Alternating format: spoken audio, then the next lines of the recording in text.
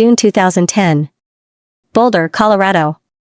By sunset, Emma had already decided the dress would not survive the night. The peach tulle itched against her thighs and caught against the brick whenever she shifted her weight. She stood outside the ballroom in Boulder with one shoulder pressed to the wall, careless about the fabric, careful only with her hair. The dress could be tossed, shredded, burned in a trash barrel for all she cared. Her curls, however, had taken effort. She lifted both hands and fluffed the golden spirals back into place. June 2010. Boulder, Colorado. A mating festival in full swing. A necessary disaster. That was how Emma had chosen to think of it. The garden spread below the ballroom terrace, full of wolves dressed too well and smiling too brightly. Strings of lights hung between trees. White tents stood across the lawn, each one holding long tables draped in white cloth and crowded with liquor bottles. Music drifted out from the ballroom, mixing with laughter, perfume, expensive cologne, and the rising excitement of strangers hoping to find the one person the moon goddess had supposedly chosen for them. Emma hated it. The whole thing was humiliating, really. Wolves wandering around, sniffing the air, waiting to be struck stupid by destiny. Alexander had been right about that from the beginning. Choosing made more sense. Choosing required standards. Choosing allowed a woman to consider things like bloodline, ambition, influence, and whether a man actually belonged in the life she wanted. Fate, in Emma's opinion, was far too sentimental. For 2 years, she had avoided finding her fated mate. She and Alexander had agreed on that. Their future was already settled, or should have been. He would become Alpha of Blue Ponderosa. She would become his Luna. Together, they would improve the pack, modernize the systems, clean up old weaknesses, and finally shape things the way they ought to be shaped. Luna Emma. She had imagined the title so often it felt nearly real. Then Alpha Stephen had ruined everything.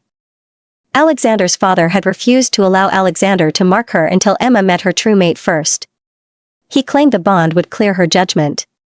He said no she-wolf could make a proper choice while running from the truth written into her blood. Ridiculous. Still, Alpha Stephen was Alpha Stephen, and Alexander could not openly defy him yet. So here Emma was, standing outside a ballroom in a dress she hated, waiting to find a mate she intended to reject. After that, she and Alexander could move on. Simple. Painful, maybe. But simple. Her parents had not approved of the plan. They never approved of anything important. They thought she was being reckless, that rejecting a fated mate could damage her wolf, that Alexander was pushing her too hard. They did not understand him. They did not understand her. Emma glanced toward the ballroom doors and frowned. Where was he? Alexander had gone inside for vodka, because every tent in the garden had somehow run out of Azul. Emma's favorite. Unforgivable, considering the size of the event. She needed something stronger than lemonade if she was going to break a sacred bond before the night ended. Preferably vodka with just enough orange juice to pretend it was festive. A fresh breeze slipped through the garden. Roses. Lilies. Summer air. The scent moved over Emma like a hand smoothing down the back of her neck. Her shoulders relaxed before she could stop them. She inhaled again, deeper this time, and closed her eyes. For one strange second, she was 16 again. Her parents had thrown her a party that year, a real one, with music and lights and a cake taller than it needed to be. She had felt like a princess. Alexander had kissed her for the first time in the shadow behind the patio doors, and she had gone to sleep that night certain the world had finally started turning in the direction she wanted. Her heart warmed with the memory. Then it changed. The warmth sharpened. Emma's eyes flew open. Someone stood in front of her. Tall. Too tall. Dark-haired. Young-looking. His face was narrow, his eyes too intense, and his suit jacket hung on him in a way that made him look even thinner than he probably was. He was nothing like Alexander, who was blonde and broad and handsome in the obvious, confident way that made other girls stare. This boy looked like he had been stretched too quickly. He touched her bare shoulder with 2 fingers, almost reverent. Mate, he said, smiling so wide his straight white teeth flashed in the dark. You're my mate. Emma stared at him. No. No, absolutely not. Inside her mind, Lily erupted. Mate. Mate. Oh, he is cute. Finally. Maybe now you'll stop this stupid plan. Alexander is not ours. His wolf is not ours. We will never be happy with him. Emma's stomach dropped. Lily had been quiet for too long. Locked down. Managed. Controlled. How had she broken through? Emma shoved her back before the wolf could say more, forcing her into the deepest, darkest corner of her mind. Do not do this. Lily screamed. Emma slammed the mental door. Silence followed, though not enough of it. The boy was still looking at her as if she had hung the moon. Emma tilted her head back to meet his face properly. He really was absurdly tall. Then Alexander appeared beside her. Thank God. He pressed a glass into her hand and slid his arm around her shoulders before saying a word. The weight of him steadied her. She drank half the vodka in one swallow, then finished the rest in another. It burned down her throat and landed warm in her stomach. Better. She looked at the stranger again. Dimples appeared when he smiled, softening his face in a way she did not want to notice.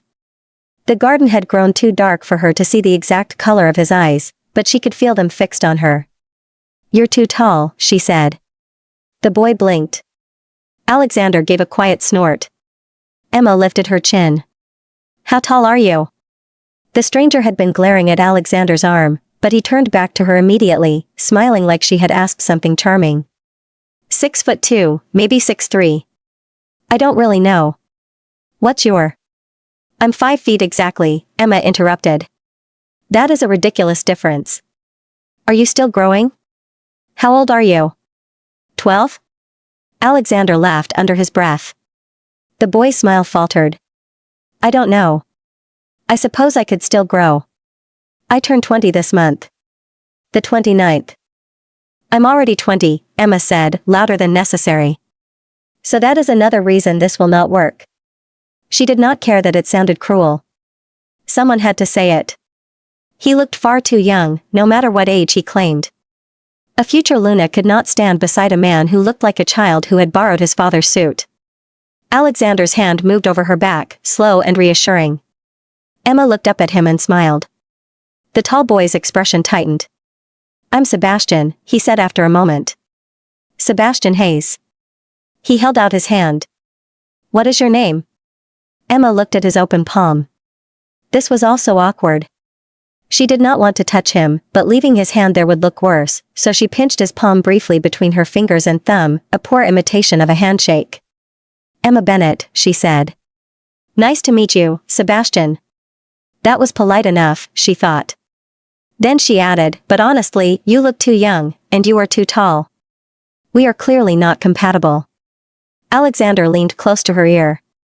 His voice came low and sharp. You already said that. Stop stalling. Do it. I'm tired, and I want to go back to the hotel. Sebastian's growl cut through the garden. His eyes flashed electric blue for one hard second before darkening again. Emma recoiled inwardly. Rude. He had no manners. Worse, neither did his wolf. Growling at Alexander, in public, during a formal event? Completely unacceptable. Sebastian's attention shifted to Alexander. You're Alexander Lacerda, he said.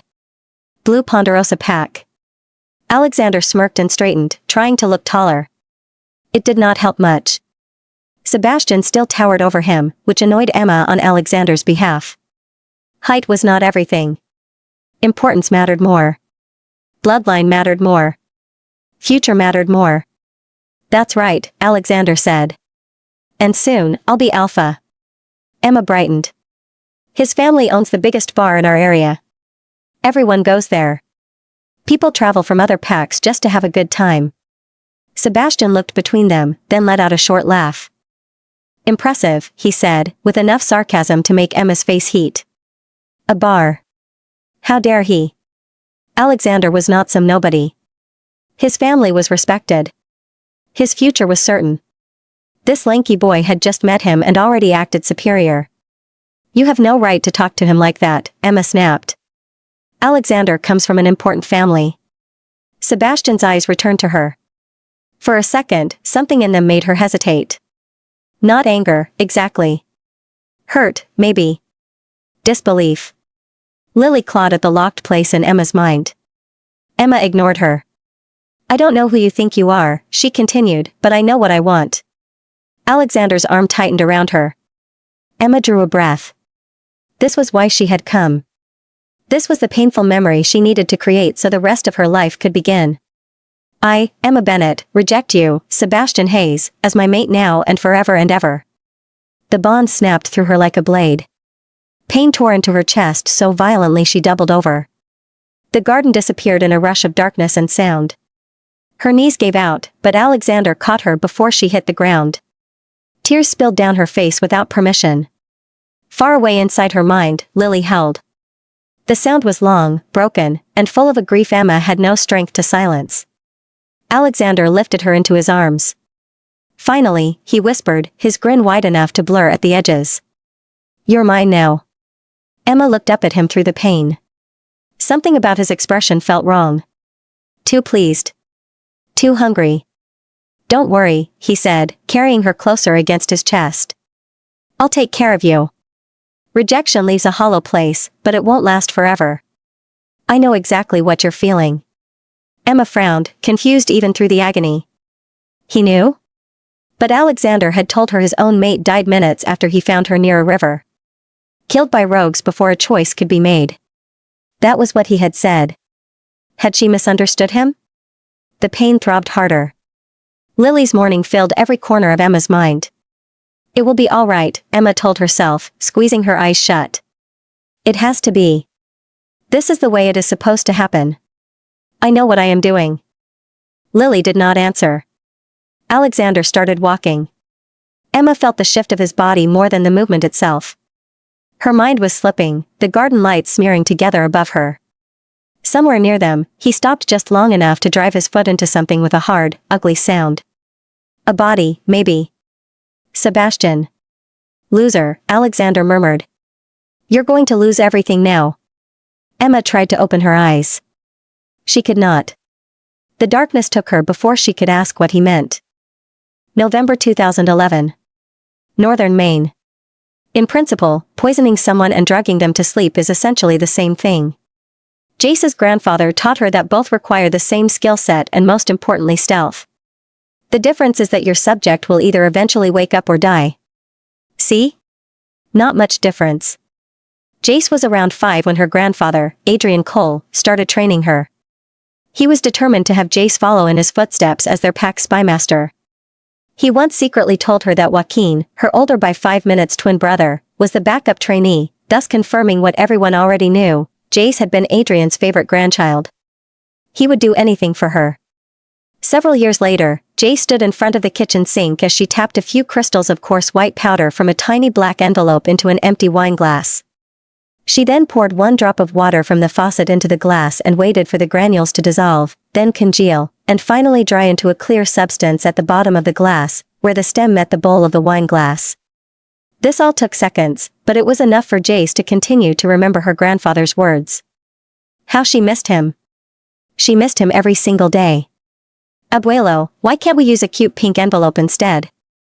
Jace had asked when she was 9. Talon, her wolf, had enthusiastically agreed at the time.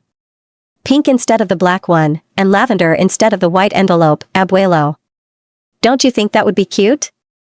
Her grandfather had laughed until tears streamed down his brown face and into his dense salt and pepper beard. You can use whatever colors you want when you have your own kits, and you're doing your own poisoning, he had said with a wink. Just don't get the envelopes mixed up, Mija. Do you understand why that would be bad? Jace had quickly nodded.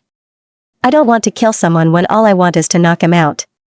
After all these years, not for the first time did Jace wonder how many grandfathers taught their granddaughters how to poison people. Jace dismissed the memory and looked up at the clock on the wall. 7:40 p.m. 10 minutes ahead of schedule. Logan would be home soon. He was busy all day as the beta in charge of the pack in the alpha's absence and would arrive at dinner at around 8. More importantly, the alpha and his family took Claire, the alpha's sister, on their weekend trip. The entire situation was quite fortuitous, but Jace clenched her jaw until it hurt so as not to clench her hand that held the wine glass. The mere thought of that bitch made Jace's stomach turn with nausea. It was Claire's fault that her mating bond with Logan never flourished. Logan and Jace never had a chance to become a mated pair. She raised Logan's wine glass to the light, focusing on the bottom, and saw a transparent blob that would slowly dissolve with wine. Perfect. She placed the wine glass at Logan's usual place at the end of the table. He was useless as a mate anyway, Talon said in her head, and he's worthless as a beta, too. We don't need that level of incompetence in our lives. Jace smiled at her wolf's unflinching loyalty.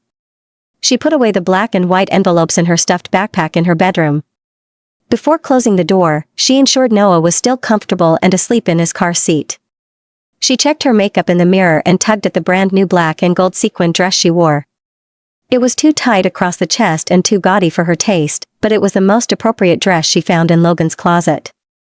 Several months ago, Jace had realized that Claire kept clothes, including sexy underwear, in Logan's second-floor master bedroom.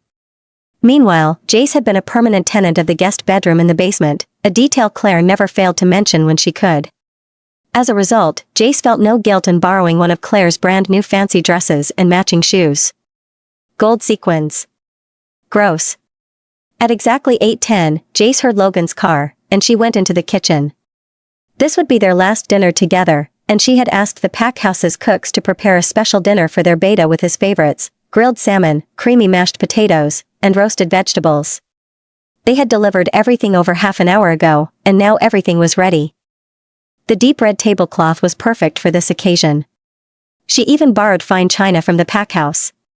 She took a quick sip of her fine California Chardonnay and hid it behind the coffee maker. "What's this?"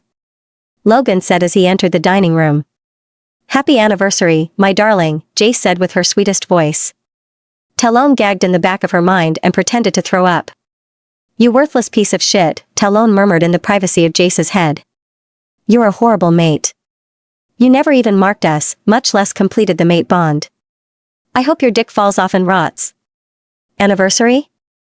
Whose? Ours?" Logan said, confused. "And what's with the cheap dress?" Jace's throat contracted painfully. She blinked rapidly until the tears that threatened to form disappeared. Of course, he doesn't remember. Why would he? And she was sure the awful dress would be elegant if Claire wore it. "Of course, my darling," she said with a patient smile. "We met exactly 1 year ago today, remember? At the mating festival. Please get the wine in the fridge while I light the candles." Logan sneers. "Where's the fucking brat?" Jace felt cold suddenly, but she managed a gentle smile. "Noah is asleep. He will not bother you." Logan shrugged and turned on his heel towards the kitchen.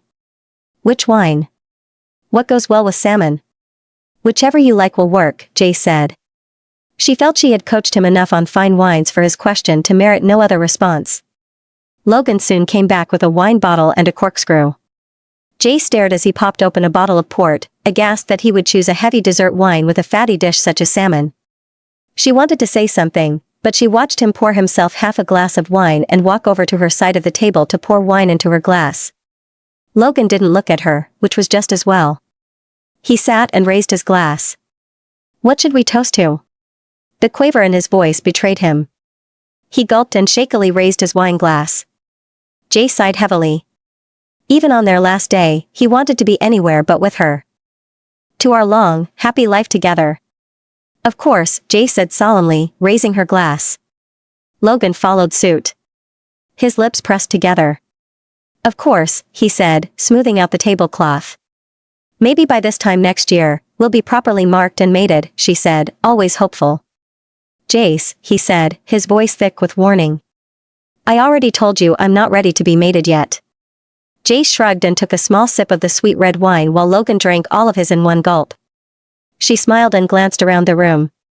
The curtains were drawn, and the rest of the house was dark. "No witnesses," she heard her grandfather's voice in her head. "Well done, Mija. He won't know what happened until it's too late. You learned well. I'm proud of you." If only her grandfather were still alive to tell her this for real. Despite her sadness, Jace began to eat the salmon and mashed potatoes but didn't touch the ghastly sweet wine again. She only looked up when she heard a hard thump on the table and smiled with relief. Logan was slumped on the table across from her. His face had landed on his plate of food. Jace got up and retrieved her Chardonnay glass from behind the coffee maker.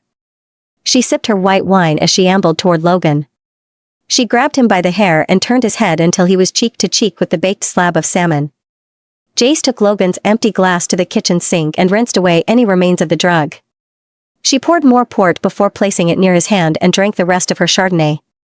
"We could have been so happy together," she whispered in Logan's ear. "I'm sorry that I was not good enough for you. I'm sorry you hate Noah. And someday, I'll figure out how you got my grandfather's knife." Jace wiped the tears from her eyes and swallowed the lump in her throat. She blew out the candles before entering the bedroom and changing into her signature black jeans, leather boots, and black tee.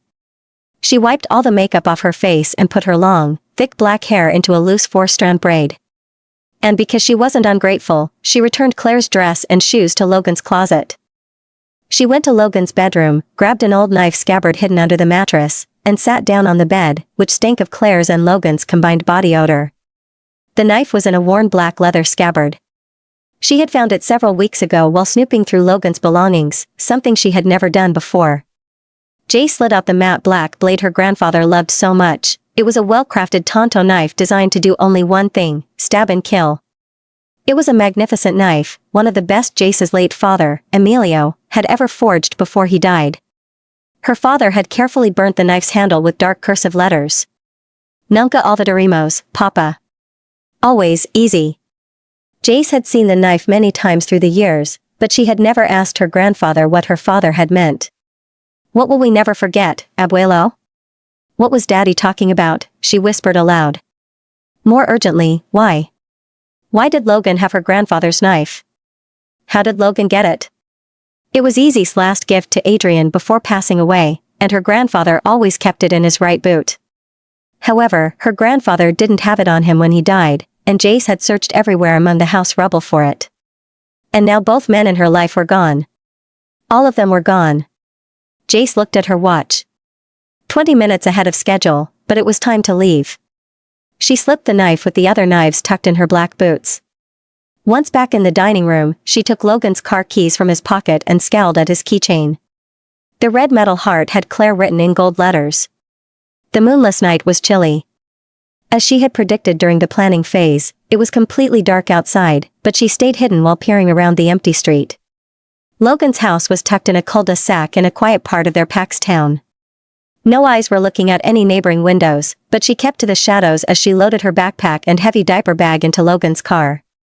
Next, she retrieved 6-month-old Noah, still sleeping in his car seat. She snapped the car seat in its base. The last thing she did before putting on her black leather jacket was pour a gallon of diesel fuel into the gasoline tank of her car, parked in the garage. Her grandfather and mother had bought her a brand new Prius for her birthday 2 years ago, but she couldn't take it with her.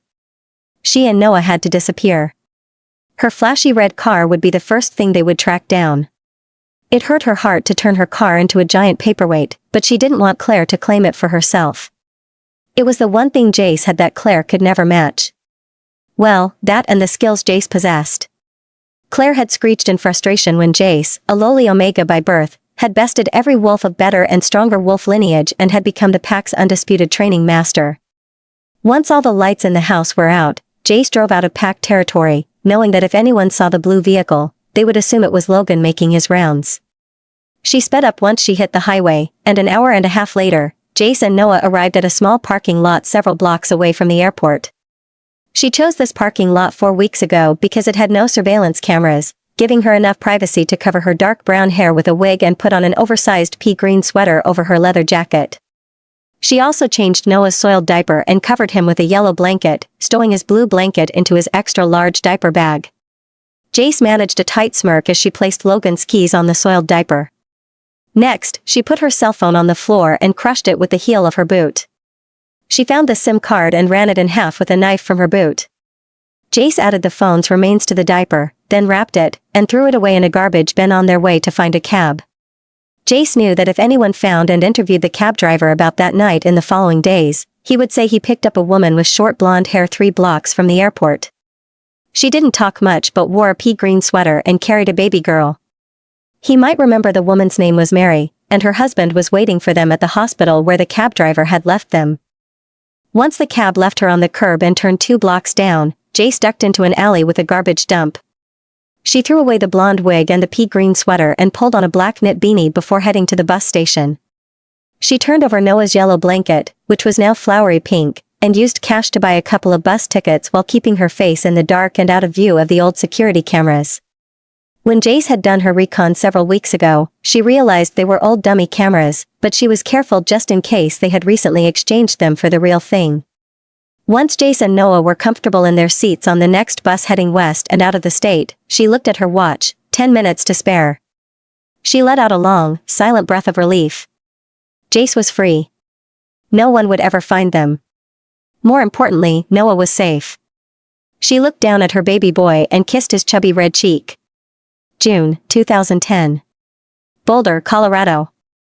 Sebastian groaned when he felt a kick in the back of his head, but he almost threw up when he felt a second kick to his stomach.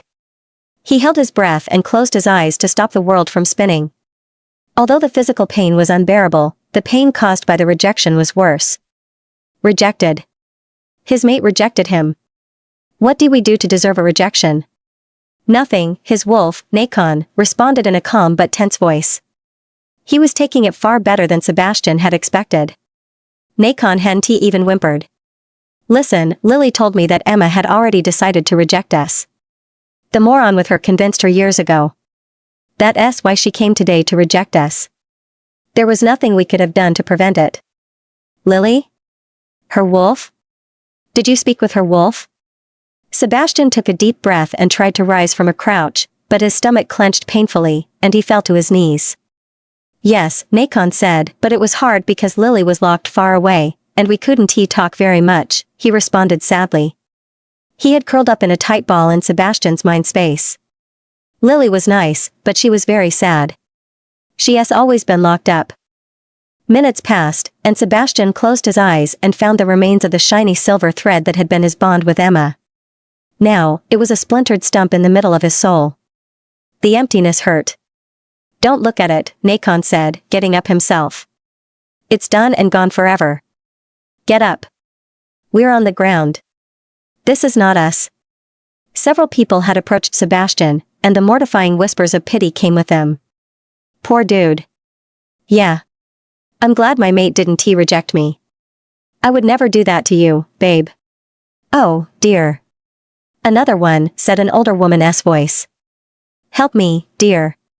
Let us take him to the library with the others. There are others? A girl asked. Yeah.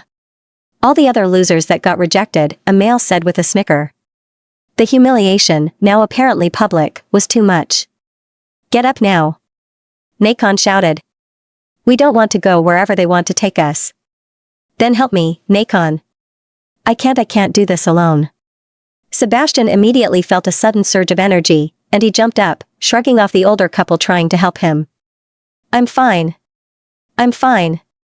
Sebastian said, breathing deeply and clearing his lungs while quickly dusting off his new Armani suit coat and smoothing his coal black hair. The physical pain had subsided just enough to allow him to move. He ignored the pain deep in his soul, however. Let us get out of here, Sebastian. No, you're not, honey. You're weak, and there's no shame in that. There are others just like you. We are not weak, Sebastian. Get us out of here now, or I'll take over. Sebastian gritted his teeth, wiped the dribble of blood from his lips with his coat sleeve, and adjusted the knot of his silk tie. See? He shrugged. I told you. I'm fine. He stalked off, ignoring the gasps of the small crowd he left behind. He made his way to the garden and lost himself among the tables. The garden lights flickered on, making it easier for Sebastian to choose among the many types of drinks on the nearest table. You can always count on wolves not to skimp on liquor at these kinds of events, he thought. Several familiar red bottles of Rojo bourbon on the table caught his eye. Sebastian laughed bitterly. The irony.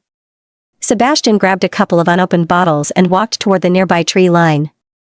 At least he had his favorite bourbon with him. He should send the organizing committee a complimentary case or two of Rojo and maybe one of Azul. Nacon responded, I'm sure they like that. That stuff is not cheap. You should stop raising the prices. We just got royally rejected. Do you really want to talk about product pricing right now? Sebastian asked his wolf. But maybe Nacon was right. Sebastian should think about work. To take the edge off the pain. To forget everything that had just happened, if only for a little while. Work never failed him. Sebastian walked deep into the forest. He found a giant oak and wondered how many barrels it would produce. He loosened his tie, but pain shot through his body when he sat down against the oak. His head was still pounding, but he wasn't sure if it was from the rejection, the fall, or the kick. Probably all three. He opened one of the bottles, took a sip, let the liquor sit on his palate for a bit, enjoying its smoky vanilla and caramel flavors, then swallowed slowly. The bourbon's rich, familiar flavors comforted him, and he managed to smile. Because of their family's business, one of his father's most important lessons was how to drink smart, so he started Sebastian early at 13. In the 7 years since then, Sebastian had gotten drunk only twice, but it was always with his father and uncles. Alcohol is as dangerous as fire, they taught him. Be smart. Respect it. Know why you're drinking so you won't overdo it. Sebastian had always followed their instructions. But tonight was special. It was the third time Sebastian would get drunk, and he was determined to do it alone. He just had to make sure not to drive or do anything utterly stupid, like get into a fight he was sure to lose anyway. He took another drink from the bottle. There was nothing like the taste of ultra-premium bourbon, and even though it had recently hit the market, Sebastian's award-winning Rojo was one of the best. Not that it had mattered today. He started to laugh, but he stopped. It made his head hurt more. Sebastian might almost be 20, but he had always been driven.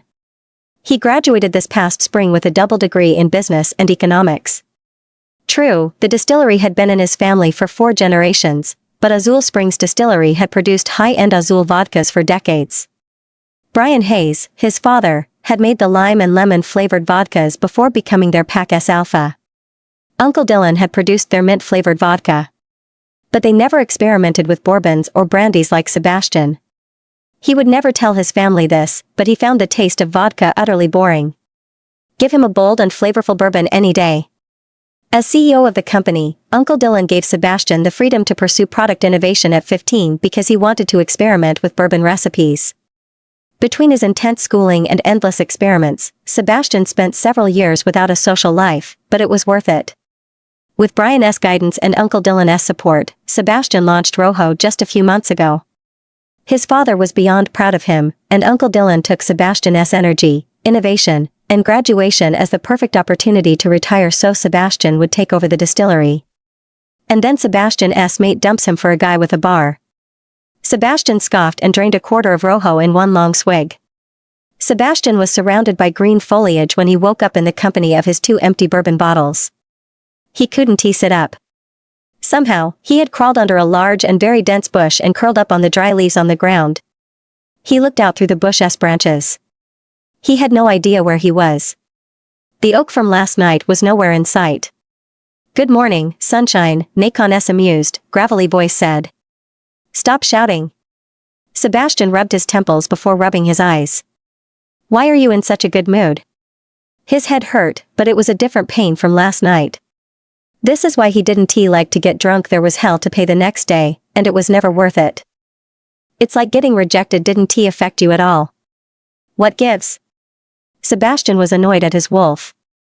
Except for Sebastian's father and his wolf, Nakon was tougher than anyone he had ever met, man or wolf.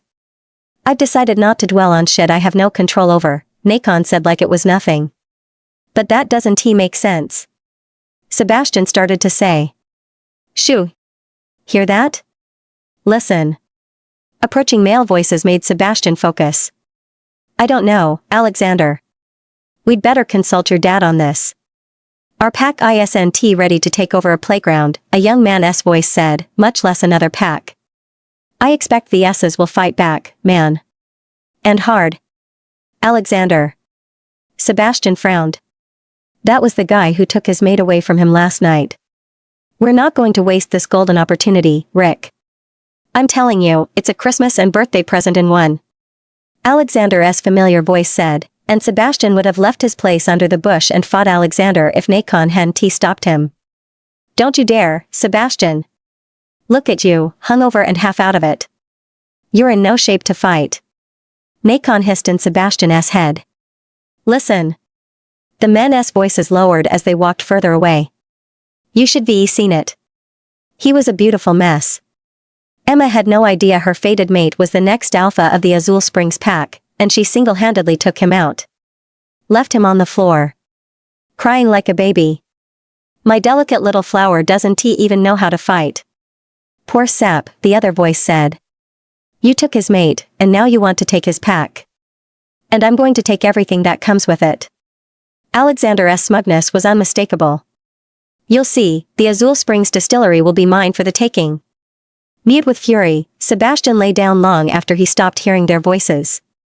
Tears of rage ran down his face. What was he supposed to do? He had more than one reason to kill Alexander. Yes, that's fine. But we have to prepare for this, Nacon said. We're not alpha yet, and we should alert your father when we get home. And just let his father take care of it? No. We prepare. My way because your way sucks. Sebastian didn't like the sound of that, but Nacon continued. You have no idea. Our body is not the exquisite fighting machine it could be. Trust me. We can be so much stronger and faster. Deadlier. By the time I'm done with us, that moron is going to wish he had never laid eyes on our mate. Sebastian scowled. He knew how to fight and win. Nacon laughed. No, you don't. You're pitiful in the ring.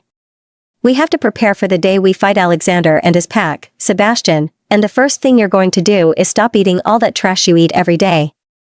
Pizza, brownies, cheeseburgers, cookies, and liquor must all stop. Sebastian laughed out loud. He owned a distillery. Forget it, Nacon. A life without brownies or bourbon isn't worth living. Nacon growled with frustration. Fine. Keep your occasional stupid brownies and bourbon, but we're giving up everything else. And I'm putting us on a training regimen as soon as we get home. I'll get us where we need to get to, but you can't lock me up like Emma locks up Lily. Promise me, Sebastian. Promise me. Sebastian promised, though he doubted Nacon would let him lock Sebastian up anyway. And why would Sebastian want to? Who locks up their best friend? November 2011. The bus had been on the road for only a few hours, and it was still dark and cold when a deep ache startled Jace awake. She felt the tenuous bond with Logan stretch to its limit, to the point of physical pain, and then snap. She closed her eyes and looked for what was left of her bond, but all she saw were silvery wispy shreds that shrunk away to nothing like white tendrils of cigarette smoke. Her bond, which had consistently weakened with neglect in the past year, was now gone. Jace knew Logan was probably still sleeping cheek to cheek with a slab of greasy salmon, but when he woke up he would realize that he was finally free of her. He could then be mated and bound to Claire and finally be happy. Talon held sorrowfully in the deep dark of Jace's mind. Jace heard her sniff and whine for several hours after for her lost mate, for what could have been. For all her bravado, Talon was deeply hurt by their mate's slow, torturous rejection, and Jace felt her wolf's heartbreak. She poured her love and sympathy into Talon. Unlike Talon, Jace didn't feel any more physical pain or share her deep sorrow. All she felt was sadness for the lost happy mateship she was supposed to have shared with Logan, bitterness that he had chosen someone else instead, and anger that she let him string her along for so long. It was his cowardice that she would remember him most for. Noah began to wake up, and Jace wasted no time in discreetly changing his diaper, preparing a bottle of formula, and feeding him. Taking care of Noah was a welcome distraction, but the onslaught of sad memories and dark thoughts kept coming while they continued to travel for several hours into the dark night. Things were supposed to have turned out differently. Jace's family did not have any issues with Logan being from another pack. Even her grandfather had begrudgingly let her go when she and Logan found each other. Adrian made Logan promise him that Logan would always permit Jace to pursue her goals, to become training master of his pack. Well, of course, she can participate in the trial, Logan had said pleasantly, scratching the back of his neck. And, I guess, if she bests everyone else, even the stronger more experienced males, well, yes, I suppose she'll be the training master. Jace smiled. Logan's lack of conviction fueled her. That was the beauty of hand-to-hand combat. It was simple and objective. Words mean nothing. If you're the best, there's always a pile of beaten bodies to prove it. After she had won all the trials and left her last opponent a bloody mess on the floor, there was nothing Logan or anyone could say to claim she hadn't earned her position. Well, anyone except Claire. You may have just passed enough to be the training master, you shit Omega, but you'll never be worthy of being the Beta S mate. Claire's remark had taken Jace by surprise. Until that day, Claire had barely spoken to her. And even a month after finding her mate, Jace hadn't realized the nature or depth of Logan's relationship with the Alpha S sister. Claire's venom put her on notice, and every hope Jace had about her life with her mate began to unravel after that. Wolflaw taught that she and Logan were fated to be together. The moon goddess doesn't make mistakes, her mother had told her once. It was the reason Jace's mother never sought another mate after Jace's father had died. There is no such thing as second chance mates, her mother had admonished her when Jace confided in her about her problems with Logan. At the time, 4 months had passed since they had met, and she and Logan had still not marked each other. He avoided the marking issue and spent a considerable amount of time at the pack house, supposedly fulfilling his duties as Beta, instead of with her in the modest home the Alpha had assigned them. It took almost a year of Logan's indifference and the death of her loved ones for Jace to do something. She might have gone several years of inaction had Logan not threatened to kill Noah, and Jace had to choose between her neglectful mate and her baby. Noah was all she had left. At noon, the bus pulled into the station of a small town 2 state lines over, and it brought Jace out of her gloomy reverie. She looked around the bright small town and immediately made her way to the motel 3 blocks down. She only stopped by a convenience store to buy a few snack bars and several bottles of water. The next bus west was scheduled to leave in 3 hours, and she had to make sure no member of the local pack saw or sniffed her out. She didn't want to run any risks. After she bathed Noah, she changed him into fresh clothes. Someday, several years from now, you and I are going to laugh about how we disguised you as a cute little girl in a frilly pink dress. Jace laughed at his little frown while she put a pink headband around his head. Okay. I'm sure I'll be the only one laughing. After her own shower and a nap, Jace gathered Noah and her things, checked out of the motel, and left for the bus depot early. It was a crisp day, which made the haul of her backpack, the diaper bag, and the baby carrier a little easier. They were a block away from their destination when 2 large men jumped out of a black van that had stopped suddenly beside them. Wordless and without much warning, they grabbed Jace and everything with her, threw her into the back of the van, and slid the door shut. A woman sped them off at full speed. June 2010. Boulder, Colorado. You look like shit, Sergio said when he opened the door for Sebastian. Sergio looked around and behind Sebastian. Shut the fuck up, Sebastian replied, pushing past him. Who fucked you up? I hope the other guy looks worse. Or was it a girl? Shit, Sebastian. Was it a girl? Axe said. He turned towards the small refrigerator in their suite. Sebastian collapsed in a red hotel chair by the ceiling-to-floor window overlooking the city. He couldn't wait to return to Azul Spring-esque green lushness and coolness of the fresh mountain air. Axe gave him an ice pack wrapped in a towel, and Sebastian put it on the goose egg on his head. Anyone got some Tylenol or whatever for this headache? Axe sat on the bed close to Sebastian's chair. He cracked open a cold beer and gave it to him along with 2 pills. Sebastian greedily washed the pills down with the entire can. I guess you didn't find your mate, Sergio said after he closed the door. He remained standing nearby. Oh, I found her all right. But she was already taken. Sebastian made no effort to hide the anger and bitterness he felt. Sergio and Axe had been his 2 best friends since they were toddlers. They were a tight-knit group of friends, and for a good reason. Their respective fathers had grown up with Sebastian's father and had gone on to become, and still were his beta and gamma. It seemed this friendship was generational since Sebastian's grandfather had something like that, too, and Sebastian couldn't be more grateful for their companionship and loyalty. As he had returned to the hotel room late in the morning, Sebastian had thought that telling his best friends what had happened the previous night would be the most humiliating experience. But he was wrong. After telling them everything up to where he passed out drunk under a bush, Sebastian realized that this was nothing compared to going home and telling his father and Alpha that he had just lost their pack's next Luna. He wouldn't blame his father if he chose one of Sebastian's cousins as the next Alpha. An Alpha without a Luna was a weak Alpha, and Alexander's burgeoning conquest plans proved this was common knowledge. Dude, it'll be alright, Axe said. Maybe she'll come around and realize that there's no competition between you and the dumbass what's his name again. She left with. Alexander, Sergio said. His name is Alexander. I'm pretty sure his family owns a hardware store in Blue Ponderosa and a bar. Sergio stopped when he saw Axe glaring at him. You're not helping, asshole, Axe hissed at him. Sergio shrugged. What happened to know your enemy, Mr. Future Gamma? I'm just providing informa. This is not the time, Mr. Future Beta, Axe said. We're not at war. Not yet, we're not, Sebastian said, standing up suddenly. He stared out at the city. Wait, you're not seriously thinking about going to Blue Ponderosa and warring over her, are you? Sergio said.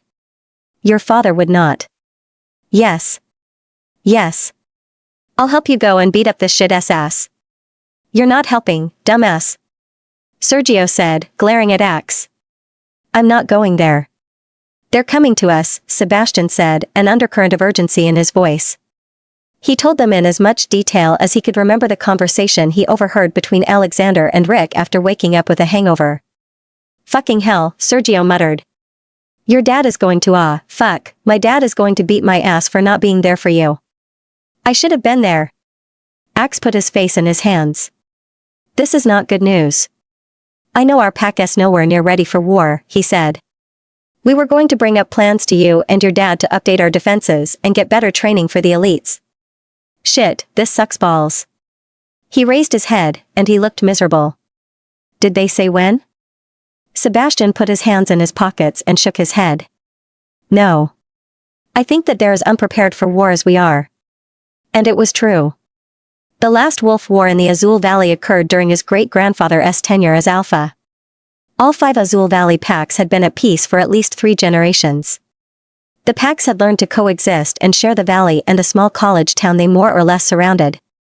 Rumors about a warmongering pack north of their valley had begun to unsettle the Azul Valley packs in the last few years. Still, none had done much to prepare for possible hostilities. Axe stood from the bed. So we prepare. Right away. We start as soon as we get home. Sebastian nodded. Sooner. I want to hear about your plans on the way home. He looked over at Sergio and nodded. We all should. Sergio took out his cell phone. Sebastian knew he was calling the pilot to prepare their plane for takeoff. Hey, Axe said, touching Sebastian's shoulder. What are you going to do about? Why no. Sebastian sighed heavily. For now, nothing because I don't know what to do. I never imagined I'd be. Don't say it, Nacon advised. It still hurts us, so don't. It's the last thing I thought would happen, Sebastian said. Right now, I have to focus on helping my dad protect our pack. What's her name? Axe asked, throwing his clothes into a duffel bag. Emma. Emma Bennett, Sebastian said with a grimace. He felt an odd bitterness and deep sadness as he said her name. You should have seen her. She has a beautiful name to go with her gorgeous face. From the sounds of it, I don't think there's anything you could have done to prevent it, Sergio said after hanging up. It's 30 minutes until takeoff, by the way. Sebastian nodded. That's what Nacon says. She keeps her wolf on a ridiculously tight leash, but Nacon could still contact her. Emma only went last night to reject me, Sebastian said, his voice finally lowering to a whisper. Sergio and Axe stared at him, appalled. Tight leash? Sergio said with a growl. That's fucked up. Fuck. Some people don't deserve to have their wolves, Axe said. November 2011. Jace immediately went to Noah, tried to soothe him, and noticed the van's stripped-down appearance while she held on to him for dear life. The van contained nothing except a closed toolbox and 3 cases of drinking water next to a large white plastic container that looked full of an orange liquid that smelled like gasoline. She eyed the 2 dark-haired men with her in the back of the van. They stared back. They had the same eyes, so she guessed they were brothers or cousins. The bulkier of the 2 of them had a thick mustache. The woman driving had short sandy blonde hair and dark glasses. Who were these people? Don't panic. Don't panic. Don't panic. Talon kept saying this over and over for more than 10 minutes. Shut up, Talon. I can't think with all your screaming. Talon finally settled down to a whimper. Jace ignored the men glaring at her, and she took a deep breath. She let her training and instincts kick. All of them were werewolves. Locals, from the stench of them. She gritted her teeth. She had been avoiding this the most, and she regretted letting her guard down. How this ended didn't matter, she knew it would be messy. Jace found it odd that none of her captors had said a word. Meanwhile, from what she saw past the men and into the front, the she-wolf driver had turned from a large highway into a bumpy dirt road. Ironically, it was the van's rocking motion that soothed Noah. Jace looked toward the window in the back of the van, and despite the clouds of dust the wheels were picking up, no one seemed to be following them. She sighed with relief. She turned toward the men staring at her and sniffed the air again. They were not rogues. The she-wolf driver was mated to one of the men, to the one with the mustache. The other man was unmated, she guessed, because she could smell several she-wolves from him. You. He asked one of those wolfy man whores, Talon said. How quaint. Who are you? And why have you taken us? Jace asked as she moved towards Noah. He started to cry again, and she took him out of his car seat. While shifting her weight on her legs, she felt the unyielding hardness of her blades concealed within the leather folds of her black boots. The man with the mustache snorted. The other one grinned. The question, pretty little lady, is who the hell are you, said the one that grinned. 'Cause if our intel is right, there's a 20,000 bounty for your pretty little head on a nice silver platter. Run away from your mate, did ya? Shit, shit, shit. Talon's voice was incessant for once. Jace couldn't agree more with her. What I want to know is why you'd think to run away with your mate's only heir, the mustached man said, crossing his arms. That was dumb. Wait, what? Talon screamed. Jace gaped at the burly male who had just accused her of kidnapping Logan's son. In the 6 months since Noah had come to live with them, not once did Logan look at the baby boy with anything short of contempt, if not hatred. He had consistently told Jace that Noah's bad luck was his own and that she should give him up for adoption since she was in no way capable of taking care of him. Logan sure as hell wouldn't claim or adopt him as his own. That meant the beta title would go to Noah, regardless of any biological sons he would later have. So why would he claim him as his son now? It was probably the only way he would have gotten goons like this to help him find us, Talon said, finally calming down. This is not his baby, Jace said firmly. Both men laughed. He my. Listen, bitch.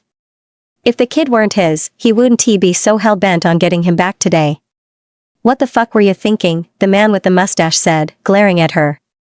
What's going to happen to him? To me? The baby has to go back to its father. The silence that followed was enough to answer the rest of her questions. Jace wanted to say that the baby's father was dead, but it would be useless.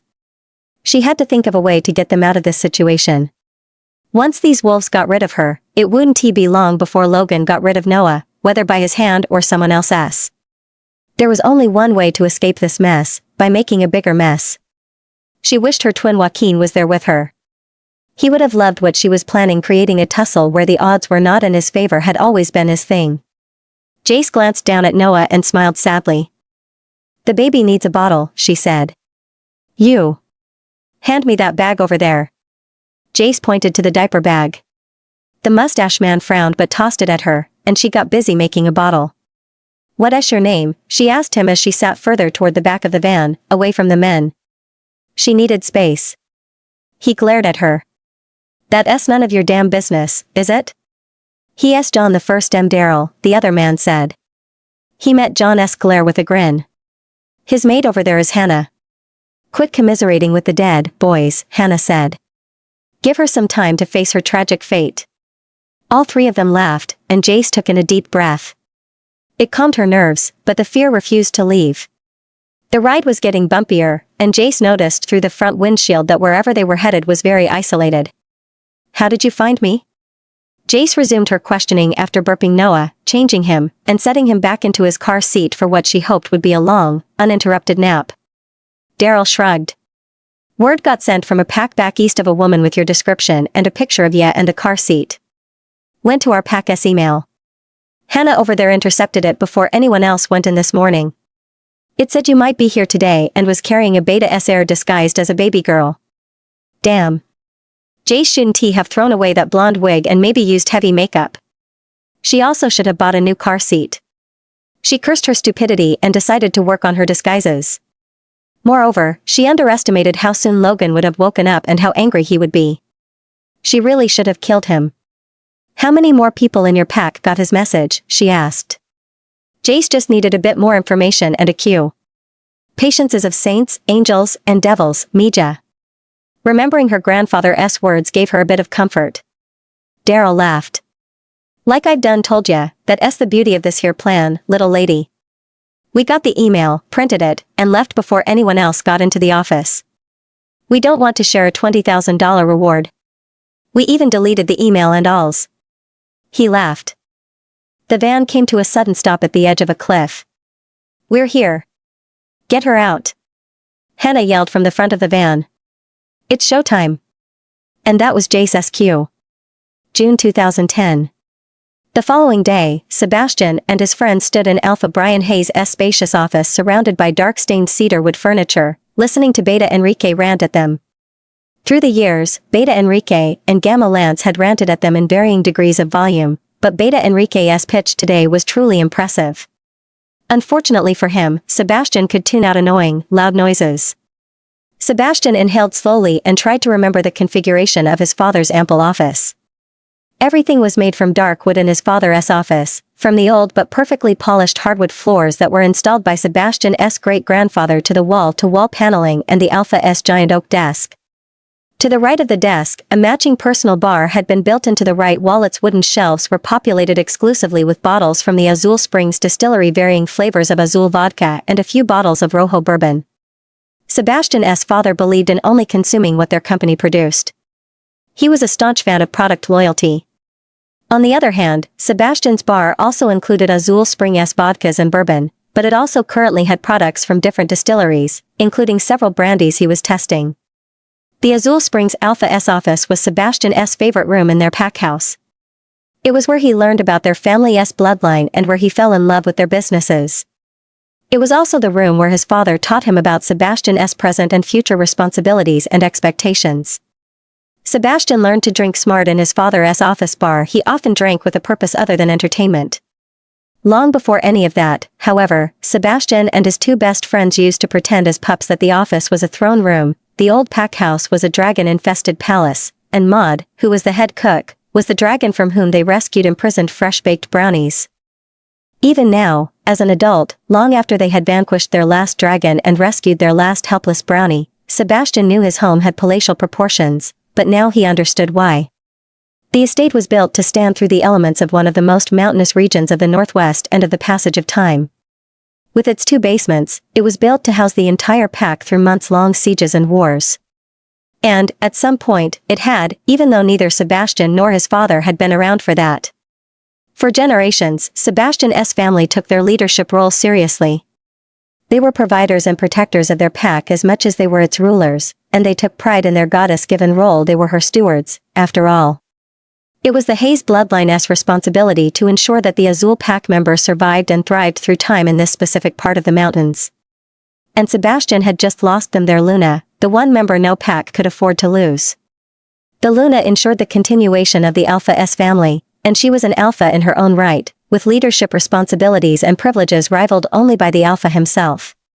Again, Sebastian inhaled the pleasant scent of the office's old cedar. He usually appreciated it, along with the wood's impressive high polish. But today, he closed his eyes and wished he was anywhere else. Beta Enrique continued to lecture them about their pathetic lack of responsibility toward one another as future pack leaders and toward their pack. Enrique went on to say that perhaps Sebastian wouldn't have lost Emma, our pack's rightful future Luna, mind you, he said, as if Sebastian needed reminding if he had had the appropriate support from his fellow future pack leaders at the moment he had needed it most. That support, the ability of the many to think as one, made wolf packs successful and invincible. The pack mentality is not a myth, damn it. Beta Enrique screamed. See, in my mind, it wasn't Emma's fault for choosing Alexander. It was your responsibility to show her you are stronger than that lone wolf. And now, you three will have to live with that failure. Do you understand that? Yes, father, Sergio said in a small voice. That was a rhetorical question. Sebastian ground his teeth but kept silent. Did Beta Enrique not hear Nacon's part of the story? Emma had already decided to reject him before she had even arrived at the mating festival. And yet, with so much at stake, It didn't matter that Beta Enrique and Gamma Lance held their sons accountable because the truth was that it was Sebastian, as the future alpha, who had failed. This was entirely on Sebastian. He was supposed to have fought for his mate and didn't even try, so he said nothing. Still, he wished it was his father chastising them. The fact that they heard Axe's father first yell at them, and now Sergio's dad, meant that Sebastian's dad would talk to him alone. That didn't mean Sebastian didn't already feel his father's disappointment. He felt it as soon as he explained to all three pack leaders the disastrous events of the past 2 days. Things will work out, he heard Nacon say. How? Sebastian countered. I've lost my Luna. Lily was my Luna, too. She wanted to be with me but didn't have a choice. But things will work out. Maybe Emma will come to her senses. Sebastian's shoulders slouched further. No matter what Nacon said to comfort Sebastian and give him hope, Sebastian could feel the heartbreak and despair behind Nacon's words. We're up. Nacon said suddenly. Sebastian looked up and realized that his best friends and their fathers were leaving his dad's soundproof office, leaving him alone with their pack's alpha. Sebastian gulped and exhaled with resignation. Jay snapped to attention when the van came to a complete stop. John turned to the front, toward his mate. You got us here in record time, babe? John said. Hannah smiled at him before leaving the van while Daryl slid the door open and jumped out. Jace reached for 2 of the slender knives sheathed inside her left boot, thanked her Uncle Danny, and aimed. When a child in the Cole family turned 4, Uncle Danny gave them a 6-pack set of throwing knives as his gift. These were perfectly balanced, black kunai blades, and each kid was expected to take care of them as lifelong allies. Uncle Danny taught the kids how to keep them fatally sharp and create concealed sheaths inside their footwear, and he made them practice every day until they couldn't miss their intended target. He expected each kid to know how to fend off hostile adults with these knives by the age of 5 and to be lethal with them to everyone by the age of 12. While Uncle Danny's goals as the pack's training master were high, his expectations for the Cole kids were ridiculous. Jace threw one knife directly into John's throat when he turned back around. The black knife sliced through his trachea to its metal hilt. His hands went up to the embedded knife before he fell sideways without a word. The loud thud caused Daryl to turn back into the van, but Jace impaled a kunai blade in his throat before he realized what had happened to John. Daryl fell back, out of view and wordless. Unfortunately, one of them must have had enough time to contact Hannah via mind link because Jace soon heard clothes being torn and the growl of a wolf. Let me at her, yelled Talon. It's my turn. Jace knew she had to protect Noah at all costs, and time in seconds had just overtaken the element of surprise she no longer had. Without much thought, she slid down her boot's back zipper and took them off along with her jacket before allowing her black wolf to come forward. Talon quickly darted out of the van just in time to crash into an oncoming she-wolf with tan-colored fur. Both continually snarled as they circled each other right outside the van. To Talon's satisfaction, she noticed she was much bigger than the she-wolf, both in height and weight. I also have a deeper growl and a very pretty glossy coat, Talon said smugly, to which Jace internally rolled her eyes. Don't get cocky too soon. Try to get her away from the van, away from Noah, Jace whispered in the back of Talon's mind. I've got this, Talon said in a sing-song. Noah began to coo at that moment, causing the she-wolf to look toward the van. Talon pounced on the she-wolf, but she dodged Talon and ran toward the van. This infuriated Talon. Come back here, bitch. Within a couple of strides, Talon caught up to her and bit down on her tail until it crunched. The she-wolf howled. Talon yanked her back by the tail. The tan wolf's howls woke up Noah, who started to wail. His cries began to distress Jace. Calm down, Jace, and let me focus.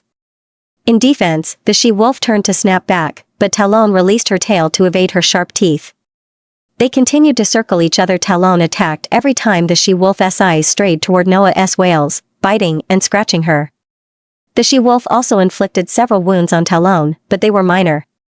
The baby's distressed cries turned into choking coughs, and the she-wolf's head turned toward the van once more as if nothing was more important. Talon used that moment to jump and secure her massive jaw on the side of her opponent's neck. The she-wolf desperately tried to disengage her, to push her off with her front and hind legs, but Talon was too strong. Talon anchored her weight to the ground with her hind legs and bit down harder. And waited. Warm blood gushed in Talon's snout, and she felt it quickly course down her neck, chest, and front legs. The she-wolfess struggles began to weaken, and her whine for mercy became louder before they quieted, and they soon became silent altogether. Several minutes later, the wolfess body slackened and collapsed. It became utterly still and heavy. Only then did Talon loosen her jaw. But when Talon relaxed her hold, she caught a scent that she had not detected before. Talon frowned, leaned into the corpse, and sniffed. It was a faint smell, barely perceivable, but it was there. Jace's heart broke. That Noah's cries distracted her so much, Talon murmured. She had a young pup of her own, a baby girl. Is killing people evil? Jace had once asked her grandfather. She must have been around 13 years old and studying human history and their world wars with her grandfather, who had personally volunteered to homeschool her and her twin. They were in her grandfather's private study, surrounded by old wooden shelves full of antique books and several glass cases that displayed different types of knives that her father had forged for her grandfather. Jace's favorite was the Talon knife, with its matte black blade and mother-of-pearl handle. That would depend, Mija, on who's doing the killing and, more importantly, why they're killing in the first place, Adrian had responded, pouring a teaspoon of sugar into a mug of black coffee. You have to remember, there's a difference between killing to protect and murdering for gain, he had said. If you need to protect your family or someone defenseless, how are you going to do that if you don't kill the ones trying to harm them? Jace frowned. That makes sense. So it's okay if I kill people defending my family? What if I kill a little kid or a baby? Her grandfather sipped his coffee while fixating his brown eyes on her. We never kill children or babies. That's murder. That's one of the most heinous crimes our kind can commit. No child will ever be a threat enough to murder, understand? Jace nodded. Your Uncle Danny and I train you kids to protect yourselves, each other, our family, and anyone that needs defending. We protect. We don't kill because we can but because we have to. We shifters are half animal, and we only kill when threatened. Humans, for all their boasting about being more civilized than animals, don't care about protecting their young. Not really. They murder children in their wars without a second thought. So if it comes down to it, kill to protect, understand, Mija? Choose to protect, not to murder. After ensuring Noah was cared for, Jace used a few bottles of water from the van to clean herself off. She pulled out black underwear, jeans, a loose black tee, and socks from her backpack to dress and pulled her boots back on. She looked up at the sun's position in the sky. I think we missed the bus, Talon said. Jace snorted. She was undecided. Should she bury the bodies? Stash them in the van and dump the van down the cliff? Oh, that would be brilliant. And how do we get out of this place if we get rid of the van? Talon said. What would her grandfather do? In all her time with him, he never went over how to get rid without a trace of her kidnappers once she killed them. I think he did, in his way, Talon said. It probably has something to do with using common sense and not being lazy or sloppy. Jace nodded. She pulled out her knives from the men's throats and used their clothes to clean her blades. She dumped their bodies off the cliff, one by one. By the time someone found them, she'd be long gone. A case of water was barely enough to clean what little of John's blood spilled inside of the car, but not sufficient to wash off their scent from the van. She'd have to take care of that later. By nightfall, she was ready to leave, except she didn't know what to do with the she-wolf's body. Her blood had spilled everywhere, and she didn't want wild animals to feast on her remains here or at the bottom of the cliff. Pyre, Talon said. She deserves the respect, and it'll burn away our scent on her body. Burn what's left of your clothes, too. Spill the rest of the gasoline all over. Once done, Jace stood beside the she-wolf's body and closed her eyes. May the moon goddess forgive us for taking your life, Hannah, Jace whispered. May your pup grow and, in time, may she forgive us as well. I don't know your life, but I hope you are worthy to rest in the halls of the moon goddess. She walked off a safe distance, lit a match, and threw it into the gasoline-doused ground before driving into the night. June 2010. Azul Springs Pack. As soon as the door closed behind Gamma Lance, Sebastian's father motioned Sebastian to sit on one of the tall stools in front of the bar. He got up from his massive desk and went behind the bar, pouring ice into a classic cut crystal tumbler. What do you want, son? Sebastian cleared his throat, confused. On the rare occasions that his father yelled at him, it was always from behind the desk, not the bar. While it was usual for him to share a drink with his father, it was always under different circumstances. They were celebrating something or discussing something related to their businesses or their pack that was so important, so they needed to be slightly buzzed to deal with it. Today was a day for neither. Sebastian shrugged. The usual. Rojo. Neat. Bourbon. Of course, Alpha Brian said with a chuckle as he took out a Glencairn glass. What is it you always like to say? Despite how awful and confused he felt, Sebastian grinned. Why settle for vodka when bourbon has more of everything? Alpha Brian snickered. Dream on, boy. He poured 2 fingers of Rojo bourbon into Sebastian's glass. Azul vodka will always be king even if your bourbon continues to win. How many awards has it won so far? Sebastian looked up at him, perplexed. His father already knew this. The plaques were on his office wall, where he had proudly nailed them before a huge, pack-wide celebration in Sebastian's honor. Only the San Francisco Spirits Competition and the World Whiskies Award. Only? You mean only the awards that matter, Sebastian's father said, not to mention that you're one of the very few people who can make an award-winning bourbon outside of Kentucky. He slid Sebastian his drink across the gleaming bar before turning to pour vodka into the tumbler with ice. Sebastian felt worse. For all his accomplishments, he suddenly felt small and unworthy. What is your next big goal for the distillery? Sebastian gently swished the golden brown liquid in the tulip-shaped glass. He never grew tired of the simplicity of this one act right before enjoying the smoky vanilla flavors only a neat bourbon offered. But he could not lie to or hide anything from his father. I've been looking into brandies. We have plenty of the right fruit year-round. I've only just started, though. I think it will take much longer than with the bourbon, though, he said, swishing his drink. Years and years, probably. By then, the older barrels of Rojo bourbon will be ready, and we can release them as a special label. He looked up, only to find Alpha Brian staring at him with wonder, making him nervous. He stopped swishing his drink. Maybe Sebastian shouldn't have been so candid with his new project. And then he saw his father grin widely, his eyes beaming. Brandy now, is it, son? I have no doubt you'll wreak havoc on that industry, too. The pride in his father's voice made Sebastian want to cry, and he lowered his eyes and swallowed hard to get the lump in his throat through as they both raised their glasses, silently toasted to one another, and drank. It was like swallowing a lump of burning lead, and his eyes began to water. His dad must have sensed this. No. There's no need for that. He cleared his throat. There are a couple of things you must know before I tell you what's bugging me. Alpha Brian went around the bar and sat on the stool next to him. Sebastian suddenly realized his father was drinking vodka on the rocks, which alarmed him. Sebastian knew his father. Alpha Brian was a vodka martini man when he was happy and a vodka on the rocks man when he was worried or afraid. There was no in between. He taught Sebastian that cocktails were reserved for social events. Sebastian's father didn't drink with any other emotion, often taking care of his frustrations while sparring with Sebastian or, if he was furious, with his beta or gamma. They sat silently, sipping their drinks, but Sebastian finally couldn't take the pressure any longer. Dad, I'm sorry. I'm so very sorry, Sebastian said. He stopped when his voice cracked, suddenly feeling very stupid and weak. I ruined everything, and I know that nothing I say or do can fix this. Alpha Brian raised his hand, and Sebastian stopped talking. I know, son.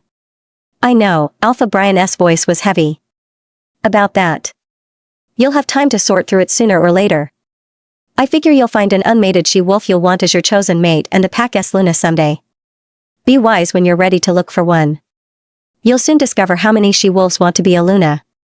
Sebastian tossed back the rest of his drink to conceal his shock. He wondered if he had just heard his father correctly. While his father didn't seem to blame Sebastian, he didn't seem to absolve him. This couldn't be all. You're telling me not to worry about it? But that's not what Enrique and Lance just said. Alpha Brian shrugged.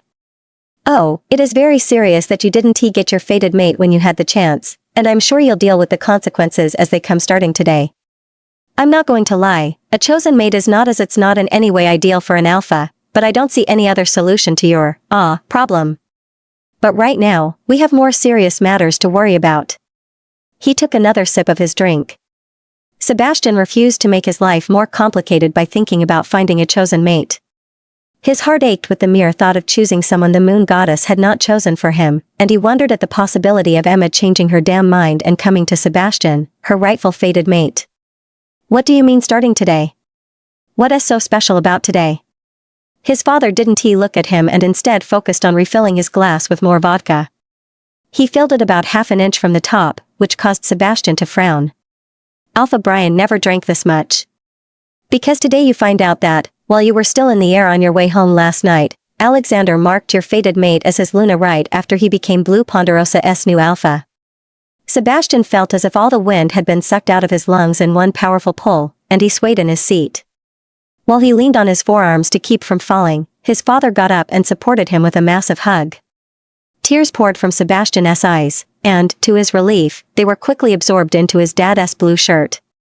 But there was nothing he could do to hide the sobs that tore from his chest.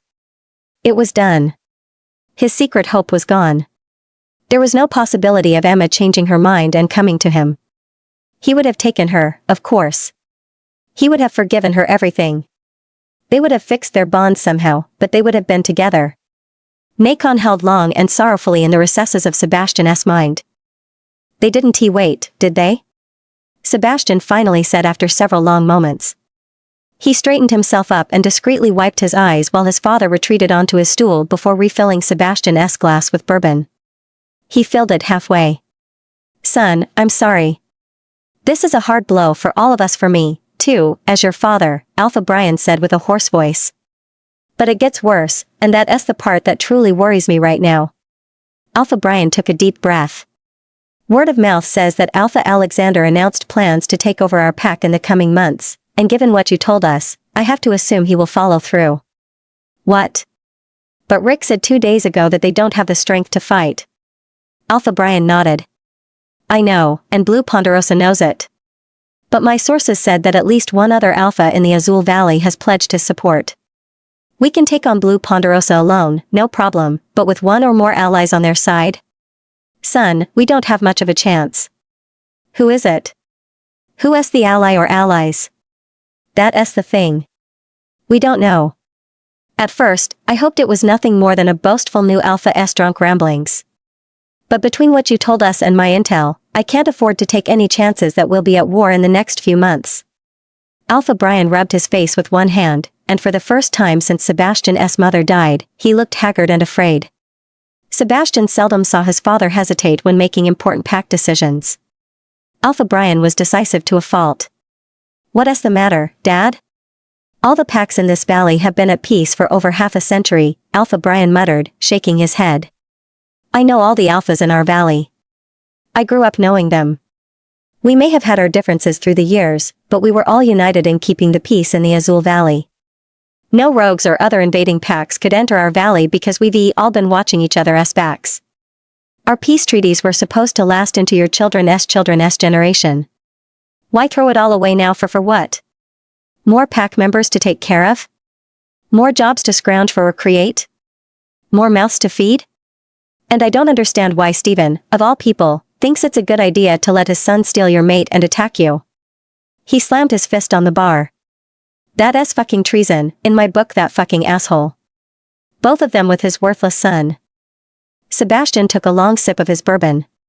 He had thought about this on the long flight home but hadn't considered it treason. So, he knew his dad wouldn't like what he was about to say. It was going to hurt. I don't think it's personal, Dad. They saw a once-in-a-lifetime opportunity, and your friendship with Alpha Stephen is a casualty, he said. Think about it. Sebastian fought the bile that threatened to rise into his throat. Disloyalty left a bitter taste in his mouth. Our distillery runs this valley. Our people are pretty well off compared to other packs that scramble to make a living every year. Taking my mate has weakened me and our pack. Alexander's family might have a stupid hardware store, but you know that's nothing. They also have a bar, his father said with a small smile. Sebastian stared at him. Are you shitting me? He knew the alcohol must have started to affect him because it was the only reason he would use an expletive with his dad. Alpha Brian's laugh boomed throughout the office. Sebastian relaxed and started to laugh with him, understanding that he wanted to change the subject. You mean to tell me that I got dumped for a guy with a damn bar? Alpha Brian sobered and gulped his drink. I'd hate to be Emma when she finds out what she missed out on, because I'm sure she was ignorant of who you are and what you will inherit when the time comes. He took another sip. And I don't mean just the money, although there is that. Oh, she thinks she is happy now, but one does not rebuff the moon goddess's gift of a fated mate and not pay dearly for it. I hope we have not offended the moon goddess. We will need her help very soon. Sebastian frowned. His dad was right. War was on the horizon, their defenses were weak, and their offensive lines were almost non-existent. This was all fine as long as the other 5 packs were under the same conditions. Peace damaged them by weakening them. While Sebastian's mate issues were serious, they were not as severe as what awaited their pack if attacked. What do we do now, Dad? Alpha Brian returned behind the bar, poured them another drink, and then took out 4 additional glasses. Call the others. We need to get our heads out of our asses. November 2011. Jace hated driving the old van. She had to push down hard on the clutch to shift gears. The seats were torn with long claw scratches. It reeked of John's blood, of Daryl's semen, and, worst of all, it smelled of Hannah. Her thoughts strayed to how Hannah Henty had any problems driving the van, which made her feel guilty and disgusted. If you want to blame someone, blame Logan. He sent them after us, and no one forced them to look for us. We did what we had to do to save ourselves and protect Noah. Talon spoke reason, of course, but Jay still felt terrible for orphaning an innocent pup. Talon shrugged. That is not our fault. How can you be so callous? Jace asked out loud. That pup lost both of her parents on the same day. We killed them. She'll never know them. She was an unintended casualty. We killed her parents because we had to, not because we wanted to, or because it was fun, or because we were going to collect a bounty. Think about how bad we'd feel if something had happened to Noah, or what his fate would been if he'd been the one orphaned. And that was the end of that conversation. At whatever cost, Noah was their priority. Jace drove for hours just above the speed limit to put as much distance as she could between them and the town they had left without attracting any attention from law enforcement. Mercifully, Noah slept through the night. The following day, she stopped early at a car wash run by humans. There, she filled the gas tank, cared for Noah's needs, stuffed a granola bar in her mouth, and kept driving.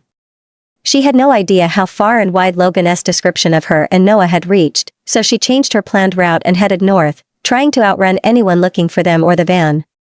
She had no way of knowing if anyone had found the bodies by now, so she kept driving as if they had until they reached a town in northern Minnesota, just a few miles from the Canadian border. Jace bought bleach at a convenience store, spilled it all over the van, and abandoned it in the woods outside the town, away from farmhouses. Despite the biting cold, she walked the 10 miles back into town, bundling Noah with all the blankets she had and keeping him close to her body to keep him warm while juggling her bulky backpack and a heavy diaper bag. She stopped at a pharmacy to pick up makeup supplies and a bright pink shirt with a zebra pattern. 2 days later, she emerged from a cheap motel room in a bowl-cut, pink-striped platinum blonde wig she had thrown into her bag as a precaution. She wore the pink shirt she had purchased and a full face of makeup with long fake lashes. I hate myself, Jace muttered as she caught her reflection in a car dealer's window. You look like one amazing feisty blonde, Talon said with a giggle. You should be bought the hot pink leopard skin press-ons to complete the look. Shut up, Talon. Oh, come on. You're the furthest thing from a pink-wearing feisty blonde, and Logan knows it. Isn't that the point? My, you're getting smart in your old age, Jace murmured to Talon. She heard her wolf laugh. Keep hanging out with me, and maybe you, too, can be bright and beautiful, Talon said. However, I could never pull off the blonde look. Shiny black and violet for me. A young man in a dark suit approached her. Good mornin', miss? You can call me Linda. Linda Smith. Jace reached to shake his hand with the broadest smile she could muster. Pleasure to meet you, Miss Smith. What can I get for you today? I'm looking to buy a reliable car, Jace said. Something not too old, but plenty reliable, but not too expensive, but not cheap either, and something a little newer than older would be nice, why know what I mean? Something just right. You have something in pink? Talon guffawed in the back of Jace's head. Okay, I think I see where you're coming from, the young man said with a smile. If he was confused or frustrated, he hid it well. Why don't we look at what we got on the lot, and we can go from there? Would I say to that? Why no, mister, I think that's the smartest thing I've heard all day. 2 hours later, Jace walked out as the new owner of a nice gray Mercury Sable. Old but reliable, as Jace's grandfather liked to say. She drove around town long enough to acquire a new car seat, other essentials for Noah, water, warmer clothes, and shoes for both. She included an inexpensive flute for the sparkling blackberry Moscato for her personal needs.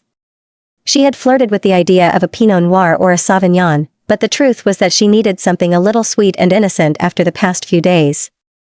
Afterward, she treated herself and Noah to a hearty meal at a diner. Noah sat on her lap facing the tabletop, and Jace shared her mashed potatoes and gravy with him. He kicked his feet and flailed his arms in excitement. "Mama mama," Noah babbled while she ate her steak. Jace dropped her fork, and Talon gasped. "Did he just call us?" Jace grabbed Noah and turned him around. She looked into his chubby little face. "What did you just call me, Noah?" Noah looked at her quizzically, and she stared at him. He gurgled at her, and his eyes briefly shined purple before they dulled into their usual brown. Eventually, she turned him back around and kept feeding him. "Ah. I can hear his little wolf now. He's a whiny little pup." Jace was relieved that Noah's wolf had finally made an appearance.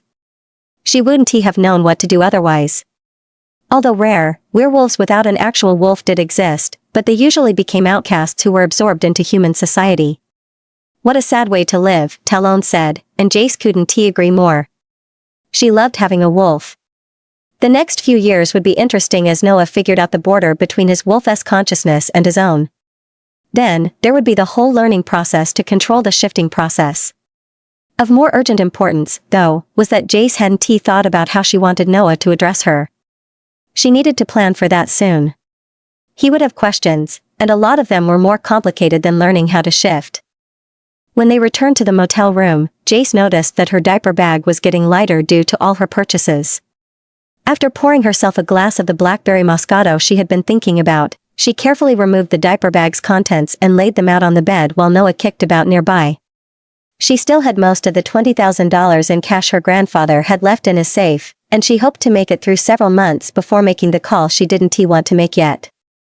Jace had no idea who was waiting at the other end of the line. It could be anybody. She'd have to be more frugal or get a job, which she couldn't do just yet. Leaving Noah alone was not an option she would consider until they were safe. Jace looked at the other items on the bed as she sipped the sparkling Moscato. Whoever murdered her grandfather had tried to break into his safe, of course, but it was impossible to get into that particular digital safe without a double set of combinations. She grimaced at the memory. The murderers hadn't known her grandfather well enough to know that it was the same set of numbers but in reverse. Inputting Jace's birthdate twice would have given them access to not just the money but a large stack of fake IDs and passports for the entire Cole family, several irreplaceable documents, and the deed to an interesting address out west. Jace had already burned her family's fake documents. Everything else came with her. She leafed through her Canadian passport, looked out the window, and up to the gray skies. She would have preferred to have gotten to her final destination by now, but getting caught by those 3 wolves so soon after leaving Logan had spooked her. How the hell did those wolves find us so quickly? I think it was stupid, dumb luck on their part and bad luck on ours. We've been planning this for months. You did everything right, Talon said. We destroyed our old phone and its chip. The laptop is new. Maybe the one mistake we made was not killing the bastard. Yeah, but we'd be wanted for murder by now, Jace said. It wouldn't have taken them long to figure out we killed him. A she-wolf killing her beta mate would have been grounds for a nationwide alert to all wolf packs. We'd never be free. Talon shrugged. He is still looking for us. We can't have him following us. We have to disappear. Jace nodded in agreement. I just wish I knew why he didn't let us go. Our bond is broken, she said softly. I'm sure he felt it break. We would get bond back if we let them mark us, Talon said with disgust, and if we mark them. Jace frowned. You think that's what they want? Nah. Marcus wanted his mate to be more uppity than a lowly omega like me. He told me I wasn't good enough. Marcus is just as big a proud prick as Logan. I guess that they want to get rid of us. Flurries started to fall outside, and Jace watched them float to the ground. It was getting colder and colder each day, and they would have to leave soon to avoid any incoming snowstorms. Fortunately, Thanksgiving was in a few days, and any traffic going through the border would help conceal their passage into the Great White North. Jace refilled her flute and placed it on the nightstand. Then, she took her laptop out of her backpack. She sat on the bed next to Noah and Googled how to speak Canadian. June 2010. Azul Springs Pack. News of the impending invasion had spread quickly throughout the Azul Springs Pack. Most of their people had never seen war, so Sebastian thought their growing apprehension was understandable. During one of Alpha Brian's town hall meetings explaining their predicament, an older pack member blamed Sebastian's inability to secure his fated mate as his Luna for the oncoming war. But Alpha Brian quickly shot the old man down, explaining that Alexander had stolen Emma Bennett from her rightful fated mate Sebastian. Throughout the ordeal, Sebastian swallowed his pride, looked down at the ground, and endured the embarrassment of having his father publicly defend him. It was like getting rejected all over again, but worse. The humiliation he felt was the bitterest pill he had ever swallowed, and he had a pretty good idea of how his father felt. Despite it all, the Azul Pack united and mobilized in the ensuing months. Sebastian helped his father dedicate most of the pack's resources to recruiting and training warriors, strengthening the pack. The two gyms at the training center were now open 24 hours a day, and both had plenty of new equipment for everyone to train and strengthen. Beta Enrique and Sergio were in charge of reinforcing the pack house, restocking the pack house's food and clothing storage in the basements, and taking the role of how much space they needed to prepare to house the most vulnerable members of their pack. Some of the oldest, most frail members and pregnant she-wolves with young families were soon slowly moved into the pack house basements. Gamma Lance and Training Master Davis worked with the elite warriors as the pack's principal attack line, while Axe tried to train the Omegas, the elite's support, which comprised the bulk of their army. Guard duty and guard training became compulsory for all able males but remained optional for females. Two of the most significant changes were that the guard schedule now covered all 24 hours, and no sentry was to go out alone. They all had to go out with at least one companion. All of these changes made Sebastian realize just how complacent their pack had grown through the years and how privileged he and his father had been to have lived during times of peace. "What am I supposed to do?" Sebastian asked his dad after he dismissed everyone. Uncle Dylan returned from retirement to Azul Springs Distillery as interim CEO, while Sebastian supported the preparations for war. Uncle Marcel, the distillery's longtime CFO, informed Sebastian of everything in his absence. "You are going to oversee everyone, especially me," Alpha Brian responded as he collected his papers off the conference table. "Oversee? Like, supervise and make sure everyone is doing a good job, kind of overseeing?" "Dad. Really?" Alpha Brian chuckled. "It sounds bad when said like that, but yes, really. These are extraordinary times, son. You already have an idea of how to run a pack during peacetime. You're now going to learn how to lead a pack during times of war. You will work with all of us, but your main job is to pay attention to what everyone is doing and how." Sebastian stared at him, still confused. "So, just watch people work. That's my job?" He crossed his arms and frowned. "Dad. That sounds like a whole bunch of doing nothing." Alpha Brian grinned and shook his head. "No. Your job is more important than you realize. Your job is to learn everyone's job, like a general apprentice. Give input when needed. You know how to run a distillery and its several projects at once. Put those skills to use. Someday, you'll have to direct people to do their jobs during wartime, and they won't know what to do unless you show them. But I also need you to train," he sighed deeply. "Give yourself a winning chance when you're out on the battlefield because you will fight Alexander. You won't get back your mate that ship has sailed, but you will regain your self-respect and honor." Sebastian swallowed the hard knot in his throat that he got every time someone mentioned Emma and nodded. He had looked at his skinny arms in the mirror the night before and couldn't agree more with his father. "Will people forget?" Sebastian whispered, "Will they forget what happened?" "Eventually, yes. But you have a long, hard road ahead, and I wish you didn't have to walk alone," his father said. "Normally, I don't like revenge. Still, in this case," Alpha Brian said, stacking the manila folders on the table while looking at him, "you can't let Alexander and Emma get away with what they've done. Our Hayes name is at stake, but so is our pack's respect. The pack won't respect me until I kill Alexander?" Alpha Brian blew out his breath. You 1T feel like the pack respects you until you make Alexander pay for stealing your fated mate. Ours is a violent culture, son. Wolves understand violence, not words. Even if that asshole were to apologize, which he 1T, it wouldn't be enough. Make Alexander pay with his life, son. It was all Sebastian needed to hear. Sebastian trained himself for war, holding himself to a higher standard than what Gamma Lance required of the elite warriors. Before losing Emma, Sebastian would go to the gym perhaps once a week now. He trained at the gym every hour he could spare, totaling several hours a day. He also trained in the fighting ring with anyone who would take him on, learning how to fight and sparring late into the night every night. Although his appetite grew, he also slept more soundly than ever. As a result, Sebastian gave credit to his alpha genes more than his efforts. His once skinny body began to change. It broadened and hardened with thick muscle. His endurance, speed, and strength grew to levels Sebastian previously thought impossible until the only contender he couldn't beat was his father. Sebastian's strength and speed naturally transferred to Nacon, who grew in size and, in the coming months, became nearly invincible during sparring matches, almost defeating Alpha Brian's massive wolf Sanka several times. Unfortunately, the war news was not the only news that had spread. Emma's rejection of Sebastian as a fated mate was also on many people's minds and mouths, and Sebastian received the brunt of it. Everywhere he went, Sebastian heard whispers of his, Emma's, and Alexander's names in the same sentence, and he always felt his face reddened with embarrassment despite his best efforts to remain passive. Sebastian did his best to ignore those conversations and the rude questions that often arose, learning to school his facial features to remain stoic to everything around him. He usually chose to take out his humiliation in the weight room, shielded by his headphones from the conversations, or on the long runs he took alone to get away from everything. To make matters worse, the nagging public questions soon began. What will Sebastian do now that he has no fated mate? We'll need a Luna soon. Who is he going to choose? There's plenty of good she-wolves to choose from. When is he going to choose? What is he waiting for? Sebastian ignored those questions and comments until one day, he went to his father's office to complain because he felt he couldn't complain to anyone else. His friends could never understand what he was going through.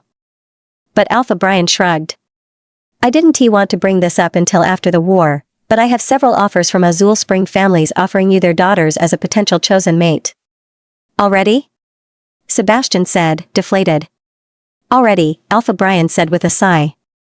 I warned you this would happen. Every she-wolf out there wants to be Luna, but none know how much work and responsibility are behind the title. All they see is the glamour and money, and they remember how easy your mother made it all look. Dad, what am I supposed to do? Sebastian ignored the comment about his mother. He barely remembered her. Choose now or later, but choose carefully, son. And what if the she-wolf I choose has a fated mate out there, and he comes to claim her? I will lose her.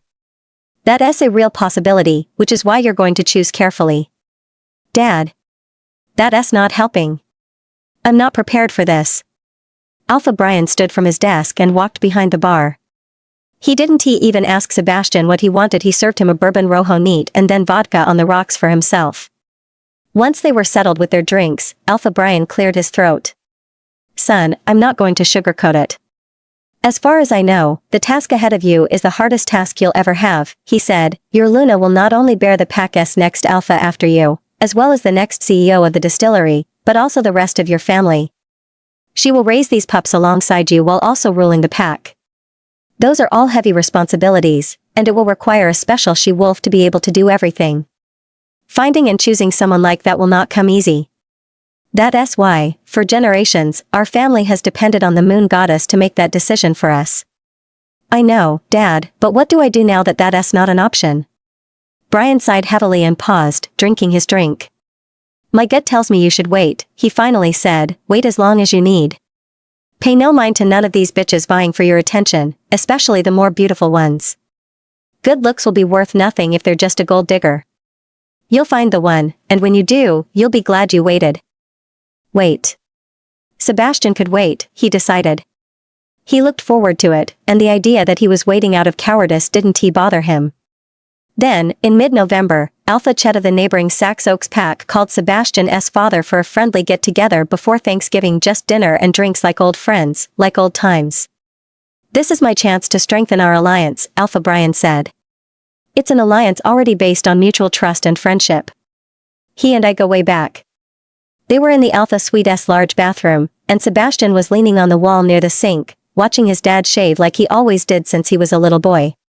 Watching his father was, after all, how he had learned to shave and to do all the other things he had needed to know. Dad, I don't think it's a good idea. We don't know where Saxe Oak stands with Blue Ponderosa.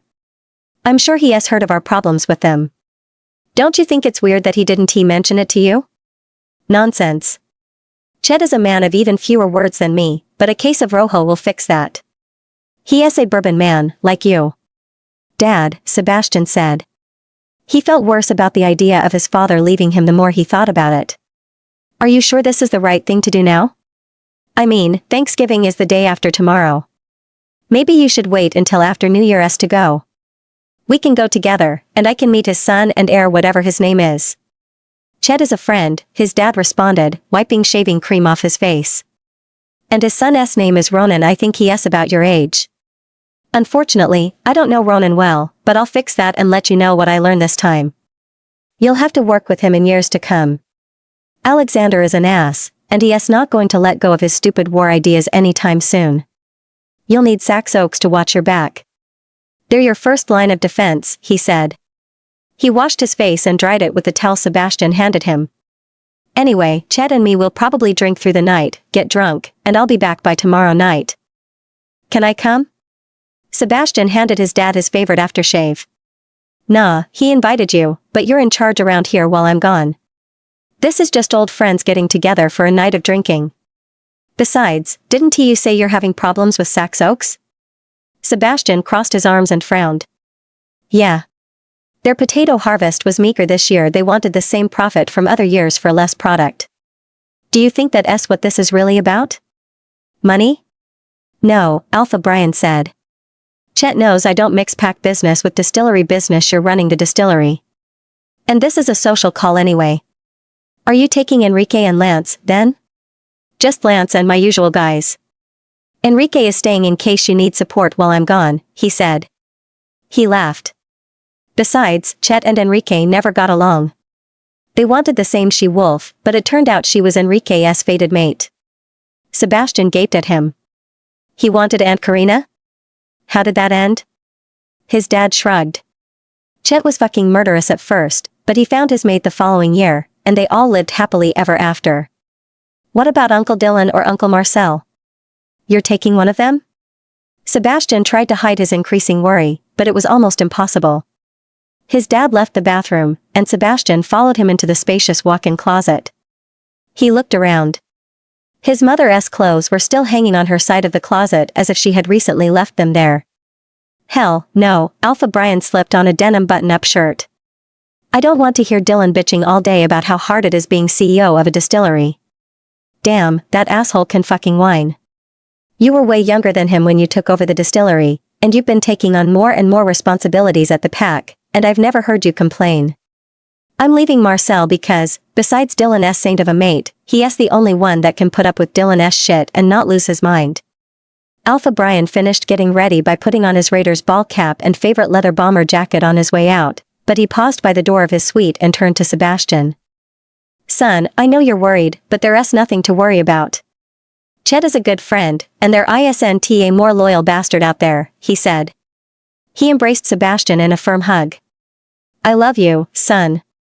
Always remember that. January 2012. Azul City, or. The mid-morning was chilly but pleasant for the second week of January. Jace held Noah on her hip while she looked at the little, cream-colored house before her. Surprisingly, the house was in her name when she found the deed in her grandfather's safe, but she had no idea why. Neither grandparent had mentioned or hinted at the existence of this house, but she had a strong feeling her grandfather was behind this.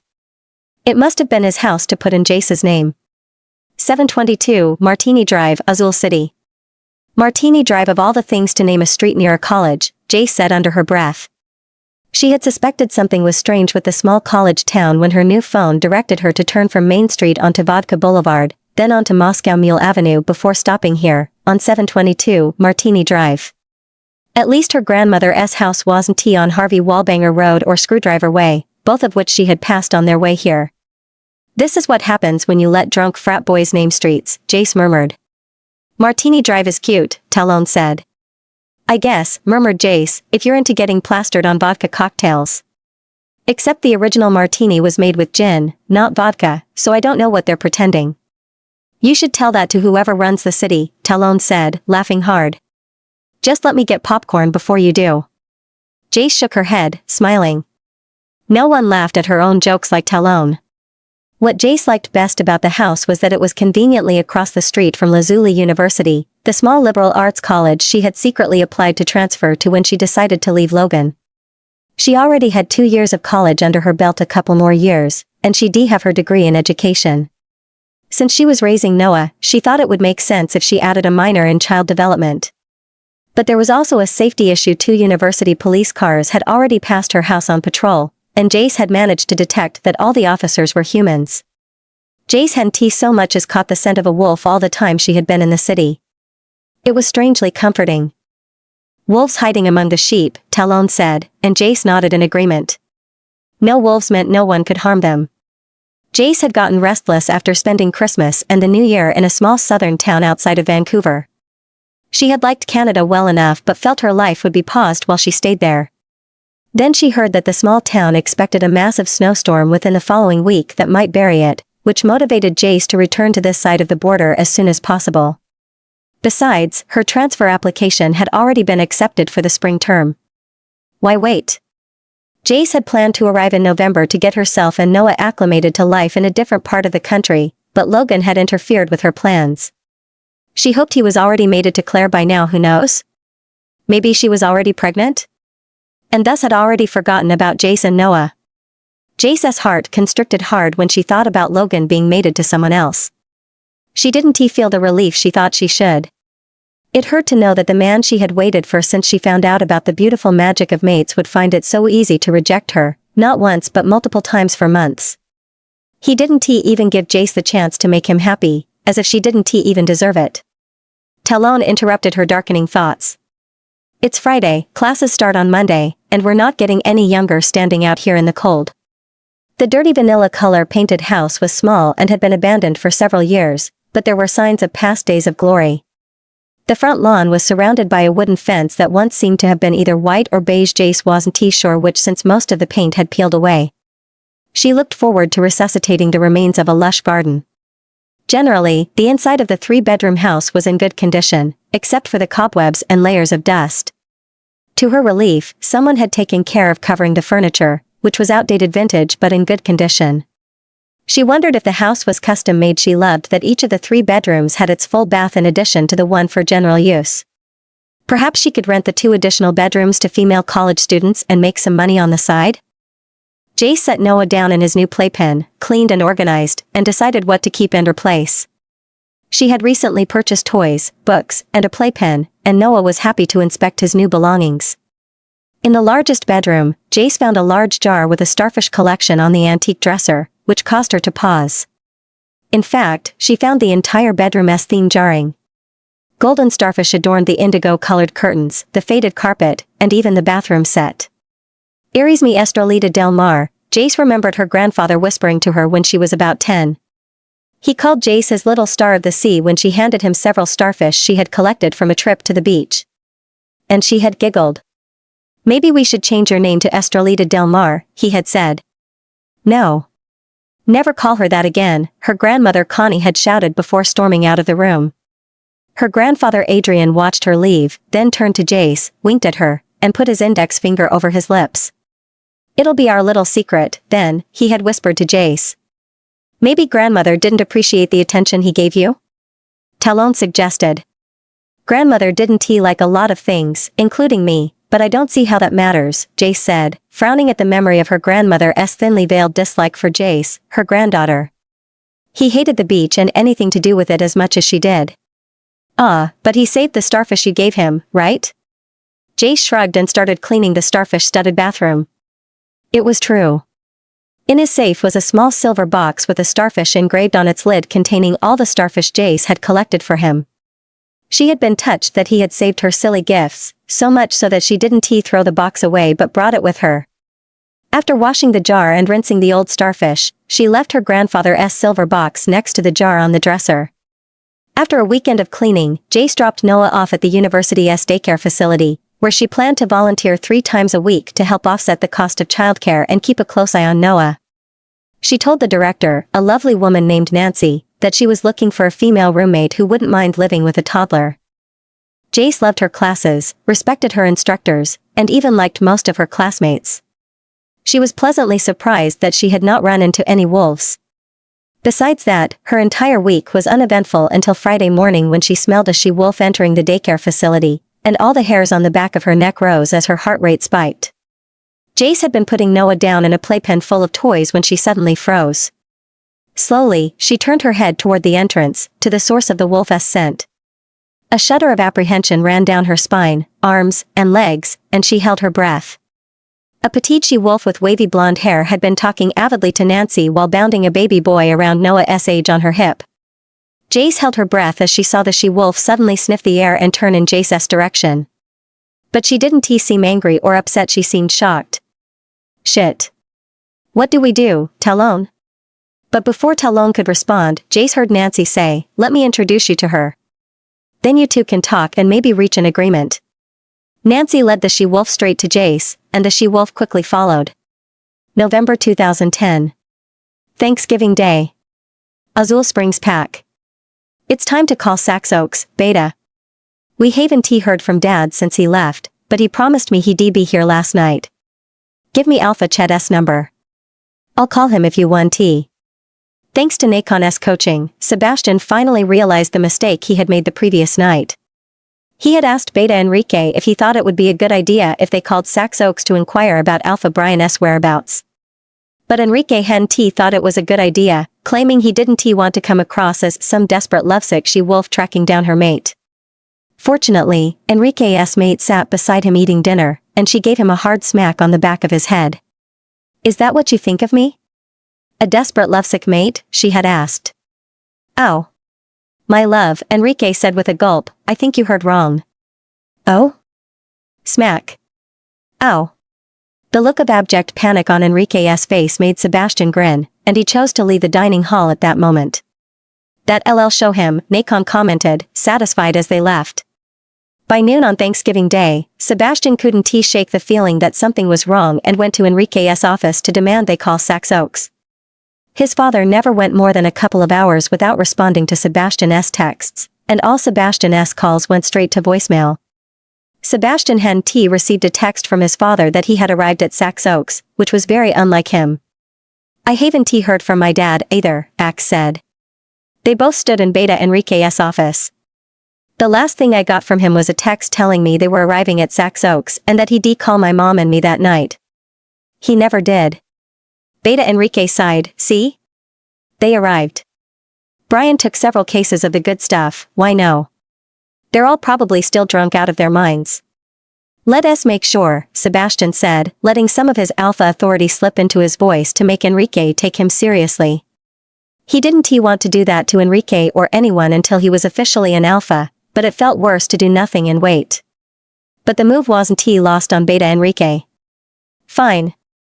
Beta Inquire was slightly irritated as he opened one of his desk drawers and took out a small notebook of phone directory. I'll call that moron Chet right now, and then you two pussies can leave me alone, but if your fathers arrive while I'm on the phone with him, so help me, I will make you fucking pay for it. He grabbed the office phone after glancing at his phone directory and dialed. Sebastian grinned and glanced at Axe, who rolled his eyes. I saw that, Axe. Beta Enrique said through his teeth. Why do you think they haven't called? Axe whispered. My mom's worried, and she never worries. She hasn't felt her bond with him anymore since last night. Sebastian opened to answer that he didn't know when Enrique shouted, what the fuck do you mean they never showed up? Lance texted his boy that they were arriving in your territory 2 fucking days ago. Enrique's face had turned red despite his brown skin as Sebastian and Axe stared at him. Sebastian felt a sinking feeling in the pit of his stomach, which quickly hardened into dread. Why didn't your mom say something last night? Sebastian finally whispered back. I dunno. She didn't want to be called paranoid, I guess. That doesn't make sense. Alpha Chet, why would Lance text that they were arriving if they intended to go somewhere else? Why would they turn around at the last minute? Brian doesn't operate that way, and you know it. Enrique shut his eyes and took a deep breath while he listened. So neither you nor anyone in your pack hasn't seen him, Lance, or any of the guards? Pause. That's strange. Fine. May we have permission to scout your territory and look for them? We want to track them. Another pause. No? No? Why the hell not? Hello? Hello? Fuck. Enrique stared at his phone before slamming it down. The asshole hung up on me. Sebastian and Axe looked at each other. Axe looked considerably pale. Now what? Sebastian had no idea what to think as the dread he had felt turned stone heavy in his stomach. Beta Enrique ran his face with one of his hands. Fuck. I don't know yet. We can't go into Chet's fucking territory, but we can track them from here and see where it leads us. We'll sniff out if they arrived in his territory at some point and if they left there via another route like the moron suggests. It will take a long time, Axe said. Enrique shrugged. I know, but unless one of you two geniuses comes up with a better idea, it's all we got. Sebastian spent the rest of Thanksgiving Day gathering trackers and warriors to form several search parties for his father and his group. For 3 weeks, they searched for his father and his party. They tracked him to the border with Sax Oaks' border, but Alpha Chet still wouldn't let them enter his territory, saying that Alpha Brian and his group had obviously trespassed and taken off somewhere else instead. Alpha Chet even placed several sentinels around his border to ensure no one from the Azul Pack would trespass. That's not suspicious at all, Sergio muttered when they received that report. Sebastian and the rest agreed. Unfortunately, the search parties didn't track Alpha Brian's exit on the border with Sax Oaks, which was touching unclaimed land, and the Cerulean River Pack's Alpha didn't authorize them to enter his lands to search either. I don't want anything to do with whatever you shits have going on with Chet, Alpha Nash from the Cerulean River had said. He's one nutty motherfucker, and I don't want to start a war with him. Sebastian and his pack spent several days searching among the mountains that surrounded the packs while other search parties covered every street and every corner of Azul City, all to no avail. They traveled northwest up the highway corridor, as far as Cobalt Lake Pack's borders, but there wasn't even a whiff of anyone in Alpha Brian's missing group. All the while, Sebastian replayed his last conversation with his dad at night, sacrificing several hours of sleep. When he wasn't out searching for his father, he spent his time in the gym decompressing, taking out his fear and frustration by destroying punching bags. Finally, a week before Christmas, Beta Enrique sent Sebastian a mind link. The men were home. Sebastian raced from one of the newly outfitted gyms in the training center to the pack house. He didn't care that he was running through the Pack's town shirtless with just a pair of black basketball shorts hanging from his hips, and he cared even less for the many lustful stares that roamed over his body as he ran by. As he approached the pack house, Sebastian was alarmed by the many stretchers that medical personnel were pushing in the same direction he was headed. "Mew!" Sebastian heard Axe scream, and he slowed down as he approached the growing crowd gathered around the red pickup truck parked in the vast circular driveway in front of the pack house. By the time he arrived, Sergio was holding on to Axe, who had collapsed and vomited into the rose bushes. Sebastian pushed through the crowd only to see the corpses of his father's guards stacked on the bed of the truck. The stench of blood and wolfsbane assaulted his senses, the fumes of wolfbane going so far as to burn his nose and throat, but he fought off the need to gag. A few medical personnel, most of them wearing masks, were carefully loading the bodies onto the stretchers already there, body bags already waiting on each one. Unable to accept what he was seeing, Sebastian moved closer to the truck but stopped when he saw Gamma Lance's lifeless, bruised eye staring back at him from one of the stretchers.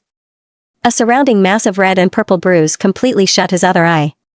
A wide gash caked with congealed blood on his neck had almost severed his head from his body. Sebastian felt a wave of shock and nausea reverberate through his body as a she-wolf in scrubs quickly zipped up the Gamma in a body bag. "No," Sebastian whispered. "There's no way. This isn't possible." He looked toward the last remaining 3 bodies on the truck among a large black garbage bag, relieved that he didn't find among them the one person he was looking for. "Where's my father?" Sebastian called out loud. He tried to get closer to the truck, but his uncle Marcel intercepted and put his arms around him. Sebastian struggled against him. "Where's my father?" "Dad? Dad? Don't," his uncle whispered urgently. "You don't want to do this." Not right now. Sebastian stopped struggling and looked at him. Where is he? Is he here? His uncle hesitated but finally nodded. Sebastian looked back at the truck bed and realized that what he had initially thought was a large garbage bag was something large and loosely wrapped in black plastic. He didn't make it back, Uncle Marcel said, his voice hoarse as it broke. You don't want to see him. He not in good shape. Nakon's howl in his mind was long and sorrowful. From several yards away, Sebastian noticed something was off about the form of his father's body. Uncle, what did they do to him? From behind, Sebastian felt a firm hand on his shoulder. He didn't bother to turn. Beta Enrique's scent had preceded him. Sebastian, we need to talk, but not out here, Beta Enrique said in a low voice. He firmly grasped Sebastian's shoulder to guide them toward the pack house. Dylan is on his way, Uncle Marcel said once they had entered. Enrique nodded. Sergio and Axe will not join us. I'll fill them both in later. A part of Sebastian suggested that perhaps he should see Axe, that he had also lost his father, but his brain was too numb to act on that suggestion. They're gone, Sebastian said to his wolf. We should have never let them go anywhere without us. We tried, Sebastian. We so fucking tried. We didn't have a choice, Nakon said. January 2012. Azul City. Once Jace noticed the two women were walking toward her, she stood up. At 5'10", Jace didn't think she was short next to the young woman with hazel eyes who approached her. She was several inches shorter than Jace and didn't have much muscle. To Jace's amusement, the she-wolf seemed to be sizing her up, too. We can take her down before anyone blinks if we need to, Talon said nonchalantly. Down, girl. We're at a children's daycare center in the middle of a private university in a wolf-free city. We're not attacking anyone. Nancy approached them with a broad smile. Jace. I want to introduce you to Crystal, is it, dear? Such a pretty name. Crystal smiled. Thank you. Please call me Cries. Hi. She held out her hand to Jace. And your name is Jace? How cool is that? Jace shook her small, delicate hand and managed a polite smile. It's nice to meet you, she said. Nancy excused herself, and Jace stepped back when Cries looked around and quickly stepped closer to her. Wow. Are you a rogue? Cries whispered as soon as Nancy was out of earshot. I mean, like, a real life, right before your very eyes, lone wolf? What? No. I mean, I guess. Jace frowned. I haven't thought about that. Cries held up her hands. I mean, I'm not judging. I think it's the coolest thing ever not to have to deal with a pack. All that pack politics, pettiness, and crap gets old real quick, why no? Plus, that's what Robbie and I must be for now, she said, sighing sadly. She hugged her baby. You don't have a mate? Jace looked at her with interest. Lone wolves or rogues, as they were sometimes called, were not an anomaly in the big cities. Some wolves preferred to live the relatively non-violent existence that most humans led. They married humans and learned to cohabitate with and live as humans. But this girl Crystal smelled like a pack. Jace noticed her pack's scent was as fresh as if she had left it this morning. She must be running away from them, Talon suggested. Well, she hasn't run away far enough. When Crystal didn't respond, Jace whispered, Why did you leave your pack? Who are you hiding from? Crystal's hazel eyes widened. It's not like that. She looked around nervously before lowering her voice. We can't talk here. Please. Jace shrugged, understanding. Whatever threat scared this girl was close, and Jace didn't like that. Crystal left her baby beside Noah, and Jace kissed Noah before going out together. Nancy says you have a room for rent? Is it far from here? Jace nodded, still thinking about the predicament she was getting into, but led the way. Whatever trouble she's in, we have to help her. Talon said. We can't leave this poor girl and her baby to fend for themselves. I know, but it's not that easy, Jace responded to her wolf. We don't know who she is or what kind of trouble she's in. For all we know, her entire pack would converge on us by nightfall, and we'd have to run again. This time, we would have nowhere safe to take Noah. Regardless of her misgivings, Jace took Crystal home. Wow. This house is super cute. They stood in front of the house as Jace unlocked the front gate. It still needs work, especially the front and backyards. Jace pointed at the weeds that were out of control and the trees that desperately needed pruning. How long have you lived here? About a week. You've been here a week and already have a house? And in front of the university? Jace shrugged. Inheritance. From my grandfather.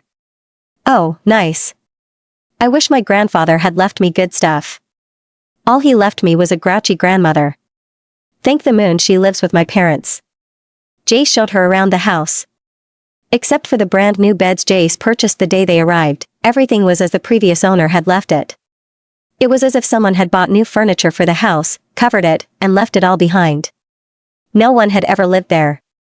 Having already decided to help her, Jace showed Crystal the room she would share with Robbie. This is adorable, Crystal said with a squeal. And I get my own bathroom? Love this. Jace smiled at her, appreciating her excitement. She made them some tea, which Crystal took gratefully, and they sat in the dining room. Okay. Tell me, Jace said. What's going on? Why are you running away from your mate? Crystal gulped some of her tea. I know it looks bad, but I swear, I am not running from my mate. He knows I'm here, and so does my alpha. Jace eyed suspiciously. Your alpha knows you're here? Will I have problems with your pack? Crystal put her hand over her heart. I promise you, on my life and on the life of my son and in the name of the moon, that neither my mate nor my alpha will give you any problems on my or my son's account. They know I am here. It's a little much, Talon said, but it's a sound promise. Jace nodded, accepting Crystal's oath. So why are you hiding? Crystal sighed. The Azul Valley packs are at war, and my mate and alpha think it best to hide me and my son among the humans. I'm sure you've noticed that no wolves live in the city? Jace nodded again. None have been allowed to live in Azul City for over, I don't know, a long time. Decades. They had a huge issue with the Nightshade Valley packs buying land in the city ages ago. So, now it's a no-wolf zone. Anyway, it's an Azul Valley thing. If the packs weren't at war, you'd be forced to choose a pack and go live with them. I'll just declare myself a lone wolf. They can't force me. As long as they're busy at war, no one will notice you're here. I'm betting on that. So, we'll be lone wolves together, okay? What are the packs fighting over? Jace sipped her tea. Crystal shrugged. The usual. Land. She-wolves. Resources. Revenge. What else do packs fight over? It didn't surprise Jace that the wolf packs in the valley were at war. She would have been shocked if they'd been at peace. Werewolf packs were rife with dominance, possessiveness, backstabbing, and violence. Bloodshed was in their nature. There was a reason her grandfather believed that a spy master was just as crucial as a training master, if not more so. A well-trained spy master is capable of avoiding conflict before it reaches the battlefield. Crystal and Robbie moved in that very afternoon. Her mate and another male were scheduled to drop off their belongings. Jace gave Kryze a copy of the key and planned to be conspicuously absent with Noah when they arrived. Don't you want to meet my mate? Not really, Jace said as she got ready to leave. Just let them know I'm a lone world and an outsider. I want nothing to do with their wars. I want to be left alone to finish my degree. I'll probably sell this house and leave the city after I graduate, so there's no point in me picking sides. Crystal didn't look happy, but she nodded. Fair enough. Jace returned late that night with an already sleeping Noah in her arms. She sniffed around her house and realized several males had been there. One of them even stood at the entrance of Jace's bedroom but didn't go in. Crystal had made herself and Robbie at home. My mate says he and the pack are grateful for what you're doing and that if you ever need protection, you are welcome to join our pack, Crystal said. Maybe you will never need it, but just remember that. Crystal seemed hopeful that Jace would accept their veiled invitation to join their pack, but Jace only thanked her for the offer. Seems to me like they're the ones needing protection, Jace said to Talon. 4 months, everything worked out well. Jace was surprised to learn that Crystal was also enrolled in the child development program. They had those classes in common, and they finished the semester well together. They grew closer and became good friends. The boys also grew up together and enjoyed each other's company. Having grown up with such a close-knit family, Jace never sought to make friends outside her family because she had never needed them. She was training with Uncle Danny and her cousins when she wasn't training with her grandfather. When she wasn't training, she was with her mother or playing with her twin brother or Constanza and Consuelo, her girl cousins about the same age as her. Time passed and they all got older. Eventually, Joaquin found his mate, Amalia, and she became Jace's sister and friend. Without any familial ties to Crystal, Jace's friendship with her was a different experience as their trust deepened. Jace woke up on a Saturday morning in May to urgent knocking. She picked up her phone. It was 3 a.m. She took out one of the large machetes under her bed and ran to the house's front door, but Crystal was already there, closing the door behind her and a skinny but also pregnant young woman. Both women gasped when she appeared ready to strike with her very sharp black machete. It's okay, Jace, Crystal said. The woman beside her had a hand over her heart and clung to Crystal. She was pale, and her eyes were wide and full of fear. Jace stood up from her fighting stance. Who is she? She is my friend and in trouble, Crystal said meekly. Our pack was attacked last night, and Rachel here is, well, her maid is afraid for her and their baby. What if she goes into labor? Jace knew little about pregnancy, having never been pregnant herself, but she could tell that Rachel was close to delivering. She's not due for a while, but I'll take care of her, and I promise I will take full responsibility, Crystal said. Please, Jace. Jace nodded, sniffing the air. There were few scents as acidic as that of fear, and both women reeked of it. She lowered her machete and sighed. She can take the spare room, Jace said, turning around and heading toward her room. Thank you. Crystal called out. Once school was out, Jace went to the park and took out her phone. Since Rachel's arrival, neither Crystal nor Rachel left the house. Both were too scared. This worked out well for Jace because she trusted these women well enough to leave Noah in their care. She had not smelled any wolves in town, so she felt they were safe. On a sunny spring day in late May, Jace sat on a park bench in front of an artificial lake. Since school had let out, she was alone in the park. She stared up at the tall green mountain that hovered behind the school. At the top, a lone tower jutted from a gray stone building almost entirely concealed by lush greenery. Even from where she sat, Jace could make out the windows surrounding the top, just below the pointed roof. Jace had asked Crystal about that tower and its inhabitants, but Kryze had merely shrugged. It's been here forever. I've heard that it belongs to the owners of the distillery. The distillery is up there. Somewhere. Could you be any more vague? Jace had said with a laugh. Crystal had looked over at Rachel nervously, but Rachel ignored her. They're the ones that, are the original inhabitants of the valley, Rachel said loudly. They're the S's, and theirs is the first pack. The Azul Springs pack. All the other packs broke off from them. They've been the guardians of the valley for many generations. Hundreds of years. Humans live here only because they've allowed it. Jace and Crystal stared at Rachel. That was the most Jace had ever heard Rachel speak since she had arrived, but she stopped her right there. The less Jace knew about the wars around them, the better she and Noah would be. Still staring up at the tower in the distance, Jace made the call she had avoided for over 6 months. Richards, Faye, and Associates, how may I direct your call? A crisp female voice said. I'd like to talk to Marty, please, Jace said, feeling her mouth dry up. Mr. Marty Richards. A long silence ensued. Hello? Yes, the female voice said, becoming stern. I'm sorry to inform you that Mr. Richards passed away almost 6 months ago. Is there anyone else you'd like to speak to? Jace's mind raced. Marty Richards was gone? She couldn't help but feel in her gut that Marty's death was tied to her grandfather's. Marty had been one of her grandfather's most trusted associates and the executor of his will. Who did he leave his portfolio of clients to? That would be Joanna, his daughter.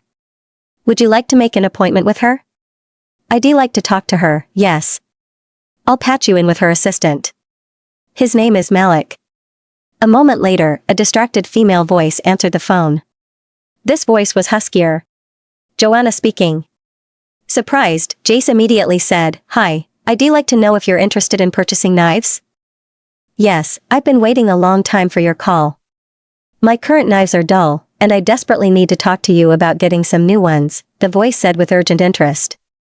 Jace would have heaved deep relief, except Joanna said desperately. Since this is a personal matter, Please call me on my cell phone to discuss pricing and purchase. The husky female voice rattled off a 10-digit phone number and hung up. Jace closed her eyes at the southern breeze that fanned her face. Something would have gone wrong if Marty had died. Her only hope was to trust Joanna as much as her grandfather had trusted Marty. She was about to dial the number she had already memorized when a sudden shift in the breeze made Jace spring from her seat, but she had caught the scent too late. Cursing herself for getting distracted, she stood still as the tip of a long sword poked into the right side of her neck, and another tip poked her lower spine. A group of 5 armed wolves quickly surrounded her. What are you doing out here by your lonesome, love? December 2010. Packhouse legend said that when Sebastian's grandfather, Alpha Oakley, was a young pup, he used to call the executive conference room the King Arthur room. He called it that because he knew it annoyed his father, Alpha Kai.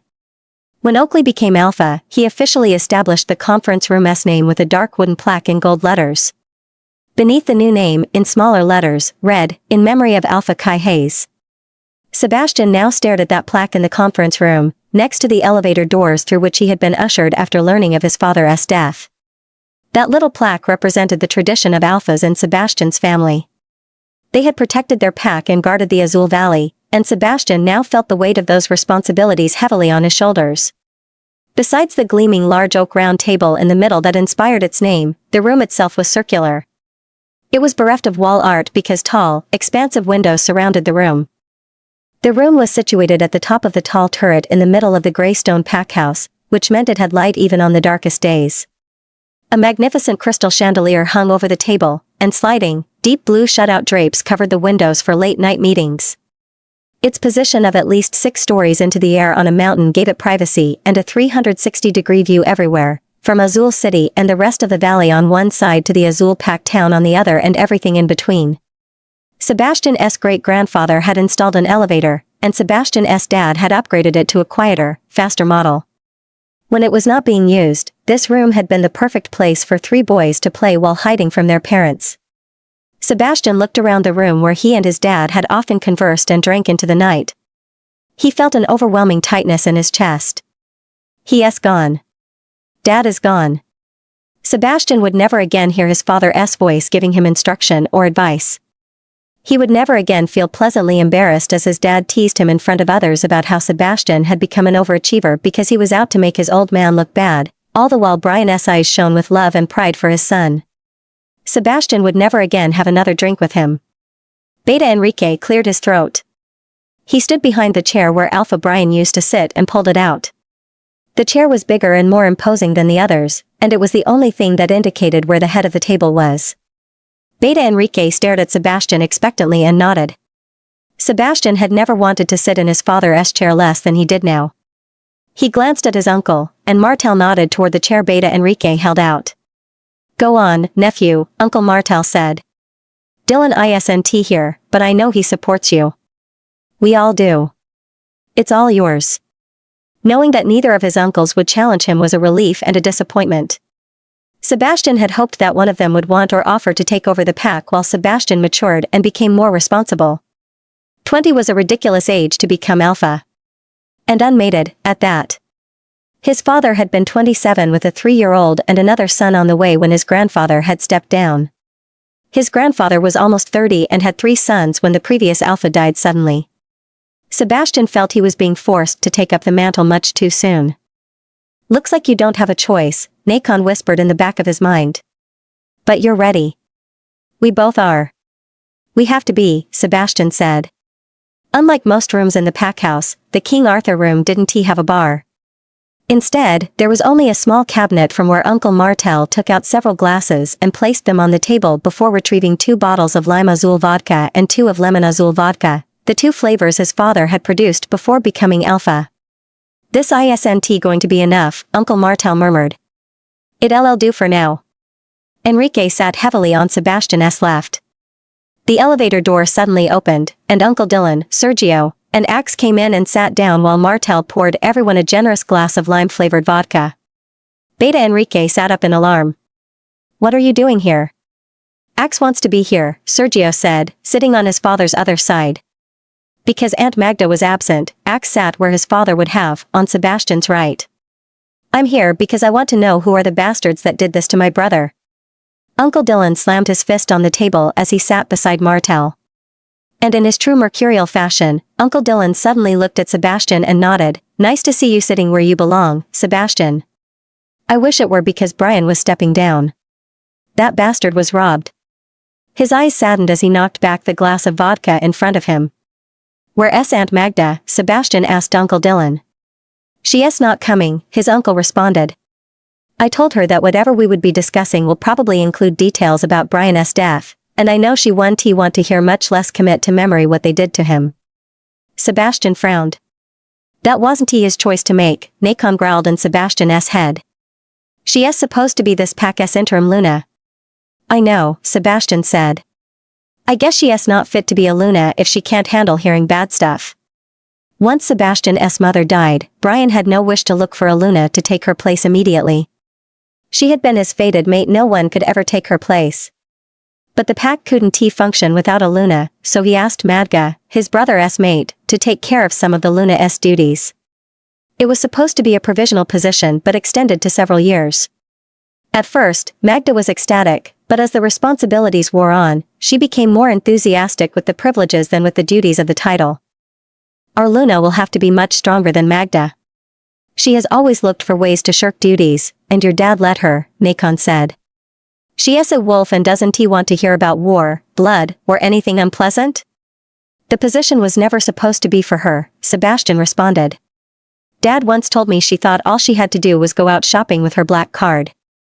Our Luna will not be like that. I'll make sure of that. Uncle Dylan stared at him, questioning, and Sebastian shrugged. He refused to care any more about Aunt Magda's incompetence as a Luna. He planned to take on those responsibilities until he found his chosen mate. The elevator doors opened again, and an older man in a short lab coat hurried in, holding a manila folder in both hands. He then waited by the doors to be acknowledged. May I? Beta Enrique whispered to Sebastian. Sebastian had finished tossing back his first shot of vodka and had no idea what Enrique was asking his permission for, so he nodded. So soon? Beta Enrique said, standing up. The man in the lab coat cleared his throat. Sir, it was only a preliminary autopsy. I will have a final, more thorough report tomorrow morning, but Alpha Brian's cause and manner of death are unmistakable, sir. Very well, Enrique said. Thomas is one of our medical examiners. I put him in charge of our Alpha's autopsy. Go on, Tom. He sat back down and motioned for Thomas to stand at the front of the table in front of Sebastian. What did you find? The medical examiner took his assigned place and took out his report. Alpha Brian had 2 causes of death. The first was exsanguination, he said in a clear voice. Excuse me? Dylan said. That means he bled to death, Sebastian said quickly. How can he have 2? The medical examiner shifted his feet. Because he was beheaded right before he died, he said. From the cut on his neck, my initial conclusion is that they used an axe or broadsword. Sebastian stared at him while trying to formulate a coherent thought. He looked around the table. No one else seemed to be able to say anything. Go on, Sebastian finally said in a low voice. Is there more? Where else was he cut for the bleeding? The throat? He remembered Gamma Lance's corpse. The medical examiner shook his head, and he cleared his throat again. He shifted where he stood, frowning down at the papers he had in his hands. His deeper wound was in the genital area, sir, which is entirely missing. We did not find his head, either. His heart is also missing. Sebastian felt a cold wave of horror wash through him as he imagined his father's agony and excruciating humiliation. To be killed by an enemy is one thing, but to be degraded and emasculated was a level of cruelty that Sebastian was unfamiliar with. Beta Enrique must have seen Sebastian slump in his seat because he shouted. Stop. No, Sebastian immediately said. We need to hear this. I need to hear what they did to my father. Go on, Thomas. The truth was that Sebastian wanted the medical examiner to stop his report. He already felt sick and didn't think he could stomach anything more. But he knew he had to hear the worst so he could better understand what his subsequent actions would be. He refused to make blind decisions. Go on, Sebastian said, steeling himself as much as possible. Is that how he died? Painfully? The medical examiner took in a deep breath. Painfully and very slowly, Alpha Sebastian. His fingernails were pulled out, and there is evidence of electrocution all over his body. Like I said, his head and heart are missing, but I believe his heart was carved out after he died. Thomas swallowed. Leading up to Alpha Brian's death, my initial conclusion is that he suffered weeks of starvation and torture before being fed raw meat laced with wolfsbane, hence his extreme weakness, blood poisoning, and inability to shift. He died with an electrode pole in his anus. The medical examiner looked up at Sebastian. He bled a lot, sir. He suffered so much, Thomas said, his voice faltering before he cleared his throat. He rearranged his facial features, but it was too late. Sebastian had already seen the dread in his eyes before they became professional again. When did he die? Sebastian said in a low voice. He felt himself grow very cold and was sure he looked pale. His hands had become numb. Did they all die at the same time? No, Alpha, Thomas said. The guards' bodies are all in different phases of decomposition. Most of them have been dead for over 2 weeks, but they've been kept frozen. Some died as late as a week ago. I would roughly put Gamma Lance's time of death at about 2 days ago, while Alpha Brian died around 8 this morning. A profound silence reigned in the room as the details of Alpha Brian's death continued to sink into everyone present. Where? Sebastian asked in a firm voice that surprised him. Where did they die? What place? Specifically, did any of the trackers catch any specific scents on him? On them? Thomas nodded at him. All of our trackers placed all of them at Sax Oaks. In addition, 2 of our trackers have put some guards, Gamma Lance, and Alpha Brian, at Cerulean River or Blue Ponderosa. Thomas's voice became hard, almost out of anger. They are not certain which one since those territories are so close together and share the same soil. Our most advanced tracker, Raphael, places Alpha Brian alone in all 3 places. Raphael thinks he is the only one who died at Blue Ponderosa, sir. But we have to run more tests to be certain. Alexander. Nacon growled in Sebastian's head. And you are certain they were at Sax Oaks? Uncle Martel asks. Yes, without a doubt. The mud on all their boots is unmistakable. They tried to mask the scent on their bodies with witches' herbs, but they forgot to wash their boots. For all of these reasons, we know his manner of death is murder, sir. Sebastian nodded toward him. Thank you for your work, he said, mimicking what he had seen his father do countless times. Finish the autopsy and give us a final report as soon as it is ready. Once dismissed, the medical examiner bowed slightly to Sebastian and exited the room. Treason. From Sax and Cerulean, Sergio said quietly. And Blue is probably involved. We don't know that yet for certain. Martel poured himself, Dylan, and Sebastian another drink. Sebastian took his glass and got up. He couldn't stay seated. He knew what was coming. It was inevitable. He walked toward the tall window behind him, looking out onto the vast expanse of the Azul Valley. Azul City was in front of him, and the small university sprawled almost at the feet of the mountain. He fixed his eyes on the dense blue oak forest on the left, midway up the highway that cut the valley in half. Sax Oaks. Are you fucking kidding me? Dylan shouted. You heard the man. Raphael is the best. Brian was at all 3 fucking places. I wouldn't be surprised if they all took a piece of him.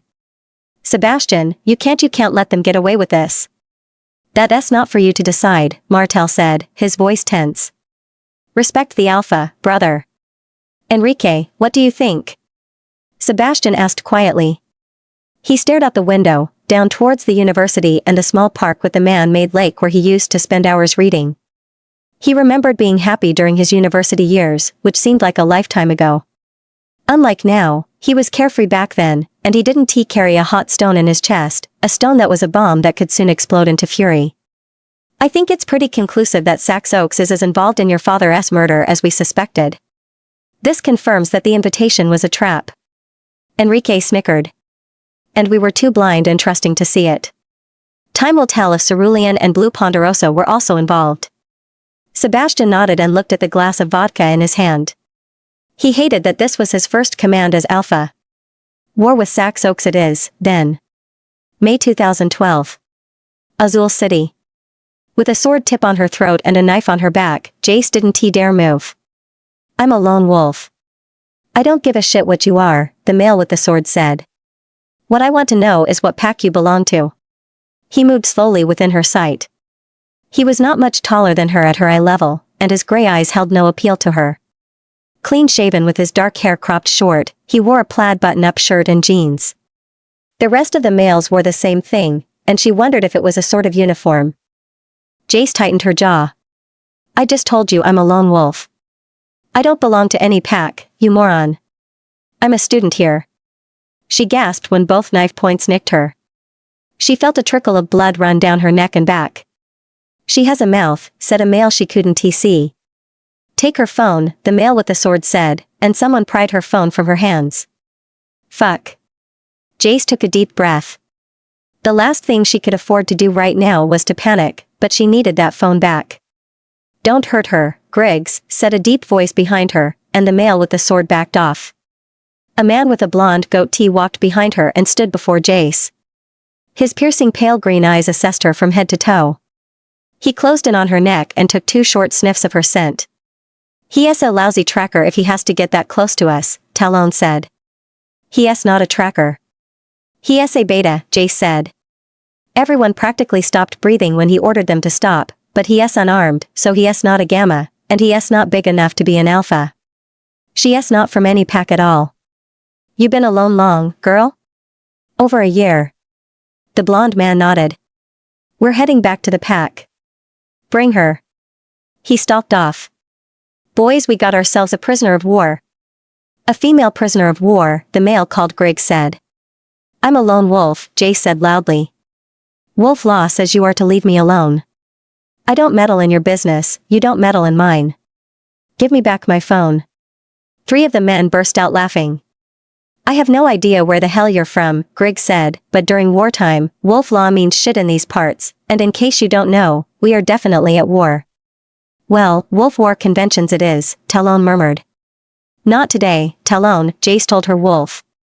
We are outnumbered, and they are armed.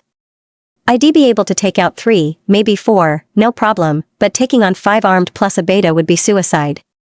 We're just going to let them take us? We don't have a choice right now. We can't die. We leave Noah orphaned again. Jace let them lead her to a minivan. You've been tracking me? She asked. Nah. We got word that some of Azul Pack's people were out here, Griggs said. I don't suppose you know anything about that? Jace did her best to hide her fear. They had her phone, she could not alert Crystal and Rachel that they were all in danger.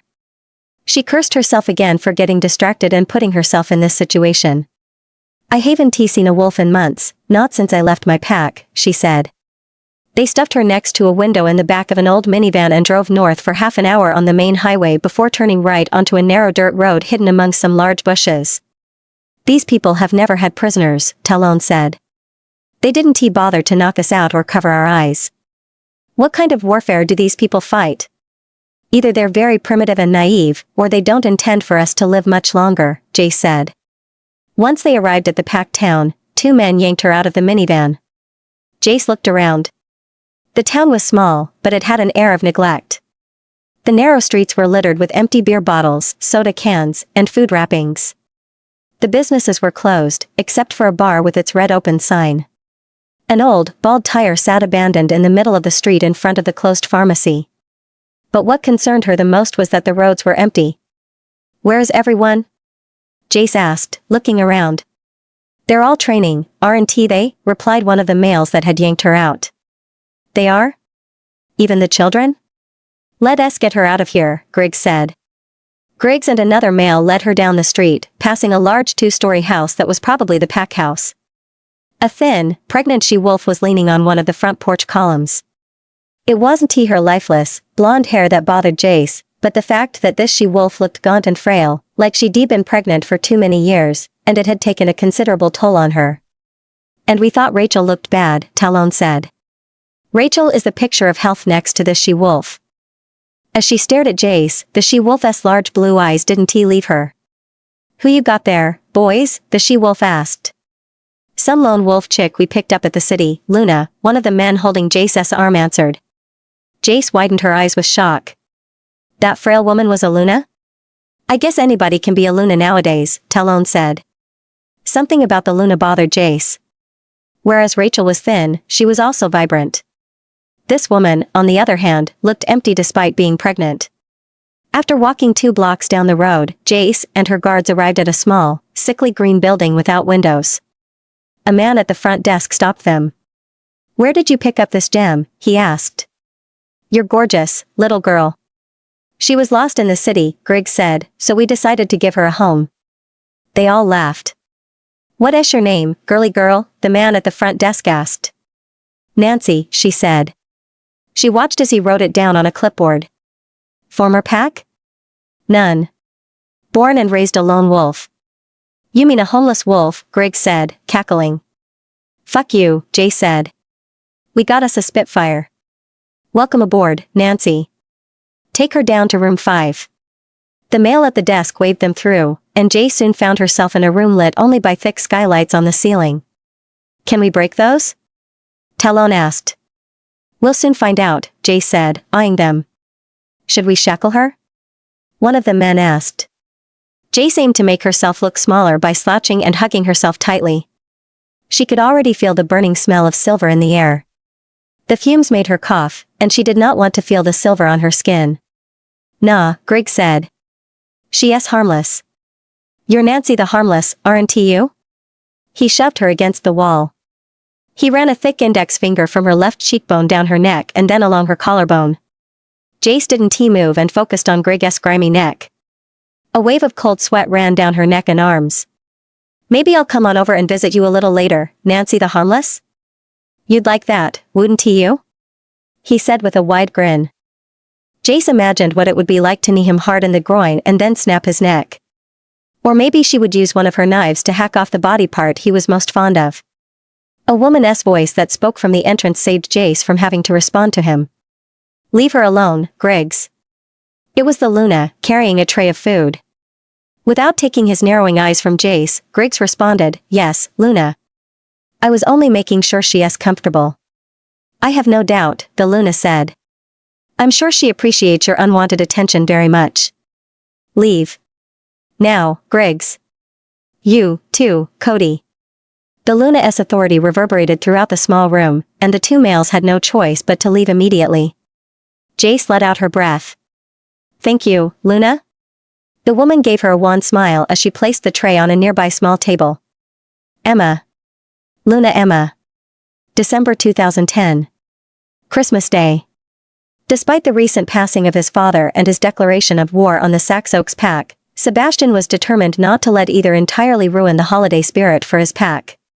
While recruiting and training for war was more intense than ever, Sebastian ordered Aunt Magda to ensure everyone was cared for during the holidays.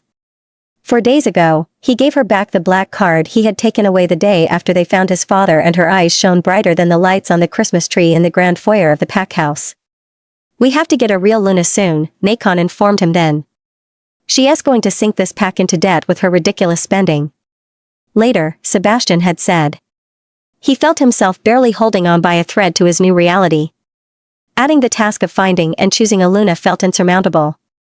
Sebastian had undergone the alpha transformation during the last full moon ceremony 4 days before Christmas Day, and he felt the power that came with his position in everything he did and said. His presence alone forced his people to stand at attention when he entered any room. Entire halls were silenced upon his entry. His voice had become deeper and stronger with confidence he never had before. Unsurprisingly, Sebastian had also noticed that his words carried power and were often heavy with it. No one disobeyed or questioned him. His father warned him about all this, but Sebastian never understood what he meant until now. Sebastian realized how easy it was to abuse this power and become a tyrant. Within his pack, he could have anything or anyone he wanted.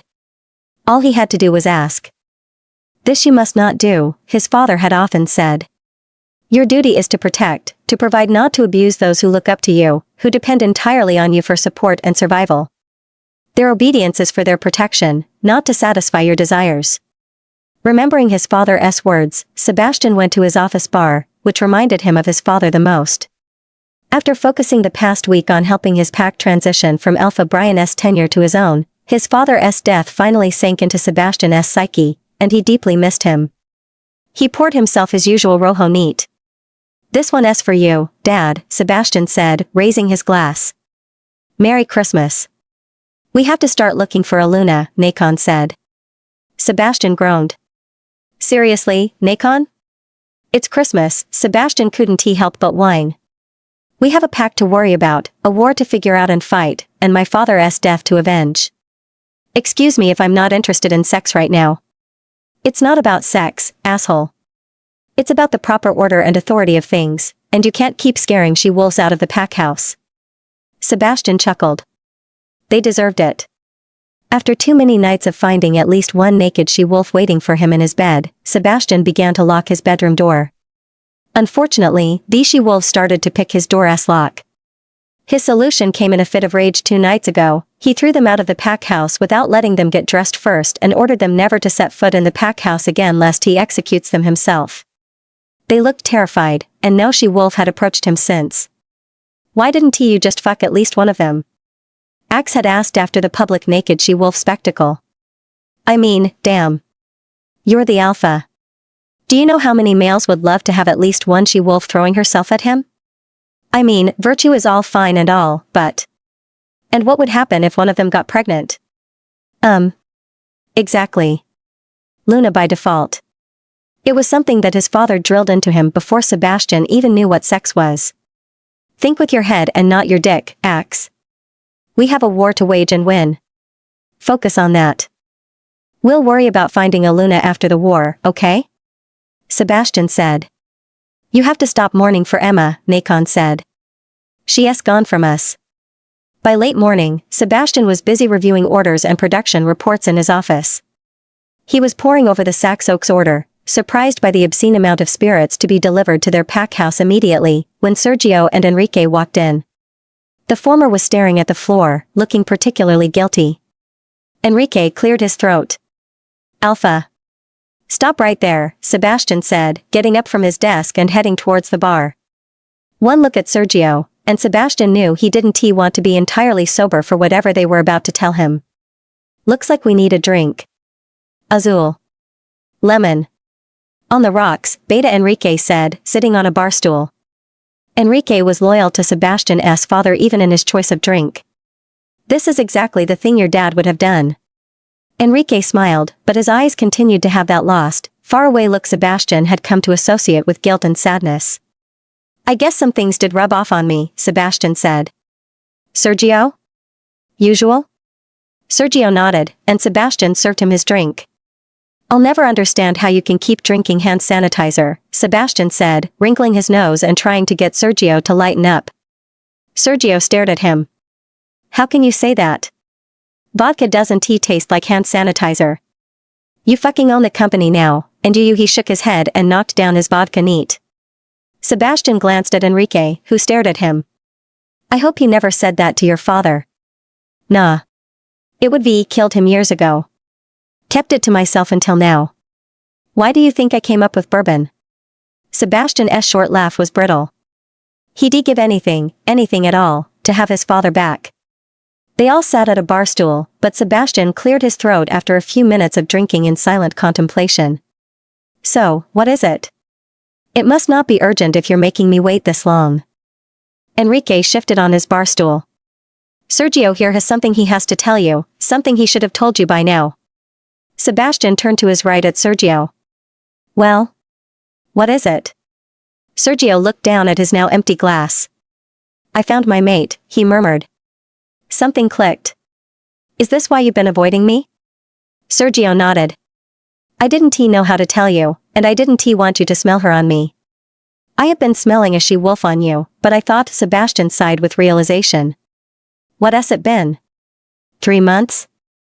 I started smelling her back in September. Sergio gulped. I'm sorry, I just...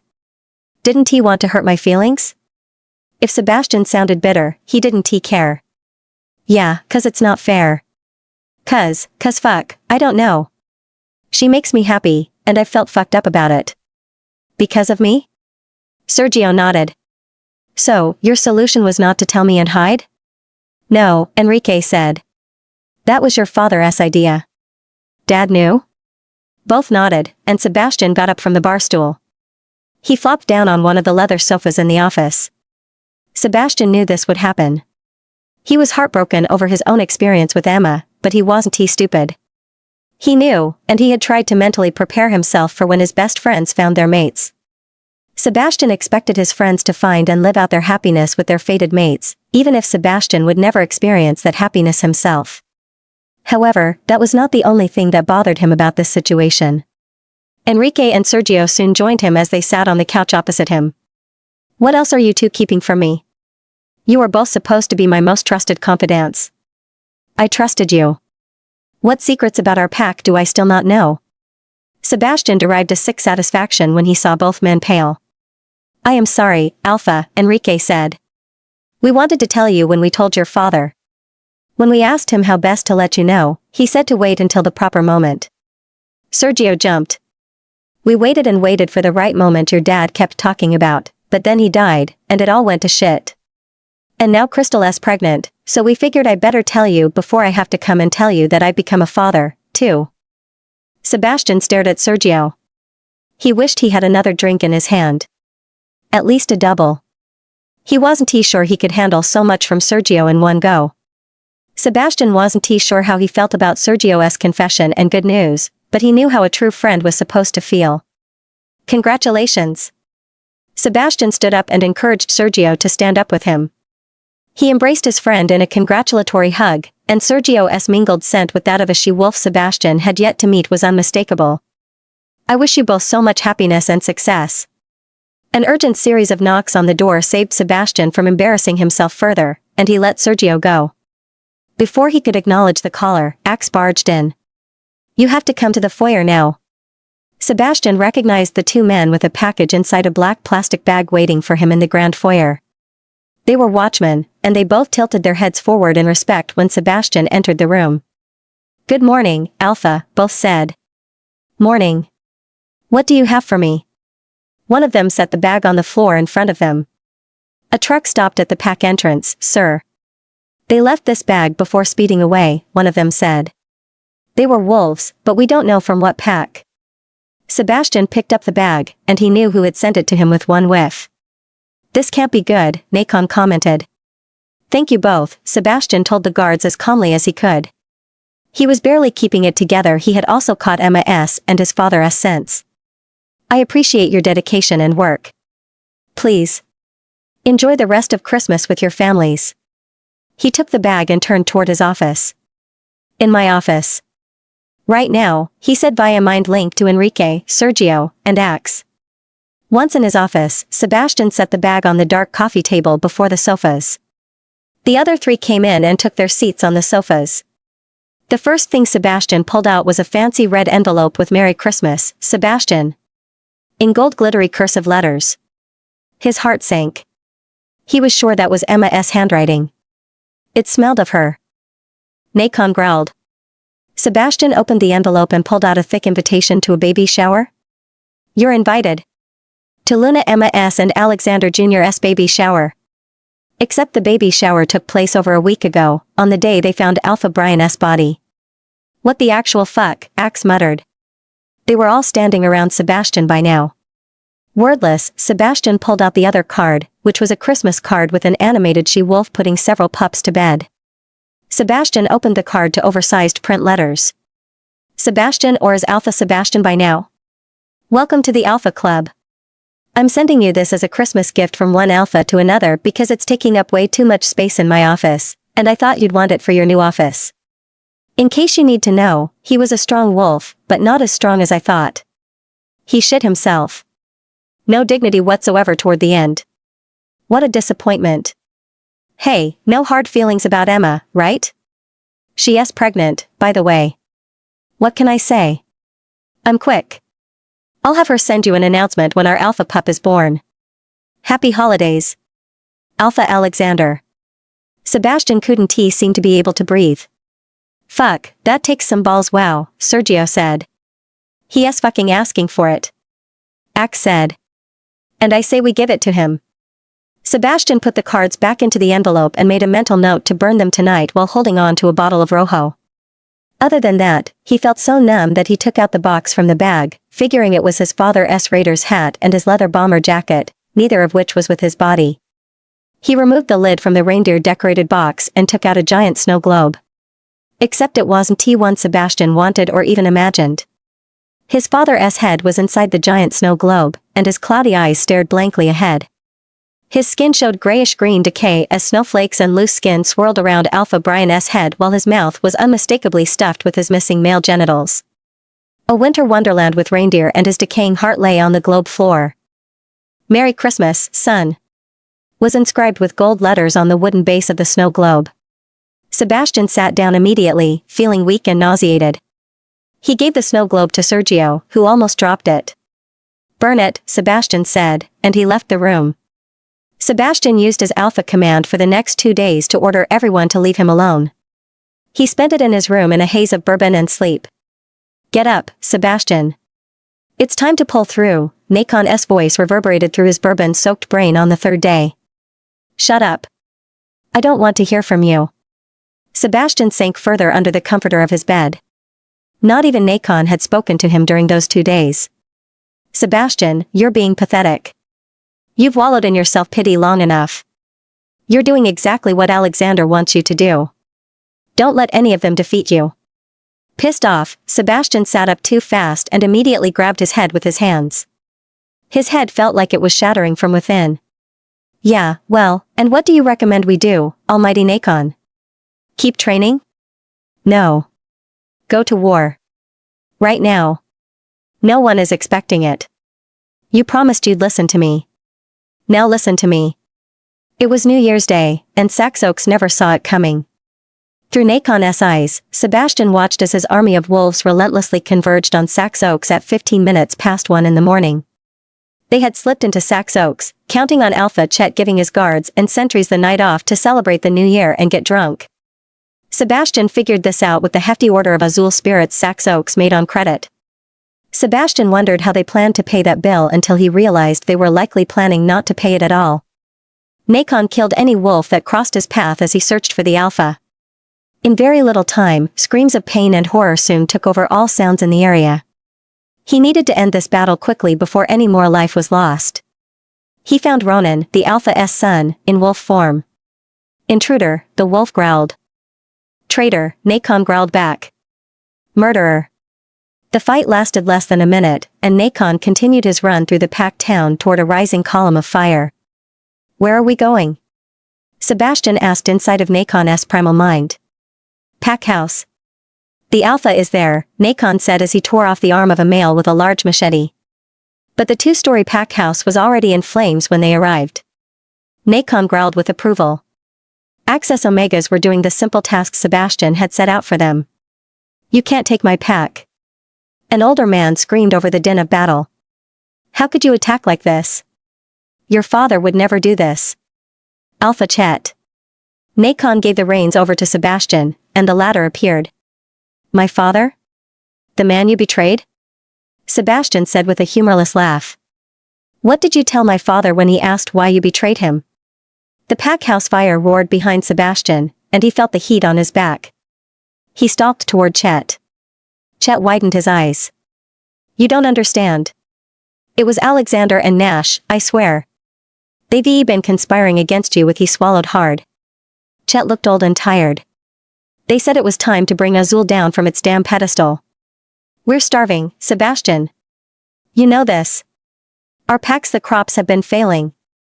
And you and your old man, living rich as kings you are, look down on us and don't help us. End him now, or I will," Nakon growled. Sebastian drew out his claws and thrust them into Chet's chest. Chet screamed and wailed. "Traitor!" Sebastian growled, "You and your grandfathers all wanted to play at being alphas." He yanked out Chet's sternum and heart and threw them on the ground. Chet's body slumped to the ground. Nakon took over and held their victory across the valley. And the fighting across all of the Sax's Oaks pack ceased immediately. May 2012. Blue Ponderosa Pack. "Thank you for helping me with that guy," Jace said. Emma smiled and nodded. Jace was curious about Emma despite having never seen or heard of her. Although Emma looked young when she smiled, she looked like she was in her late 30s. Jace noticed she must have been gorgeous in her youth, but that beauty seemed spent and diminished. Her face creased deeply around her eyes and mouth, and her limp, dirty blonde hair, in a haphazard knot over her head, looked like it had been thinning. The dark, purplish circles under her eyes looked permanent, as if she only received a few minutes of sleep a night. Griggs, as I would love to say he is harmless, but he is not. None of them are these days, unfortunately. Emma motioned for her to sit on the cot in front of them.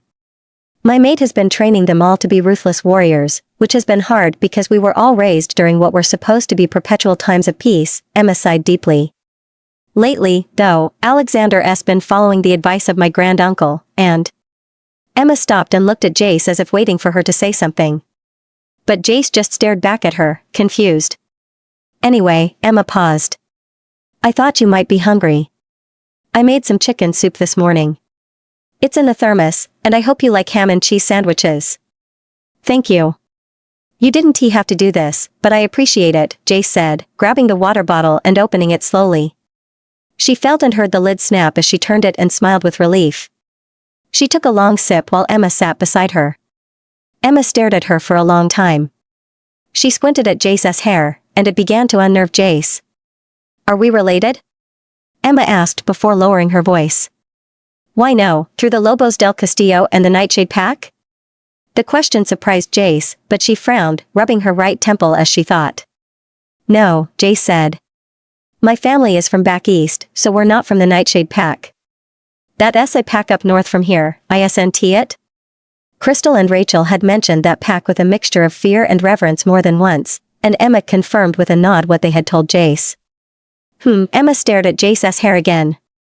You hair. It's a unique shade of black. Nightshade black.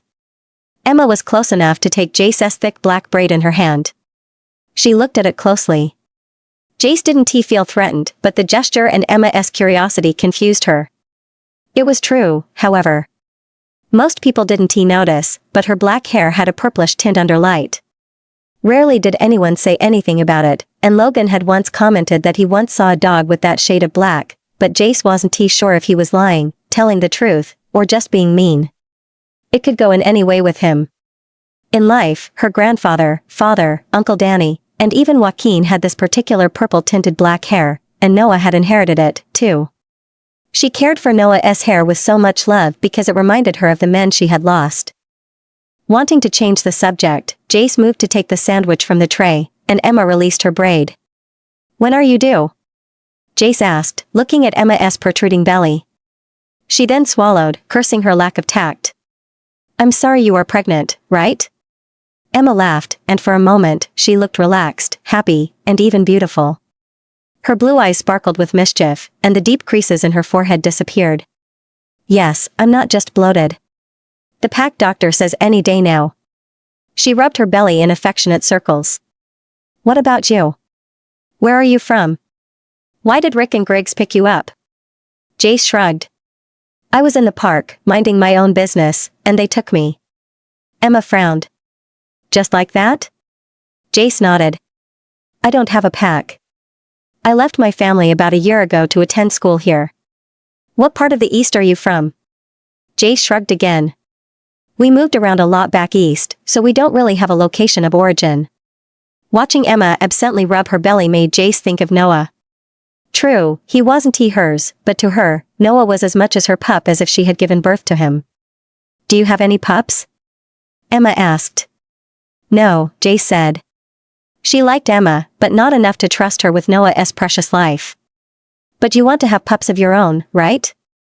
I don't think I can, Jace said, negotiating with herself on behalf of Emma, one life or one truth. My mate rejected me, so I'm pretty much done. Emma's face suddenly crumpled into a grimace of pain, and she looked away, but not before Jace noticed her tear-bright eyes. I'm so sorry. I'm sure you didn't deserve that, Emma said, her voice slightly above a whisper. He will regret it. Deep within his soul, he will regret it. I promise. Jace looked at her, confused. Don't be sorry. He traded me in for the Alpha's sister, so I'm sure he is happy now. Emma shook her head. No, he will never be happy. His other half is missing, and when he realizes that, he'll come looking for you. He tried to kill me. Emma finally looked back at Jace as if her eyes held all the sadness in the world. Even so. You're his other half. He'll never forget that. I promise. Oh. Without warning, Emma grabbed Jace's hand and placed it on a moving bump on her belly. There had been many times when Amalia had done the exact same thing when she had been pregnant with Noah, and Jace had let her. This didn't seem to be different, and Jace enjoyed feeling the pup slide and stretch inside Emma. I hope and pray to the moon goddess above that she will be born well and healthy, Emma whispered, and that the goddess will look after her. Jace froze. It's a she? It's a girl? To Jace, this was an odd thing for Emma to say. Despite their half-human nature, human technology, such as birth control, didn't work on wolves, and ultrasounds and other scans tended to be unreliable. That said, alphas rarely fathered female pups. It wasn't unheard of, it was just rare. Jace heard Emma take a sudden breath while she stiffened. Emma looked panicked all of a sudden. Please, Emma whispered, please, don't tell my mate I said that. It's just a hunch. This pregnancy feels different. Jace was saddened, but she wasn't surprised. Most alphas didn't want daughters, even when they rarely fathered them. Jace sighed. It was disappointing how theirs was a male-dominated world governed by strength and savagery, with seldom a place for reason or kindness. She'd often seen that with Logan, who Jace didn't remember ever showing any kindness towards her or anyone until she saw how he treated Claire. No wonder the gentler wolves, most of them females with crappy mates, ran away and lost themselves in the human world, which was rumored to be at least a little better. How many pups do you have? Jace asked as she took her hand back. She bit into a ham and cheese sandwich. None, Emma said with sadness. I've had 5 pregnancies in 2 years, and, except for this one, I've lost all of them before the 2nd trimester. Her suspicion confirmed, Jace stopped chewing and stared at her, finally understanding her grave predicament. If Emma was right and she carried a girl, then she had every right to panic because this was very bad. Bad for the pack, but especially bad for Emma. I'm sorry, Jace whispered, unable to come up with anything more substantial to say, and to her surprise, Emma shrugged. It's my punishment. For my sins. As the Luna, Emma's first and most important order of business is to bear and raise the next alpha. It was predictable among their kind, a Luna's first 3 or 4 children were always males to ensure the pack remained within that alpha's lineage. Sometimes, a Luna would bear a girl, but that baby would usually mark the last of a Luna's fertility. Rarely did a Luna bear any more children after the birth of her only daughter, who would usually later mate with an alpha of another pack and thus strengthen his lineage. No such strict restraints existed for the mates of betas and gammas and not for omegas, which had a high and very varied birth rate compared to the pups of the 3 ranking lineages. Jace's grandfather explained all of this to her and Joaquin, her twin, and she was relieved they were lowly omegas without the social pressures of birthing the right children at the right time. Jace guessed that it was why omegas almost always mated with other omegas. This was why it was a regional scandal when Joaquin found his mate in their alpha's daughter. An omega is the alpha's son-in-law? Joaquin had been shocked and shaken like everyone else in the pack, but their grandfather had laughed and laughed about it for over a week. Thanks to many years of Uncle Danny's training, however, Joaquin proved to everyone his worthiness by beating all 3 of Amalia's brothers without issue in 3 consecutive, very public fights. Jace had been proud of her twin brother that day, and to her surprise, Alpha Alan himself was also proud of her twin and welcomed him into their family. But Joaquin was gone now, and Jace felt the painful absence of her life's best friend every day. Jace finally gulped the bite of the sandwich she had been chewing. Not that it mattered. She had no idea what to say to the Luna, whose life depended on birthing a boy. Her mate could chuck her aside if he didn't outright kill her and take another mate for the sake of procreating a son. It wasn't rare it could happen, and the blame would fall on her as the Luna. Jace walked to the cell's door and looked out the hallway. It was empty, but she closed the door without shutting it. Emma looked at her with tired eyes the entire time. What are you going to do? Jace whispered when she got back to her seat next to her. Emma let out a soul-deep sigh. Run. With her. As soon as she is born. She took a deep breath and looked into Jace's eyes. I have no one left. My family is gone. Will you help me? Yes. Jace said without thinking. What do you need me to do? At that moment, they heard heavy footsteps coming down the hall. Both froze as the strong scent of the alpha reached them simultaneously. The door suddenly slammed open, and a blonde male with a full red beard stepped in. He was muscular but not very tall, in Jace's opinion. Short king, anyone? Talon said. Shut up, Jace said, doing her best to ignore her unruly wolf. What do you think you're doing here? The male said. A Luna in your condition should be at home. Resting, not sharing gossip with a fucking prisoner. His cold, pale green eyes flickered over to Jace. We have no idea what kind of danger you could be in with this she-wolf. Yes, well. Shut up, Emma. He crossed his arms. Go back to the pack house. But. Now, he said, and both she-wolves felt the heavy force of his authority in his voice. Emma began to try to get up, and Jace immediately stood up to help her while the alpha rolled his eyes. Emma gave her a grateful smile. Jace liked Emma, and watching her waddle away so sad, scared, and defeated hurt. As soon as Emma was gone, the male before her turned back to her. I am Alpha Alexander, and, upon pain of death, you will address me as Alpha or as Sir. Is that clear? He looked at her like he would like nothing more than to slowly kill her with his bare hands. His thin lips seemed frozen into a perpetual sneer, and he smelled like he hadn't tea-bathed in a couple of weeks, not that he seemed to care about those he inflicted with his body odor. Jace wondered how a sweet woman like Emma got stuck with such an asshole for a mate. She nodded, and he continued, but not without deepening his frown. I didn't hear your fucking answer, bitch. Yes, sir. Understood, sir, Jace said. All right. I expect a clear, truthful answer. Who are you, and why are you on my lands? Jace took a deep breath. My name is Jace Cole. I am a student at Lazuli University. I'm from the East Coast. Oh, really? He didn't sound convinced. And what pack do you belong to? I'm a lone wolf, sir. I've always been a lone wolf. Alexander made a face as if Jace had just told him she had eaten 3-day-old roadkill for breakfast. I recently learned that lone wolves make the best spies, he said slowly, stepping closer to the bed where she sat.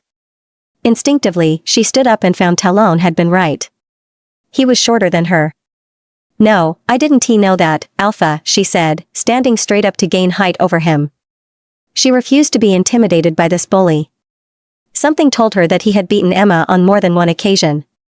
On the other hand, Jace knew about lone wolves being the best operatives, and her grandfather taught her how to befriend and persuade them to work for and be loyal to only her, too, but this idiot didn't need to know all that.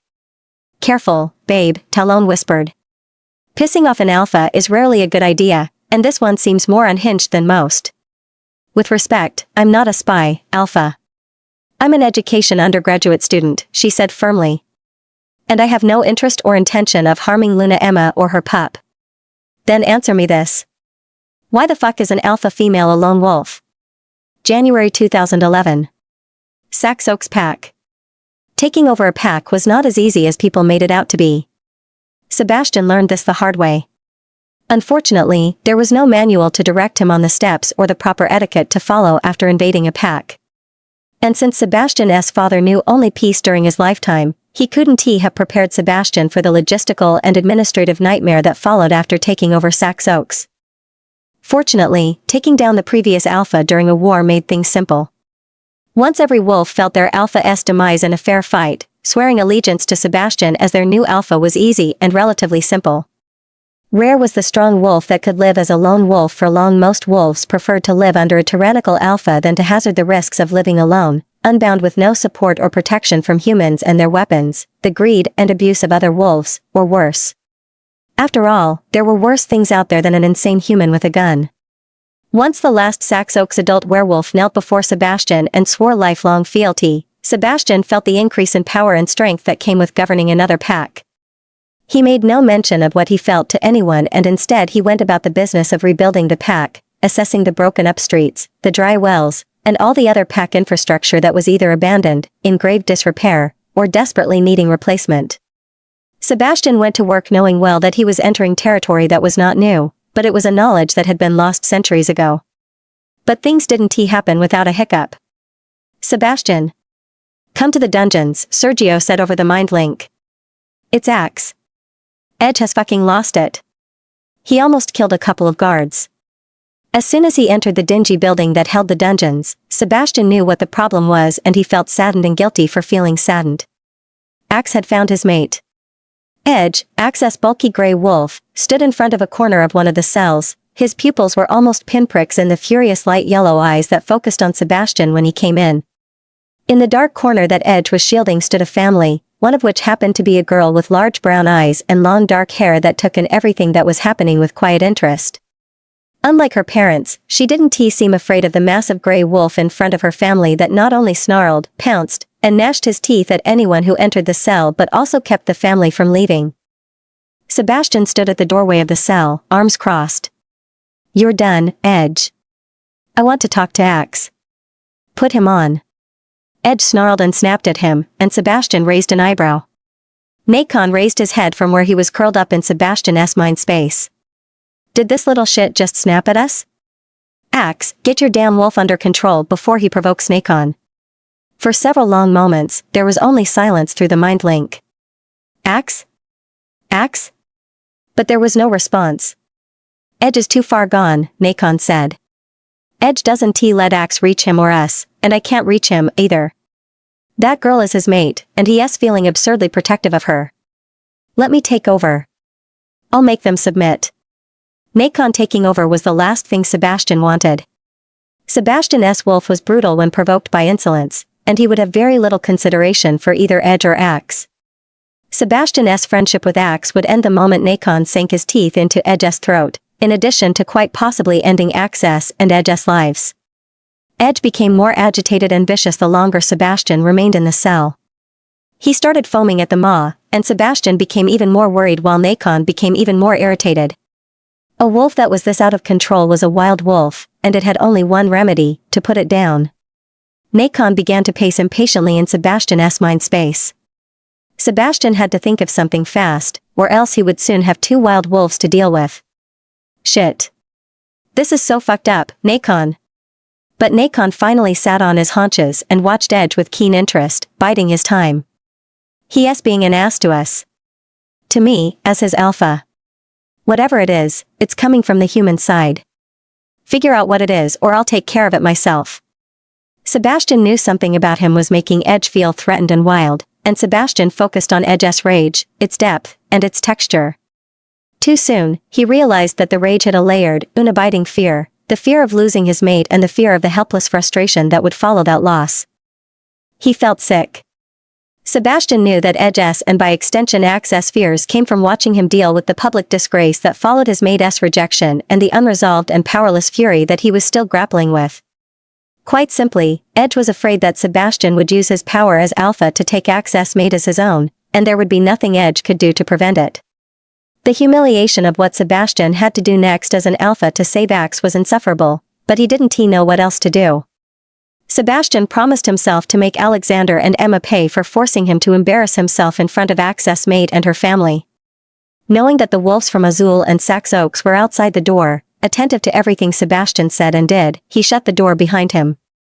Unfortunately, it served to enrage Edge even more, and he became wilder and louder. Clear the dungeon, Sebastian mind-linked Sergio without shifting his eyes away from Edge. He heard footsteps and some shuffling outside until he couldn't hear anything else but Edge's irate snarls. Done, Sergio said a few moments later. Silence. Sebastian shouted, and Edge almost immediately quieted down to a growl. Edge, you will listen to me or suffer the pain of death, Sebastian said, using the power of his full authoritative voice. Axe and Edge, as your alpha, Nacon and I are not interested in your mate, whatever her name is. Sebastian continued in a strong, even voice. As one, we promise not to take your mate from you. We promise not to court her, talk to her, harm her, or touch her in any way.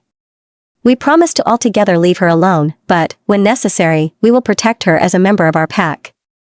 You have our word as alpha of the Azul Springs and Sax Oaks packs that your mate and her family will be safe with us and from us. He hoped the magic of his promises would sink into Edge's and Axe's psyche and work as it was already working on the family. They were on their knees, heads bowed in reverence. Edge stopped growling, licked his snout, and sat on his haunches, finally calm. He bowed his head in solemn acceptance. Never underestimate the power of an alpha's promise, Sebastian's father had often told him. It is very binding, so be very judicious to what and to whom you bind yourself. Edge's eyes lost their wildness and soon shone with Axe's consciousness. The remorseful voice of Axe came through the mind link. Sebastian, I am so sorry. I tried to reason with Edge, I swear I did, but he was being impossible. Please forgive us for being so stupid. Sebastian approached Edge and he put his hand on the wolf's head. He looked down into Edge's now intelligent eyes. Go, Sebastian said softly. Sergio and Enrique will take care of your mate and her family while you put clothes on and come back. Edge whined and Sebastian patted his head. It's fine, but you must know that I can never address your mate or personally take care of her. She and I can never be friends, Sebastian said sadly. It's the price we have to pay. Edge hesitated, dipping his head in submission and apology. All is well, Axe. It's fine, Sebastian lied, hoping that someday it wouldn't be a lie. We'll have a bourbon later. Edge nodded his head once and waited for Sebastian to open the door for him. Once Edge left, Sebastian turned back to the family, but they continued to be on their knees. Each adult pledged the most heartfelt allegiance that he had ever heard, starting with the male, then the she-wolf, and last the girl, who was the oldest of the 3 children. The young teenage boys remained kneeling, although they did not have to. But it was the girl, Axe's mate, who showed fierce respect for Sebastian as she placed her right hand over her heart during her allegiance, a sign that signaled an unspoken personal loyalty that transcended the fealty everyone else in Sax Oaks had pledged him. Omegas, all of them, Nacon commented. They'll be loyal for life. As convention dictated, Sebastian formally voiced his acceptance of their allegiance, and then he made to leave. Rachel, he heard the girl's clear voice behind him. Sebastian turned back. What did you say? My name, Alpha. My name is Rachel. She bowed her head in reverence, her hand was still over her heart. And, thank you for saving my mate, sir. We promise to not say a word to anyone. The rest of her family nodded as each one placed their hand over their heart, sealing their own promise. Sebastian nodded his appreciation and left. Gotta hand it to her, Nacon said. For an Omega, she's got fire. Spoke to us without anyone's permission. Promised something we weren't asking for. I wish more male wolves had her sense of loyalty and decorum. Sebastian snorted. As Axe's mate, she's going to need all the fire she's got and more. Poor girl. He better treat her well. We would be done it for Sergio, too. Yes, Sebastian said. He now understood why his father had kept the knowledge of Sergio's mate from him. It was to protect Sergio as much as Sebastian, and that saddened him so much. But we won't ever do it for anyone else, Nacon. April 2011. Sebastian soon found that there was one thing Alpha Chet was right about the night he died. Sax Oaks was one poor and broke pack, and it had been that way for years.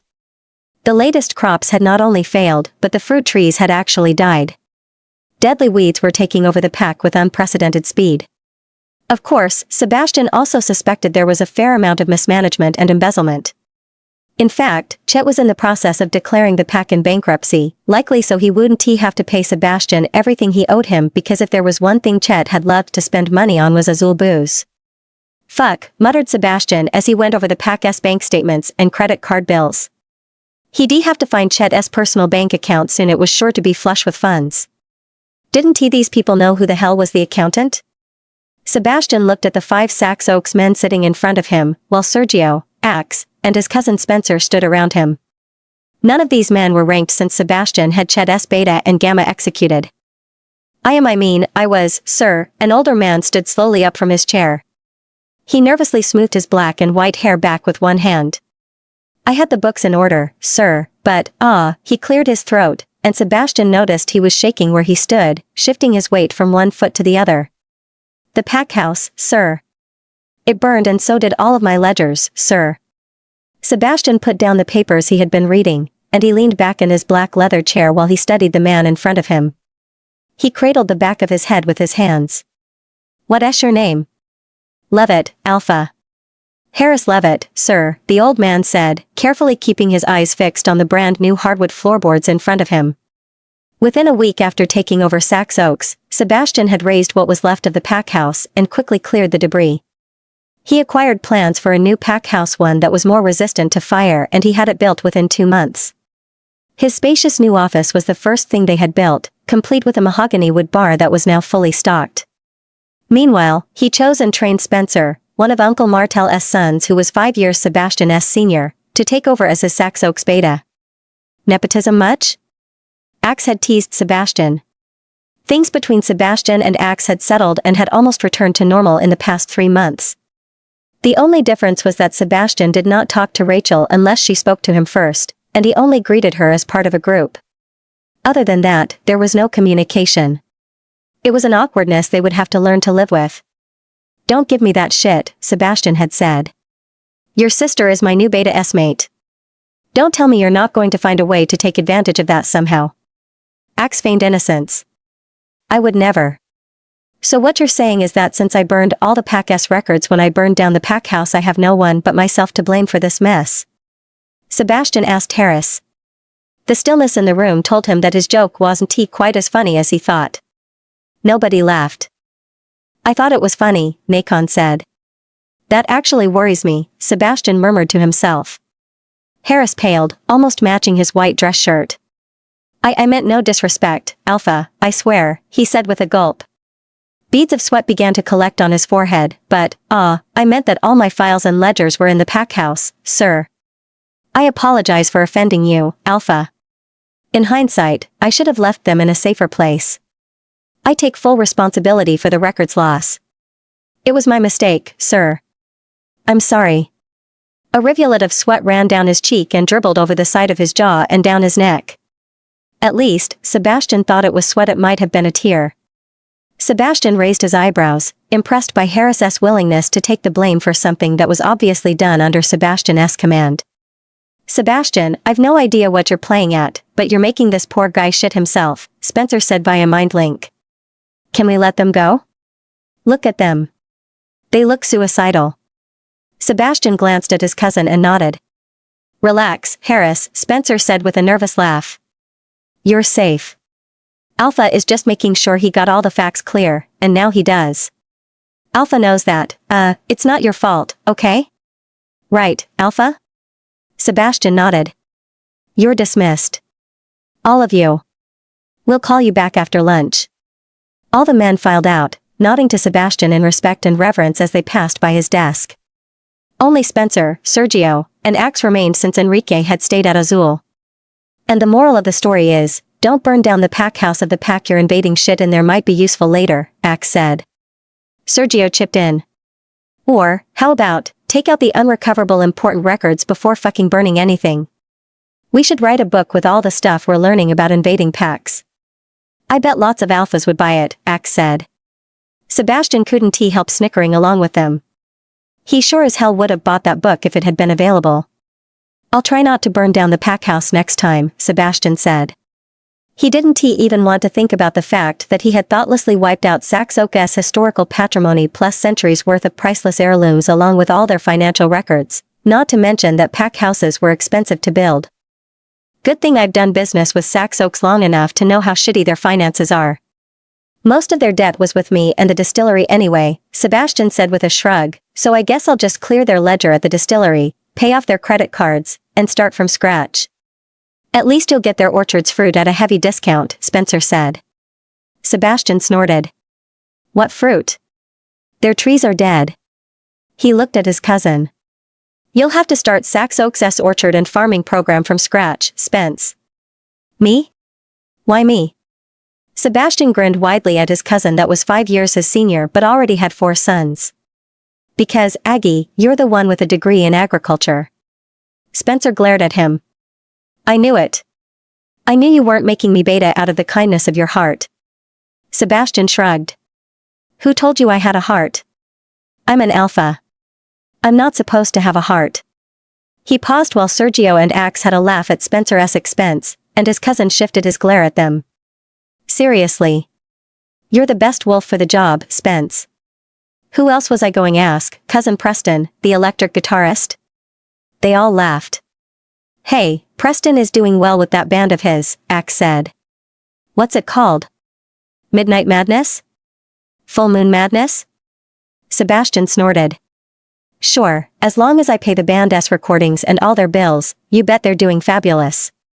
So, stop subsiding my brother's career and make him come back and grow the fuck up. My mother would love you for it, Spencer said with a sigh. Fuck, he's 24 and he's still not mature enough to take care of a houseplant. Sebastian put his hands in steeple position and leaned forward. Your mother already loves me, but I have plans for our dear Preston. For now, I'll just let him play music and pretend he is successful. Part of Sebastian's job as alpha was looking out for members of his family, particularly those like Preston. That involved paying for education and other opportunities, like buying an indie record label that Sebastian had no idea what to do with, but sometimes it also entailed playing God in their lives. Sebastian at first didn't appreciate playing God until he asked Spencer to move back from Texas to become his Sax Oaks beta. And Spencer, like the good little Hayes family member that he was, didn't think twice to uproot his family and move to Sax Oaks within a week. Having that kind of power over people was growing on Sebastian. He sighed. Maybe that's why he wasn't funny anymore. As for you, you'll get a fair share of Sax Oaks earnings as your salary after you give Azul 35% as part of a payment plan for the massive loan I'm about to give your new pack. And, yeah, the distillery will take that deep discount on Sax Oaks fruit and other products she were talking about. 35%? For a loan? Does that include interest? Spencer dropped into the chair in front of Sebastian, and Sergio and Axe sat on either side of Spencer. No. Will it be lifted once the loan is paid in full? No. Then, why not call it what it is, Sebastian? It's a tax. Fine. Call it whatever the hell you want. Call it a tax, if that makes you happy, Sebastian said with shrug, but his voice was grave. But always remember that Sax Oaks belongs to Azul Springs pack. Sax Oaks is our vassal pack, and you are in Hayes and also my beta. Your oldest son will become my son's Sax Oaks beta. That's how it works. That's how it worked before the Azul Valley pack became 5 packs. Do we have an understanding, Spencer Hayes? Yes. That is how it will work, Alpha, Spencer said, nodding his head in formal assent. He paused. Okay, but if you're taking that much, Sax Oaks wolves have to get something in return. I want them to be able to get jobs with fair wages at the distillery, Spencer said. I also want you to provide a shuttle for them to and from the distillery. At no cost to them. Sebastian frowned. Those jobs are for Azul wolves only. Our great-grandfather founded the distillery for the benefit of our pack. It's Azul's birthright and legacy, and no one else's. You know this. But Sax Oaks is now part of Azul Springs. As you said, Sax is your vassal pack and Hayes Beta will always be here to support Hayes Alpha. If you want Sax Oaks' continued goodwill and labor with zero shit like uprisings due to unfairness, if you want them to see you and accept you and your descendants as their alpha, then you're going to have to see them, care for them, and protect them like they're your people, too. You can't just exploit them, Sebastian. Sebastian glanced at Sergio, and Sergio nodded. Makes sense. You want Sax Oaks wolves to know that they're better off having you as alpha and being part of Azul Springs, Sergio said. They'll only understand that if we help them out of the poverty they're mired in. We live to care for and protect Azul Springs. You need to do that for Sax, too. It'll also help to recruit their men for our next phase, too, Axe said. As I've told you, Sax recruitment is very low. They're demoralized. They lost more than their previous alpha. They lost their self-worth and sense of purpose. Sebastian grabbed the bottle of Rojo on his desk and poured himself a drink. He sipped it as he thought. He hated to admit that they were right. We want to always be right, Nacon said. I know. Wrap this up. I'm bored already. We need a run. Fine. They can apply to the distillery, Sebastian said. I'll tell Peggy at HR to take their applications seriously and hire the best of them. I'll also tell her to organize a shuttle. Spence, she is your cousin, too. Call her to follow up. Anything else? We need to rebuild infrastructure, Spencer said. Sebastian nodded. Yes, you do. Draw up some plans and a budget with a reasonable timeline. Email them to me. Use my pack email address, not the distillery's. Sebastian covered his eye sockets with the heels of his hands and groaned. Fuck, this is going to take a lot of work, time, and a lot of money. You can afford it, Spencer said. That's not the point, Sebastian said. This is exactly why Azul Valley split up into 5 packs hundreds of years ago. The last alpha of the Azul Valley pack was running himself and his Luna ragged. That's why maintaining peace was so damn important. Fucking Alexander. He's going to pay for this. He and his damn Luna will pay for all the shit they're putting us through. Speaking of Alexander, Axe said, glancing at Sergio and then at Spencer. I heard his Luna lost the pup. She miscarried or something or other. Sebastian raised his eyebrows before scowling. I don't fucking care, he said as he got up. He suddenly needed to leave the room. I don't want to ever hear anything about her. She's dead to me. Understand? All of you? He waited until they all agreed and drank the last of his bourbon before heading out the door.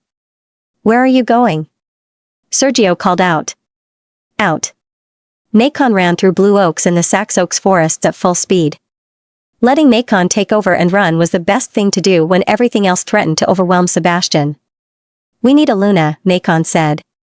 We don't need a Luna, Sebastian said, more than a little annoyed. I don't have time to go out and find one. You promised we'd look for one once the Sax battle was over. Don't break your promises to me. Fine. Where should I start? A dating app? Stop making fun of me. Nacon said. This isn't fun for me, either. Lily was good. I'm sorry, Nacon, Sebastian said, realizing that a part of Nacon was still mourning the loss of Lily. Sebastian sometimes forgot that when Emma rejected him, Nacon had lost his mate, too. He and Lily had been powerless to do anything about it. The she-wolves are training right now, Nacon said. As Alpha, we should supervise their training, and make sure they're being trained properly, and that they have the proper form or whatever you humans look for. From a comfortable chair in Nacon's mind space, Sebastian rolled his eyes. Once Nacon arrived at Sax Oaks open training grounds, he sat on his haunches on a lone hill off to one side. He knew his presence did not go unnoticed because all the she-wolves stopped complaining and they started to follow their trainer's instructions better. The unmated she-wolves in particular started to focus. You're so obvious, Sebastian said. They know why we're here. Who cares about the trainees, Nacon said. Pay attention to their trainer. That's who we want to look at. Sebastian peered at the she-wolf leading the group. She had platinum blonde hair cut in a short bob. Nacon's eyesight was such that he could see her slate gray eyes and how they focused intensely on the task at hand. Admittedly, she was attractive, but not anything special in Sebastian's opinion. He didn't care for blondes. Not since Emma. I've never seen her before. Who is she? Her name is Julia, and of course, you've seen her before. She is from Azul Springs, Nacon said. Really? I don't remember. Now it was Nacon's turn to roll his eyes. Sebastian couldn't help but admire Julia's strength and determination, even though she was just training the Sax Oaks she-wolves in basic self-defense. She seemed like a good trainer. Shall we ask her out? Nacon said. Tonight? Through Nacon's eyes, Sebastian squinted at the she-wolf's form. No. Not yet, Sebastian said. We can't just ask her. An incoming mind link from one of the seasoned Azul Springs sentries guarding the Sax Oaks borders suddenly interrupted them. Alpha Sebastian, Gamma Axe, there's a large group of warriors from Cerulean River heading at high speed towards our northern border. We need backup as soon as possible, sirs. How many are there? Axe asked. About 200 or so, Gamma. Sebastian? We're on our way. May 2012. Blue Ponderosa Pack. An Alpha what? Jay stared at Alexander, incredulous. Are you out of your damn mind? She laughed. Jace. Don't laugh, yes. Alexander shortened the distance between them, grabbed Jace by the throat, and slammed her against the wall. He tried to raise her to choke her while she dangled by his grip, but the effect was lost when she could comfortably set both feet on the floor. Regardless, her eyesight blacked out for a second as her head absorbed the brutal hit it took. Don't fucking sass me, bitch. I'm not fucking sassing you, sir, Jace said, rapidly blinking the stars out of her eyes and focusing on his pale eyes. My grandfather was an Omega. My father and my brother were both Omegas. My mother was from a Gamma bloodline, but that doesn't matter because there's still no fucking way I'm an Alpha female. If I'm anything, I'm a bona fide Omega female. Sir. Jace's grandfather her abuelo had spoken to her about Alpha females, but they were a legend if not a fantastical myth. Jace thought they were a cruel joke on all the daughters of Alphas, and she was glad she wasn't one of them. For one thing, alpha females supposedly descended from a long line of legitimate alpha males, a line made up of only firstborn sons. Their strength and speed were said to rival that of alpha males, including their brothers. In a time of dire need, an alpha female could supplant a legitimate alpha male. Still, the circumstances, according to ancient texts, had to be so extenuating that the entire pack would accept an alpha female as their alpha. The caveat, of course, was that nobody knew what the ancient texts meant by extenuating circumstances, and nobody wanted to find out. This is why Jace consistently argued with her grandfather that the alpha female was only a legend devised to give alpha's daughters the daughters no alpha wanted in the first place, hope that they had the same self-worth as their older brothers.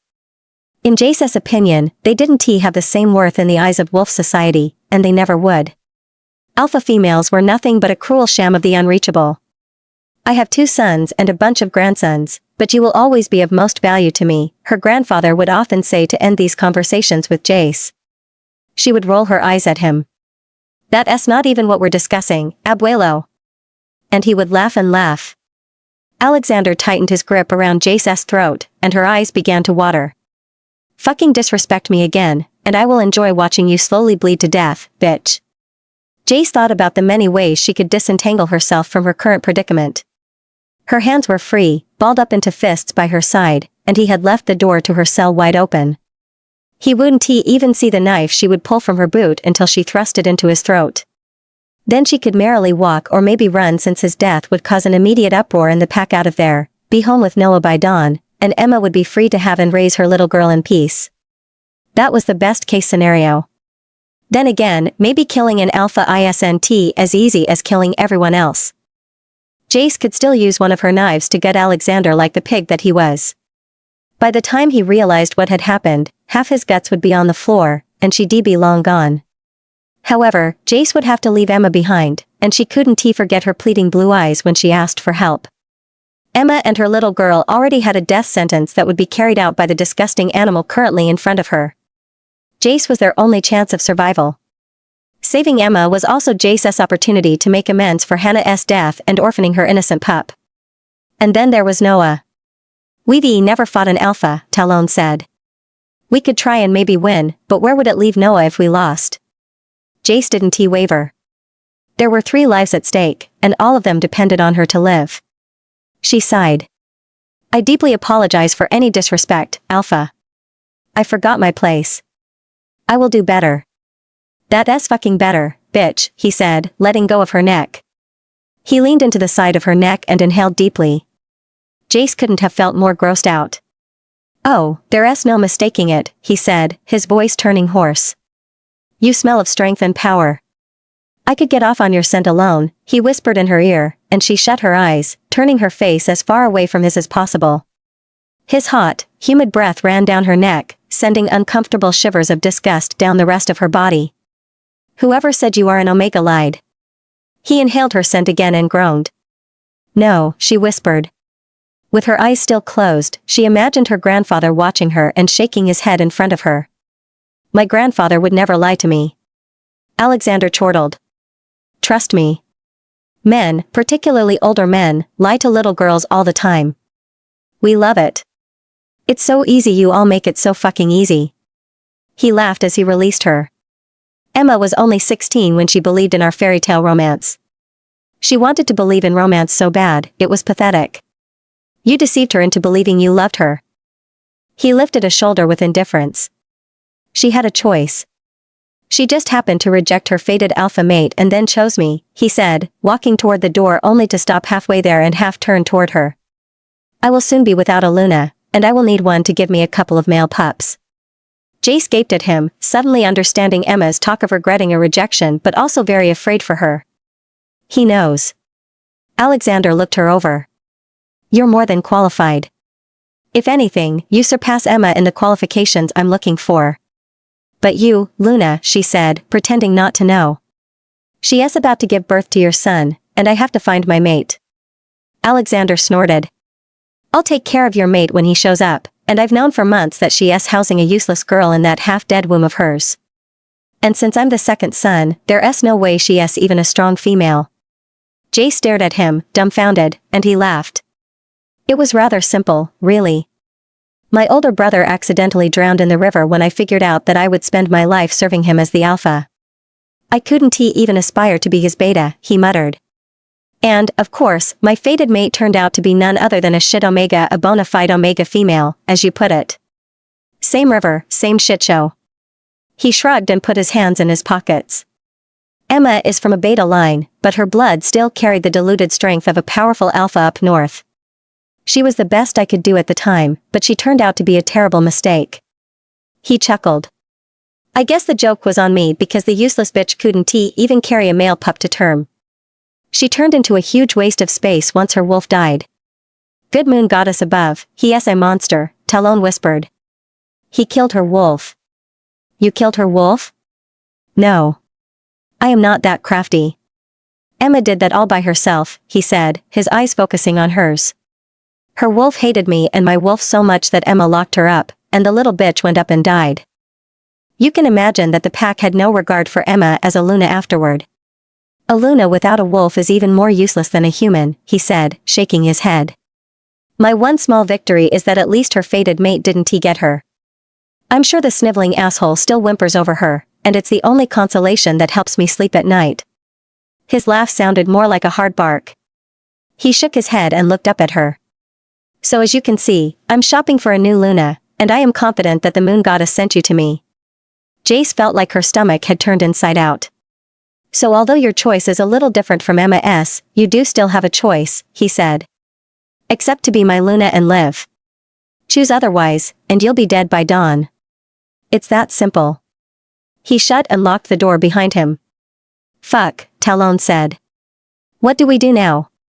Jace pressed both hands against her stomach as she leaned against the wall and slid to the dirty floor, where she slumped and put her face in her hands. Her mind raced. She wanted to take apart everything Alexander had told her, analyze it, and compare it to what she knew about her family and lineage. She wanted time to slow down so she could find the evidence that her grandfather hadn't lied to her and the entire family. Because Felice Cole would have never lied to her. Jace was confident of this. She also wanted to figure out the puzzle that was Emma. How could she reject a fated mate? And an alpha? I guess I'm not the only rejected mate roaming the world, Jace thought bitterly. Still, Jace suspected Alexander's word vomit was intended to confuse and frighten her, to paralyze and delay her from taking action. She looked up around the room and at the ceiling skylights and heaved a sigh. It was still light outside. Come on, Talon. We have work to do. April 2011. Sebastian and Nacon had never been to the northern border of Saxe Oaks. Because of the intense work involved in reorganizing their new pack, this was the first time they ran through the entire length of the Saxe Oaks territory. They ran at full speed through the heavily forested areas to the part of the territory that ended high above the Great Cerulean River, the natural crystal blue border with the Cerulean River pack. Sebastian was glad to be able to see the natural beauty of the pack for the first time through Nacon's senses. Images were sharper and colors more vivid through Nacon's eyes, and although his human nose perceived a wide range of scents, it was nothing when compared to the plethora of scents that Nacon's nose was capable of perceiving. As they passed through, Nacon's nose picked up the smell of a male fawn that had been born that morning under a fallen tree. It was still nearby, and had they not been in a hurry, Sebastian would have let Nacon help himself to his next meal. Sebastian's father had taught him about Saxe Oaks and Cerulean River's strange history. Brian had laughed every time he talked about it and had called it an enemies-to-lovers story. Saxe and Cerulean had started as fierce rivals, constantly at war for access to the river and its many ponds along the border.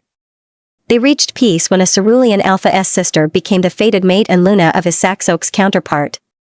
As time went on, the two packs built many bridges, literally and figuratively, to facilitate trade and transport between one another. By the time they had enjoyed continued peace for over 100 years, Saxe and Cerulean considered themselves sister packs, and they stood together against anyone that threatened them, particularly Azul Springs. To meddle with one was to provoke the ire of the other.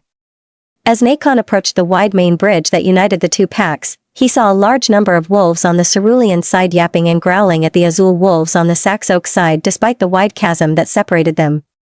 There weren't many Saxe Oaks wolves present to defend their territory, a fact that nettled Sebastian. Axe, where the hell are the Saxe Oaks warriors? They should be been here by now. There aren't very many willing to fight cerulean. Most are related to each other. I don't give a shit if they're each other's grandmother. There will be hell to pay if we spill Azul wolf blood to protect Sax Oaks while they stay home eating dinner. Nacon strode toward the Sax Oaks end of the bridge, and the large group of Azul Springs wolves before them parted as he made his way to the bridge's entrance. Through Nacon's eyes, Sebastian noted that the wood bridge was large and sturdy. The edge of the chasm was sharp, and the drop-off down to the river was long, at least 100 feet, and onto a bed of jagged black rocks among violent white waters. Sebastian had never seen anything like it. "There's no coming back from that fall," Nacon said. Nacon stopped when he got to the entrance. Sebastian vaguely recognized the surprised older man with long, shaggy brown and white hair and a matching beard in the middle of the bridge as Alpha Nash. He was waiting for him along with two other men, presumably his Beta and Gamma. Nacon canted his head to one side. "He wants to talk?" Nacon asked Sebastian. "He wants to talk." "Sergio? Axe?" As soon as Sebastian's bare foot stepped onto the bridge, he felt Sergio and Axe on either side of him. "This is going to be interesting," Axe said as they walked. "This isn't going to end well," replied Sergio. "Then maybe we preempt it by not letting them get off the bridge alive," Axe said with enthusiasm. "That would be murder," Sergio countered. "Not if they attack us first." "Enough, both of you," Sebastian said. "Leave me out of your mind-link bickering." Sebastian stopped about 10 feet from Nash and his men. They were unarmed, but Sebastian didn't trust Nash. Not only because he barely knew him but because he had betrayed his father along with Chet. "What do you want, Nash?" Sebastian said. "And a good afternoon to you, too, Sebastian," Nash said. "Didn't your mother teach you any manners before she died? If you wanted to chit-chat, you could be called." "What the hell are you doing here?" Nash crossed his arms. "Where's Chet? This is a Sax Oaks and Cerulean River sparring session, and you were not invited. But I guess I shouldn't be surprised you're here. Azul is always sticking their dick where it's not welcome. You best tell your boys over there to move on out before Chet's men arrive." "Chet is not going to make it today," Sebastian said, impressed that two packs met to spar on a large scale. It was a good idea, one that he tucked away for later. Or ever again, for that matter. Nash stared at him, unfolding his arms. "What did you do?" Nash hissed. Sebastian shrugged. "Nothing that Chet didn't have coming. I'm just surprised you didn't know or haven't figured it out yet." "Has no one told you?" Nash's mouth gaped, and it was almost comical. "Where is he? What the fuck did you do to him? Do you have him in a dungeon?" "What the fuck, Sebastian? He's an alpha. Do you have any fucking idea what that means? I demand you set him free immediately. Your father would have been ashamed of you." Nash's temper escalated so quickly that Sebastian was confused. "Chet is dead, Nash." Nash blanched. He looked around, stunned and hurt. Sebastian looked at him carefully. This was not the reaction he was expecting. Something was off. "I declared war on Sax Oaks as soon as I found out they killed my father and his Gamma." "But he didn't kill your father, Alexander did," Nash said. One of the men behind Nash gave him a slight push on the shoulder, and he quickly recomposed himself. Sebastian smiled. "It's all the confirmation we need," commented Sergio. "Yep. Thank you, Nash," Axe said. Nash turned red, and he clenched his jaw. "Where are Luna Farrella and her children? I claim the right to give them asylum in my pack, including her son Ronan." Sebastian snorted. "Ronan died before anyone else in that stupid family. It was rather easy, too. As for Luna Farrella and the rest of her pups, they're already in your pack's territory." Sebastian grabbed the wood railing and carefully looked over the bridge. "Well, I guess halfway on your territory since you and I now share the river." He looked back at an astounded Nash. "Maybe they've washed up on your shores by now, and you can extend them membership? They sent you their regards as they went over." Axe laughed. "Axe, shut it before they figure out it's a lie," Sergio said. But Nash was too focused on Sebastian to even notice. "All of them? Even little Tonnet?" Nash whispered. "That was the little girl's name?" "Yeah. She went over, too." It's called war, Sebastian said, and Saxe Oaks preempted it when they betrayed my father. You're a monster, Nash said. Chet would have been devastated. Sebastian crossed his arms, still looking at him with interest. Should I tell you how he died? His last words? They were about you, interestingly enough. You were all he could yap about. Nash looked away from Sebastian as his face turned a unique shade of puce. Well, I'll be damned, Nacon said, and both of them alphas. Are you surprised? Aren't you? This sort of thing usually happens between two omegas or between an omega and a gamma. Rarely with betas, and it's unheard of with an alpha. An alpha S line depends on him procreating with a she-wolf. The mixing with males among us wolves, nobody cares when it's two omegas, but it doesn't look good on alphas. Sebastian had to agree. Alphas weren't permitted behaviors that weakened or risked the continuation of their bloodlines. But is it possible? Sebastian asked. Oh, it's possible, I suppose. I just never imagined it happening between two alphas mated with she-wolves. Unless. When did you two start? Sebastian asked, finally realizing what all the hints his father had dropped meant. Brian was probably sworn to secrecy by Chet, and he honored that promise to the end. This is why Chet was after Enrique's fated mate. To conceal his real fated mate. Nash's Beta and Gamma looked at each other, confused. They moved and stood next to him. Oh, your men don't know, do they? Sebastian said, chuckling. My guess is neither does your Luna, much less your pack. Your Luna isn't your fated mate. She accepted you because she wanted to be Luna. Shocked, Nash's men looked at him. Alpha? Shut the fuck up, Nash said through his teeth. You know shit.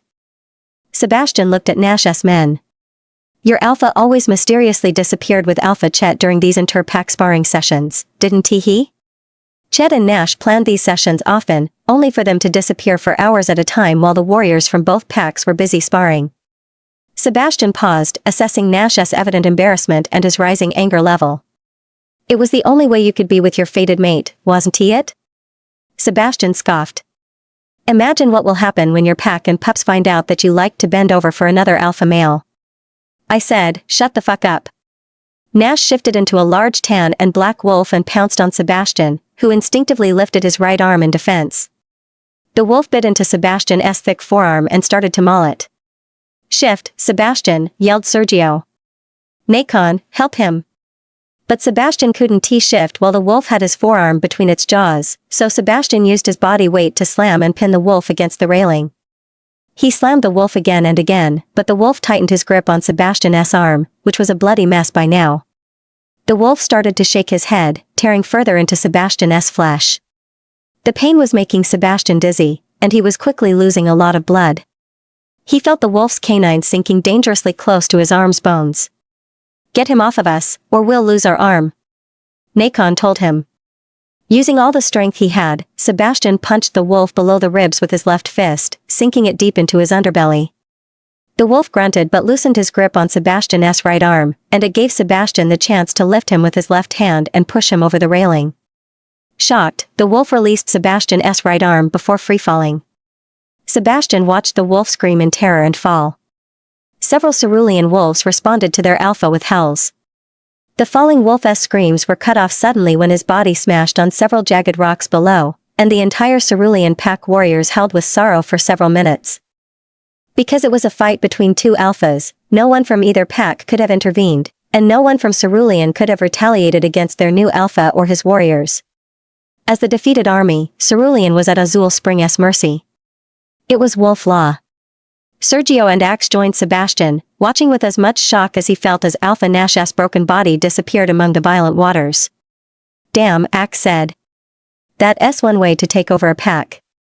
For once, Sergio remained speechless. They looked back at Nash's men, and both had knelt on one knee before Sebastian. The army behind them must have seen this and quickly followed suit. Cerulean Pack's submission was immediate and absolute. Sebastian couldn't have been more pleased. The only bloodshed had been him, even if he couldn't use his hand at that moment. Please spare our mates, pups, and our pack members, the man with the dark curly hair said, his eyes fixed on the thick plank boards. We, as an army and a pack, will all pledge to you our fealty and allegiance, and Mel and I will step down without a fight, but, with much respect, we ask that you spare our families and let us live in peace with them among our pack. Sebastian, still relieved that many lives had been spared, thought the request fair and nodded. What's your name? I am Ricardo. I'm the now former beta of the Cerulean River Pack, sir. He nodded toward the other male. This is Melson, the now former Gamma. Sebastian nodded for them to continue, and each took time to promise his allegiance and lifelong service to Sebastian and his 3 packs. They solemnly promised their fealty in the name of the Moon Goddess and on the lives of their mates and pups. Satisfied, Sebastian looked toward the Cerulean army, and he saw that they were waiting for him so they could do the same. Despite the many centuries of separation from the Azul Spring Pack and the previous decades of peace in the Azul Valley, Sebastian reflected on how these wolves instinctively knew how to submit and coalesce into one unit under their rightful alpha. Maybe. Or maybe they recognize that the Azul Springs Pack is their parent pack and that they never should have separated from them in the first place, Macon said. By now, the rest of Cerulean would have felt their Alpha's death, and all 5 men walked toward the Cerulean army. Sebastian ordered half of his warriors to follow, and the rest he dismissed to go home. Order guards to collect the Alpha's Luna and pups and keep them in the pack house under house arrest, Sebastian instructed Mel as they kept walking. I don't want them to escape, especially not the heir. Sebastian then turned to Ricardo. Tell me, why did Nash betray my father? They were friends. All 3 of them were friends. Ricardo cleared his throat. It was for no other reason than to make Alpha Chet happy, sir. Alpha Alexander promised Alpha Chet a lot of money and other financial aid as soon as Azul Springs fell. Azul, Alpha Alexander said, could only fall if Sax, Cerulean, and Blue united forces. Alpha Chet and his pack were in a terrible financial situation, and Alpha Nash went along to help Alpha Chet. Ricardo and I, Mel said, strongly advised Alpha Nash against it since we needed neither the money nor the problems it would bring. We didn't want to lose valuable warriors on something that did not concern us, but he always listened to Alpha Chet first and without question. He sniggered. We now know why. And you had no idea? Sergio asked. Not even a suspicion? You know, that they were together? Mel and Ricardo shook their heads. He Alpha Nash he always said that they were like blood brothers, Ricardo said, that they grew up together and that's why they loved each other so much. He was our Alpha, we had reason not to believe him. Mel sniggered. Nash knew he would lose the respect of most pack members if it were known he was sexually subservient to another Alpha. Did my father die in your pack? Axe asked. Ricardo looked at him before bowing his head but kept walking. He nodded. Alpha Chet arrived with them as prisoners the night before Thanksgiving, Ricardo said. He wanted Alpha Brian to surrender that night, to give up and sign over his pack and the distillery in Chet's name. When Alpha Brian wouldn't, Chet told Alpha Nash to beat Gamma Lance to break him. When that didn't work, he told Alpha Nash to kill him. Ricardo paused. Alpha Brian had affected him to watch Alpha Nash kill him. His wolf howled for hours after. When Alpha Alexander came to collect Alpha Brian the next morning, he took all the bodies with him. He looked up at Axe. I'm sorry. Axe growled, and his eyes glowed with Edge's pale yellow eyes.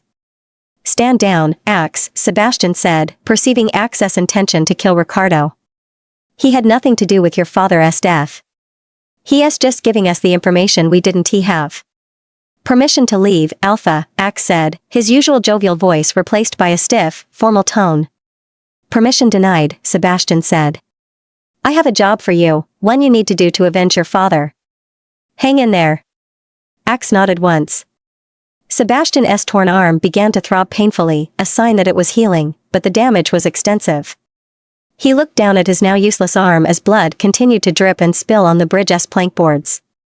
He couldn't move or even feel his fingers. Sebastian looked back onto the bridge.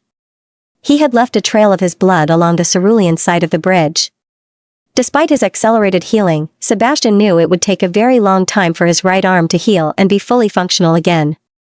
And he wasn't left-handed. He heard a throat clear and looked up. Alpha Sebastian? Do you need medical assistance? Ricardo said. I do, but let us take care of the Cerulean army first. We're not leaving until every Cerulean warrior has pledged themselves to me and our 3 packs, he said. Sergio, have someone take a couple of days' worth of clothes for me, you, and axe to the cerulean pack house. Looks like we'll be spending some time there. Sebastian froze as he received a pack-wide mind-link announcement from Aunt Magda, their interim Luna. Beta Sergio is the father of a strong, healthy son, and his name is Roberto Luis II. May 2011. Blue Ponderosa Pack. Jace lay on the clean cot and studied the long, slender skylights with thick glass in the middle of her prison cell. A slender concrete division separated the skylights. The cell walls were paved with gray cement, rough to the touch. She imagined this prison would be an icebox during winter, but, more importantly, she wondered who had the brilliant idea to build a prison cell with an escape hatch in the ceiling. She decided she would need her strength later and let herself fall asleep. It was a dark, moonless night outside when Jace woke up. She touched the bump on the back of the head, where Alexander had slammed it against the wall. It still hurt, and there was now a large bump. While she would have liked to take one of her knives and carve out Alexander's belly button along with everything attached to it, her first order of business was to get out of there, look for Emma, and Big Belly and all cart her off and save her from the monster that had already decided to kill her and her pup. A couple of hours later, Jace felt it was significantly past midnight. She got up and put her ear against the thick metal door to ensure no one was close. She looked at the cell door more closely and, just as she had thought, all the door's locking hardware and the pins that held it to the frame were outside. She didn't even bother taking out her lockpicks from her boot. She stood under the skylights. Either skylight might be wide enough for her to squeeze through if she sucked in her stomach as close to her spine as it could go. There was nothing she could do about her breasts, though. Jace snickered and remembered how Logan had encouraged her to get a boob job. As if that would have made any difference, Jace thought. She was neither well-endowed nor flat-chested. I'm glad we said no, Talon said. Can't take your boobs off when you're escaping prison. Jace grinned while she further studied the skylights. She estimated they were perhaps 9 feet from the floor, but she couldn't determine if they were made of plastic or glass. My money is on glass, Talon said. Let us see if you're right. Jace took off her black t-shirt and readjusted her black sports bra. She tore the shirt in half as she walked to the far wall, where the silver chains lay on the floor. The faint fumes from the silver irritated her nose. She ripped the shirt into long strips and used them to wrap each hand carefully. Once her hands were protected, she pulled out the silver chains. Each chain was about 3 feet long and had a wide cuff attached at one end. 2 iron rings were built into the cement wall where the chains should have been attached. Why are the chains on the floor? Jace asked her wolf. She looked around the cell. Everything was new. Jace laughed out loud. No wonder they were excited to have her. They never had a prisoner before, and this was a brand new dungeon without its chains installed yet. It also explained why they had skylights, of all things, and why they didn't put her in chains as they should have. I guess they don't have much experience with prisons and prisoners, Talon said. When Rachel said that this valley had been at peace for several decades, this is what she meant, Jace thought. They forgot how to be at war. All of this gave Jace hope that escaping would be easier than she had anticipated. She took both chains and tied the end of one chain to the cuff of the other. Then, swinging the elongated chain, she slammed the other cuff against one of the skylights. It cracked and chipped. 4 tries later, the skylight shattered. 10 minutes later, the floor was littered with the shattered glass of both skylights, and the cool air of the silent night rushed into the cell. Aware that she had made a lot of noise while breaking the glass, she waited to hear if the noise had alerted her jailers, but she didn't hear anything, not even crickets or wind disturbing the trees. Everything was silent, as if the night was waiting for something to happen. A soft shiver of anxiety ran down Jace's spine, leaving her frozen and on high alert. A loud wolf's howl suddenly pierced through the heavy silence. Jace immediately recognized it as an Alpha's call to war. It sounded close but still outside the town. Was that Alexander's wolf? Jace asked Talon. I don't think so. The howling of what sounded like an approaching stampede of several hundred wolves rushing and answering their Alpha's call cut off Talon. Surprised, Jace stared up at the ceiling. What's going on out there? Jace. We have to get out of here. This pack's under attack. Emma. We have to get to Emma. We may no longer have time, Jace. Think of Noah. We have to run now. No longer caring if anyone heard her, Jace swung one end of the chains and threw it over the concrete division between the skylights. She managed to grab both ends of the chain and haul herself to the prison roof. She barely squeezed through one of the skylights and remained on her stomach as she inched toward the part of the prison that overlooked the main street. Hundreds of growling and snarling wolves poured onto the street and headed forward. One, in particular, stood out. Alexander's wolf was a large wolf whose specific coloring Jace couldn't make out in the dark. He led the wolves through the streets, past the prison building, and, from her view, through the nearby tree line.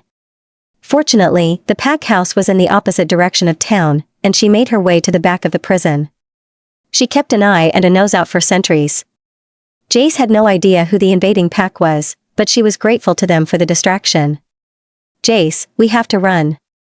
We can't get caught again by either Alexander's pack or by the invaders. We can't leave Emma. She and her baby need us. No one needs us more."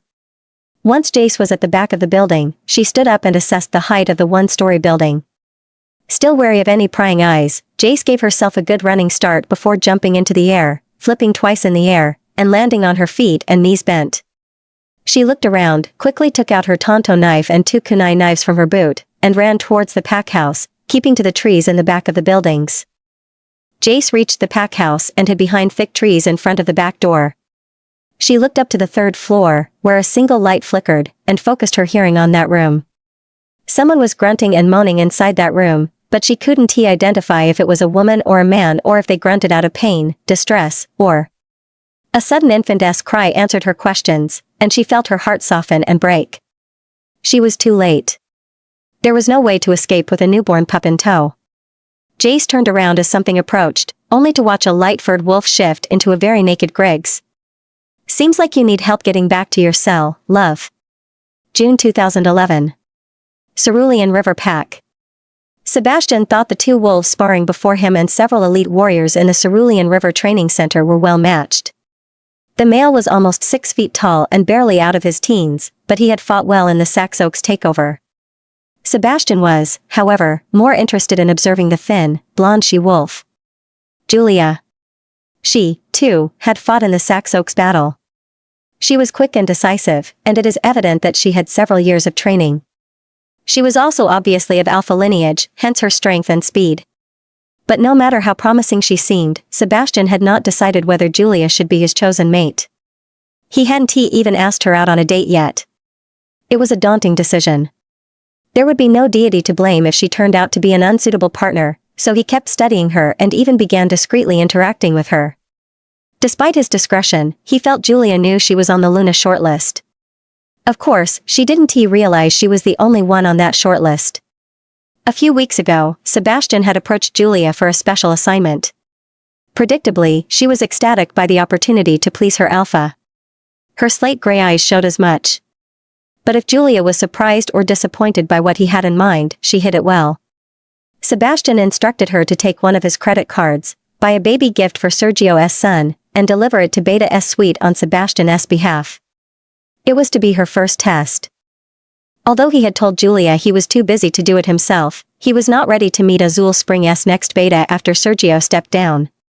At least, not when Sebastian didn't even have a Luna to produce the next alpha.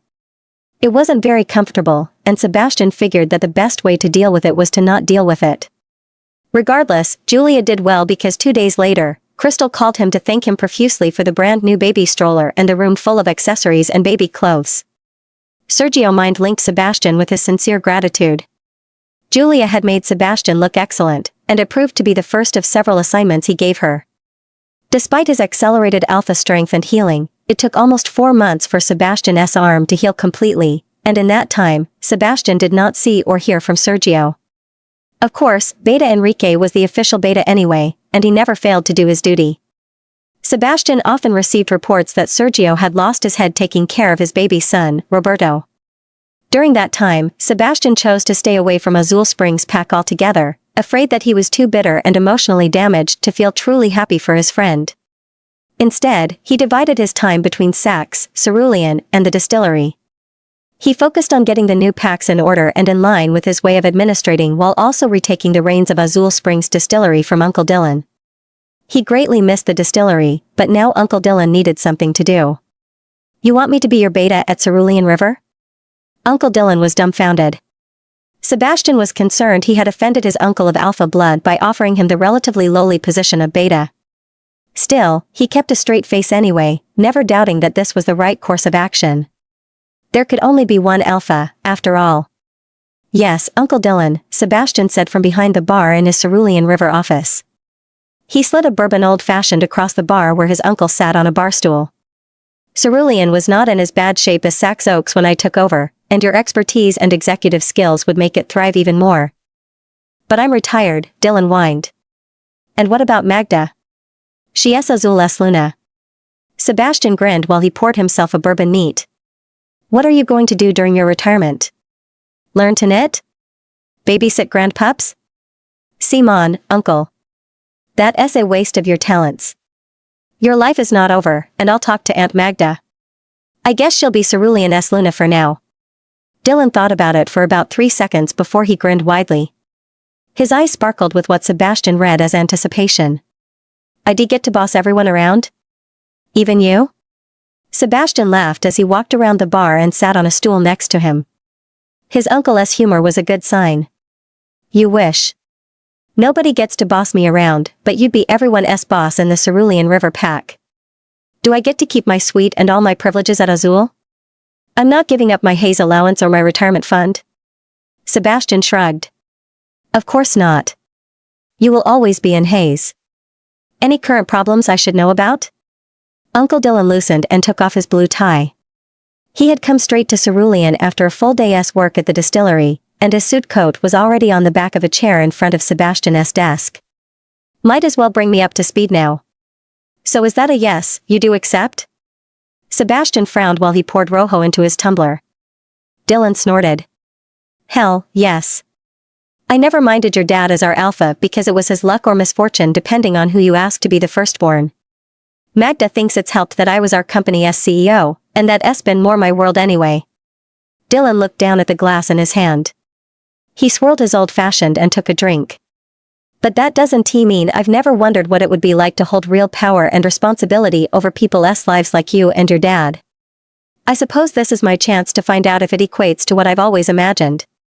You will be entirely in charge while I am not in Cerulean, Sebastian said, clearing his throat. He had always appreciated his uncle's candor and loyalty but had no idea how to express his affection without embarrassing them. Thank you, uncle. For accepting. Dylan interrupted. You got all this figured out, don't you? You're taking back the entire valley. Don't deny it. First Saxe, then Cerulean. Who's next? Blue? Are you planning to take Cobalt Lake and Azure Falls, too? Sebastian's uncle sounded excited about the prospect of re-establishing the Azul Valley pack centuries after splitting it up into several small packs, and it occurred to Sebastian that was why his uncle had accepted his offer so quickly. Dylan was eager for a change in the Valley's power dynamics. He had never shared his older brother's dedication to Azul Valley peace and compromise. Sebastian knew Dylan had disagreed with them all. It's a long-term project, but yes. Sebastian poured more Rojo into his uncle's glass. I have no idea how Dad and Granddad did it, putting up with these alpha assholes, watching as they drowned in their stupid, self-inflicted problems. I'm tired of these smaller packs forgetting where they came from and the respect they owe Azul. I found rampant abuse, greed, mismanagement, and lack of preparation, all at the expense of pack members and their families. Did you know that Chet killed 2 young males so he could keep their fated mates? Males from his damn pack. Dylan stared at him. 2 she-wolves besides his Luna and... Sebastian nodded. He forced them to have his pups. I've no idea what the fuck for. He already had an heir with his Luna fuck. He shut his eyes in realization. What is it? That's why he and Nash met regularly with their armies, Sebastian said. It kept their urges in check, sure. But sex without love is just sex, isn't it?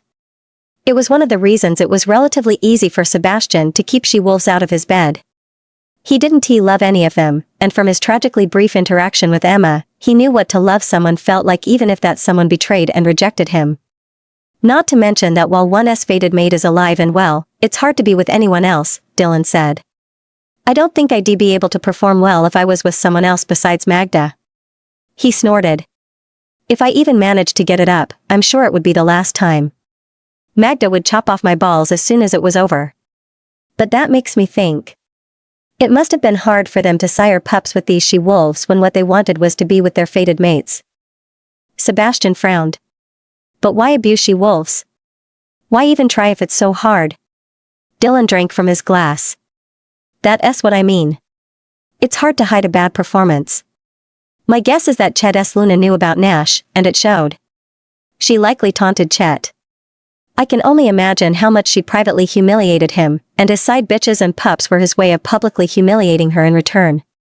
Sebastian shook his head, disgusted. I'm done with this stupid topic. The most pressing thing you need to know is that 6 males have gone missing from Cerulean. All of them are in their 20s. In the space of a week, all 6 just disappeared. No one knows where they are, but their families insist they didn't take off. Were they mated? Sebastian nodded. 2 of them were. Their mates are mourning the loss of their mate bond. They said it's been severed. He paused. They're dead by now. And you think Dylan prompted? I think they're related to the 4 disappearances from Sax Oaks.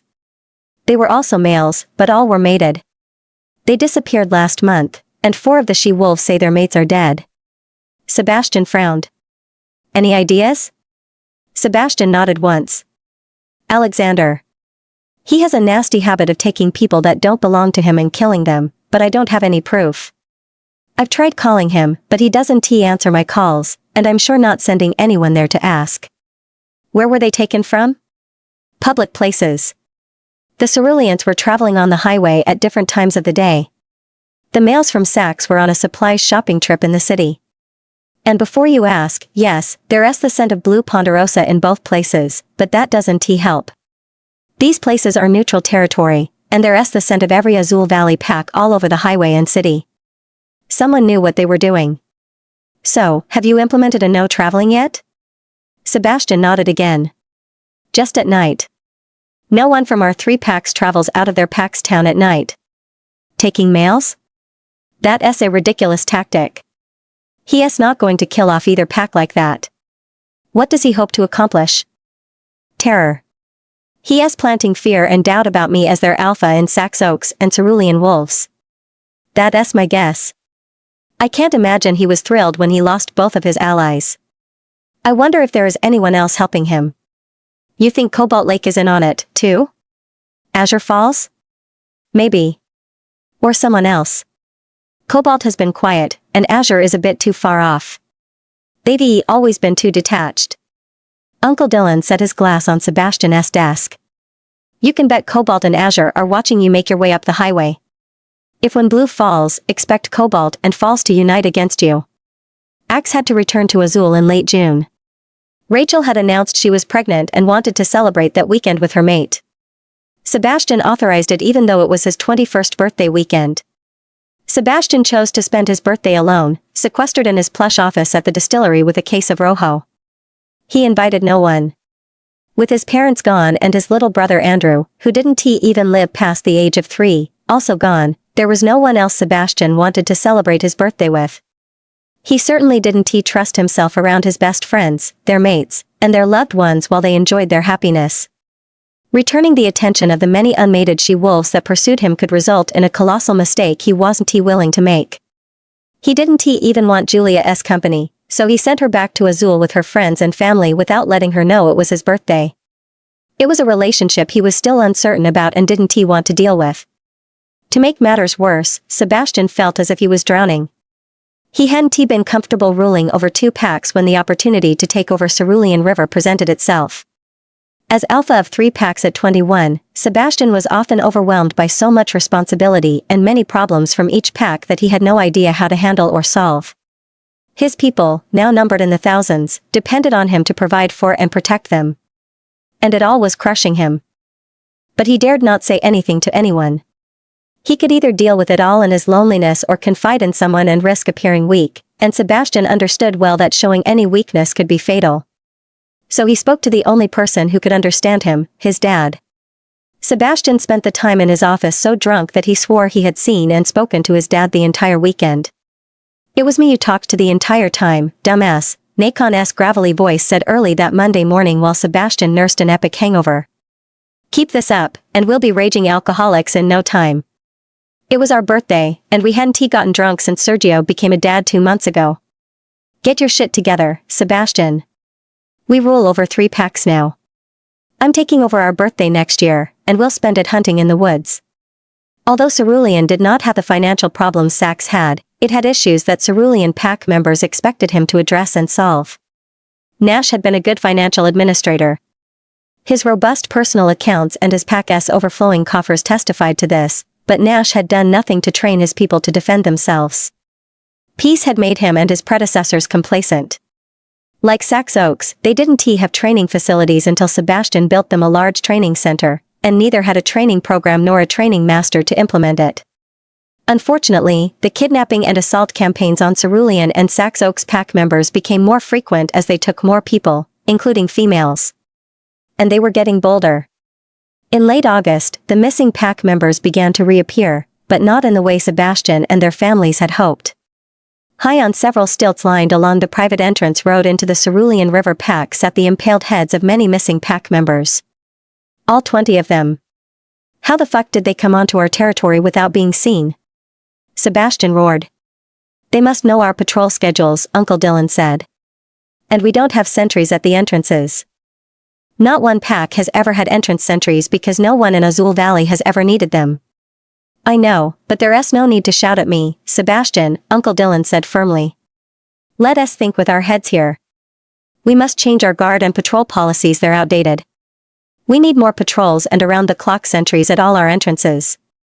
He looked up at the carnage that vultures were picking at. Take those heads down, he ordered the Cerulean men around.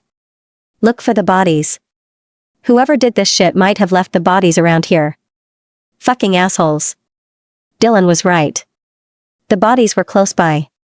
They were in large garbage bags, chopped into such small pieces it was difficult to identify which parts belonged to which missing wolf.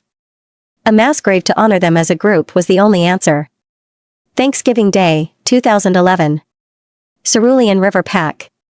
While Sebastian and Dylan continued to deal with the issues at Cerulean, the assaults on Sax Oaks intensified.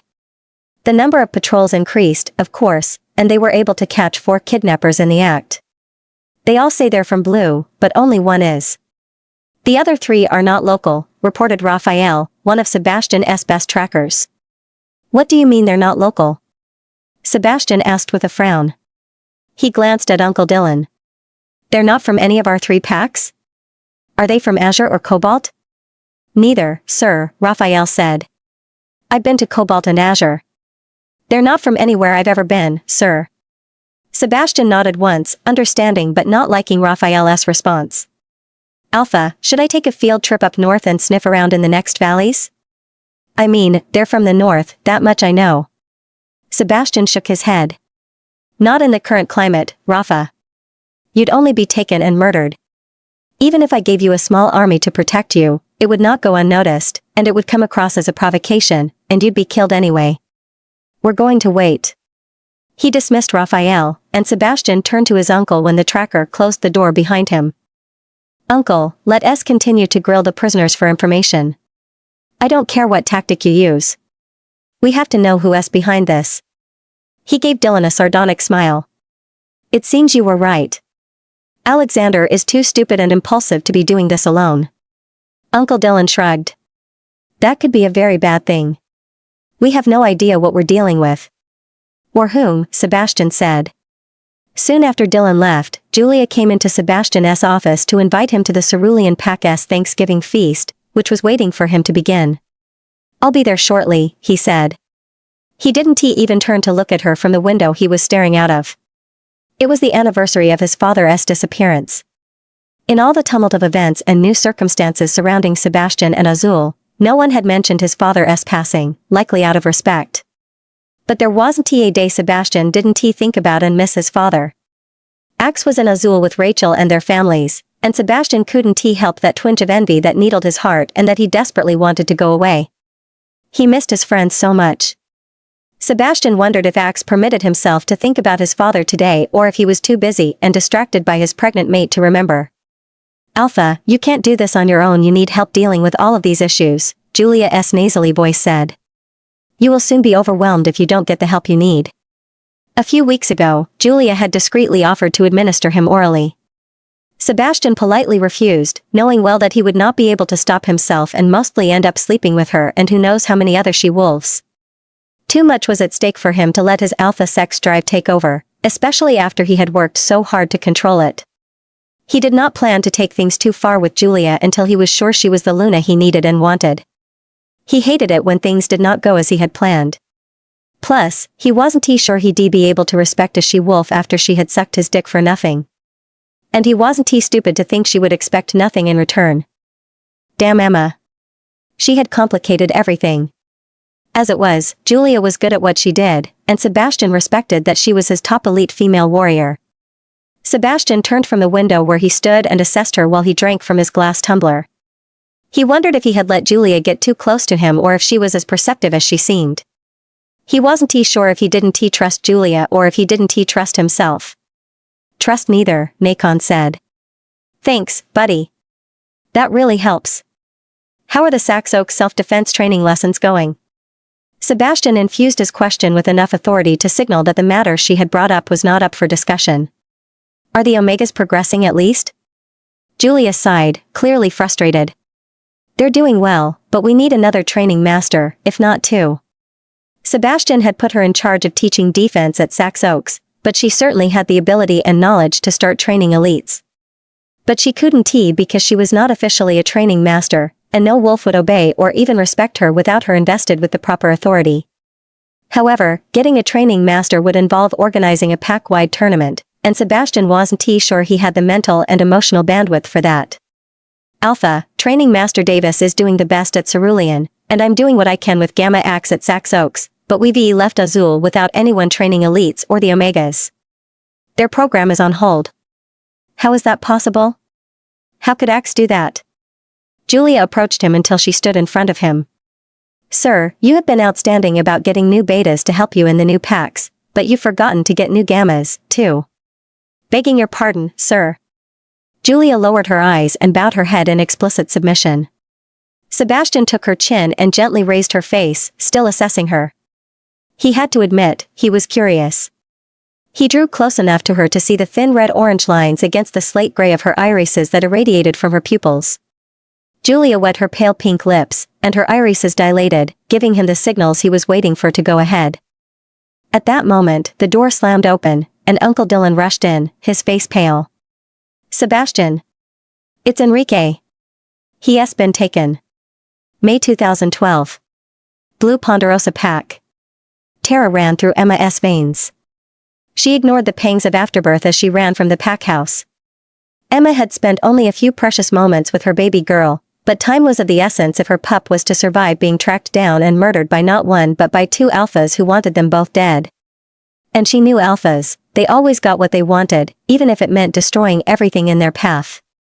Fortunately, the prison was unlocked when Emma arrived. It made sense. Alexander had called every able-bodied male to battle, leaving the prison and everything else unattended. All the females and their pups were already hiding deep in the mountains. She wondered which alpha would find them and which fate awaited them, death or a life of fear. Emma entered the prison and quickly shut the door behind her. Fear made her pant hard. Even from afar, she had picked up his scent before anyone had heard the Alpha's call to war. She could never forget that scent. It was his scent that had triggered the speedy labor and delivery of her pup. It was the scent of her once fated mate. Sebastian. He was here. She knew it. She felt it. She felt him, and it terrified her. But then again, few in the valley had not quickly learned to fear Alpha Sebastian. He was the opposite of his father, the late Alpha Brian, the peacekeeper they had called him. Sebastian, on the other hand, was now known as the Alpha Killer after the atrocities he carried out in Cerulean River and Sax Oaks. He had decimated both Alpha bloodlines without a second thought, gladly murdered Alpha heirs and any other Alpha sons, regardless of age, so that no one could later claim their Alpha birthright. He was even known to execute the Lunas, their babies, and their daughters and then laugh about it thereafter, toasting his revenge with his family's unlimited supply of vodka. That was what she had heard, and she believed it. Emma shivered when she remembered the gossip that had escaped Saxe Oaks and Cerulean River after Sebastian had taken over. She remembered the stories of mass graves, dead pups, and raped she-wolves. Sebastian was on a rampage that would soon take over the entire valley with cruelty and unchecked violence.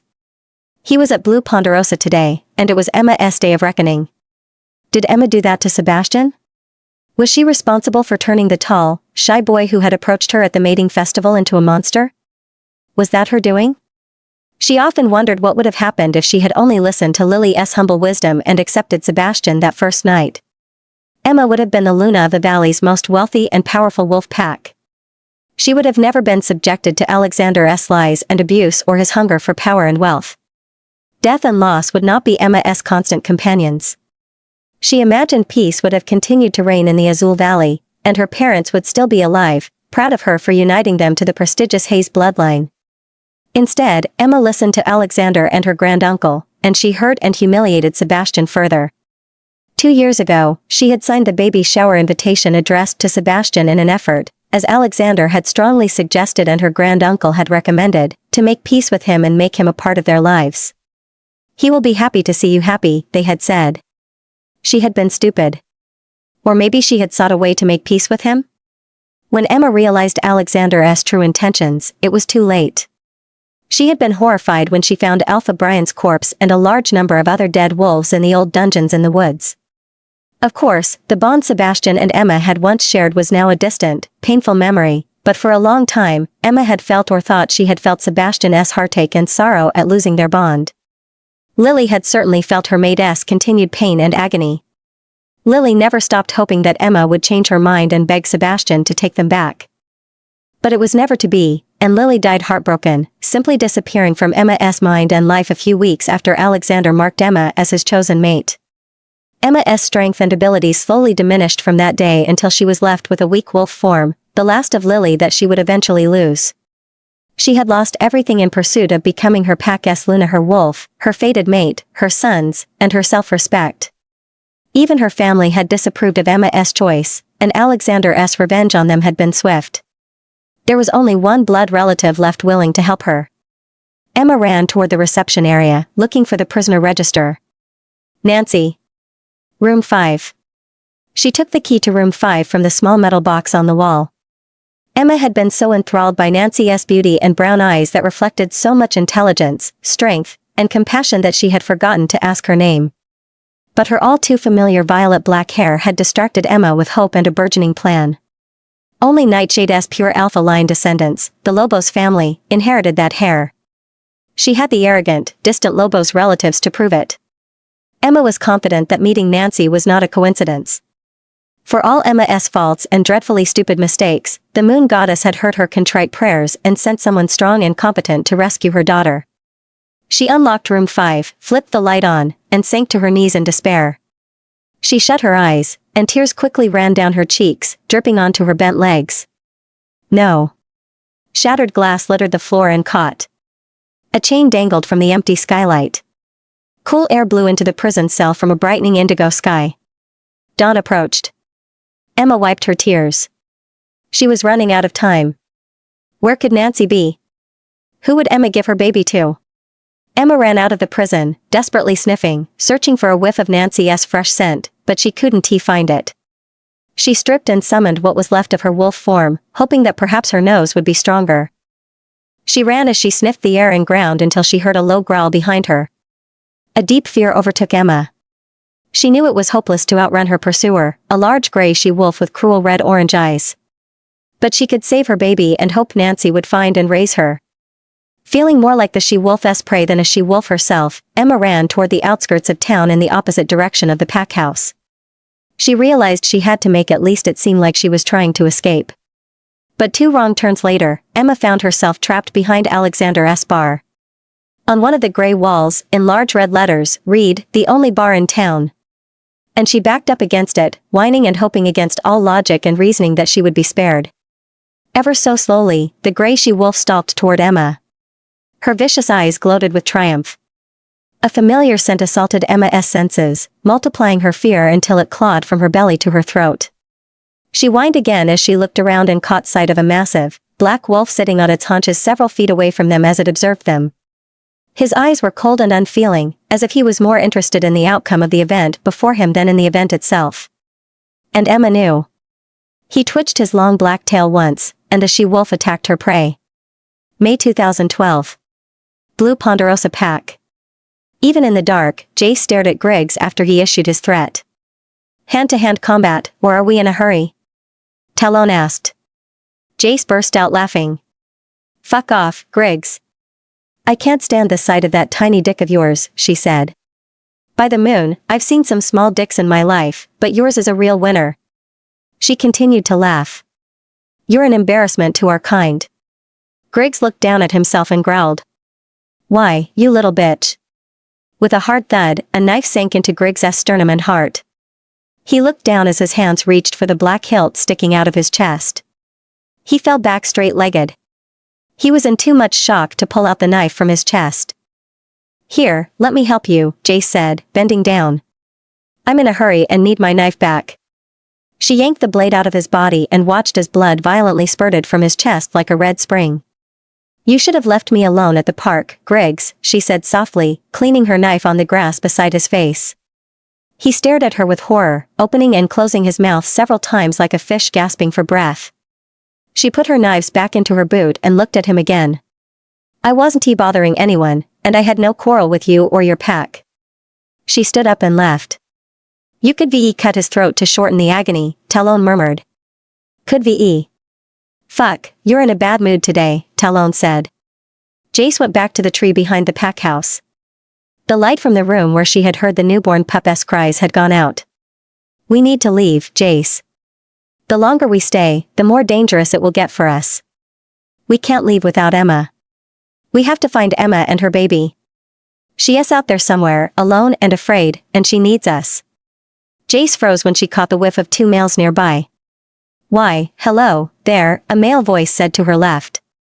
Another male to her right said, it's a little late for little girls to be out playing. What, with a war going on all? Fuck. I told you so. Talon screamed. Don't think, Jace murmured, remembering her grandfather's advice. She threw both kunai knives based on where the sounds of both men's voices came from. 2 thuds later, each male fell to the ground, just as Griggs had done, but one started to scream for help. Jace quickly used her tanto knife to slit his throat, and the only sound left was silence. She retrieved her kunai knives. She ran toward the forest at top speed when she heard yelling behind her. Over there. An enemy is running. After them. Jace could handle 2 or 3 warriors without a problem, but she was now caught in a war. There was no telling how many wolves ran behind her, and she had no idea what side they were from. Not that it mattered, she was an enemy to both. She ran on foot for a couple of miles, unable to shake the feeling that she was still being tracked. Jace, let me take over. I can outrun them. At that moment, a light-colored wolf caught up with them. He growled at Jace, who crouched and gripped the tanto knife more firmly as she faced him. The wolf took a moment to size her up and then charged. Jace quickly changed tactics. She threw a kunai knife, and it landed on the wolf's side. He yelped and growled as he tried to shake off the knife. Jace used that moment to jump on his back and cut his throat with the tanto knife. The wolf fell to the ground silently. We have to leave, Talon said quietly. We can't keep doing this. Jace nodded and looked down at her trusty black boots, hesitant. Her grandfather had given them to her. He taught her to buy boots or any shoe and turn them into weapons. But it wasn't just that. Her boots contained all her throwing knives Uncle Danny had given her and her most prized possession, Abuelo's tanto knife, which her father Emilio had made for him. It, too, would be lost as soon as she took off her boots and shifted into Talon. But maybe there was a way. There's always a way, Mija, she heard her grandfather say. Look around you. What do you see? Listen. What do you hear? Without wasting any more time, she looked around before closing her eyes and listened until she found what she was looking for. Jace removed her boots and socks and stuffed her socks in each boot. She took out a short piece of steel string from one of the boot's secret pockets and quickly tied each end to a sturdy buckle on each boot. Then she swung them up to the furthest tree branch she saw. Jace sighed with relief on the third try when it caught the branch just below her intended target and hoped no one would look up. Then she ran, knowing there was a stream up ahead. She stripped, threw her clothes on the other side of the stream, and shifted. Talon ran downstream for a few miles. The stream they were on gave the area of the town a wide berth, and she soon found herself in the general direction of the town's entrance. She occasionally stopped to drink water from the cold stream and listen to any pursuers, but there were none. Not long after, the stream poured into a large, raging river below, and they could go no further. "I told you I'd lose them," Talon said. "Let us find Emma." "No, Jace. We're in too much danger. I'm finding the highway, and we're leaving this fucking pack for good. There's too much suffering here. I can feel it." With the rising sun on her back, Talon made her way up a thicket of trees on a small hill. She figured the top would be a good place to figure out where they were and assess where they should go. She stumbled onto a large open field that took both of their breaths away. A bloodied field of many dead and dying wolves lay before them. "Holy Mother of Wolves," Jace whispered in the confines of Talon's mind. The carnage reached all areas of what was probably once a beautiful, vast field. Hundreds of wolves lay dead or silently dying on a field soaked with so much blood that there wasn't any greenery left anywhere.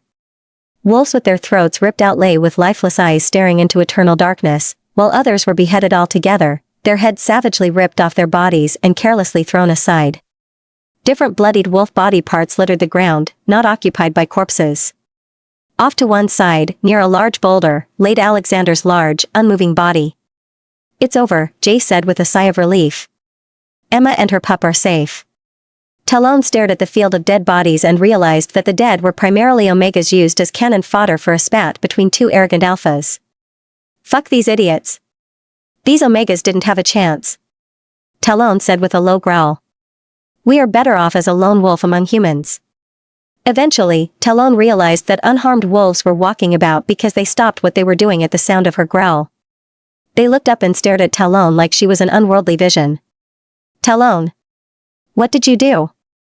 Every wolf stood still and stared at Talon except for a wolf the size of a small bear slowly walking toward her. A strong breeze blew from behind Talon, and the wolf stopped in the middle of the red field, electric blue eyes wide and unblinking.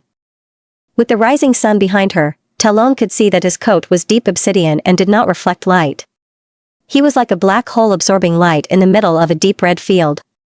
His long, thick tail was elegant, nearly touching the ground, and it was still and relaxed. "Fuck, he's massive," whispered Jace. In all her years, she had never seen or heard of any wolf even remotely his size. Her grandfather and Uncle Danny would have certainly mentioned it. With a muscular, broad chest, this wolf effortlessly dwarfed everyone around him, and he exuded strength and power so vast and deep that it was unlike anything Jace had ever felt before. $20 say he's the alpha of the winning team," Talon said. "Oh, Talon." Suddenly, the monstrous wolf growled, threatening. He charged at Talon, and she felt the ground shake every time his thick paws hit the ground. "Talon. There's no fucking way we're winning this one. Run." I'm going. Talon skidded, stepped back, and quickly ran back in the direction they came from as if a demon was right behind her because, for all she knew, that was exactly what was chasing her. November 2011. Cerulean River. "What do you mean Enrique has been taken? How do you know this?" Sebastian hid his worry and fear behind a stern tone. "I just spoke to him a few hours ago." Uncle Dylan looked between Sebastian and Julia and suddenly seemed to want nothing more than to be anywhere else. Sebastian stepped away from Julia and sat at his desk. "Julia, please tell Aunt Magda to start the feast without me. I have an emergency." "As you say, Alpha," she said, glancing at Dylan with a secretive smile. Once the door was closed, Dylan cleared his throat. "Sorry if I interrupted anything, intimate." Sebastian waved off Dylan's comment. "Don't worry about it, Uncle. It was probably for the best." "Where's Enrique?" "I thought he was in Azul celebrating with family and friends." Uncle Dylan shook his head. "He asked Sergio to take over for him and left to visit you and ensure you're doing well today. He wanted to surprise you." "And he told you this?" "Yes," Dylan said, as he was leaving Azul. "He was supposed to be here hours ago." "And you didn't try to dissuade him? You didn't tell him that it was the stupidest idea you've ever heard in your life and that he should keep his ass in Azul as I told him to?" Dylan looked down at the papers neatly stacked on Sebastian's desk. He was bringing a couple of men with him for protection. Yes. And the mates of those men are now probably widows. Sebastian put his face in his hands and rubbed it hard. How can Enrique be so damn stupid? Dylan sat on the chair across from him. He has been worried about you, Sebastian. He hasn't seen you in Azul for several months and thinks you've avoided our pack. Is that true? Sebastian looked at him. And if it is, how does that justify Enrique leaving Azul on the anniversary of my father's disappearance? Dylan sighed and nodded. What do we do? January 2012. Azul Springs. Enrique's body was found almost 2 months later, along with the bodies of his guards. None survived the bloody ordeal they were put through, and all suffered the same painful and humiliating death as Alpha Brian, except this time, all 3 men's heads and their genitalia were included in the garbage bags left at the entrance of Azul Pack. Once again, Thomas, the same medical examiner who reported to Sebastian about his father's violent death a little over a year ago, now reported the same about Enrique's death with almost the same horrific details. However, this time all of Azul's trackers conclusively reported that Enrique's and his men's place of death was the Blue Ponderosa territory. Alexander didn't even try to hide it. But there was something else. Raphael also reported an additional scent that was so faint that he almost missed it. Alpha, I figured out that it's the same scent on those 2 kidnappers, but now I know it's the scent of a place, not a person. Raphael had arrived at the King Arthur room with Thomas. I just don't know what or where that place is. Once Thomas and Raphael left, Sebastian was alone with Sergio and Axe. He glanced at Sergio, Azul's new beta. Sebastian hadn't seen his best friend since April, not since they had taken over Cerulean River, and Sergio had changed since then. His boyish face was gone, and Sebastian's supposed fatherhood had sped up the process of Sergio becoming a responsible adult male before his 21st birthday. It had helped that his full beard had come in, making him look even more mature and serious than he usually was. But today, Sergio looked ill and lost. His usually deep golden brown skin looked grayish, and his brown eyes reflected the same listlessness that Sebastian had felt a little over a year ago when his father died. Sergio kept his arms on his lap, put his head on the cool, round table, and closed his eyes. That was his worst fear. Why no, he said in a choked voice. To die as your dad did. He used to have nightmares about it. Twin tears escaped Sergio's closed eyes and spilled onto the dark wood polish. His nightmare came true, Sebastian. He lived and died through what terrified him the most, he whispered. Get him a vodka on the rocks. Quick. Sebastian mind-linked Axe. Make it a double. Fuck, I'm going to make us each a triple. You want your usual? Sebastian nodded, understanding that Axe's wounds from last year hadn't healed either. Sergio raised his arms and buried his head in his folded arms on the table. He began to sob. Sebastian put his hand on Sergio's shaking shoulder, knowing exactly how Sergio felt and wishing that none of them had to see this depth of pain. We will avenge our fathers, Serge. Alexander will pay with his life the lives he has taken. I promise. Sebastian looked up at Axe, who was returning to the table with 3 tumblers. Sebastian stood up and took his glass. Let us finish preparing for war. I will not rest until Nakon's teeth sink into Alexander's neck. 2 days later, 3 she-wolves from Azul and their children disappeared in broad daylight as they played at the edge of Azul's lake.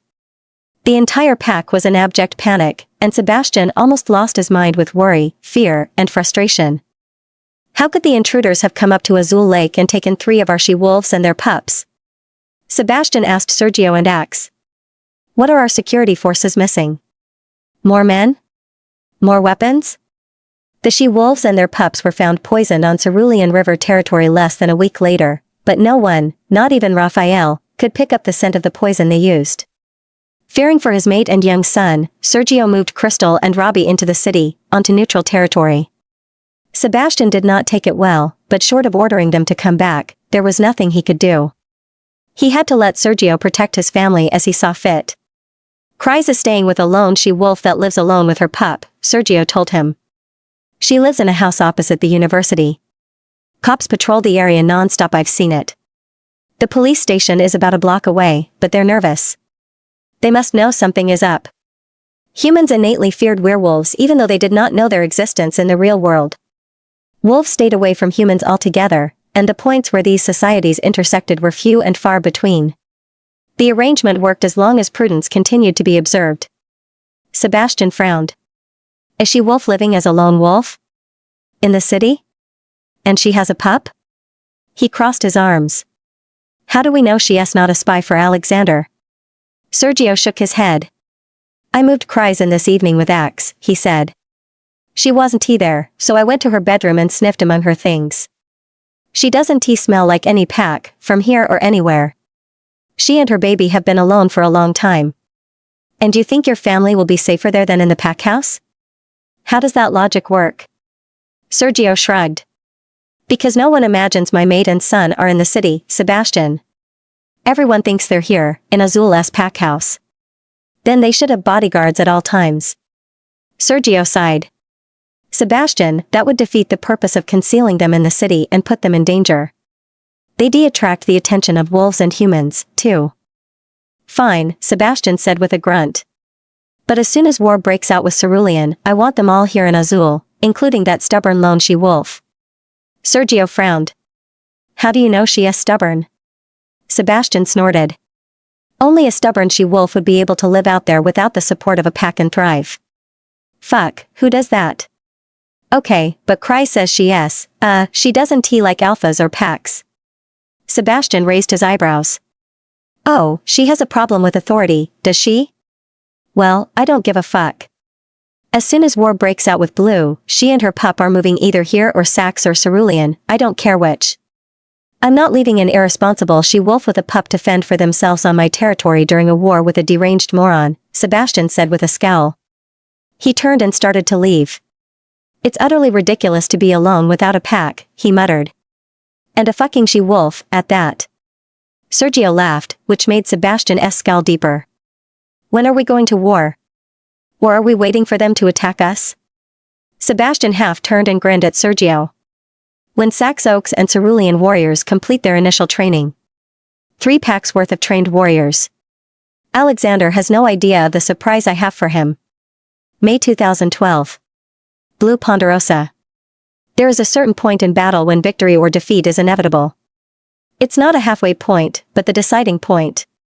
It's also a point of no return. For Sebastian, that point came when he chased Alexander Lacerda for the 4th time across an already bloody open field while dodging dead bodies and other fighting wolves. The battle had begun almost 3 hours after midnight, and sunrise would soon be upon them. Alexander continued to evade Sebastian even as dawn approached. They had fought a few times, but Alexander's brown wolf was no match for Nakon's size and strength. Alexander's wolf would somehow break Nakon's hold on him and run off, leaving him to contend with the 3 to 5 attackers that would immediately jump him. Except this time, Nakon evaded all 5 wolves attacking him. It's time to end this, Sebastian said. It's taken longer than it should have. Where did they get all of these people? They were supposed to be half of what we've been fighting. Nakon caught sight of Alexander's wolf ahead and sprinted.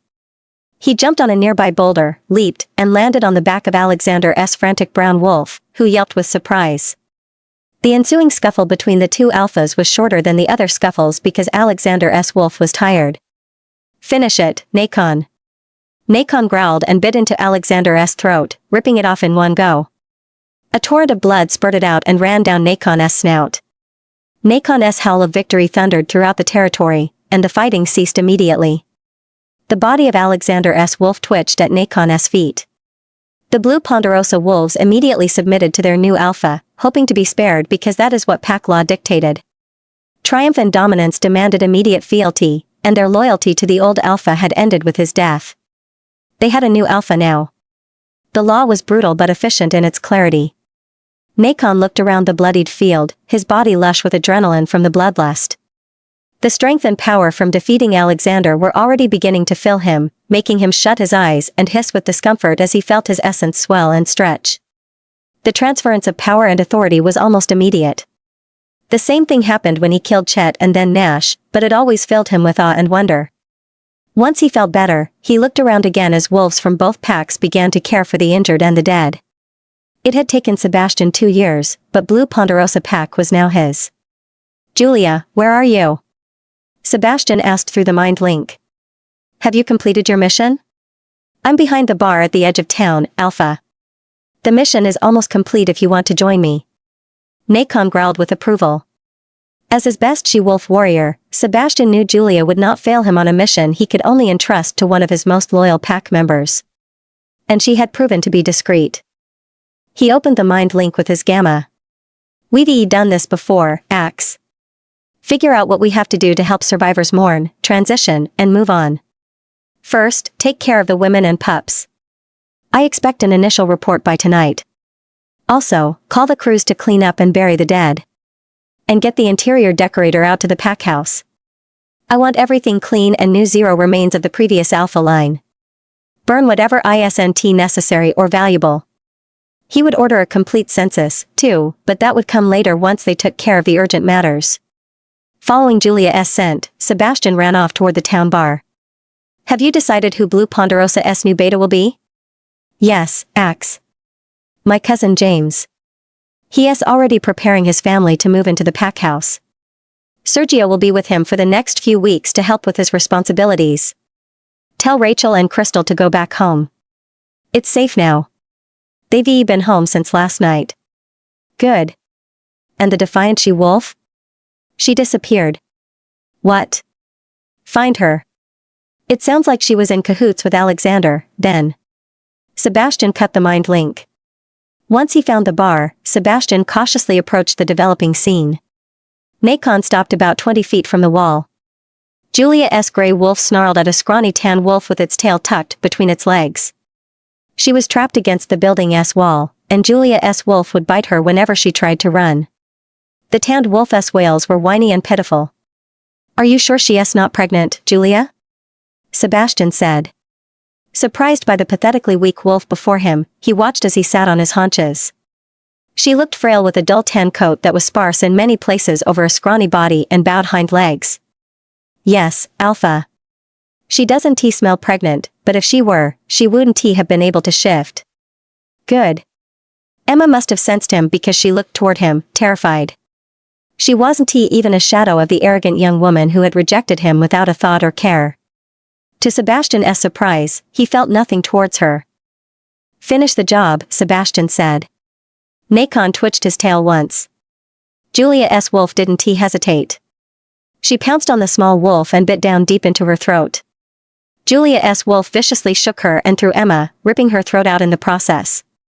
Emma's body crashed onto the wall before slumping to the ground. Only then did Nacon approach. I hope you're happy now, Nacon. You got your revenge. Lily is avenged. I can let her go now. And it's we got our revenge. Julia's wolf was licking her bloodied snout when she greeted Nacon by bowing her head in submission. Alpha, she was running away from all the fighting. She had almost made it to the woods when I caught her. She was weak, and I don't think she fought at all, not even to defend her pack. Thank you, Julia. Sebastian didn't look at her, he stared at the dying she-wolf at his feet. Go home. Rest. You did well today. And Julia? Not a word to anyone. Julia bowed her head again. Alpha, you know you have my fealty. She paused. Maybe someday you'll tell me who she was and why this was so important to you. Julia lowered her head once more at him and left. Nacon watched her go. She was strong, confident, and loyal, a rare mixture of traits Sebastian had learned to prize. Most wolves could not stand up to Julia's strength and fighting skills, and there was no stronger she-wolf than her in all three packs, if not the entire valley. Julia was the type of she-wolf Sebastian admired and wanted by his side. Feared and respected by all, she would make a formidable Luna. Maybe, Nacon responded. But, no. I don't like her anymore, especially not after today. Sebastian sighed. They had discussed this, and Nacon was immovable about his dislike for Julia, even though it had been his idea that they quietly pursue her. But we need a Luna, Sebastian countered. We are running 4 packs now. How are we supposed to do it without a Luna? Oh, so now you want a Luna, Nacon said with a snort. Think about Julia as the mother of our pups. Sebastian cringed. Nacon was right. Julia had no patience for weakness and avoided pups, especially babies. Once alone, Sebastian looked down at the dead she-wolf before him, the one he had blamed for most of his problems. Emma. He stared at her corpse and waited for the anguish of watching his once fated mate die to seize him, but there continued to be nothing but a void where pain and sorrow used to live. Maybe he felt a little sadness for what could have been, for what had been meant to be, but he did not feel soul-crushing agony. Not anymore. That pain for Emma ended when his father died. Emma was never our mate, Nacon said. She severed the bond indefinitely with the incantation she used. That's why it almost destroyed us, and we feel nothing now. Sebastian bent down and sniffed her one last time. There wasn't a trace of the scent of his mother's fresh-cut spring flowers that had first attracted him to her at the mating festival. Sebastian wondered why Emma's wolf was so small and scrawny. Because she no longer had a wolf. Lily died a long time ago, Nacon said sadly. Emma probably continued to lock her up, and that finally killed her. Lily was sweet, and she liked me. I'm sure she died hurt and alone. After ensuring Emma was dead, Nacon returned to the great main field at the entrance of the pack, where most of the fighting had taken place. They looked at the hundreds of dead bodies strewn on the ground. Sebastian realized he felt at peace now that he had vanquished Alexander and Emma, but he was saddened to see so much life lost as they made their way through the carnage in hopes of finding anyone still struggling to live. Regardless of what pack they had originally belonged to, they were now all the same pack, and Sebastian would care for them all. The sun rose behind Nacon as he continued to walk through the battleground, and a cool breeze from behind suddenly enveloped him with the intoxicating fragrance of fresh-baked brownies mingled with the robust caramel and vanilla scent of a Rojo bourbon neat. Hints of butterscotch in his Rojo's new special reserve label that had yet to hit the market also hit him, and Nacon's heavy heart suddenly felt lighter as it filled with the most comforting and overwhelming warmth and bliss he had ever felt. Sebastian remained silent, desperate to find out where that delicious scent came from. The fragrance made Sebastian feel the same as when his Rojo bourbon won first place in the San Francisco World Spirits competition. At the gathering celebrating his success, he had been surrounded by his friends and embraced by his proud father. As he did then, Sebastian wanted this feeling never to end, but today, he realized that he had forgotten what it was like to feel the type of joy that washed away all his sadness and pain. A low growl made Nacon turn around completely and face the rising sun. And on a small hill overlooking the battlefield stood a large black wolf surrounded by a bright purple aura. Nacon inhaled deeply, and despite the stench of death and war, he picked up from that wolf the intense fragrances of brownies and bourbon that had put him in a daze. But he also picked up something else, the scent of a female alpha?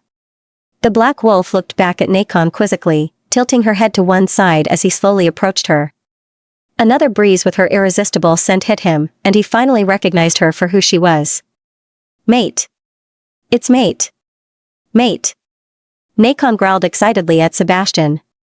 Nacon didn't know how it was possible that he could have a second fated mate, and at that moment, he didn't care. She called to him far more strongly than Lily did. Nacon was certain of this. And she was there, waiting for him.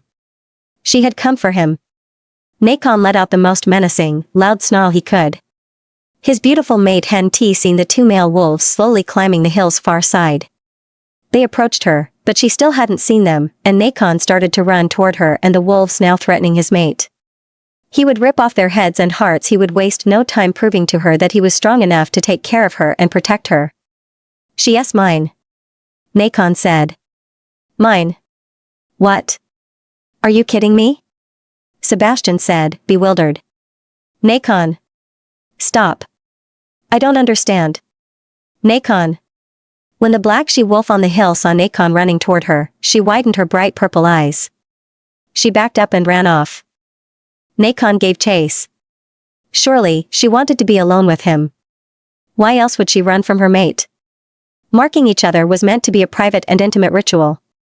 He followed her irresistible, unique scent and ignored Sebastian's frantic calls for him to stop and for Nacon to explain what was happening. Let me take over. No, Sebastian. We're not losing her. Not this one. But Nacon's mate was fast, and too soon, Nacon was struggling to keep up with her through a dense forest until the ground finally ended, and Nacon had to stop at the end of a drop into a rushing river below. Where did you go? Nacon held, looking around the area. He sniffed the air and the ground. She had been here, even to the edge of the drop. Did she jump? Nacon looked down. No rocks were jutting out of the water, so if she had dived, she would have survived. But there was no sign of her anywhere. She wasn't swimming toward a safe location on the shores of the great river. Nakon's mate had disappeared. Feeling crushed, Nakon held a long, sad call for his mate. Where are you? Why did you leave me? May 2012. Blue Ponderosa. Talon raced down the hill, avoiding the large rocks and mole holes she had encountered on the way up. She successfully swerved through the dense forest, grateful for the benefit of having previously walked through this area. But it wasn't enough. She felt the demon wolf behind her. The thundering of his paws on the ground was close, but she dared not look back to see just how close he was. Talon sped up. She made an abrupt right turn and quickly used her strength to scale and jump over an immense fallen tree. She snickered evilly when she heard him crash into the trunk of a tree, yelp, and growl in frustration. You're bad, Jace said. Her wolf's ingenuity always surprised her. I'm bad, and we love it. Talon reached the edge of the raging river. They had only seconds before the demon wolf caught up with them. Jump, Talon. We have no choice. Talon jumped and landed in the cold river. They shifted in the water. Jace broke through the water, and after a couple of powerful kicks, she reached the bank that the river had carved deep underneath the steep river bluff they had just jumped from. She hid under the half-submerged branches of a large, thick bush that had grown on the rocky edge in case the wolf decided to jump, too. Once there, Jace remained silent and still. She heard the wolf arrive on the bluff above. Looking up through the branches, she was relieved by the rocky overhang above her. There was no way he could see them. She heard him huff, likely from the exertion of running, but she also heard him sighing as he sniffed the air. After a few minutes, he howled. His long howl surprised Jace. It didn't sound angry or threatening. There was nothing in his howl to hint that he was feeling murderous. What's he saying? He's calling his mate, Talon said, asking her to join him, that he misses her. Why does he sound so heartbroken? I don't know. Because he really misses her? Because she is out shopping and can't be bothered to call him? Your guess is as good as mine, Jace. The wolf continued to howl with heart-rending sadness. Is he bipolar? I thought he was chasing us to kill us, and now he is calling his mate. Like, seriously? Did no one teach him how to focus? Again, I don't know. Maybe he forgot about us when he remembered she still had his credit card. It was over an hour before the wolf finally got tired of howling at the sun and left. I guess she didn't show up, Talon said. Good for her. He sounds like an emotionally needy male. She probably got tired of his clingy alpha ass. I'm telling you, alpha males are high maintenance. After another half an hour of waiting to ensure it was safe, Jace was ready to get out of the water. Her fingertips had turned to prunes, and she had begun to shiver in the frigid water. Nonetheless, she sharpened her ears for any noise above them before she released the branch she was holding onto and floated downstream. Several miles downstream and another shift later, Talon dog paddled out of the river and onto the opposite bank. After shaking off the excess water, she lay on a nearby grassy patch to let the sun warm her. So hungry, Talon said. We haven't eaten for ages. This is wolf abuse. Talon raised her head and sniffed the air. She got up and quickly hid under the shadow of a large bush. I'm sorry, Talon. How about we get some small game, and then we find Emma? No, Jace. We're starving, and there's a young doe coming this way with our name on it. We'll get some big game, get our fill, and then find the highway to head home. That Alpha 1T hurt Emma or her baby. They're not a threat. We may not be so lucky if he finds us. He chased us hard, and he'll remember who we are. I didn't catch his scent, so we won't see him coming. Goddess, you're so bossy, Jace said, exasperated. She reluctantly conceded that Talon's reasoning made sense. Only when your heart gets in the way of common sense. Talon lay still, waiting for the doe to approach the river bank. She was glad the wind was blowing in her direction. The doe had not caught Talon's scent, or else she would have bolted despite not seeing the wolf watching her from the shadows. Talon crouched as the doe came into view several yards away. The doe calmly headed toward the river. Fine, Jace said. But someday, I want to return and look for Emma and her baby. Someday soon. I want her to meet Noah. Talon patiently watched as the doe bent down to drink. Fine, whatever, she said. Talon attacked. The doe's death was quick, albeit not painless. Dinner is served. After the large meal, Talon wanted to nap, but Jace made her get up and make the long trek home, eventually reaching the outskirts of Azul City. "We didn't see anyone on our way here," Jace commented. "No sentries, no patrols. Nothing. That's very strange." "Not really," Talon said. "The war is over, and this must be the winning pack's territory." Kryze and Rachel said it was neutral territory, Jace said. "There you go, then." As soon as it was late into the night and the streets were empty, Talon made her way into the city. She kept to the unlit parts of the streets as she headed towards their house on Martini Drive. Neither were surprised that the house was dark. She climbed into their front garden and shifted. Jace pressed the combination of the front door's digital lock and let herself in. She threw herself on the couch and heaved a huge sigh of relief to be home again finally. She fell into a deep slumber without another thought. Jace entered her bathroom the following day and saw the word pizza scrawled in large letters with pink lipstick. Pizza was the code word Jace taught Kryze and Rachel for emergency evacuation, or as Kryze insisted, "Sorry you missed us. We had to leave in a hurry." At least it was written in pink lipstick, which meant they left with friends, most likely pack members, and not enemies, which would have merited coral or orange lipstick. Red was, "We were attacked and ran." Jace sighed with relief, but the anxiety soon took over. There was only one place they could have possibly left with friends, and Jace did not look forward to going there to claim her pup. After a shower and changing clothes, she purchased a brand new cell phone and immediately called Crystal. "Hello?"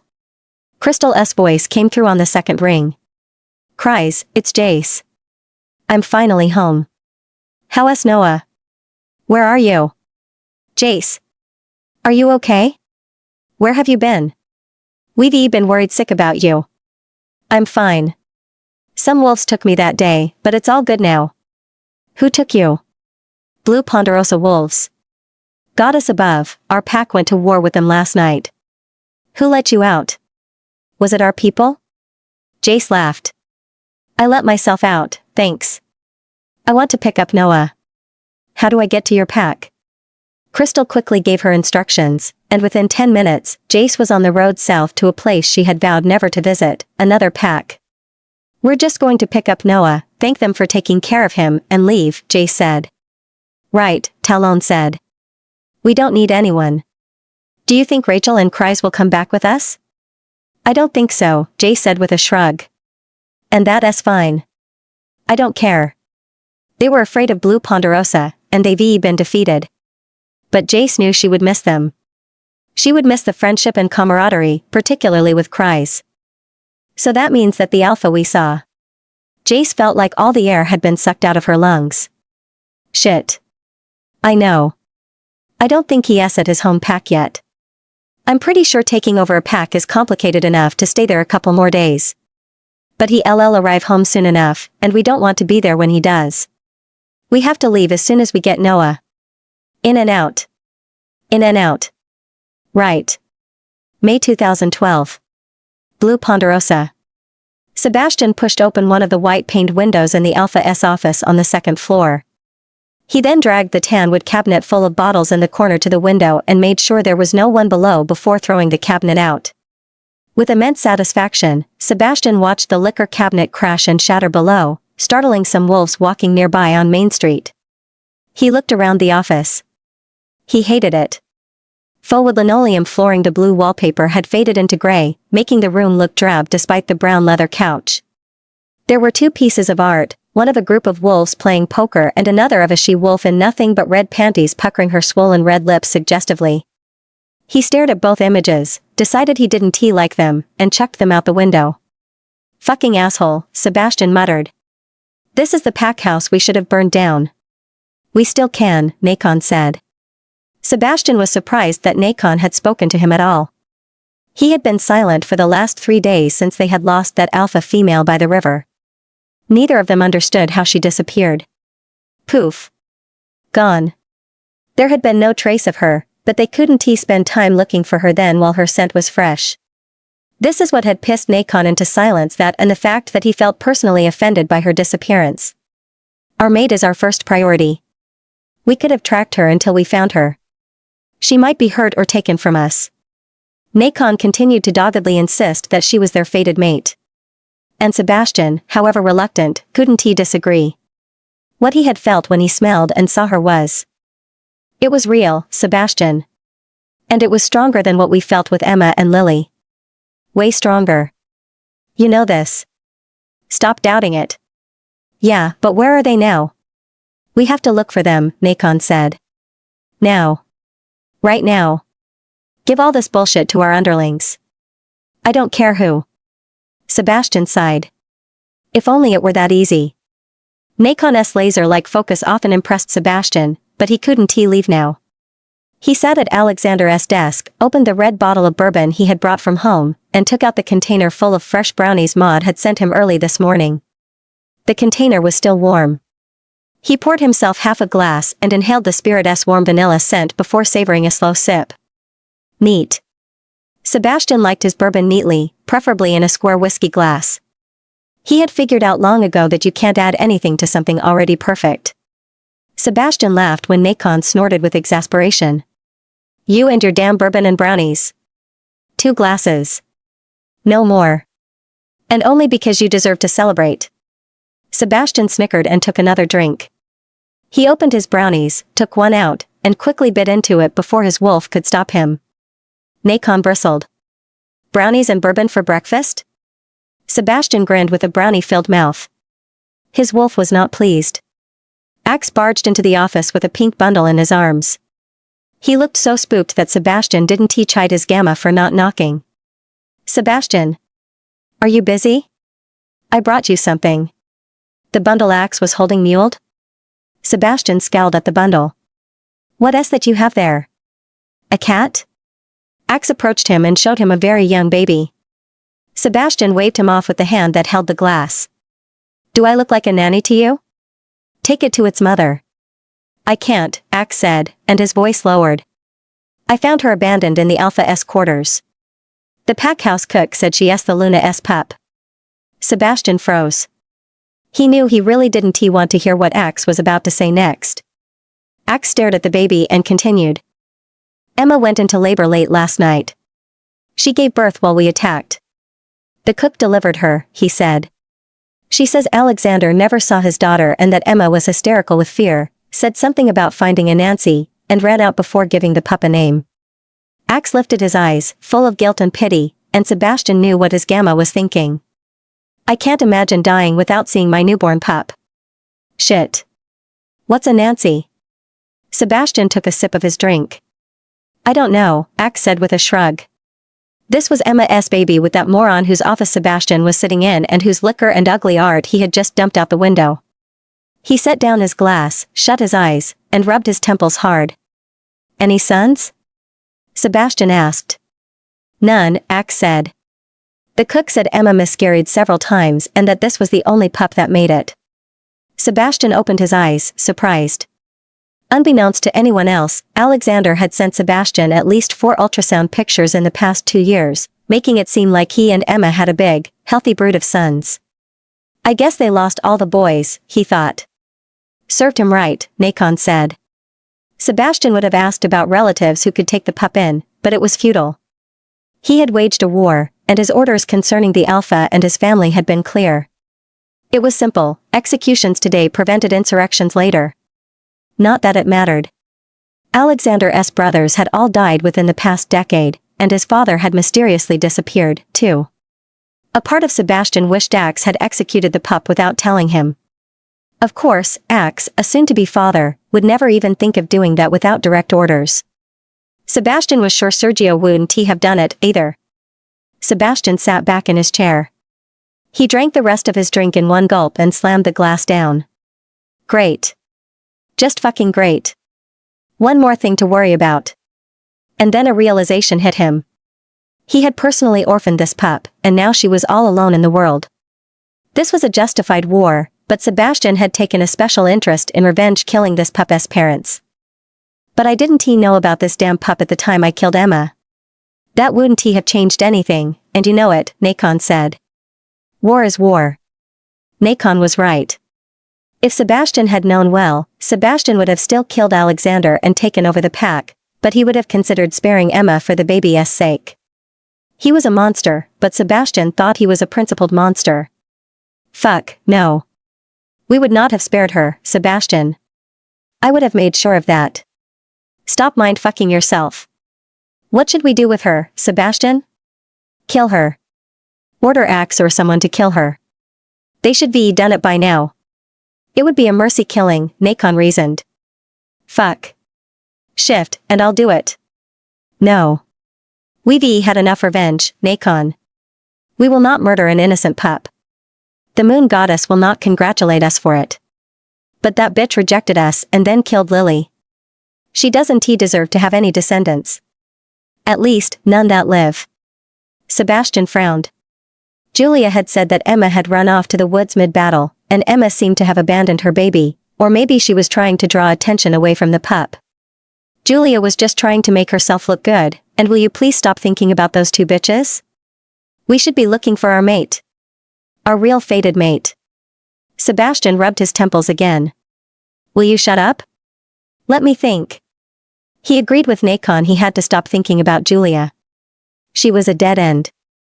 Maybe we should give her to Julia, why no, to soften her up a bit. Axe said. Sebastian glared at him, and Axe immediately dropped the grin on his face. It didn't surprise him that Axe was joking about this. There's nothing wrong with Julia. Sebastian poured himself another drink. He desperately needed it right now. How is your sister Sarah doing these days? Axe looked back at him with surprise. I don't know. She's fine, I guess. She's still adjusting to living in the Sax Oaks pack and being the Beta S mate. Your cousin is not the easiest guy to live with, you know. Her boys are a handful, too. 4 of them. Sebastian smiled. He knew his cousin Spencer well. He was devoted to his mate and their 4 sons and loyal to Sebastian as his cousin and alpha. Spence was a strict and gruff leader who was blunt to the point of aggravation, but he was neither cruel nor unkind. Didn't Sarah say during Christmas that she wanted a daughter more than anything else? Axe's jaw dropped before his eyes lit up with a grin. He strode around the desk and dumped the newborn baby in Sebastian's arms. Sebastian barely had enough time to set his glass down on the desk. Here. Hold this. I'm calling Sarah right now. She's gonna be thrilled. He took out his cell phone. What the fuck am I supposed to do with a baby? I don't know, but you can start by not looking like she's going to bite your dick off. Just hold her. Like this, see? Sebastian gave Axe the most murderous glare he could muster. Axe laughed at him. I'm assuming I want to tell Sarah who this baby is? That is correct. This baby's identity dies and will be buried today, along with this pink blanket you will pour blood on first. You're also going to make sure that at least someone in this house sees you dump it in the mass grave. Do I have your word, Gamma? Yes, Alpha, Axe said solemnly. Shit. She doesn't even have a name. Sebastian looked down at the sleeping baby. She was so tiny. Violet. The name floated gently from Nacon. Violet. Tell Sarah her name is Violet. And leave me out of everything. Axe nodded in acknowledgement, and Nacon rumbled his approval. He curled up again, continuing to nurse his sadness for his missing mate. Why Violet? Sebastian asked, poking his wolf. Because our mate glows with violet fire. Sarah. Axe bellowed into his phone. How's my favorite sister? Fuck you, asshole. Sebastian heard Sarah say, and he snickered. Is that any way to treat someone with your presents for the next 20 Christmases? Axe said. Sebastian continued to look down at the baby in his arms while Axe babbled excitedly at his sister. He realized he didn't feel anything for this tiny baby, not hate, not resentment. All he felt for her was a desire to be well, as he would wish on any pack member. It wasn't cold, it was impersonal to the point of indifference. For the past couple of years, Sebastian had thought that taking over Blue Ponderosa would be the pinnacle of achievement, the triumph over a challenging obstacle he neither desired nor deserved. But as with everything Emma had touched in his life, Sebastian's victory was overshadowed by sadness, pain, and bitterness. I hope you know what you're doing, Sebastian. This could come back and bite us in the ass. Violet would never know who her parents were. She wouldn't forgive Sebastian if she did, and who could blame her? He knew he would never regret killing her parents. Ignorance would treat her kindly from this moment forward. As it was, he wasn't sure he could forgive himself for orphaning an innocent person, but at least now, Violet would be adequately cared for, with the bonus that Sebastian would rarely see her. He wanted no part in Violet's life. He never wanted to see her again. I hope I know what I'm doing, too. May 2012. Azul Springs Pack. There wasn't much cries, and Rachel had told Jace about the Hayes family, primarily because, at the time, Jace had been focusing on school. She had lost interest once they said they practically owned the valley, the mountains surrounding it, and everything else. Jace had expressed skepticism about owning everything, but Cries noted that they may as well own everything. Without the Hayes family and their businesses, the valley was worth only whatever the land sold for. After driving south for half an hour, Jace turned right onto a broad entrance with a giant blue-gray boulder carved with Azul Springs Distillery in silver letters to the side. A large, black iron gate stopped her. Jace got out of her car to open the gate, and as soon as she reached the gate, 2 male sentries appeared before her on the other side. "Who are you, and what is your business here?" The shorter of the two approached her and stopped in front of her. He held a sword. Jace crossed her arms. She didn't like his attitude, and he wasn't holding the sword right. "I came to pick up my pup from Crystal Segundo. She told me how to get here." He leaned over and sniffed her. "You're a she-wolf." "Really? And here I thought I was a damn vampire." Jace glared at him, aggravated.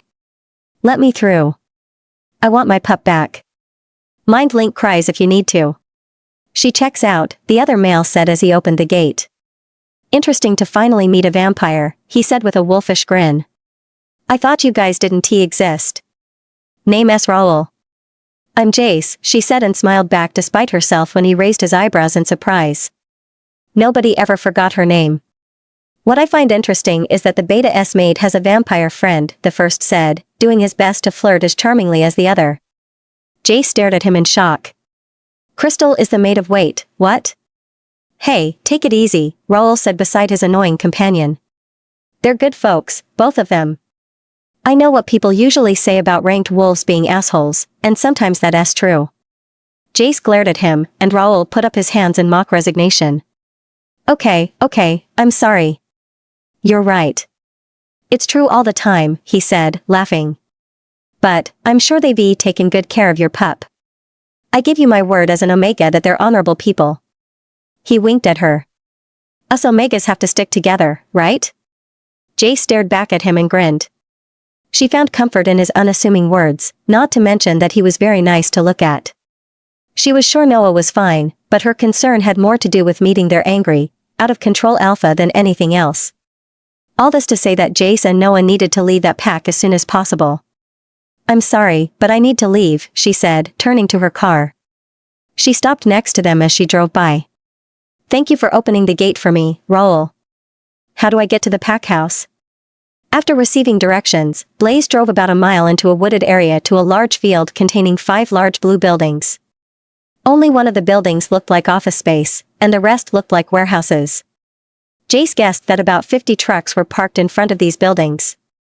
Several males were loading 3 trucks with boxes with the Azul Springs Distillery logo, and another 4 were unloading large quantities of potatoes, fruits, and other produce. A large river that ran down the mountain passed next to the buildings, and she could see several large pipes that connected the river to at least 2 of the large buildings. Jace knew nothing about running a distillery, but everything seemed clean and organized, with enough staff to keep the production gears going. Damn. Jace couldn't help but be impressed. No wonder Rachel spoke about her pack with nothing but the utmost reverence, and Cries did a poor job of masking her respect and pride with indifference. Jace never heard of a pack taking such meticulous care of their own. $20 say they're all pack members, Talon said. I couldn't be any other way, Jace said. For the most part, packs made money by farming their lands, playing the stock market, or investing in it, but she had never heard of a pack owning a business large enough to employ its people. It was risky, particularly with a well-known label as the Azul Vodkas, and she knew they made Rojo bourbon, too. Someone in the pack was exposed to the human community, and she doubted it was the Alpha. Once she reached the end of the large field, Jace found the road concealed behind another giant boulder and yet another gate, which was bigger and guarded by 3 sentries. Once again, she stopped and explained why she was there while another sentry verified her information via mind link. Damn, this place is under airtight security, Jay said once they passed the third pair of wolves that stared at their car as they passed, not to mention all the eyes she felt but that she didn't see. I've never seen such a distrustful bunch of wolves. Jace made her way up the mountain through a winding road surrounded by the vibrant green lushness of the forest. She saw another 3 wolves glaring at her from among the greenery on 3 occasions. They didn't strike her as very welcoming. It must be a nightmare to get on these people's bad side, she muttered. The road continued, and they eventually reached the top, where Jace had to stop and get out of the car to appreciate the sight before her. She looked down on a basin with a large, pristine blue lake surrounded by deep blue-gray rock mountains. Several cascades sprouted out from the sides of mountain rock and poured into the lake, eventually flowing into the river the distillery ran. Azul Springs, Jace said with awe. They really are blue. I thought it was just a pretty name. Greenery in the form of vibrant leafy trees and large bushes grew around the lake, and the lakeshore teemed with different kinds of wildlife. Off to the right side of the lake sat the packed town, which was bustling with life and industry. Further down and up onto the northern mountain sat the large blue-gray stone building with the imposing tower in the middle that Jace recognized as the building she often admired and wondered about from the artificial lake on the university campus. She hadn't realized she had been looking at a pack house the entire time. Now that I look at it from this side, it's like a gorgeous mini castle, isn't it? Jace told Talon. The sun had almost arrived at its zenith in the sky, and after several minutes, Jace got back into her car and drove down into the basin, past the town, and onto the short road that led up to the pack house. The gates to the pack house were open, so she drove in and parked out to the side of the circular driveway, feeling a little intimidated by the grandeur of a polished brick driveway and the fountain of 4 howling wolves in the middle surrounded by many rose bushes. The pack house itself was surrounded by the thickest stone walls she had ever seen, but once inside, it resembled more a modern-day villa than a stodgy castle-like structure. Jace! Crystal's scream echoed throughout the courtyard. Jace had just gotten out of the car when a pair of flailing arms assaulted her into a hug that squeezed the air out of her lungs. I'm so glad you're here and all right. Crystal started to sway Jace as she continued to hold on to her tightly. Thanks, Jace coughed out with a laugh. She had missed her friend but had a bone to pick with her. What is this I hear about you being the beta? Cries immediately released her and looked at her with shock and worry. Jace laughed. Well, in my defense, I'm not the beta, Crystal said, narrowing her eyes at Jace. My mate is, and you've never wanted to meet him, so serves you right. Rachel appeared within Jace's line of sight. The still pregnant young she-wolf smiled and waved shyly at Jace. Hello, Jace. Welcome to the Azul Springs pack. You are welcome to stay with us for as long as you'd like. Jace widened her eyes. Are you the Luna? Rachel indeed looked panicked. No. Of course not. I'm sorry if I made it seem that way, but I thought I'd properly welcome you to our pack since the person called to do so, she said, glaring playfully at Crystal. Can't be bothered right now to do her job. Cranky pregnant she-wolves, am I right? Cry said, rolling her eyes. But don't let her fool you, she whispered loud enough for Rachel to hear. Our Gamma-S mate is always a handful, pregnant or not. Jace turned to Rachel with less than concealed dismay. You're a ranked wolf, too? Rachel shrugged. Only through my mate. He is nice to me and to my Omega family, and that's all I've ever wanted. You're very lucky, Jace said, meaning it but feeling a little sad at the same time. She hadn't wanted more in a mate than what Rachel described. And I am very happy for you. Gruffly pushing an indignant Crystal out of the way, Rachel embraced Jace. June 2012. Blue Ponderosa. You've changed, Julia said. There was a subtle accusation in her tone. Have I? Sebastian didn't even look up from the Blue Ponderosa bank statement he was poring over. Sebastian had been going over Blue Ponderosa's finances, trying to figure out about a mysteriously large sum of money that had been regularly deposited into Alexander's account for over a year, when Julia decided to visit him in his provisional office down the hall from the Alpha's office. He was having his office remodeled with wood native to the Pack's territory, black leather, and a full bar. He had even knocked down a wall to make it into a large corner office.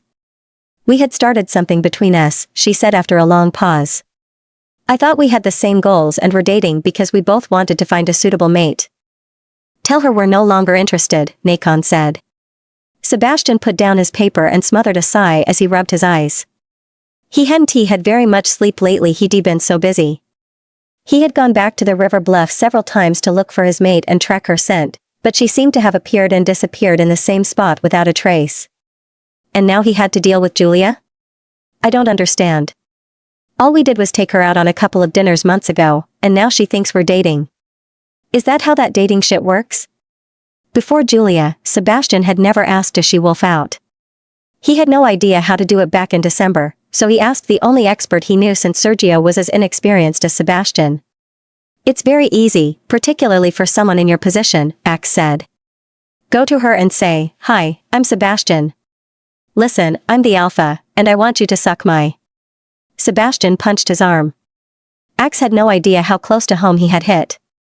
Julia had offered to administer to him again, and he had politely declined. Again.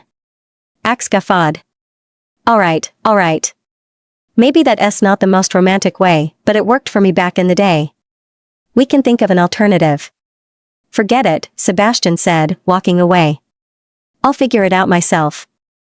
And for your sake, I hope Rachel never finds out you went around saying that to people. I'll take her side if she decides to castrate you. Sebastian finally asked Julia to join him for dinner. His way of asking her out was neither shy nor romantic, it was direct and almost businesslike in its wording and delivery, as if they agreed to meet to negotiate a transaction. In Sebastian's mind, that's what they were doing. There are certain ideas about training elites I'd like your opinion on, Julia. Are you available for dinner this Friday night? They went out 2 days after Christmas.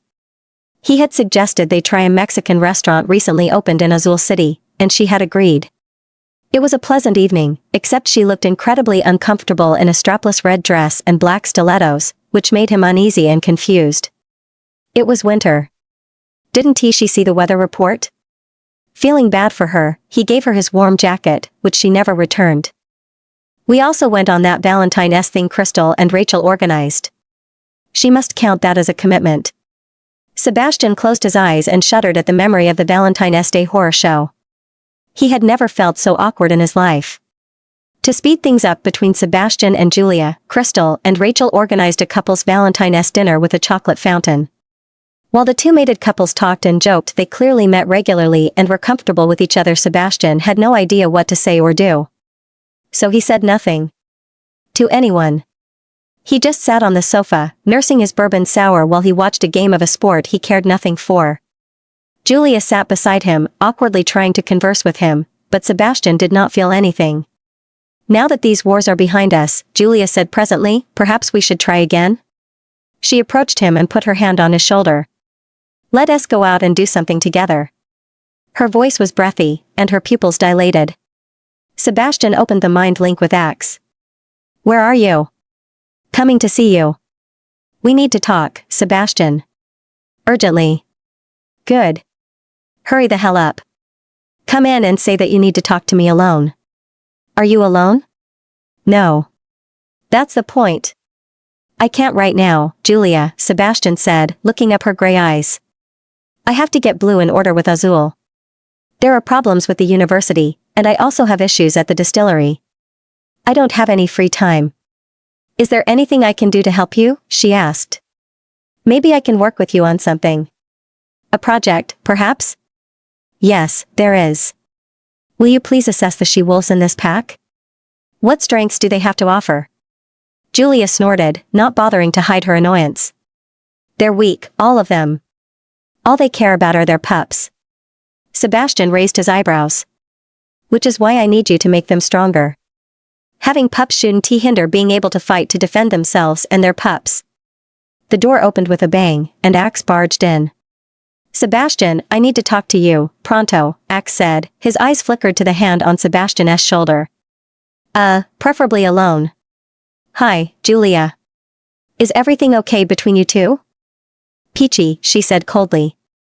With respect, Gamma Axe, do you not knock? Axe grinned and shrugged. When I remember to, yeah. Julia surprised them both when she swooped down and kissed Sebastian's cheek. Execute her. Nacon screamed in Sebastian's mind space. No, I'm not going to execute her for a kiss. She knows I've lost interest. Don't let her touch us again. I'll see you later, darling, Julia said as she left the room. Axe looked at the door before he looked back at Sebastian. Wow. I guess things are moving right along, but why ask me to interrupt? Because they're not moving right along, Sebastian said with a growl. What do you have for me? Sebastian, I can't do this alone anymore, Axe said seriously. I need another training master. Davis is burnt out, seriously, dude. He is the training master that trained your dad. You're the Gamma. What do you think we should do? I know you have a ton of shit to do around here and at all the other packs and the distillery, but we have to hold a training master tournament before Davis retires, which he keeps telling me he'll do next week. Sebastian stood up and walked over to the window. He looked out into the foliage of the trees. She is out there, Nacon said. I know. We have to find her. She is ours. I know that, too. I can't leave Blue yet, Sebastian said after several moments. I have to remain here. Why?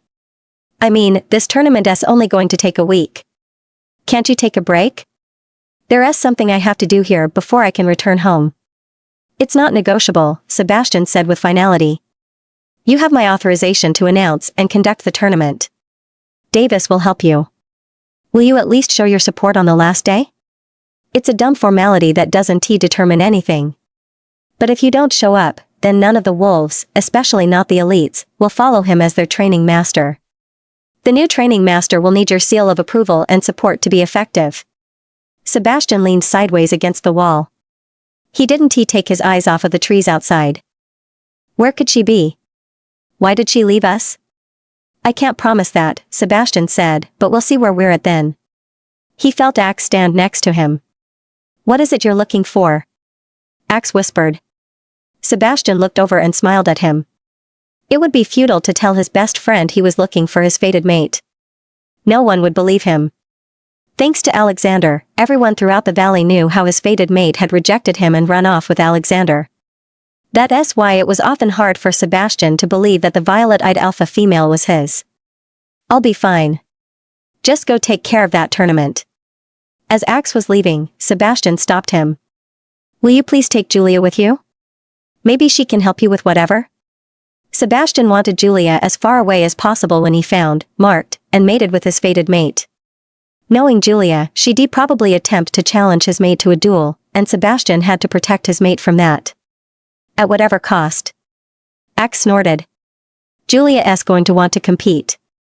Sebastian shrugged and sat down at his desk again. Let her. She'll get her ass kicked, but that one be our problem. But then I'd have to open it for all the she-wolves. I don't care. Do it. It'll look like you support fair treatment and opportunity for all she-wolves. Go you. But then the tournament will last at least 2 weeks. You poor little Gamma, Sebastian said, laughing. How you suffer. Axe flipped him the bird before he shut the door, and Sebastian laughed harder. Sebastian was on his way back to the river bluff to sniff out his mate again when his uncle intercepted him to join him at the jail. You want to see this, Uncle Dylan said. As soon as they arrived, Sebastian caught the faint scent of his mate as Dylan handed him a clipboard.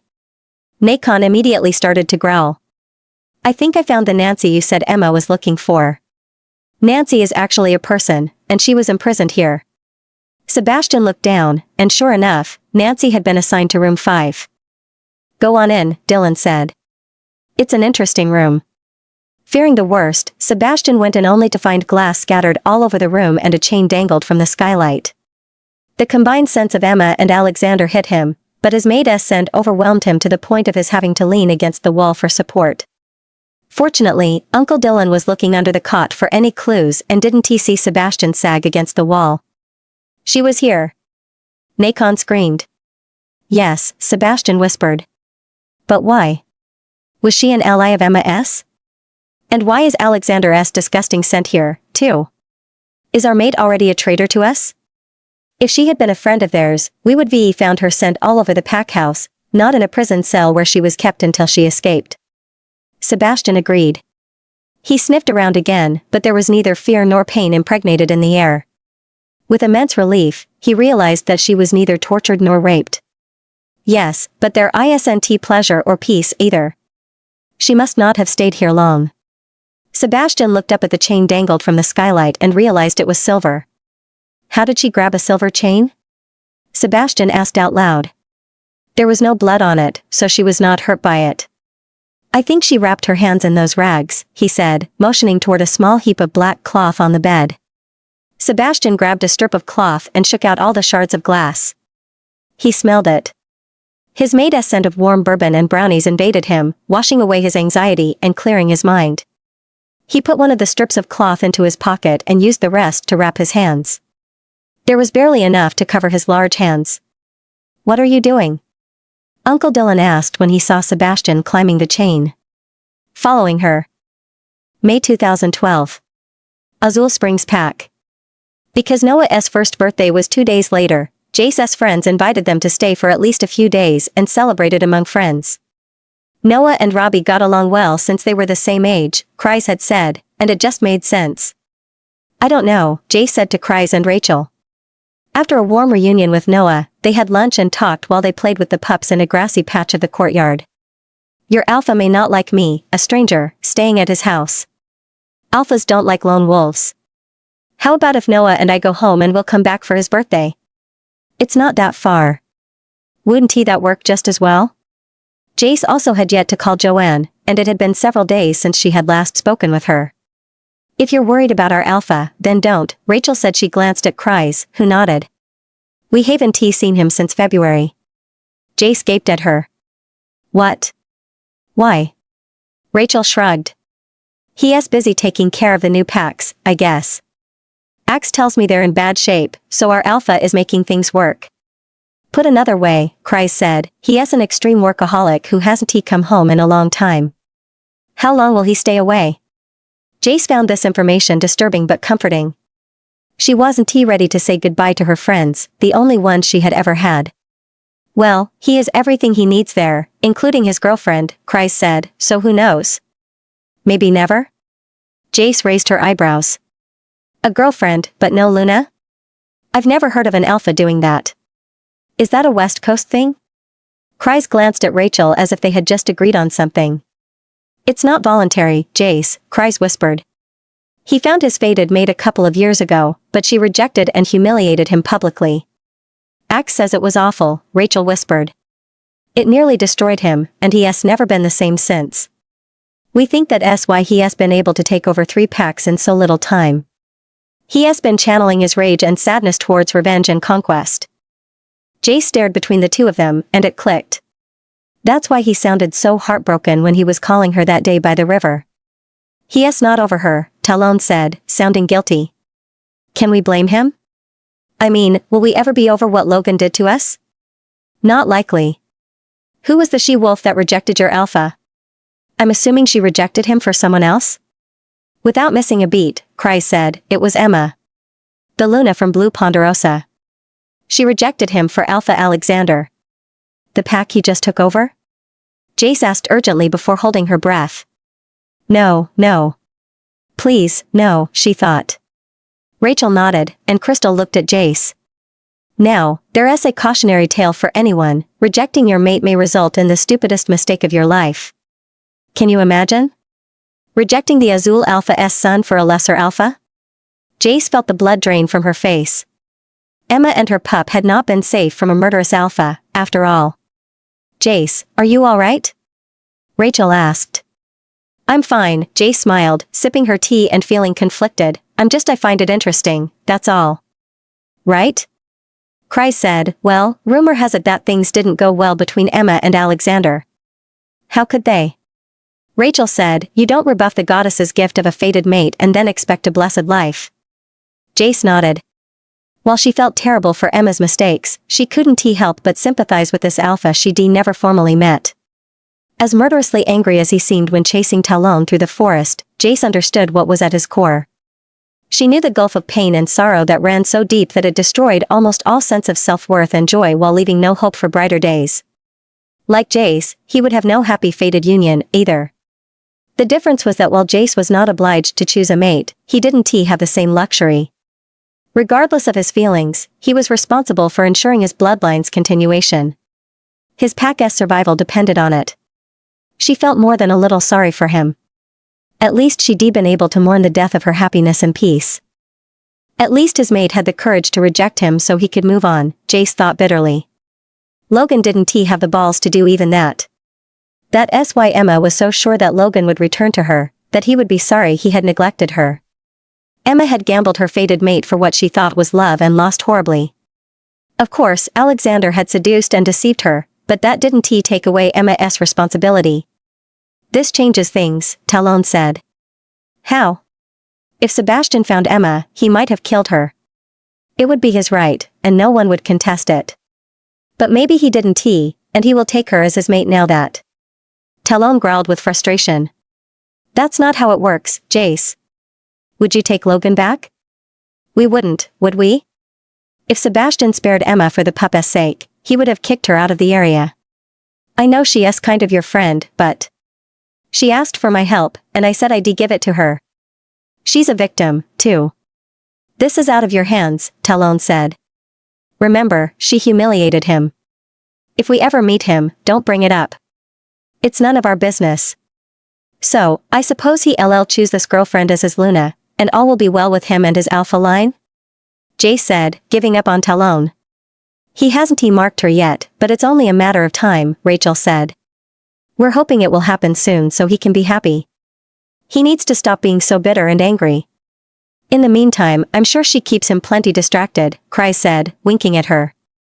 Well, if you think you want to come around, Jace said, then I guess we can stay for a couple of days for Noah's birthday. Cries got up and hugged her. Yay! We'll have so much fun. The next day, after making sure Noah was sound asleep, Jace let herself indulge in a 5-mile run through the forest at 5 in the morning. Her Uncle Danny had taught her that the best days start with a 5 at 5. The run helped her assess that her fitness regimen needed work, and it helped her release her mind and have the courage to make the call she dreaded to make. Sitting on a bench in the courtyard after breakfast, Jace made her call while Noah and Robbie played with their toys in the grass. Following instinct, she blocked her number before dialing Joanna's cell phone. She answered on the 4th ring. Joanna, a woman's crisp business reply said. Hello, Joanna. Are you still interested in the knives? Jace heard a loud gasp. Can you talk right now? Are you alone? Yes. First, let us get one thing straight. Never tell me where you are, okay? This is my private cell phone, but I don't trust that I'm not being listened to or that someone might try to get the information out of me. Understand? I've been worried about you. I thought you were going to call sooner. Jace apologized, and since her instincts didn't tell her otherwise, she explained what had happened. After a very long pause, Joanna continued. Okay, I need you to listen to me very carefully. Are you somewhere safe right now? Yes, I'm visiting friends at a nearby pack, but I'm leaving in a few days and returning home. Home? Home to another pack? No. I've been living as a lone wolf. Shit, Joanna whispered. Why would you do that? And with a baby? Yes, Noah is with me, Jace said, glancing down at the boys before her. It's been for safety reasons. Nobody knows where we are. Well, honey, that's about to change. Someone we both know has been doggedly looking for you, and I think they're close. Jace felt her brain capsize in the torrent of information. What? She whispered. Do you trust the pack you're in? Yes, but that doesn't make sense. Why doesn't he leave me alone? I'm sure he estimated to Claire by now. The laugh that came through the line was cold and derisive. She found her mate about 6 months after you left, and she left him in the dust. Jace gaped. Can't say I blame her, Joanna said. I'd dump a non-mate boyfriend for an alpha-fated mate any day. Any smart she-wolf would. And so now he wants me? Jace couldn't help but relish in Logan's misfortune. So I guess my question is, do you want him? Because if you do, things are a lot simpler. Just come home. Hell, no. Then continue to hide and get protection. He can still claim you. All he has to do is mark you. But he rejected me. Did he formally reject you? Joanna asked, sympathy coloring her voice. Did you? No, but I assumed that time and distance. Assume nothing when it comes to mating bonds, and if neither of you said the incantation to reject the other, then you can still be very much bonded to him. Fated mate bonds are tricky like that. They're great when you want them but shitty when you don't. No, Jay said, feeling sick. The endless months of loveless torment and humiliation had left an indelible mark on her. I can't go back, Joanna. I just know. No. I know, honey, she said. My dad told me your case, but then here's what you're going to do. Joanna's voice turned into a whisper. Seek asylum in that pack you're in or whichever one you trust. Give your fealty and make yourself indispensable to the pack. I know what you can do. My dad often talked about your grandfather's unique gifts and how he passed them on to you. Use them now because, Joanna's voice dropped even lower, Logan will find you, and you'll need an alpha's protection when he does. Understand? The stronger the alpha and the more useful you are to the pack, the less likely it will be that he'll give you up without your consent. Your alpha would be obliged to protect you and Noah until you find a mate of your choice and he marks you. I don't want a mate. That's fine, but then you better be so damn useful to your pack that they can't live without you, she continued to whisper. And remember, it's not just your life that depends on it. After what happened to your family, Noah is the only one who can continue the coal line. I'm not exaggerating when I say that your grandfather died depending on you to make sure Noah makes it to adulthood and lives long enough to continue your family's legacy. Okay. I'll find a way. Is this what was so important to call you for? I thought it was about my grandfather. Joanna sighed. And 6 months ago, it would have been, but things have a bad habit of changing, she said. Once you're safe, call me again. Your grandfather left certain items in my father's care. Like what? More money? Weapons? Yes to both, but also a box of personal journals you might find interesting. Abuelo journaled? How did my grandfather know your dad? Your dad was his lawyer, right? Don't you know? My father was your grandfather's beta. May 2012. Blue Ponderosa pack. After realizing he wouldn't fit through the skylight, Sebastian went outside the jailhouse to track his mate's scent. Once he found it, he tracked her scent back to the pack house to 3 naked corpses of males lying in a pool of blood from a puncture wound to the chest. And her scent was everywhere. Did she? Sebastian asked Nacon. Likely, Nacon responded. Our mate is strong, he said proudly. What exactly are you looking for? Dylan glanced at the corpses with indifference. The males had not been of any of their packs, so neither cared who they were. A she-wolf. Dylan sniffed the air. The one who did this? Sebastian nodded and started tracking her scent through the dense forest before his uncle could ask more questions. It was a while before they reached a small clearing with her scent. Sebastian looked around. She spent some time here, but why? Hunting? Eating? Hiding? Sebastian saw the answer when he found another male corpse, this one with his neck slit. Damn, Dylan said, same she-wolf? Sebastian nodded, looking around. Look up, Uncle Dylan said, pointing toward something among the trees. About halfway up a white pine tree hung a pair of black women's boots. She shifted, Dylan said. Yes. And those boots are important to her, Sebastian said with a smile. How do we get them down? It's that important to you? Sebastian nodded as he continued to look up at the boots. But you're not climbing that fucking tree, Uncle. Hell, no. Do I look like a cat to you?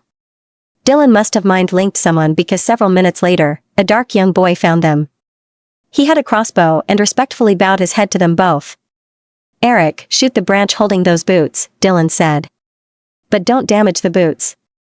Yes, Beta. The boy aimed and fired. The arrow broke through the branch, barely missing the boots, which fell right into Sebastian's hands. They were heavier than Sebastian imagined, but their scent was unmistakable. Bourbon with hints of warm vanilla and butterscotch. Brownies right out of the oven. Thank you, Eric, for a job well done, Dylan said. Eric bowed his head to them again and ran off the same way he came. Sebastian looked down at the boots in his hands. The dark black leather was thick and well worn but not in bad shape.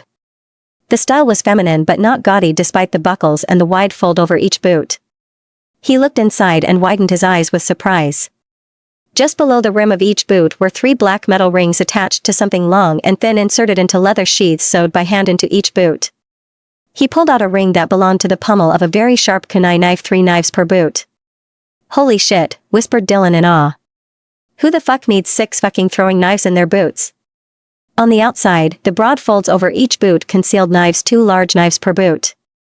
All of her knives had black, flat handles. 2 were stiletto daggers, and the third was a small bowie. But the fourth was an interesting tonto knife with a black blade and an inscription. Nunca olvidaremos, Papa. Siempre, easy. We'll never forget, Dad. Always, Sebastian murmured. Who the hell is Easy? Dylan said. Is it that female-ass name? Easy? Sebastian shrugged. I don't know, but this knife is a personal item. Fuck. Sebastian, those boots belong to an assassin. Unless you want to bring her in for justice, I suggest Dylan stopped. She is trying to assassinate you, isn't she? And you're tracking her to catch her. Sebastian froze. He hadn't considered that his mate wanted to assassinate him, although he supposed that could be possible. But his mate wouldn't kill him, right? Interesting idea, Nacon said, but she was already in prison when we attacked. Maybe she tried to kill Alexander and got caught? I don't think so, Uncle, Sebastian said. She was Blue's prisoner before we attacked them. Her issues were with them, not me. No, Nacon. An assassin of this caliber, Sebastian said, turning the tonto knife in his hands, doesn't he know how to fail? They succeed every single time. Buckles concealed other smaller pockets, but those would have to wait until he was alone. Right now, he had to keep tracking her. Sebastian was putting the knives back in their sheaths when he and Dylan got a mind link from one of the sentries at the gate. The sentry said 2 teenagers, a girl and a boy from Cobalt Lake, urgently requested asylum in Blue Ponderosa. They looked beaten. They escaped but were chased to Blue when they were discovered missing. Their parents were dead. The Alpha of Cobalt was also dead. Murdered, the teenagers claimed. Cobalt Lake? Uncle Dylan said. Now their SA name we don't hear every day. Cobalt Lake was about half an hour from Blue, and Azure was even further north, in the mountains themselves, not part of the Azul Valley. Sebastian looked toward the forest where his mysterious mate's scent led. More than anything, he longed to follow her trail. He imagined her waiting for him, calling him to join her and mark each other. And he couldn't. Not yet. Sebastian shut his eyes with frustration. Nacon was going to despise the decision he was about to make. But we are so close. Nacon said with a growl. Her scent will eventually fade or wash away if it rains, and we've already wasted so much time. I know, Nacon. I want her as much as you do, but whatever was behind Alexander's attempts to take over our pack has already taken over Cobalt and, most likely, Azure Falls. We have to know what the fuck we're dealing with, what's coming. Nacon growled. He was even more frustrated than Sebastian, but as an alpha, he understood their predicament. When Sebastian and Uncle Dylan reached the pack house, Sebastian took the time to stow away his mate's boots in his suite, and then they headed straight to the infirmary. As soon as Sebastian entered the cream-colored room with 2 white wooden hospital beds, 2 malnourished youths with dirty blonde hair stood up and bowed their heads. Their bodies were alarmingly skinny, with very little muscle, while their skin was dirty and scabby. The boy, who looked 14, wore torn blue jeans and a tattered gray t-shirt that was at least 2 sizes too small, while the girl wore a dress that barely covered her mid-thighs. It was too tight across the chest and too short for a girl in her late teens. Both had a dry, white ring around their lips. I am Sebastian Hayes, Alpha of the Southern Azul Valley Packs, he said formally. And this is my uncle, Beta Dylan Hayes of the Cerulean River Pack. Welcome to Blue Ponderosa. Tell me your name and what brings you here. He allowed enough of his Alpha's authority to seep through his voice to leave no room for lying or deception. Their wolves were obliged to Nacon's authority over them and would not permit untruths, not that either teenager looked like they were in any shape to lie to anyone. I'm Lorena, and this is my brother, Armando, the girl said. We seek asylum in your packs, Alpha. Why? What's wrong with Cobalt Lake? The invaders came and took over everything, she said. They only come at night after they make sure everyone is asleep. They used to talk to our Alpha but only to the Beta once the Alpha died. How do you know that? Dylan asked. The boy cleared his throat. Because he has the sickness, too. The white sickness that the Alpha and his family died from. Our ma and pa also got it. We think they got it after our ma told people the sickness was in the food the invaders give us. Sounds like witches to me, Dylan muttered. Is there anything else you can tell us? Sebastian looked at both teenagers. How did you escape? They looked at each other. Both were nervous. They weren't giving us very much food, and my brother, Lorena said near tears, was hungry. My ma once said that the bread was safe, and since I was working in the kitchen, I started stealing extra rations of bread for my brother. I got caught 3 days ago. Tears ran down her cheeks. It was only 2 pieces, I swear. They were going to punish us both, Armando said, looking down at the hole from where his right big toe peered. They would make us pay for the rations she got me by working the rest of her life. Since it was 2 pieces of bread, they said each piece was worth our whole lives. Sebastian had heard enough. Get rest. Focus on recovering. He looked at the nurse who was standing nearby. Get them something more comfortable to wear. Buy it and put it on my tab if you have to. The nurse bowed her head. Yes, Alpha. Lorena cleared her throat. Sir. Alpha, sir. May we please pledge allegiance to you now? Armando quickly nodded. Sebastian smiled, impressed. They were smart. Food and clothing were only hospitality, not protection. If their Alpha or Beta came and demanded their return, Sebastian would have to oblige. He couldn't protect them from whatever they were running from until they pledged, and he accepted their fealty into his packs. He nodded, and both knelt immediately and pledged themselves to Sebastian. Once they left the youths in the infirmary, Nacon said, at least we know they'll be faithful to us. Yes, but whatever they're running away from will soon follow them here, Sebastian said. You mean whomever? Yes. Whomever. I have a feeling we'll know more about them soon enough. And off into the distance, Sebastian could have sworn he heard thunder. May 2012. Azul Springs. Jace felt as if she'd been kicked in the gut. When she finally recovered, Joanna was calling her name. She sounded worried, and Jace inhaled. Wait, what? Jace shouted into her phone. That's not true. My grandfather was an Omega. Just like my father and my brother and me. If he hadn't been an Omega, he wouldn't have cared so much about training Omegas properly, teaching them to defend themselves against bigger, stronger opponents. He wouldn't have cared about how they don't get fair treatment from ranked wolves because, let us be honest, ranked wolves don't give a shit about Omegas. We were all Omegas, except my bitter, stuck-up grandmother, who claimed she had Beta blood, but you know what? None of us cared. By the time she stopped her tirade, Jace was breathing hard, and tears ran down her cheeks. Alexander was wrong. After their conversation, it hadn't taken Jace long to realize that he lied to her because that's what Alexander did. He lied. He lied to Emma, and so he lied to Jace, too.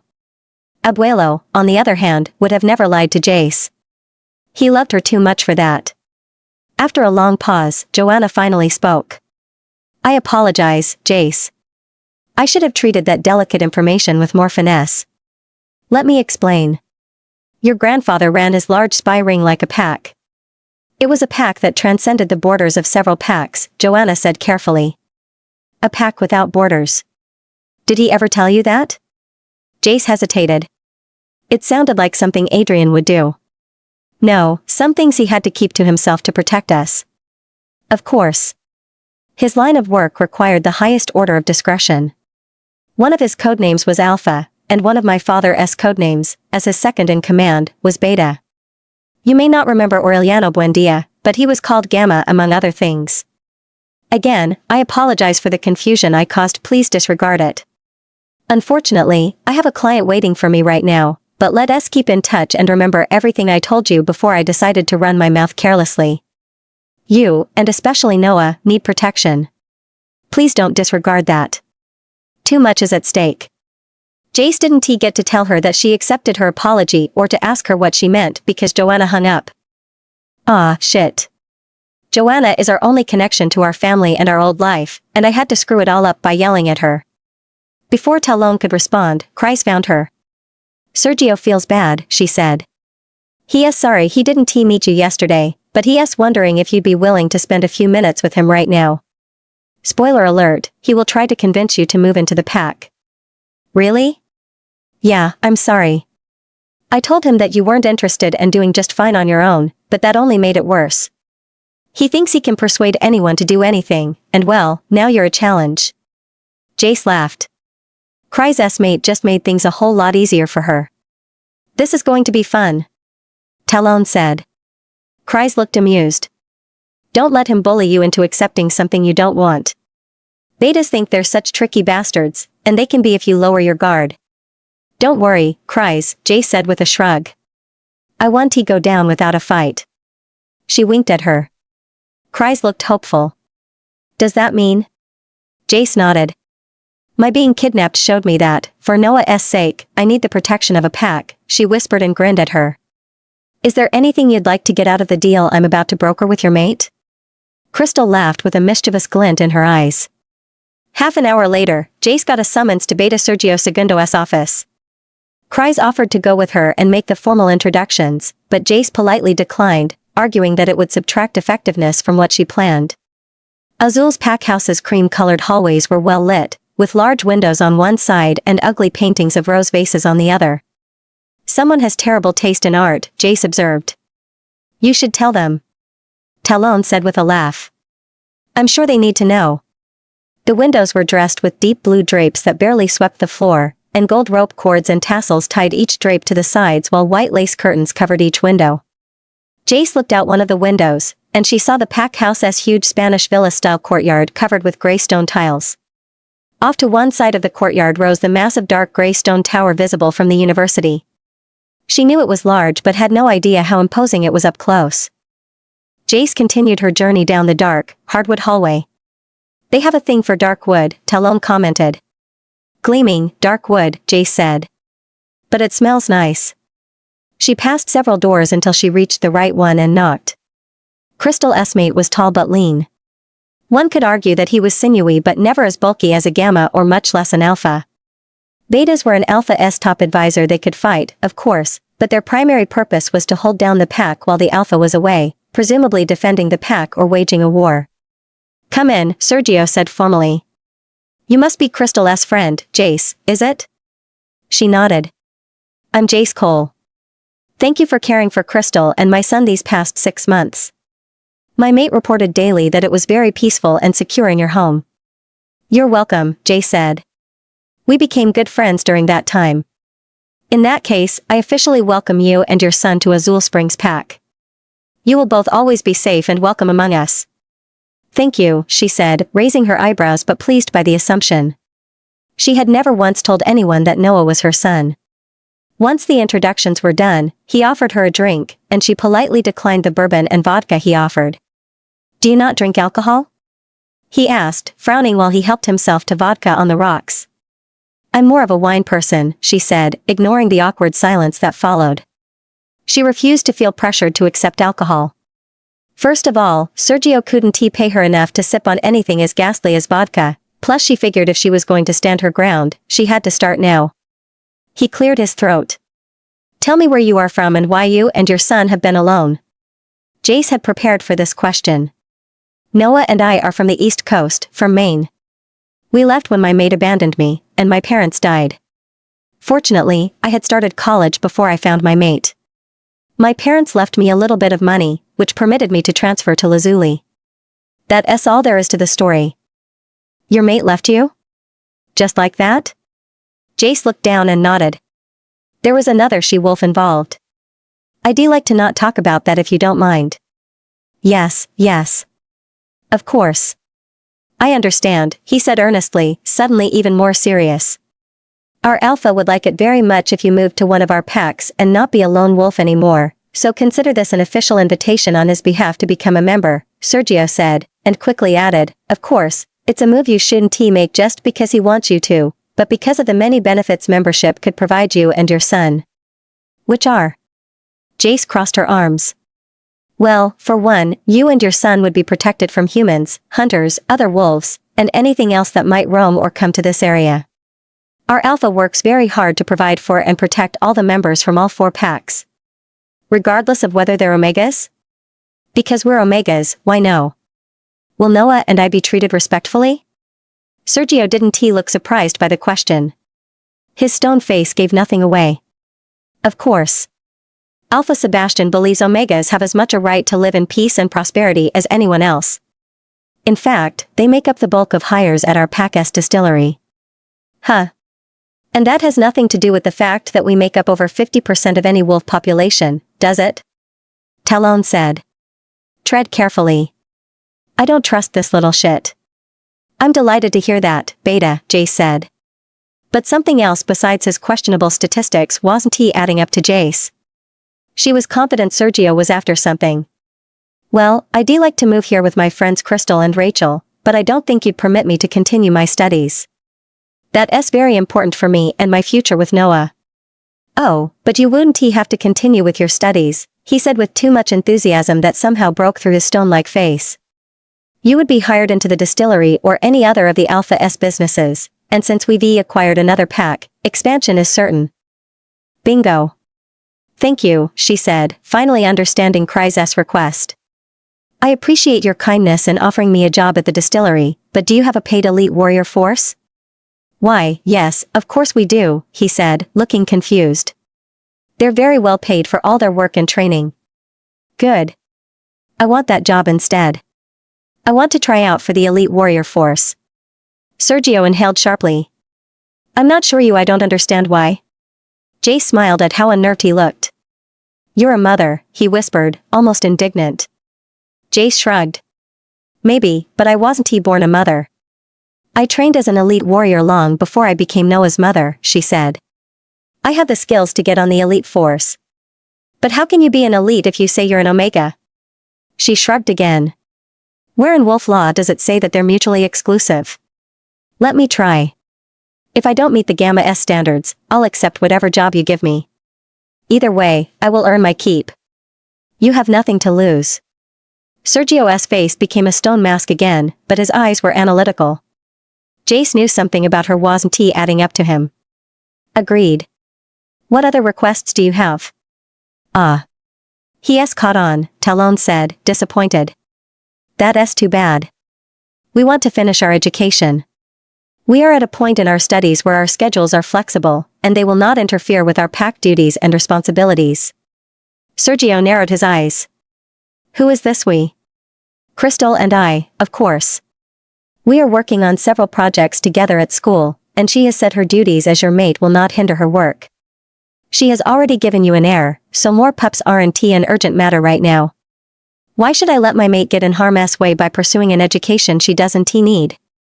Sergio crossed his arms, and his stony face broke into an ugly scowl.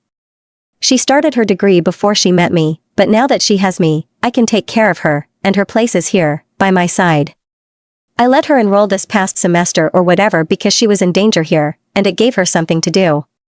Now that the war is over, she has no business looking for an education she doesn't and will never need. Fuck. This is going to be harder than I thought, Jace thought. I agree, Beta, she said, feigning relaxation. Her place is most definitely here with you, but she has about a year to get a degree she has worked hard for, and she has been longing to finish. It will be an important personal accomplishment to make her happy to be by your side. Not to mention the love of learning she will instill Robbie as the next Beta and any other pup she has in the future with you. She paused to see his reaction. Stony face had returned. All I'm saying is that I am going back to school.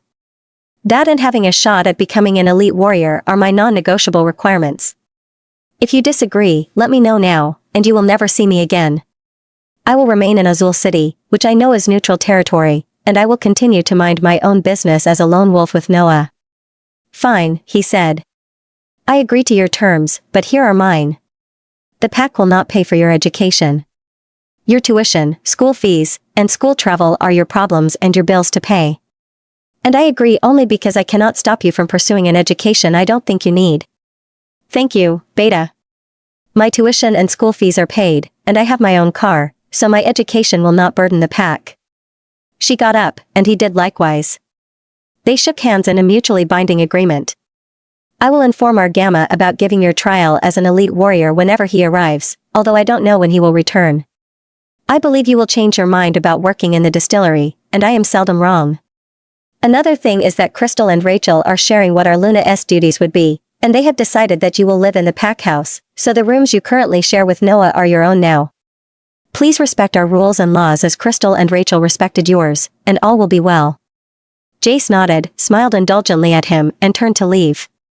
She opened the door but looked back at him one last time.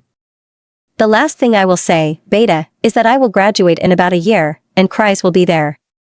I don't want to imagine how she will feel as I walk on commencement day and receive my degree and how she'll feel about you then and for years to come. His face was still a hard mask. Goddess, I bet he could beat a damn rock at the now smiling game, Talon said. It may mean a bit of sacrifice on your part for a year, but you have the power to make your mate supremely happy, or you can choose to make her incredibly sad and resentful towards you for years to come. As my grandfather used to say, pick your poison very carefully. June 2012. Blue Ponderosa. The day after the arrival of the teenagers from Cobalt Lake, Sebastian went out to find and follow his mate's scent as soon as he could. A thunderstorm was nearing, and he wanted to follow her trail as far as he could before the rain washed away her scent. He reached the clearing where they found the boots the previous day and followed her trail until it ended at a stream. The stream was small enough that he jumped over it without a problem. He saw some black clothes strewn on the other side and, just as he had thought, they belonged to her. But that was the end of her trail. She had tried to use her clothes as a decoy to misdirect any pursuers that she had moved on from the stream. Sebastian looked back at the stream and frowned. Someone was chasing or tracking her. She most likely ran on the stream after she shifted, Nacon said. Sebastian folded her clothes and put them on a nearby rock. He took his clothes off, put them on top of hers, and covered them with leaves and a large rock. He shifted. Where to? Sebastian asked Nacon, who was now stretching and in complete control. Nacon looked upstream and sniffed. He did the same when he faced downstream. He took off. Why downstream? Sebastian asked. If she thought someone was chasing her, upstream would have been slower. She would have been fighting the current. Nacon soon growled in frustration when they reached the bluff where the stream poured into the river below. It was the same place they had lost her the first time. They had come full circle. Jump, Sebastian said. What? Why? We'll get wet. Obviously, but it's the only thing we haven't tried. Stop being a pussy and jump, Nacon. Nacon snarled and jumped. The water was as cold as expected, but once Nacon surfaced, he sensed their mate's scent in the little alcove under the bluff. He swam closer, and there was no doubt she had been here in human form. Fuck. She hid from us, Sebastian said. Sebastian had no idea what to do or think. His mate had hidden from him on purpose. The old feelings of being unwanted by his fated mate returned, painfully tightening his chest. It may not be as simple as not being wanted, Nacon said. She never showed signs of knowing who we were to her. What do you mean? She may not have caught our scent. Nacon swam downriver while Sebastian mulled this over. I don't want to pursue this, Sebastian said. If she doesn't want us, then she doesn't want us. There's nothing we can do about it. Where are we going? I'm not giving up. Until I hear her say otherwise, I will assume that my mate wants me. She doesn't know it yet because she doesn't know me. Nacon swam a few miles until it drizzled, but his persistence paid off when he smelled a deer carcass. He got out onto the bank and sniffed until he found what he sought. He howled in triumph. The decaying carcass of a doe lay in the grass next to the river. Although the area was rife with the scents of other animals that had partaken of the feast, there was no doubt that his mate had felled the doe and eaten her fill first. She was in wolf form this entire time while she swam and hunted. And she is so strong. I'm happy our mate's human lets her run and hunt. We have so much to talk about and so much to share. Nacon's pride and pleasure were unmistakable, and Sebastian didn't want to ruin his wolf's hope and happiness by dumping on him a cold reality. Their mate was still nowhere to be found. But Sebastian didn't have to because the sudden violent pouring of rain and thunder did. Nacon wanted to continue to swim downstream even in the rain, but Uncle Dylan's mind link stopped them. Northern border, quick. I just got a report that no less than 10 wolves from Cobalt Lake have arrived. They seem to be refugees. I've already sent back up. What the fuck is going on in Cobalt? Nacon ran through the rain toward the northern border, and when he arrived, neither he nor Sebastian were prepared for what they saw. Surrounded by several Azul Valley sentries and elite warriors, a group of wolves lay on their bellies or sides well within the blue Ponderosa side of the border. The group included some pups and several she-wolves, meaning it was a peaceful group of people. Nacon approached the group. The warriors and sentries bowed their heads to him, and the group of refugees stood and bowed low. Mixed bag. Betas, gammas, but mostly omegas, Nacon said. One of the omega females was pregnant, but her pup is now stillborn. She may not know it yet. Nacon shifted, and Sebastian ordered everyone to shift as well. All the refugees looked pale and gaunt from undernourishment. The 4 children's eyes were sunk, and they, along with some adults, were hyper-salivating. Most of them had the crusty white ring around their mouths that the youths had. Uncle Dylan, send 2 large trucks to the borders immediately. These people can't walk. Send an ambulance, too. A pregnant she-wolf may be close to dying. Roger that, Dylan said. Sebastian turned to the group of people. You are trespassing. What is your business on my territory? One of the males, the oldest one, responded for the rest. My name is Alfredo, Alpha. We are from the Cobalt Lake Pack and seek asylum in your pack, sir. Why? Alfredo looked around his group. We were marked for execution this morning, but we escaped, sir, during the night. Our pack was invaded a little over 2 years ago. Our rightful Alpha is dead. How did you escape? Another male shakily stood up. My name is Johnson, Alpha sir. I was the jailkeeper. That she-wolf there, he pointed toward the passed-out pregnant woman, is my sister. She is the only family I have left. The invaders killed most of my family, including my mate and pups, sir. I let them all out, and I came with them, sir. A couple of hours later, Sebastian was in his office with Alfredo and Johnson. All of the refugees had officially become Southern Azul Valley Pack members, but most chose to move to Sax Oaks or Azul, the packs furthest away from the northern border. He had just had a meeting with Alfredo and Johnson. Like Lorena and Armando, they'd never seen the invaders either. The invasion happened slowly, and it was over before anyone knew what was happening. The Alpha died, and so did his entire family. Sebastian dismissed both males to rest after that.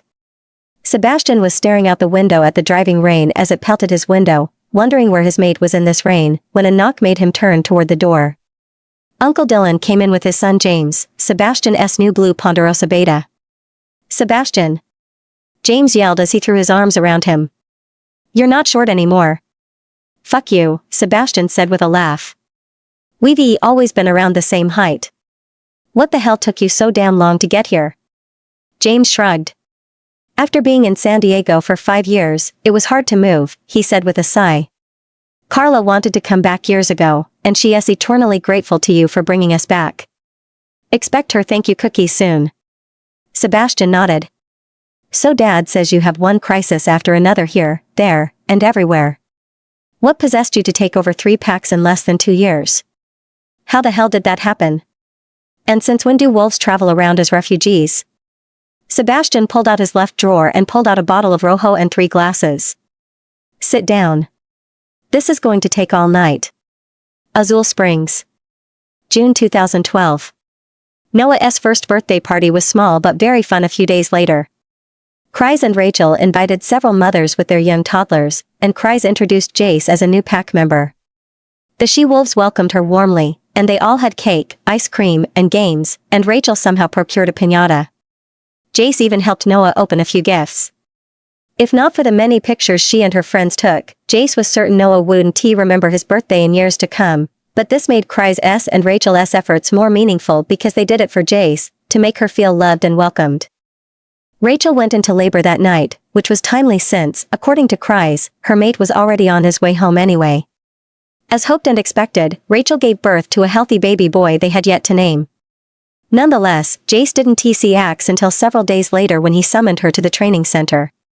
The training center was not hard to find. It was a beautiful 2-story, red brick building in town with carefully manicured gardens. The large room was spacious enough to accommodate at least 200 training wolves, which is what was going on when Jace entered the building. This is a large pack, Talon whispered in her head. Are all of these warriors or just regular wolves? I don't know. I think they're regular wolves, Jace responded. There are too many to be the elite forces, right? She looked around at the men and women in training clothes. They were all focused on hitting and kicking their opponent, but something was wrong with their training. They're hitting for the sake of hitting, she told Talon. Their hits are not strategic. Talon immediately agreed. It's as if they don't care where they hit as long as they hit something. Not only did this mean they wasted precious energy in each match, but they also depended on sheer strength and numbers to beat their opponent. It didn't help that men only sparred with men of around the same build and height. Jace frowned. And there were no she-wolves. Maybe these were just regular wolves, and this is the basic training everyone has to have? Talon said. Didn't this pack conquer the other 3 packs in less than 2 years? They must be strong and skilled. Jace let out a long sigh. Either that, or they have depended almost entirely on the few strong warriors to do most of the fighting during their conquests. And that means more deaths among the weaker warriors, the Omegas. That's not fair. She stayed in the back of the room, leaning against the wall. She recognized who the Gamma was by his bulky physique and the authority in his voice when he gave instructions. He wore red basketball shorts, dingy white sneakers, and a simple gray tank top. The session ended when he clapped loudly several times. All right, everyone. Good job today, but I expect more from the elites. You need to do better. The wolves quickly picked up their towels and water bottles lined against the walls and evacuated the room. Jace approached the man who led their training. Hey, I'm Axe. I'm the Gamma, the man said. His friendly smile extended to his mischievous brown eyes, and he gave Jace a warm but firm handshake. He grabbed a small towel draped over a nearby chair and wiped his sweaty face before running it over his short, brown hair. Jace guessed he was around 6 feet tall. He was tall, but not enough to tower over her. Axe? As in Axel? No. As in it was either axe or hatchet. As a Gamma, my dad was into weapons, Axe said, grinning. And was sharp as our family name. Well, he was going to milk that tit for all it was worth. Jace burst out laughing, and he grinned. Listen, I can't complain. At least he didn't name me Claymore or Dedeo. Those were also viable options at the time. But your son's name is Claymore, Jace said, surprised. You didn't? Axe laughed. I did. It was either Claymore or Jacob, which is what Rachel wanted. Can you imagine? Axe faked a shudder. How unimaginative is a wolf named Jacob? Jacob? You did right by your boy. At least it wasn't Dedeo. They laughed again, and Jace remembered this was what her relationship with Joaquin had always looked like. And what's your name? Is it something like Annie? It's Jace, she deadpanned. It was Axe's turn to laugh, but then he widened his eyes when he realized she wasn't joking. No way. How did a pretty girl like you get a name like that? How did your cute newborn pup get a name like Claymore? My dad, of course, she said, grinning from ear to ear. He was a bladesmith. Knives were his passion. He wanted to name my twin brother Jace, but my mom beat him to it and named him Joaquin, after her father. So, out of spite, my dad gave me the name he had reserved for his son. Jace swallowed the always painful knot in her throat when she spoke about her family. Any middle names? Why no, to at least warn people that you're not a dude. None. My dad didn't want any girly names to water down my real name. You should be seen my mother's face every time he told that story, Jace said with a small smile. Axe chuckled. Oh, I can imagine. Once Rachel figured out what a Claymore is, let's just say she doesn't like me very much right now. You and I will have to drink to unique badass names soon, he said. Jace nodded. She didn't care for vodka, but if Axe wanted that, she'd be willing to try it at least. Anyway, we should get down to business before Sergio walks in and catches us having a good time. He told me you're here to try out for an elite warrior position. With a name like Jace, you got any skills? Axe asked and cleared his throat. Why no, fighting skills? I've got some skills, she smiled. Axe smiled slyly and looked around the training center. It was empty. He walked to the middle of the large room, where a large painted circle was on the floor, and held out his hand to invite her over. Show me what you've got. They assumed their fighting positions, and she stood still until Axe attacked her with a series of powerful punches to her face and torso. She evaded each one while she assessed his skill level. She had no doubt he was strong, but he was slower than anticipated, which reminded her of her brother, Joaquin. This made it easy for her to know where his punches would land if she let them land. Axe continued to attempt to hit her in the face, probably hoping to knock her down with one punch, and then aimed for her torso. She let him land a couple of hits on her stomach to test his strength, and just like she guessed, they hurt as much as her brother's hits. She never stopped looking for her entry. "You're good at evading," Axe huffed. After a left punch that unexpectedly left Axe's left side open, Jace delivered a power left into his jaw. She felt his teeth shift under her fist. The brutal hit surprised him, and she immediately followed it with a powerful uppercut right up and into his abdomen. As expected, it winded him. The surprise was written all over his face, and Jace used a short pause to continue to deliver a quick set of jabs and right crosses to the face and throat that distracted him. Jace took 2 steps back and sent a powerful roundhouse kick into his already winded abdomen. Axe hit the floor. But once down, Jace knew better than to let him get up. She quickly straddled him before he realized what was happening and pinned his arms with her legs. She started a volley of quick punches to his face. He twisted and arched his back to throw her off, but she tightened her thighs, held on, and broke his nose. "Stop," he managed to roar, blood spurting over his shirt. Jace stopped, blinked, and immediately got off of him. Shit. Jace hadn't fought so hard in a long time, and she got carried away. She doubted they'd de-kill her, but she was probably going to get kicked out of the pack, out of the territory hell, maybe even out of the state for beating up a ranked leader. "Don't be ridiculous," Talon said with a snicker. "All because the Gamma can't take a few punches from a girl?" She snorted. "He deserved it anyway. He's weak." Axe is not weak. He relies entirely on his strength to beat his opponent. That's fine as long as his opponent isn't either skilled or stronger than him. But I don't know. I beat him up pretty badly. Look at him. His nose is a mess, and I think I gave him a black eye." She never felt guilty for beating people up. It was a good way to work off Talon's aggressions, but she liked Axe. He seemed like a nice guy and, more importantly, a potential friend. Meh. He'll heal before he leaves this place. His ego might be more bruised than that eye of his, Talon said, retreating to the back of her mind where she watched with interest. Jay stood and offered him a hand up, partly out of politeness, partly to gauge his reaction. Axe surprised her by accepting her help. "Who the hell taught you to fight?" He gingerly straightened the bones of his nose before he retrieved his towel to wipe the blood from his face. "That was awesome. Once you started, you never fucking stopped." Jace relaxed. Axe had spoken with awe, not anger, and the expression in his eyes was unmistakable. "Respect." "My uncle," she said, clearing her throat. Axe stared at her, still patting his face with the bloodied towel. She looked around and saw a large freezer in the corner. She nodded toward it. "Can I get you an ice pack or something?" "Your eye is fuck, Rachel is going to kill me for hurting you." He shook his head. "That's not important right now. Listen. Are you interested in C? Our training master just retired, like yesterday, and the training master tournament starts next week. Did you have something like that in your pack?" The whole tournament for the training master position was designed to find the best and most skilled warrior in the pack. It prevented anyone from cheating and playing favorites between ranked and unranked wolves. It was simple: the best warrior wins fairly and garners everyone's respect, essentially becoming a ranked wolf if they are an omega.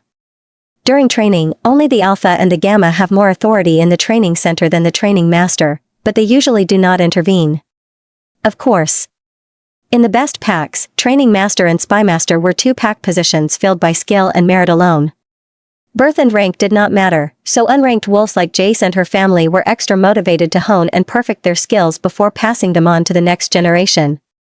Both skill sets were a much guarded Cole legacy. Her grandfather had trained Jace and her brother to be spy masters, and Uncle Danny trained all the cousins so that any of them would be the pack's training master after him.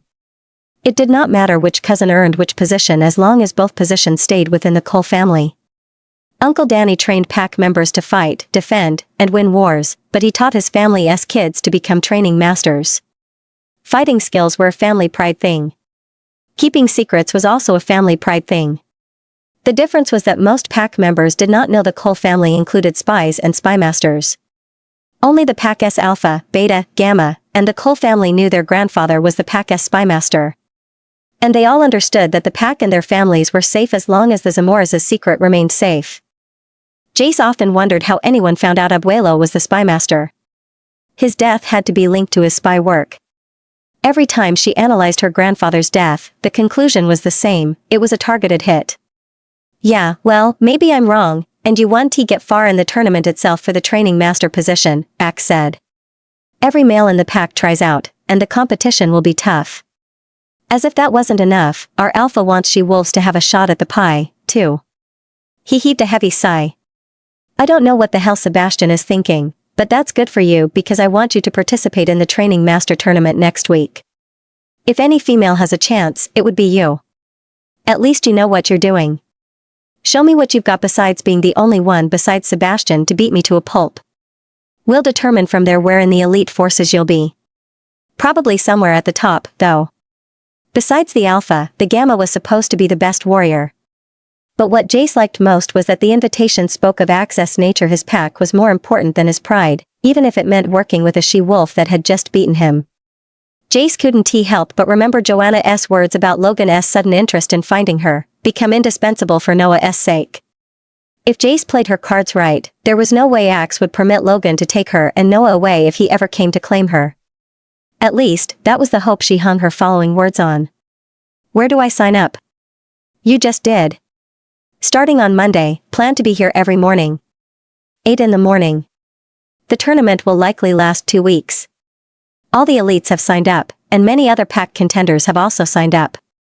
Matches are only in the morning and into the early afternoon. Participants spend evenings resting, licking their wounds, and preparing for the next day. Watching you beat up other people will be so much fun. Sax Oaks. June 2012. Sebastian stared at the 5 bodies wrapped in white linen as they caught fire over the funeral pyre. 4 of those bodies had belonged to 4 children and the 5th to the she-wolf that had arrived pregnant with a stillborn pup. All of them had arrived from Cobalt Lake, and none had survived. 4 of the remaining 5 adults were barely alive as they continued to fight whatever disease they had caught. 2 had made their way to Azul Springs, while the other 3 remained in Sax Oaks. Treatment in the medical facilities at both packs had been futile as their health continued to decline slowly. Although none were original pack members, Sebastian felt responsible for them. If they all died without him knowing what killed them, the strength of Sebastian's military would be irrelevant. His packs would be vulnerable to whatever was afflicting these people since no one seemed to know what it was and if it was contagious. Worst of all, he had no idea who was causing the sickness because it was evident that someone had induced it. But to what end? To kill people for the sport of it? To watch children agonize as the light went out of their eyes? Sebastian's escape was to let Nacon run and sniff Sax's blue oak forests in the hopes of coming across their mate's scent. Nancy, Nacon said with a growl. Her name is Nancy. Why do you refuse to use it? If she is anywhere as beautiful as her wolf, then you have much to look forward to. Sebastian remained silent in the back of Nacon's mind, reserving all judgment until they found her again if they ever found her again. They roamed the forests for most of the afternoon without finding Nancy's scent. After showering and cleaning up that evening, Sebastian's cousin and Sax Oaks beta Spencer greeted him as he was leaving his suite en route to his office. The Cobalt she-wolf died while you were out, Spencer said quietly, and her mate doesn't look good. He declining. Sebastian sighed heavily. That's 6 dead out of the 10 that arrived. Yeah, but that's not the worst, he said. Let us go into your office. Once they arrived, Sebastian went straight to the bar. What do you want? Bourbon. On the rocks, Spencer said. Sebastian, I have proof that what's killing these wolves isn't poison like those 2 Cobalt kids said. We've given them nothing but the best food, and we've cleaned their systems from any poisons, and they got better only to worsen a day or 2 later. That sickness isn't going away. Fuck. What's killing them, Spence? I don't know, man. The one exception is Johnson. He has been getting better, but he is scared. We moved him to another wing, but he wants to transfer to Azul before he gets sick again. Sebastian nodded. Let him move. Make sure he gets to wherever he wants. He has attended enough funerals. 2 of the other wolves in the infirmary have gotten ill with the same sickness. Stomach cramps, lack of appetite, tremors, and all that shit. Sebastian stared at him. It's contagious? Spencer shrugged. Looks like it. what happened? Two boys got in a scuffle at the high school. Both came in for bloody noses and scrapes. One of them broke a rib. But none of it was life-threatening, Spencer said. He inhales and blows out the air slowly. Next thing we know, one starts convulsing, and the other one wake up. Their mothers are beside themselves. Shit. Yeah, tell me about it. Over the next week, the last Cobalt male and the high school boy in a coma died. The second boy got sicker, and 2 nurses got sick as well. Johnson said he couldn't take it anymore and left for Azul Springs, claiming that the disease was spreading. Sebastian quarantined everyone who had come in contact with the sick and remained in Sax Oaks after the funerals. More and more, he felt like death was now his constant companion. On the other hand, Nakon's pinings for Nancy became stronger, and he became more insistent that they return to Blue Ponderosa and continue to search for her. Fortunately, Sebastian didn't have to be present for the Training Master tournament since Axe was taking care of it alone, despite helping his mate take care of their newborn son. Axe's life seemed like a bigger party than usual. Any plans for your birthday, Sebastian? Sebastian's father gave him that nickname when he was a little boy, and Axe used it when he was in a superbly good mood. Not yet, and we're not 5 anymore, hatchet boy, Sebastian said, allowing Axe's juvenile humor to affect him. They laughed, and Sebastian relaxed, if only while he spoke to one of his best friends. Rachel and Kreis are planning something for you. A small get-together since you don't like big parties, Axe said. I already told them not to invite Julia. Good. Thanks. Glad someone finally got it. Well, the fact that you changed the centuries-old rules of the Training Master tournament just to get her the hell away from you was pretty telling. Sebastian let out a short laugh. Is that the only thing that gave it away? Yeah. We all thought you were being shy with Julia all the other times. Ridiculous, Sebastian said with a snort. How is the tournament going? We just started week 2, and it's been very exciting. I'm telling you, you're missing out on interesting entertainment. We'll end it the day before your birthday, so there's no excuse for you not to be here. Fuck, Sebastian said. I don't think I'll. Before you say that, I would recommend as your best friend and Gamma to think about it. Not just because it will be your birthday and because you must support our new Training Master, but because we miss you. Our pack misses its alpha, Sebastian. You've been away from us a long time. It's time to come home. A long pause transpired.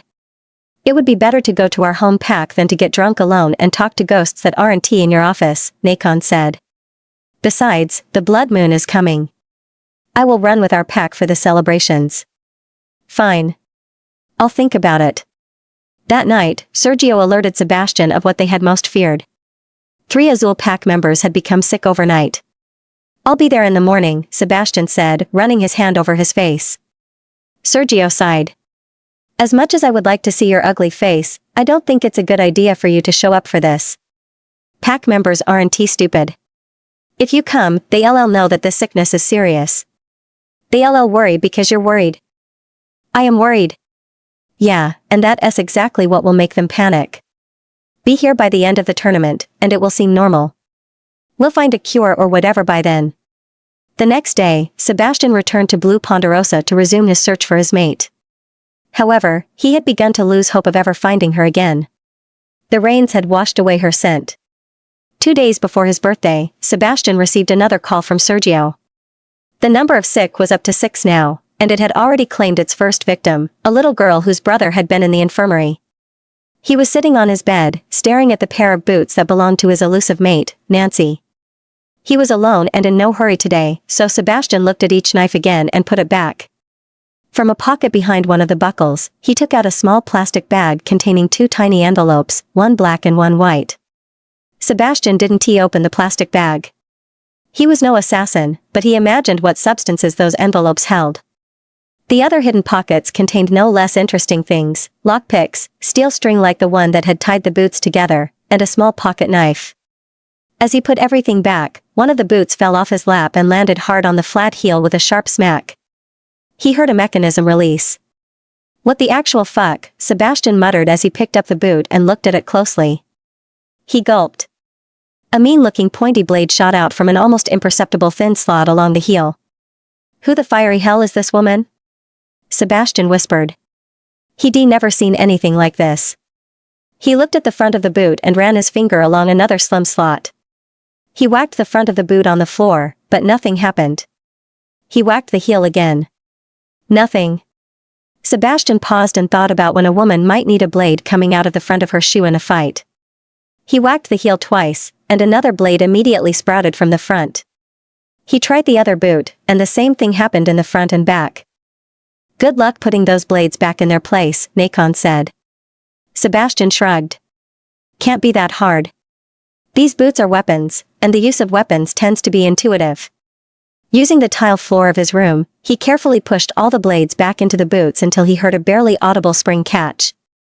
I guess Uncle Dylan is right. She is an assassin. But assassins don't stick around in one place for long. They do their job and leave. Sebastian felt his chest constrict until it was hard to breathe. Alexander was her target, and he's dead. We haven't found her because she's already left. Sebastian remained seated on his bed, shocked and deeply saddened by this realization. She can't be gone, Nacon said with a whine. She didn't even know we were her mates. Nacon retreated to the back of Sebastian's mind, curling up in a tight ball and remaining silent. With the heavy dread in his heart that he was too used to, Sebastian put the boots in his travel duffel bag.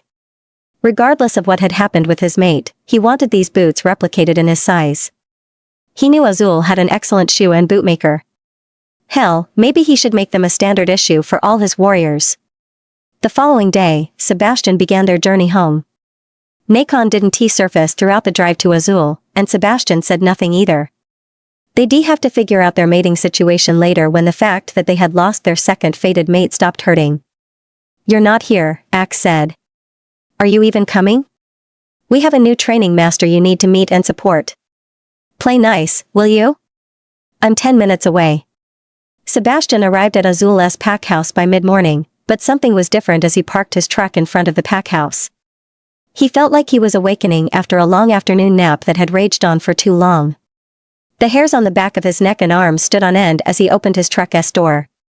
The scent of freshly poured bourbon and brownies out of the oven hit him at once as he got out of his car. Nancy. Nacon went berserk, whining and running in circles. She's here. Sebastian ran into the pack house, where the scent was stronger, more recent. We spent all this time looking for her, and she was already in my fucking house? Sebastian followed her scent around the first floor but couldn't find her. Before he could climb the stairs to look for her on the floors above, a couple of arms grabbed and hugged him from behind. Welcome home. It's been too long. But it wasn't the arms or the female that he wanted, and he snarled. Sebastian. It's me. Julia. What do you want? He growled.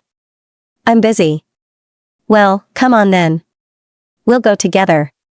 They're all waiting for you. Who? The tournament, Simon. Julia pulled Sebastian away from the staircase he was about to climb. Nacon snarled with fury in Sebastian's headspace. It's okay, Nacon, Sebastian said reluctantly.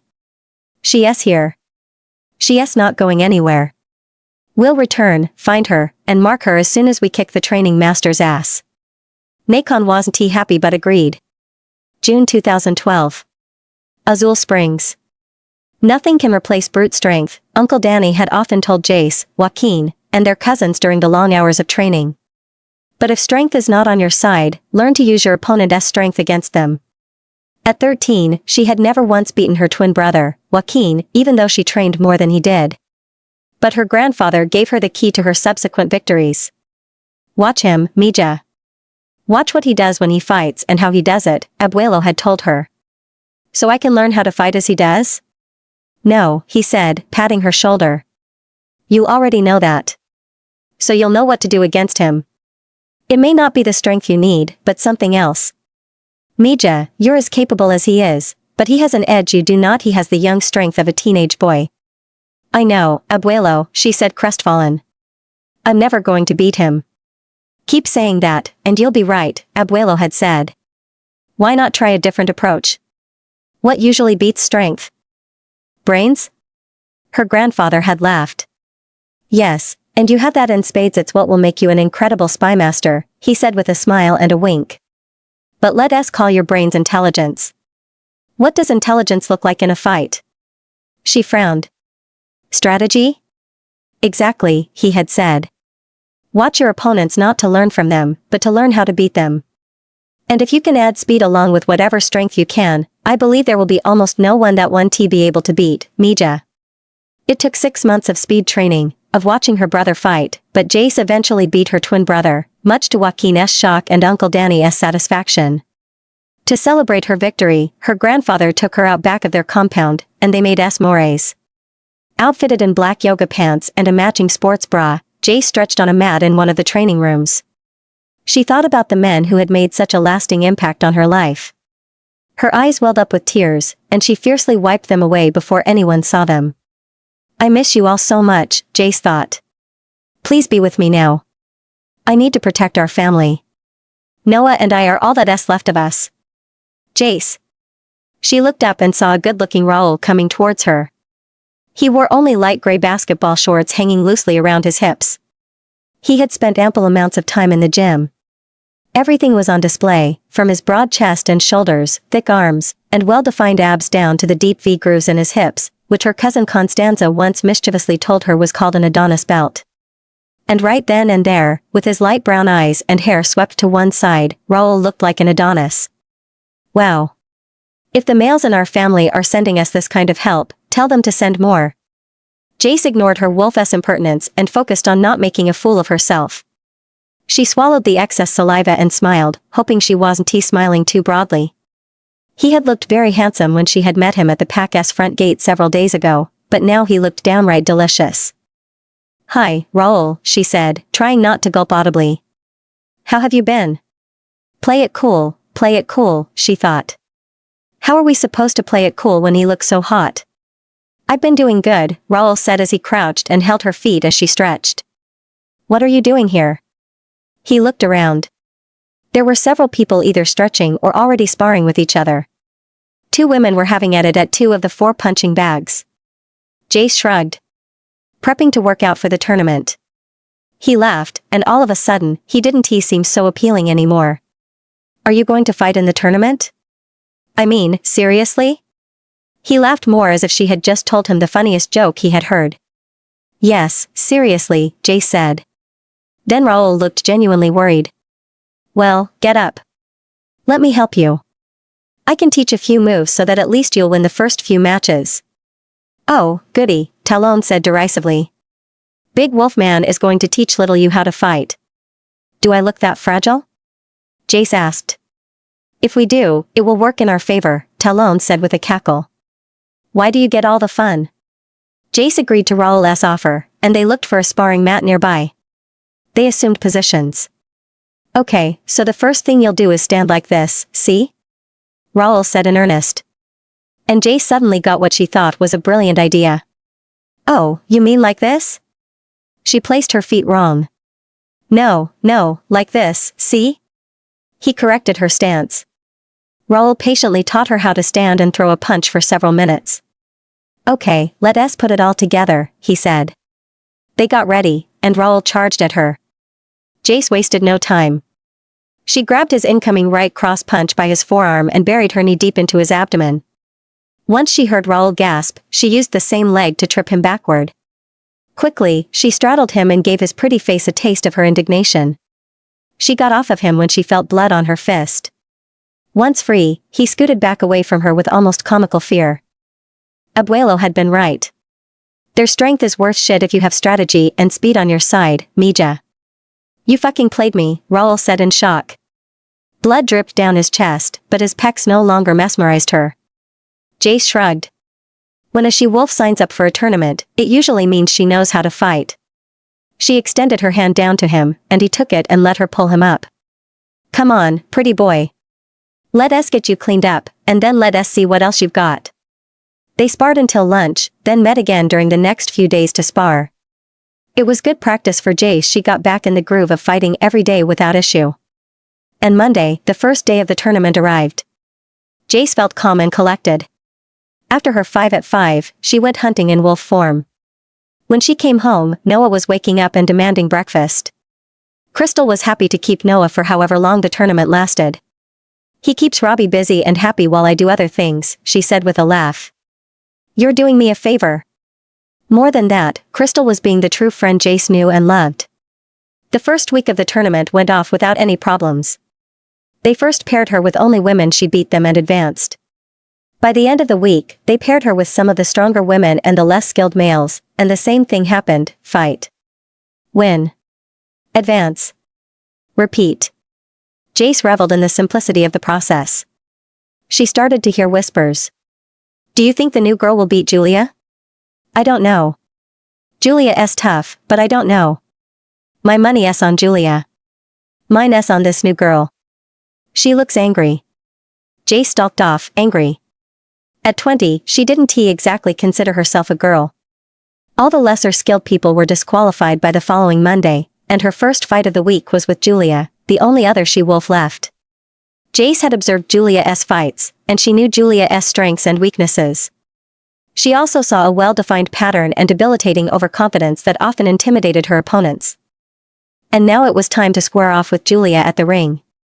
Jace saw Julia smirk at her and laugh at her with several companions right before the match. Jace focused on her breathing. The actual tournament begins now, she told Talon. She waited for a snarky response but didn't get one. Talon? Where are you? Talon. Frantic, Jace peered inside her headspace and saw Talon stretched out on a sunny beach she had borrowed from one of Jace's memories from a vacation in California she took with her mom several years ago. Talon even had sunglasses and something that looked remarkably like. What the fuck, Talon? You can't lie on a beach with a margarita while I'm getting my ass kicked out here. Talon had the audacity to fake a yawn. Jace blinked. Axe was already at the center of the circle. He shouted, begin, before retreating to the sidelines. You'll be fine. I know what you're going to do to that poor girl.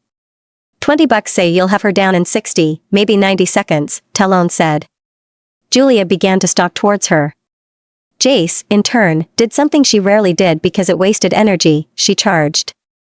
As soon as she reached Julia, Jace planted both feet on the ground in a wide stance, clocked a well-placed uppercut on Julia's chin, and immediately followed it with an even harder left hook on her temple. Julia's eyes rolled back, and she instantly fell to the floor in a heap. Jace looked around, and people stared at her in awe. Less than 20 seconds, Jace told Talon. You owe me $20. From far away in the back of her mind, Talon raised her margarita. I stand corrected. How can you even raise a glass with your paws?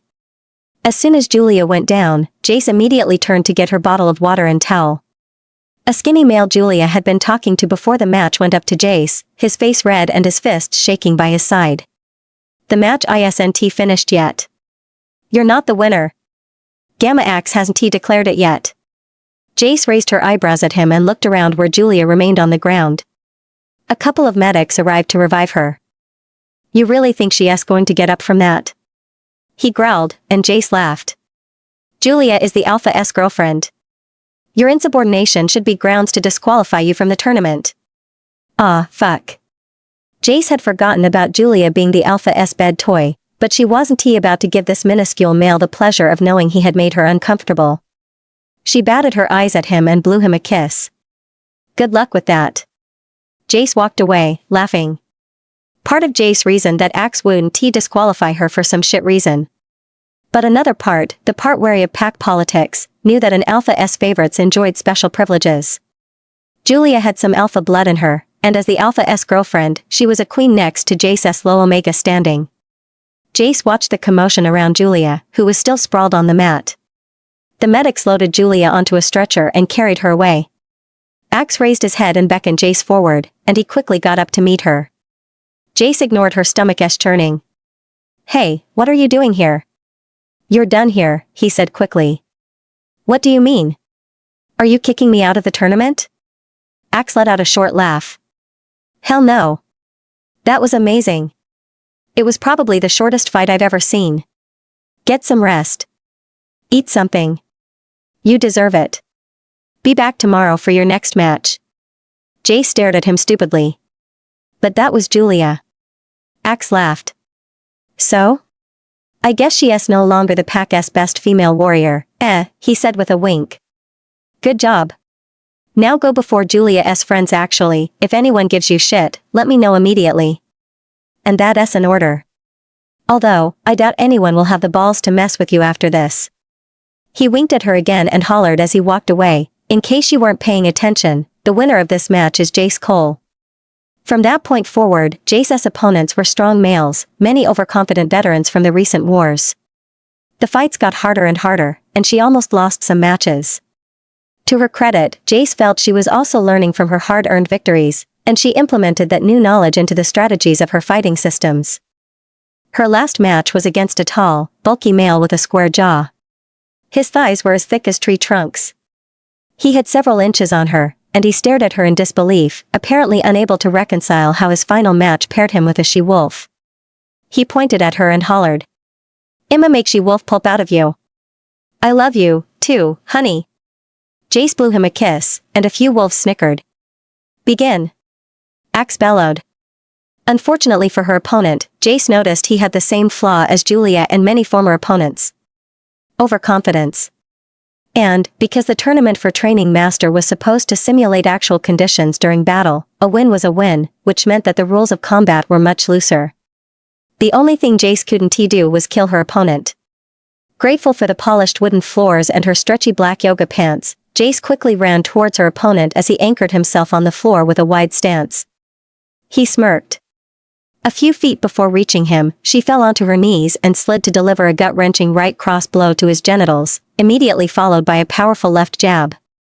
She ducked and slid right between his legs before he could react.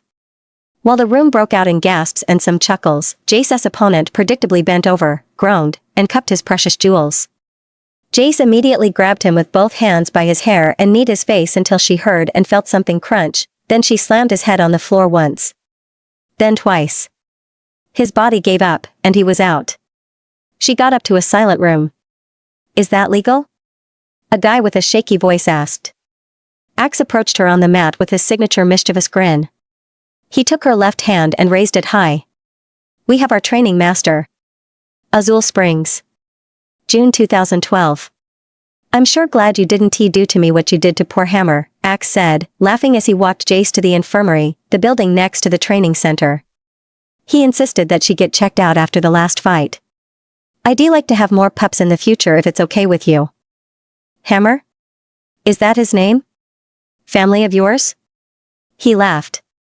"Yes, that's his name, but no, he's not family." He frowned. "At least, not that I know of. But after that crushing defeat," he said with a dramatic grimace, "he'll have to change his name to Jacob or something." It only took a second. He side-glanced at her, and they burst out laughing. "So, now what?" Jace asked once they simmered down. "Well, Sebastian is supposed to show up tomorrow to show his support for you as the new training master," Axe said with a deep frown, but then his face lit up. "And then you get to fight him on your real last match. That'll be fun to watch." Wait.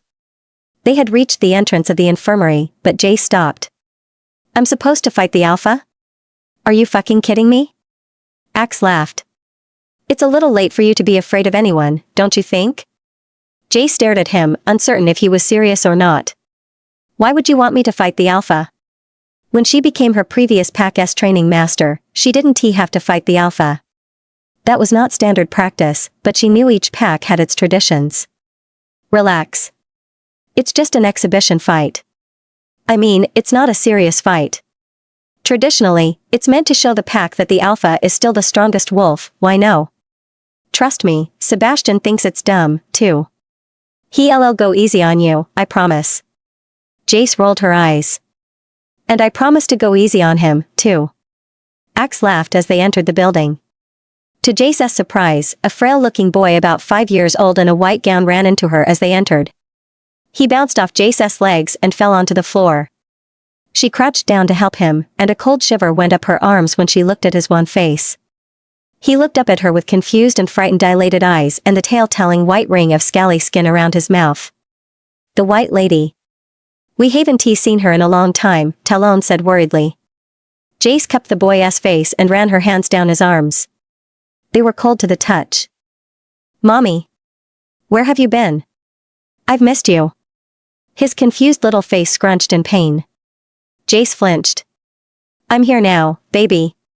Does your stomach hurt?" He nodded.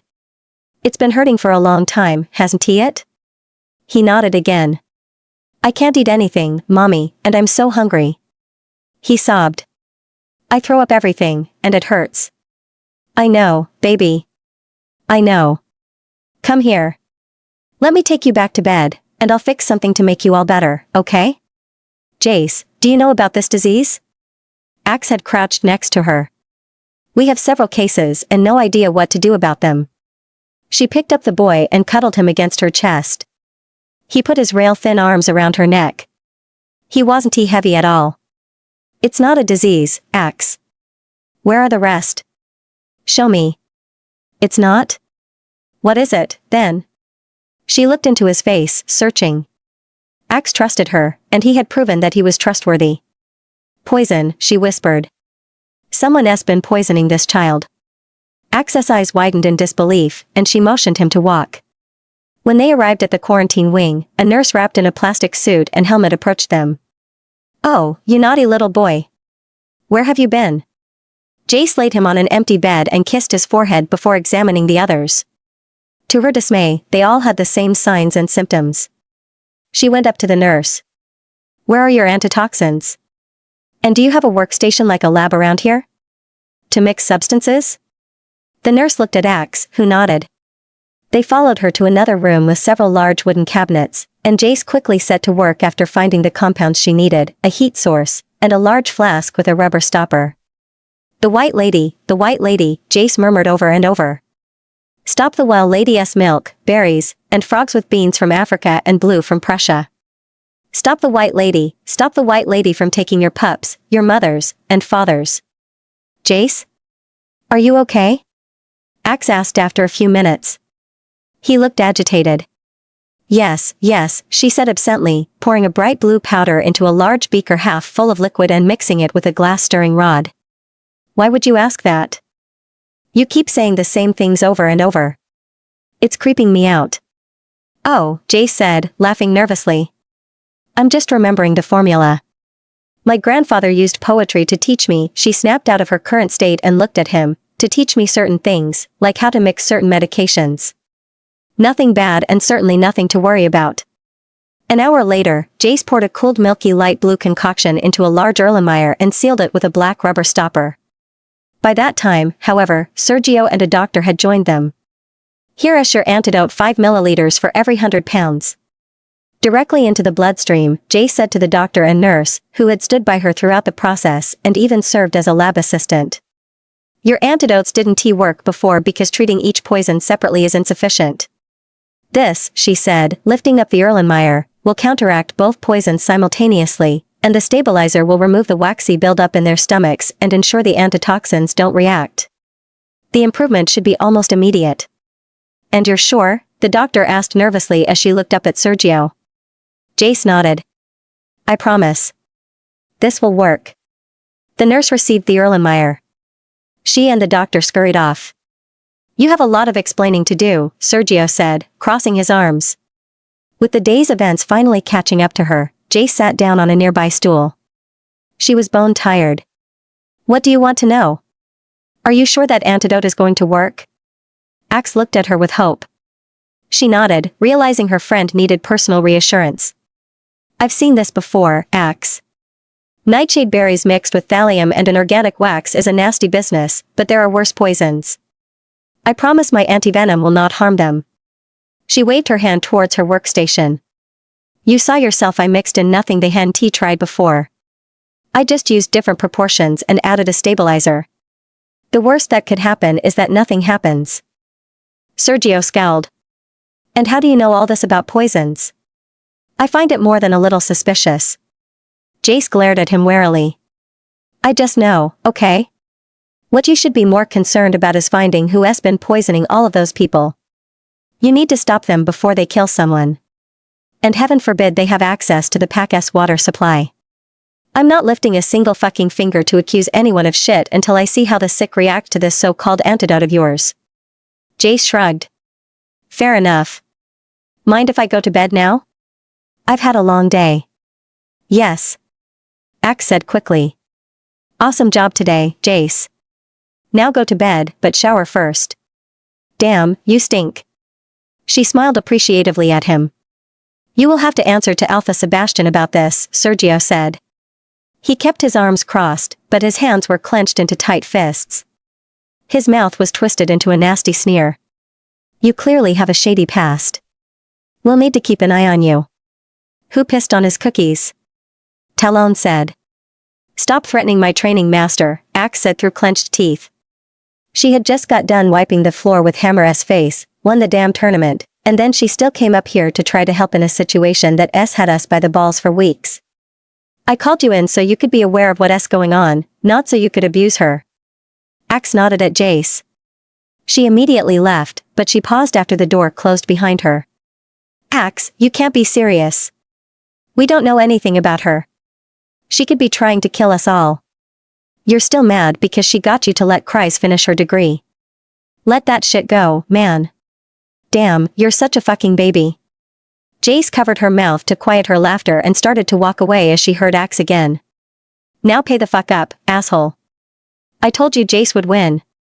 After the tournament and before going to bed, Jace texted Joanna. She hadn't contacted her since she yelled at her for suggesting that her family was from an alpha bloodline, and she hoped things had settled between them. New training master. I think we're safe now. And she included the Packhouse's postal address. Joanna's response was almost instant. Congratulations on keeping the Cole family tradition alive. I'll send your family's papers soon. Watch your back. She wanted to ask Joanna what she meant, but she fell asleep before she could call her or text her back. Jace showed up at the training center the following day a few minutes before she was supposed to, and to her pleasant surprise, many elite warriors and pack members greeted her with respect. Interestingly enough, Julia was nowhere to be seen, and Hammer was transferred from the infirmary to the hospital. Axe was already there, and he greeted her warmly. Have you heard? Everyone that got your antidote last night has gotten better. Not that she was surprised, but Jace grinned. Great. Axe frowned and pulled her away from the crowd as more warriors and pack members filled the large room. He looked at her with curiosity. I hope you'll tell me how you knew about the poisons someday. Your previous life must have been fascinating. Want to tell me someday over a drink or two? Jace smiled and raised an eyebrow. That depends, Gamma, she whispered, on how much you bet on me to win the tournament. It was her turn to wink at him. Axe widened his eyes and laughed, but before he could say anything more, he raised his head and looked toward the entrance. He sobered immediately. He's here. Sebastian is actually and finally here. Axe said excitedly. I can't wait for him to see you. He is going to be so fucking shocked we have a female training master. It's going to be priceless. You didn't tell him I'm a woman? Hell no. Now that I'm training master, he can't kill me once he figures out I'm the one he chased off the bluff, Jace thought. Now he has to protect Noah and me. Jace almost wished Logan would show up and try to take her back. Presently, she hadn't realized that the room was almost full of people, and a disturbance parting the crowd made its way toward the ring. Many people bowed their heads in respect as their alpha passed, but he was too focused on reaching the ring to acknowledge them. And then it hit her. Jace inhaled the unmistakable scent of a wood-burning fire mixed with the sweet tang of roasting marshmallows and warm chocolate. She looked around. The heavenly scents were everywhere, and she didn't see their origin. The sudden presence of a large male that had reached the circle distracted her from her thoughts. His ocean blue eyes, framed with black lashes, stared at her, but whether they were mesmerized or in awe, Jace couldn't know and didn't care because she was too captivated to think. His strong jaw was covered with black stubble, and his full lips were slightly ajar. His obsidian black curly hair reached just below his shoulders. The spell Jace was under broke when Julia snaked her arm around his, irritating Jace. She narrowed her eyes at him. Almost instinctively, he pulled away from Julia and walked into the circle alone until he was a few feet away from Jace. He couldn't seem to take his eyes off her. Jace had no time to waste on the simpering blonde he had left to the side because the tall beast of a man in front of her commanded her full attention.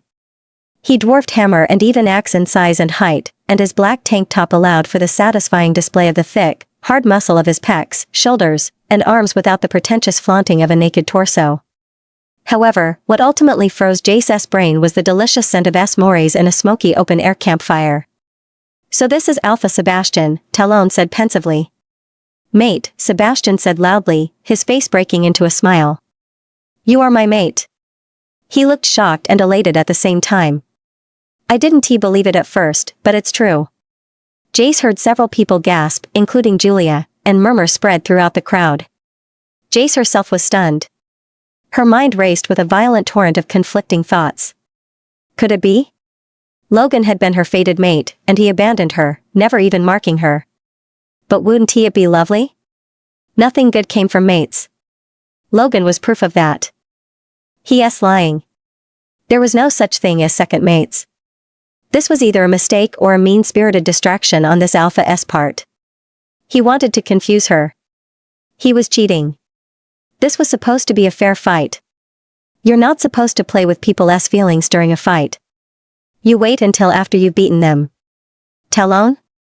It would be nice to have a mate like we're supposed to, but I don't know, Talon said slowly. I can feel it. A male wolf is trying to contact me, and I can sense something. But it feels and smells different from what we felt with Logan and Marcus. Talon sounded just as deeply confused as Jace felt. You best be careful, Jace. I don't quite trust this. But the fragrance was too much to ignore or discard as purely coincidental. It seeped into her nose, stirring some of her most precious memories. Her eyes stung with tears. She remembered the satisfying graham cracker crunch and gooey chocolate with roasted marshmallows that her grandfather had taught her to make. Sebastian smelled of those smoky summer evenings roasting marshmallows and eating s'mores with her brother and their cousins while they listened with rapt attention to their grandfather's spy stories around a roaring bonfire. He smelled of her grandfather rewarding her one late autumn evening after she had bested her twin for the first time, and he suggested they sneak out behind their house to make s'mores to celebrate. Sebastian also reminded her of when her grandfather had debriefed her about her first mission over a hot cup of chocolate with marshmallows by the fire in the chimney of his office. Abuelo had been so proud of her. But what about Noah? Talon's worried voice echoed in her head. Even if he were her mate, the muscled beast before her would never accept Noah as his own. His Alpha-S pride would expect Jace to discard her baby as Logan had demanded. Was she willing to give Noah and her family's legacies away? Taking advantage of Sebastian's quiet confusion, Jace sprinted toward him. When she was close enough, she jumped, pulled up her feet, and slightly rotated her body. Her feet landed squarely on his massive chest, and she kicked him back with all of her strength. She finished her mid-air rotation and nimbly landed in a crouch, both hands on the floor before her. Alpha Sebastian flew back several feet and landed on his ass before landing on the floor on his back and head. Jace had executed a perfect dropkick by even Uncle Danny's ridiculously high standards. But Jace couldn't take time to celebrate, so she stood up. She noticed the elite warriors staring between her and their alpha, completely silent. Jace hadn't heard the slightest gasp. She also noticed that the training center was almost full of pack members who had just witnessed their alpha get kicked down like a pup. This was the same alpha Emma had humiliated with rejection not too long ago. Oops. Axe stood by the sidelines. He crossed his arms and did his best to mask his discomfort. This was supposed to be a friendly match. Axe had told Jace as much. Sparring with Sebastian was just the last requirement for Jace to become the Pack's training master formally. Nobody expected Jace to win, nobody expected her or Sebastian to fight. Axe conceded that it was a stupid, outdated requirement, but Jace had just turned it into something it was never meant to be, and there was nothing Axe could do to stop it. Of course, Axe wasn't an idiot. He knew Sebastian declaring that Jace was his mate at the beginning of the match had screwed up everything. Axe didn't understand why Sebastian had done such a stupid thing. Was it a tactic on Sebastian's part to confuse Jace as an unmated female opponent? If it was, Axe was not impressed. He thought Sebastian knew better than to play with the mating traditions. Sebastian had already had his chance at a fated mate and well, it didn't work out, much to Axe's years of chagrin. What do we do? Sergio asked via Mind Link. There's no precedent for this, Axe said. So we do nothing. But Sergio could be an insistent ass when he wanted to be. Axe, I can't leave Sebastian against that bitch. We have to help him. You have to stop this. Unfortunately for Sergio, Axe was in no mood to put up with his bullshit today. Stay the fuck out of it, Sergio. You can't help an alpha win a fight. You will only humiliate him in front of the entire pack, so stand the fuck down. And learn to respect my training master. I don't give a shit what problems you have with her, deal with it. But, what if Sebastian had been serious? What if Jace really was his mate? If Sebastian was serious, his timing was off. Either way, Sebastian was to blame for whatever was about to happen, not that Axe could tell his best friend and Alpha that right now maybe later, he'd give him a generous piece of his mind. But for now, Axe chose to shut up and watch, knowing well that this was one fight that was going to end horribly wrong. Jace assessed the damage. The Alpha was still on his ass, shaking his head with shock. He frowned, his eyes filling with exasperation? Anger? Confusion? Jace was too far away to tell which, but she knew he was frowning, and his mouth twisted into a scary smile, so she resumed her fighting stance. Jace watched the Alpha get up through narrowing eyes. He stalked toward her, calmly and seemingly unbothered by getting kicked in the chest as if it happened every day. She couldn't ignore the niggling voice at the back of her head, the one that told her that it's never a good idea to poke a dangerous Alpha, that she had just humiliated him in front of the pack's elite warriors and maybe half the pack, that Jace would have been better off poking a hornet's nest or going into a mother grizzly bear's cave, and that she was going to regret it by the end of the day. Bring it, bitch, Jace muttered to herself. The Alpha must have heard because he raised his eyebrows and cocked his head to the side. He smirked. That scared her. Are you sure you want to fight me, mate? He seemed to be enjoying himself, and that annoyed Jace. A so-called fated mate has already rejected me. She resumed her fighting stance. Which means it's unlikely that you're my fated mate, too. Sebastian stared at her in shock, and she almost felt sorry for him. She could see the gears whirring behind his eyes. She sensed and nearly saw his feelings. A bridge of empathy crossed over a dark chasm filled with pain, loneliness, and the most profound sorrow born of self-doubt. Nancy, he was a fool to reject you, Sebastian said softly. He didn't know who he gave up, which makes him an even bigger fool. She cocked her head to one side and lowered her fists. Nancy? Who the hell is Nancy? Jace was furious that he would bring up some other she-wolf while pretending to be her mate. As if that wasn't enough, Julia stared at him with wounded longing. Aren't you Nancy? He looked confused. He moved towards her, but she avoided him by circling him. And that irritated him. No, I'm not Nancy, Alpha. See? You quite obviously have the wrong she-wolf. She put her fists back up. You'll have to keep searching for your Nancy elsewhere. She charged and managed to punch his handsome face before quickly jumping out of his reach. That S for calling me by some other bitch's name. He took the punch and smiled at her. So, I got the wrong name. He shrugged. It doesn't matter what your name is, I know you're sent. It calls to me, and it's driving my wolf insane. I dare you to say the same is not happening to you and your wolf. Go on. Say it. Ask your wolf. He suddenly grinned triumphantly. Ask Talon. For once in their lives, Talon was utterly silent. Talon? Did you give in? I'm sorry, Jace, okay? It's just that Nacon is really nice and sweet, and he's right in that he couldn't have been able to reach me if we weren't fated mates. That's how it works. What about Noah, Talon? Did you think about him? What do you think they're going to do to our baby? Oh. I forgot about that. I don't know.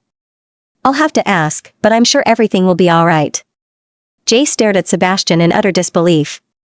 When he got close enough, she threw a right cross to his face, but he caught her fist and gripped it tight. She groaned. This is why you don't fight when you're too emotional.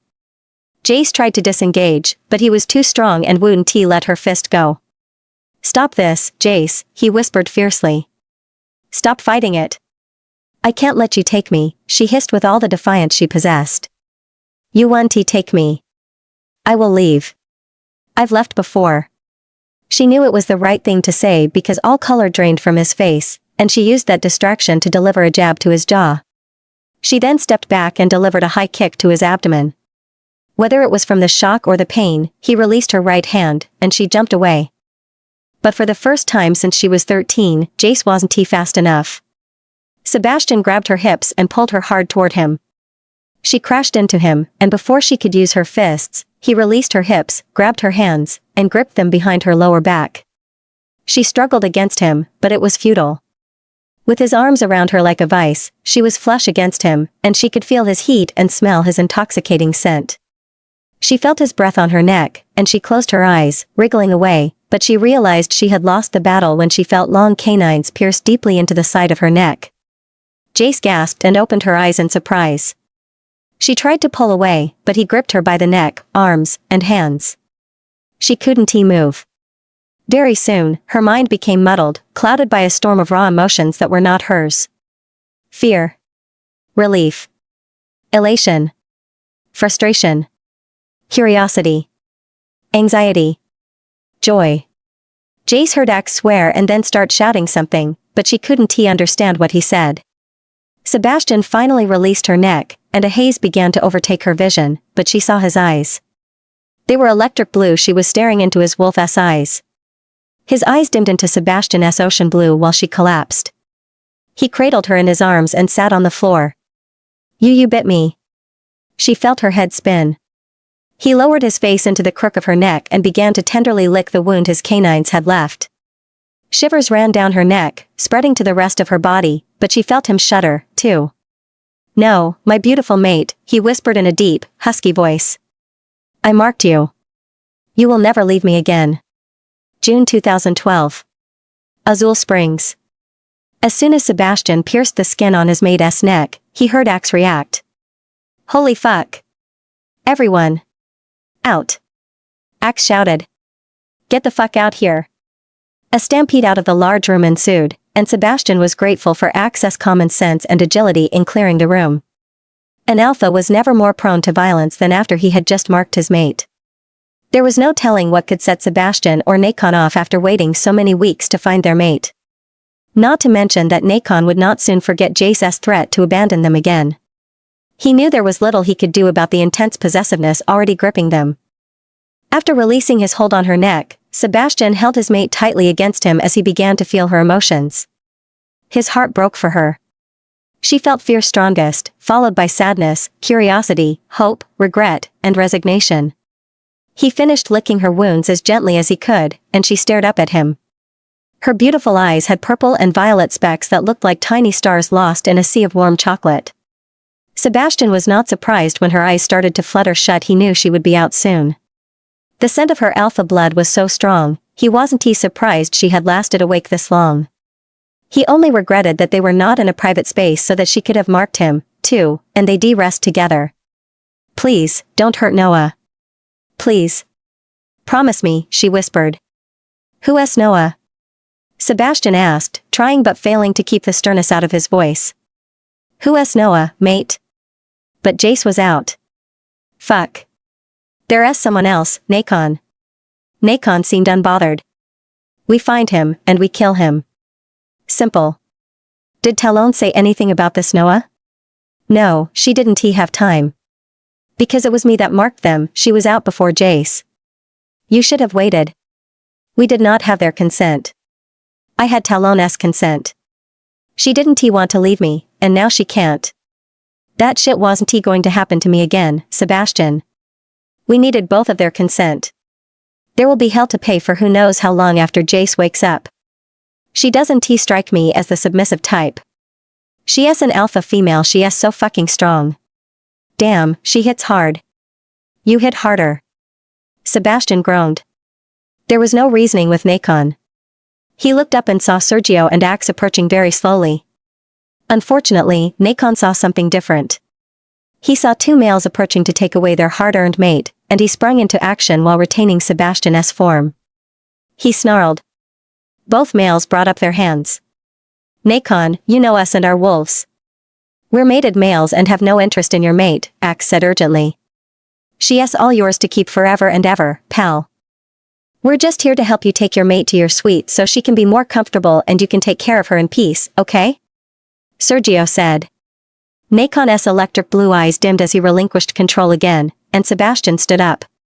Who the fuck is Noah? Sebastian said through his teeth.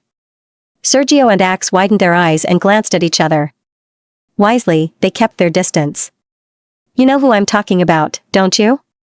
Both men nodded. Well? Sebastian was losing patience faster than usual. Who is he? And why does my mate not want me to kill him? Sergio cleared his throat. Noah is her baby, Alpha. We've told you about Jace. Wait, her name is Jace? Sebastian asked, bewildered.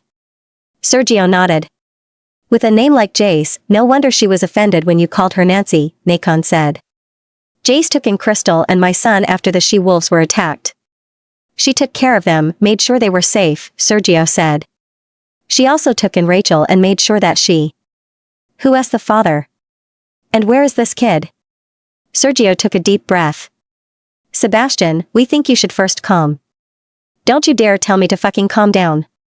We don't know for sure who the father is, but we think it's her mate, Axe said quickly. I'm her mate. Sebastian said with a snarl. Oh, yeah. Her now former mate, Axe said. I want to see that kid. Sebastian turned toward the exit and stalked out with his mate in his arms. Once in his suite, Sebastian carefully laid Jace down on his bed. He took off her shoes and chuckled despite his burning rage. Each black tennis shoe had a small knife and a lockpick embedded in it. He couldn't wait for her to mark him. He needed to know how her fascinating mind worked. His mate looked very beautiful while she slept peacefully. Sebastian reached for a blanket he kept in a chest at the foot of the bed and covered her. He reached for her thick braid and unfastened it. Her long, soft black hair fell into his hands and caught the late morning light from the window, revealing streaks of natural purple and violet highlights. Who would sire a pup with this beautiful she-wolf only to reject her afterward? I'm going to find him and fucking destroy him. It was the only thought that brought Sebastian a small amount of comfort and distraction because he didn't want to deal with the idea that his mate had already been with some other male long enough to become pregnant with his offspring. It hurt to think of that, and that hurt would come out as rage. Alpha, Sergio mind-linked him. I apologize for the delay, but Crystal took Rachel and all the boys to see Rachel's parents in Sax Oaks when word got to them that Jace was your mate. They wanted to give you and Jace time alone together. Would you like me to call them back? Sebastian looked at his sleeping mate. To bring her pup back would likely wake her and force her to give him answers, but that also meant that he wouldn't have her to himself at all. He wasn't sure he was in a place where he could watch his new mate take care of an offspring she bore for another male without losing it. No. Leave them. Tell them to stay as long as they want, at least a week. He cut off the mind link. He didn't want to deal with Sergio's chronic anxiety. After showering, Sebastian looked at his reflection in the bathroom mirror and ran his hand over his black stubble. His father had shaved daily. Sebastian shaved whenever he remembered, which wasn't very often.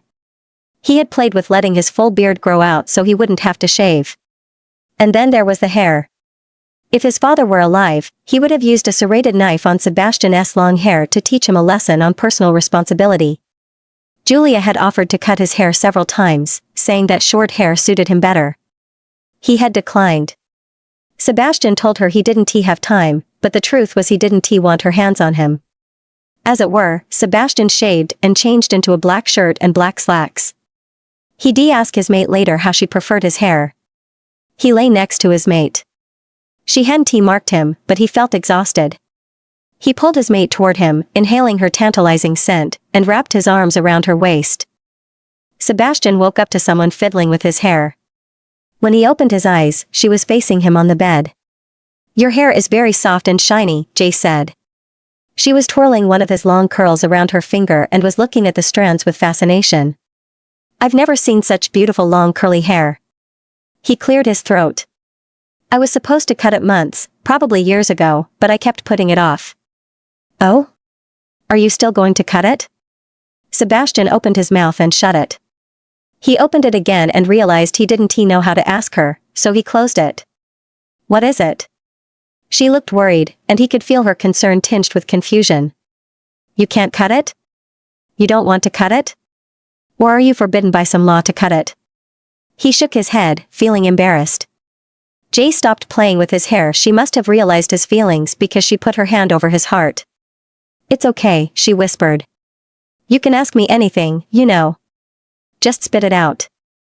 We'll work from there. This is new for me, too. Sebastian had no idea why he felt so nervous. He swallowed hard. I was going to ask if you wanted me to cut it or if you liked it like this, he said thickly, suddenly interested in the contour of her collarbone. It was not lost on him that his zero experience with females had finally caught up with him.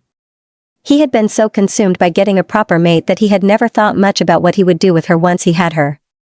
Talking to Julia had never been hard because he told her what he wanted without caring how she felt, so Julia was hardly a good benchmark. This was different. He didn't lose her, but he had no idea how to talk to her. He needed her to mark him so she could just read his fucking mind. Worried because she didn't say anything for a long time, he finally looked up at her. Her eyes had softened considerably, and she was blinking rapidly, fighting the tears that had welled in her eyes. She started to fiddle with his hair again, curling a strand around her finger. "I like it like this," she said, her voice tight.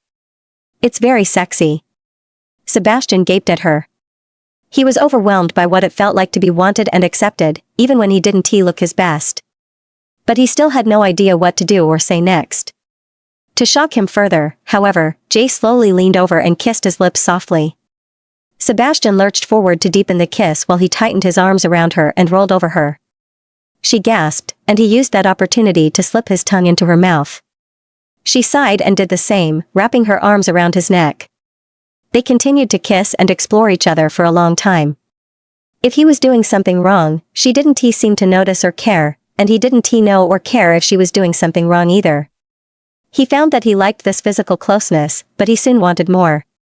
Something was waking in him, and he didn't want to lose control of it. His intuition told him to take care of business before he went after what he wanted. Whether at the distillery or anywhere else, Sebastian had always prided himself on his ability to do the difficult things first, to get the worst out of the way. He stopped them from going further before he found himself unable to stop. "I'm so sorry," he whispered, looking into her confused eyes. "For marking you without your permission. That's not how I wanted it to happen. I was afraid," she said, her brown and purple eyes reflecting understanding. Sebastian nodded, still apprehensive. "I know," Jay said, "you were terrified." "Why?" "You said you would leave me, and since you already had back in the forest, Nacon took over." "And made sure that didn't happen?" Sebastian nodded again. "Well, I don't know what he expected," Jay said, "he chased us down. He looked murderous." Sebastian shook his head. "You didn't see them, but 2 wolves were getting ready to attack you from the side. And then Nacon thought Talon wanted him to follow her so we could be alone." Jace looked bewildered, as if none of this had occurred to her. "Did you know then?" Sebastian nodded, relieved she hadn't run away because she didn't want to be with him. "Nacon and I have been looking for you for weeks." "Weeks? Since that time in the forest?" Sebastian nodded again. "I don't understand," she whispered, finally looking away from him. "How is this possible? There's no such thing as second chance mates, is there?" I don't know," he said, hoping it would not matter to her. "And, yet, here we are," Jace said. "I can feel what you're feeling, and I know you're feeling what I feel." "But it all feels right, doesn't it?" he asked, trying to mask his nervousness. She nodded, and he sighed with relief. That's all he could ask for at the moment. Wanting to distract her, he got up to pick up his duffel bag at the foot of the bed. He set it on the floor on her side, opened it, and took out the boots. "I believe these belong to you." He sat on the bed next to her and handed them to her. Jay squealed as she grabbed them and hugged them. "Thank you. I thought I would never see them again." Sebastian smiled, feeling warm all over. It felt good to do something that made her so happy. She grabbed the right boot and took out the black inscribed Tonto knife. "That knife has special meaning for you. It's the only one that's inscribed." "It was my grandfather's knife," she whispered. "My father made it for him for his birthday. It was the last knife he made before he died." Sebastian stared at her. "How old were you when my father died?" 5, I think. "I don't remember him." She smiled. "But I had my grandfather, and he always said I was the daughter he never had but always wanted." Jay snickered. "My grandmother hated it when he said that." "Sounds like you enjoyed favorite granddaughter status." She shook her head. "I enjoyed favorite grandchild status, and whenever he introduced me to people, he said I was his only daughter." "What about you?" Sebastian shrugged and sat on the bed while Jace tucked the knife back in her boots and set them on the floor. "My mother died when I was 9.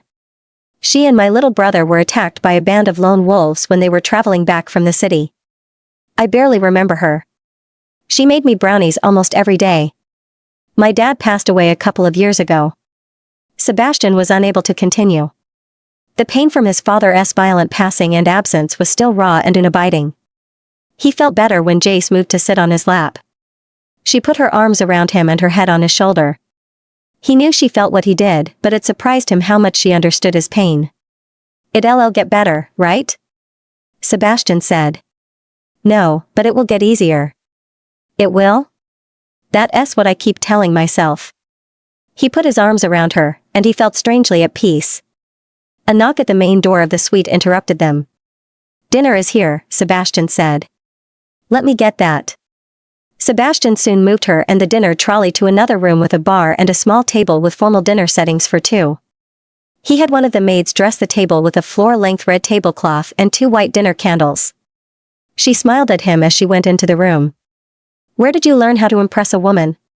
Sebastian shrugged. "Don't be impressed. This is all Maud. She is the pack house's housekeeper and pretty much the boss of everyone that has ever lived here since my grandparents paired and mated." Jay stared at him.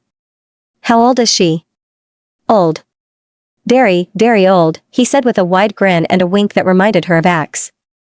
"But don't let that fool you. When I was a pup, she had enough energy to chase me down after stealing brownies. She wants you to think she is old and feeble." She laughed until he opened the drapes and curtains. The view from the ceiling to floor window was spectacular. The evening was falling, and the moon was not yet full. It hung over the darkened mountains and lit the blue lake below with a soft silver light. Once she was seated, Sebastian took from the trolley the hot large silver platter in the middle of the table, placed it on the table, and uncovered what he had ordered. Although not his favorites, Maud said it would cause an impression: grilled salmon, creamy mashed potatoes, and roasted vegetables. Jace got up as if the chair was on fire. She looked at him with shock. "How did you know?" Azul Springs. June 2012. Jay started to laugh, but she settled down and sat back down when she realized that the poor guy in front of her was utterly confused and terrified by her reaction to a simple grilled salmon dinner. "Is something wrong?" Sebastian asked, looking uncomfortable. "Do you want me to order something else? I can order a pizza, tacos, or whatever else you want." She felt his anxiety spike through their bond, and it made her feel bad for making their first meal together awkward. He was trying so hard. "Oh, no," she said enthusiastically. Jace grabbed the folded white cloth napkin, shook it loose, and put it on her lap. "This is the best dish for our first meal together." Sebastian looked even more perplexed as he sat down in front of her. "This was the last meal I prepared for that shit for Logan," she said, before I laced his wine with a little something and left him kissing the salmon on his plate. Sebastian grinned back, and Jace couldn't believe how beautiful he was. "I'm sure he deserved it." "Of course," she said, looking down at the dinnerware. It was a deep blue with a fancy gold edge. Even the cutlery was golden color, and she wondered if it was made from real gold or if it was just painted. Actually, he deserved far worse, but I did not want the pack to chase Noah and me across the country. "He is still alive, then?" She nodded and then looked up at him when she felt a strong ping of anxiety and jealousy from her mate. "What is it?" she asked. "You did not kill him?" "Why not?" "You would have been justified." "Maybe," Jace said slowly, suddenly remembering Emma, "but it was not a risk worth taking. I would have been wanted for murdering a beta, and I couldn't risk it with Noah. I would have lost more than I would have gained." "And Noah?" Jace took a deep breath. Is Noah okay?" Sebastian nodded. Crystal took them all with Rachel to Sax Oaks to spend time with Rachel's parents. "That's great. Cries is always so thoughtful." She paused, waiting for him to ask the question she knew was eating at him. "Go on. Ask." But it was clear Sebastian was still afraid of something because he cleared his throat instead. "So, do you drink wine, Jace?" "Yes. I would love some wine. I have a Pinot Noir I think you'll like," he said. "With grilled salmon?" She looked at him and raised her hands high into the air in appreciation. Finally. Someone who knows how to pair wine. Sebastian looked amused as he went to the bar and returned with a bottle of wine and 2 stemmed glasses. "I better know about liquors and wines," he said from behind the bar. "I own a damn distillery." Jace laughed, glad they were moving toward less weighty topics. What is that like? Owning a distillery? Is it really yours? Sebastian came back, uncorked the bottle, and poured the wine. They ate as he spoke about his businesses and how they were his. However, he was responsible for using all his assets to care for the Hayes family and the pack. His family's progress, prosperity, and perpetuity were in his hands. My great-grandfather designed it so that only a brother of the current alpha can run the distillery as the CEO. Just like the pack passes from father to son, the distillery always passes from uncle to nephew. It ensures that the company stays within the Alpha-S family. How did you get both? Sebastian shrugged. I have no living brothers. I'm the first since my great-great-grandfather to have both. But when the time comes, I will pass on the distillery to whichever of our sons is the most prepared and capable.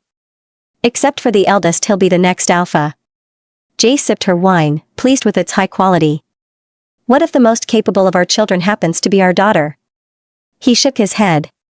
I don't think a she-wolf could be CEO of the distillery. If you believe that, so will she and her brothers. Listen, running a distillery is hard, Sebastian said, spearing a piece of salmon and putting it into his mouth. So is becoming a pack's training master, she said, raising her glass of wine, and yet here we are. And I've done it twice. She winked at him. About that, are you going to resign now that you're Luna? Nope. It was false that alphas could do whatever they wanted without damaging the pack they ruled. Alphas had rules that kept their pack stable. Rules and laws gave pack members a sense of stability and comfort in the consistency and predictability they offered.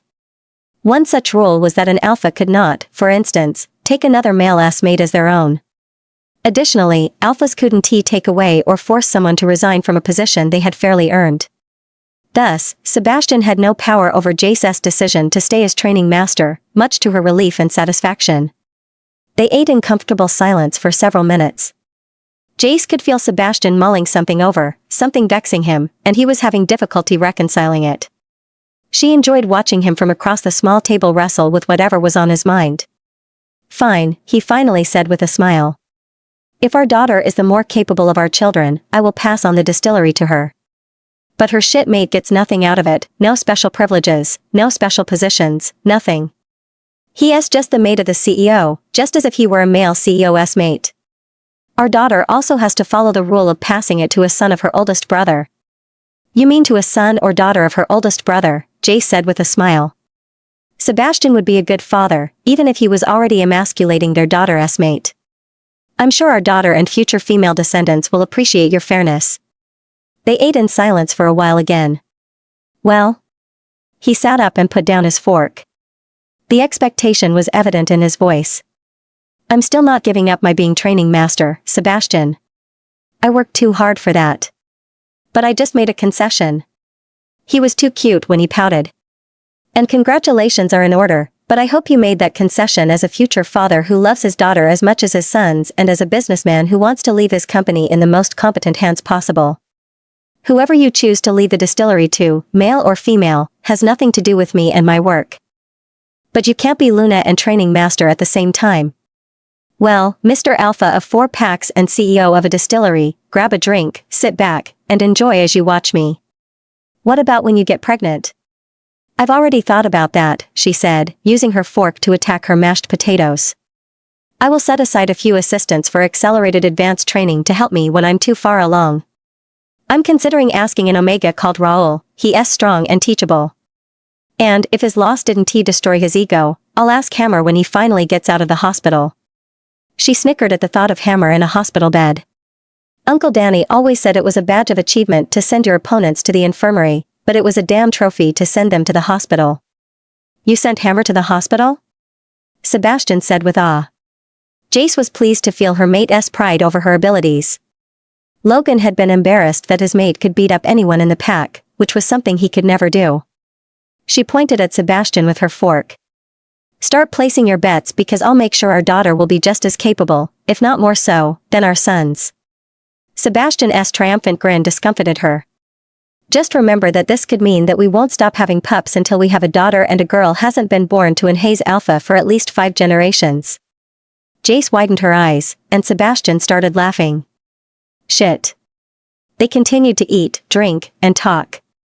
Jace was surprised by how easy it was to talk to Sebastian. He was more thoughtful than his stoic disposition belied, and it was something she would have never imagined from the warring alpha.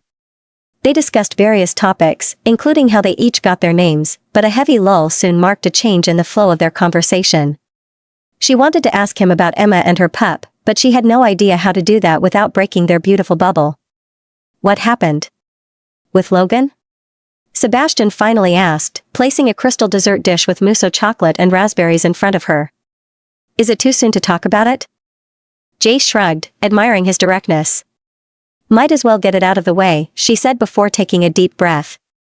I found Logan at a mating festival near my family home in Maine the same day my twin brother found his fated mate. You have a twin brother? Sebastian asked with a smile, scooping mousse with his dessert spoon. I had a twin brother. He's gone now, she said. I'm sorry. She shrugged again, swallowing a painful knot in her throat. She would never be over her twin's acute absence in her life. It's all right. You didn't know. Anyway, my brother marked his mate within a week after he had settled things with Amelia's father. This was when Logan told me he wasn't ready to be mated, and we needed to wait. So we waited. A month later, my grandfather asked him if he was planning to be my mate, and Logan asked me to move in with him. She had Sebastian's full attention now, and he frowned. You moved in with him without him marking you first? When did he mark you?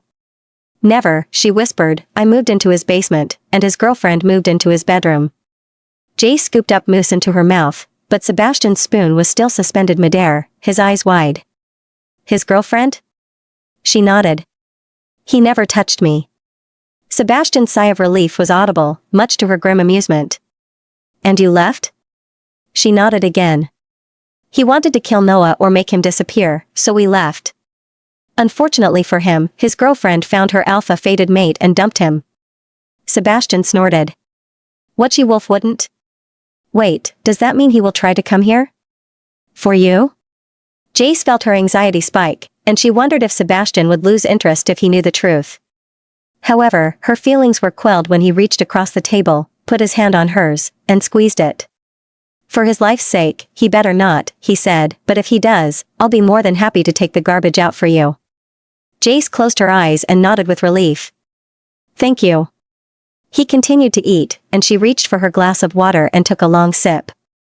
What about you? Is it too soon to ask? Sebastian snickered without humor and attacked his dessert again. Isn't it always too soon for such things? But you're right. It's best to get it out of the way. He sighed. I also found Emma at a mating festival, but she wasn't alone.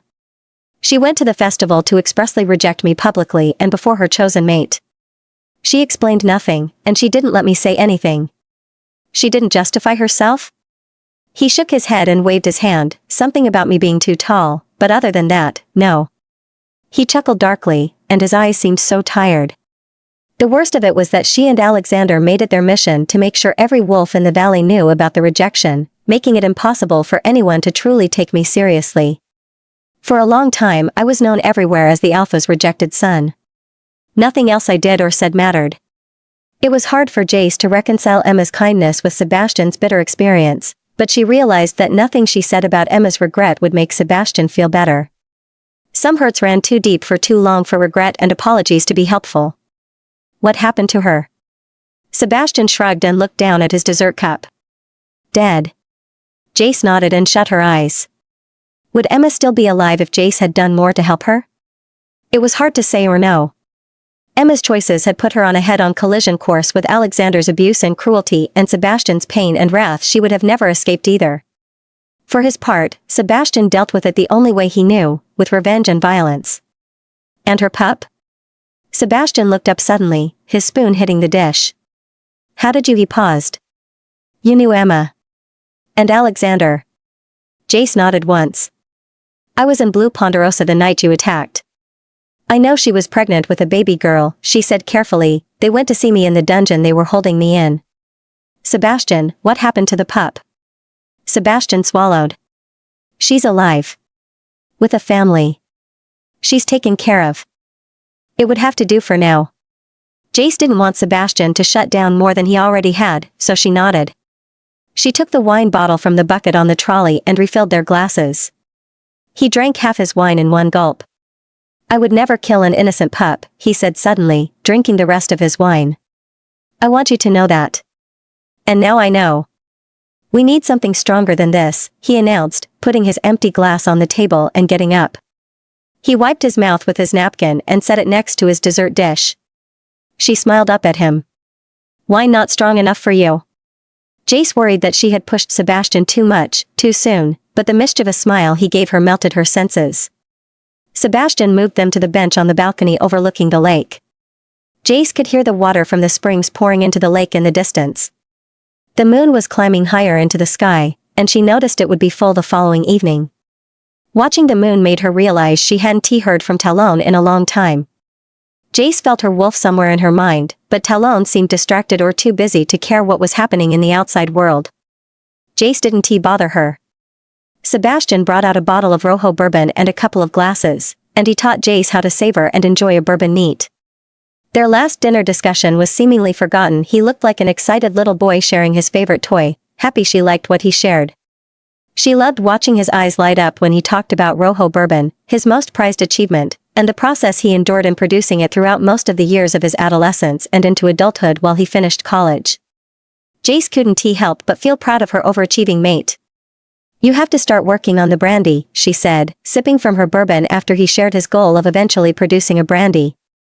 I've always preferred wine, but this is really good stuff. I can only imagine the brandy will turn out just as good. Jace felt Sebastian's happiness quadruple within him, and he reached over and hugged her. Have you had Azul? Our vodka? Yes, when I went out drinking with Axe, she said, grimacing. Sorry. Vodka is not my favorite. Sebastian's boisterous laughter surprised her. You really are the perfect mate for me, he finally said, still laughing. I've never liked it, either. That's why I produced Rojo, to have a good excuse not to drink Azul. She stared at him. I hope you don't go around saying that. He grinned and refilled their glasses. Why wine? Jace let out a slow breath as she assessed her mate by the moon's light. Despite how the day had begun, she had felt a deep sense of peace and contentment with Sebastian throughout the afternoon and evening. There had been no red flags to alert her that he was deceiving or hiding something from her. Whatever his usually stoic face showed, his true feelings were always clear to her. He almost seemed innocent in his ability to open up to her and let her feel and see his vulnerability, a side of him that she knew he had never let anyone come close to seeing. I had to become knowledgeable in wines because it was part of my training as a spy and spy master. Wines are the easiest way to poison someone. Sebastian set his glass on the table on his side and turned completely toward her. Training? Are you a trained assassin? His tone was bereft of judgment or disapproval. If anything, Jace thought she detected admiration. I've never thought of it that way, but I guess many of my skills are those of an assassin. Except I only kill people when I need to defend myself or someone else, not because someone is paying or blackmailing me. She shrugged. You might say it's the code my grandfather taught us. So you're telling me that your grandfather taught you how to be a spy, how to poison people, and how to fight. Is that all he taught you? She laughed at his cheeky question and gave him a side glance. No, he also taught me how to use a wide range of instruments to extract information from unwilling subjects. She laughed at his dumbfounded expression. You know what? Maybe I am a trained assassin, but I didn't even know it until now. And he taught you to become a training master, too? Because that first kick you gave me, that was rough. Abuelo was our pack's first cult training master, followed by Uncle Danny. Abuelo taught my Uncle Danny, and then Uncle Danny taught us cousins. My grandfather did tutor me when I asked him to, though. Because of their training, I became the training master of Logan's pack when I arrived. She sighed. I thought it would please my idiot mate, but it did the opposite. She downed the rest of her drink in one swallow. Sebastian stared at her with admiration and pride, but she also felt sadness from him. Hey, you bear my mark, so I'm your mate, he said softly, kissing her head and putting his arms around her. He didn't mark you, so he was never your mate, understand? Jace nodded, feeling so much love and admiration for this outstanding male who so willingly and quickly became her mate. She figured that's why she wasn't as upset as she could have been at his marking her without consent. She had already accepted that no one in their right mind would want to claim her anyway, and yet here was one whose enthusiasm at the prospect of marking her carried him away. Without a doubt, he felt the warmth of love, too, because he cupped her face with his large hands and kissed her gently. Sebastian grinned as he looked into her eyes. But that explains why you're able to kick everyone's ass in the fighting ring. He snorted. You almost kicked mine. It was Jace's turn to laugh. You know very well that I could never beat you. She paused. You never hit me back, she whispered. Why? Why would I? You're my mate. Sebastian narrowed his eyes. Did that asshole ever lay a hand on you like that? She swallowed hard and looked away. Logan knew he could never beat me hand to hand, so he usually used something, a bat, a stick, or a poker to teach me a lesson on humility, he called it. Jace stopped talking not only because her throat had begun to hurt with the oversized lump that was scrapping it, but because she could feel Sebastian's rage rising to a scary level. I need to hear how you put that asshole down, he said through his teeth, before I go out and find him. Logan, is it? But know this, if I ever find him, I promise you I will fucking end him in the most painful way I can think of. Jace smiled, and I promise not to stop you. He retook his glass. Is it hard to poison someone? His question made Jace feel oddly happy. She knew it was fueled by genuine interest and curiosity, but he also supported her past actions with Logan. Unfortunately, it also meant that his alpha training was dangerously lacking. Can I show you instead? It's my turn to teach you something fun. He chuckled and nodded. Let me get something from my boots. Will you please meet me at the bar? I'll need an empty wine glass. A few minutes later, she stood beside him with the plastic bag containing the tiny black and white envelopes. In all my kits, never touch the white envelopes. Sebastian raised his eyebrows. Poison? She nodded. As poisons go, the Blue Lady is probably one of the worst. There is no antitoxin capable of stopping her because she works so fast. Think a few minutes, not hours. My black envelopes contain Sleeping Beauty. She'll knock anyone out for at least 12 hours.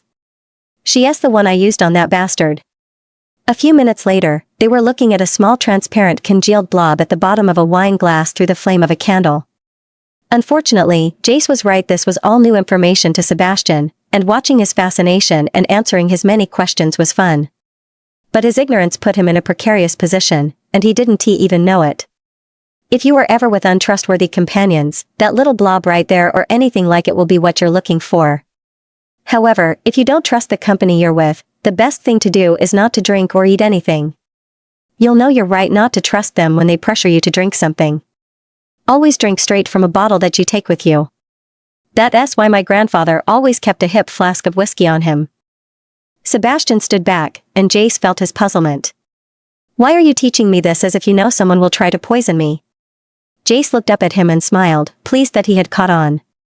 This is basic knowledge you need as an alpha to protect yourself. War is not the only way to die or kill rivals and enemies, Sebastian.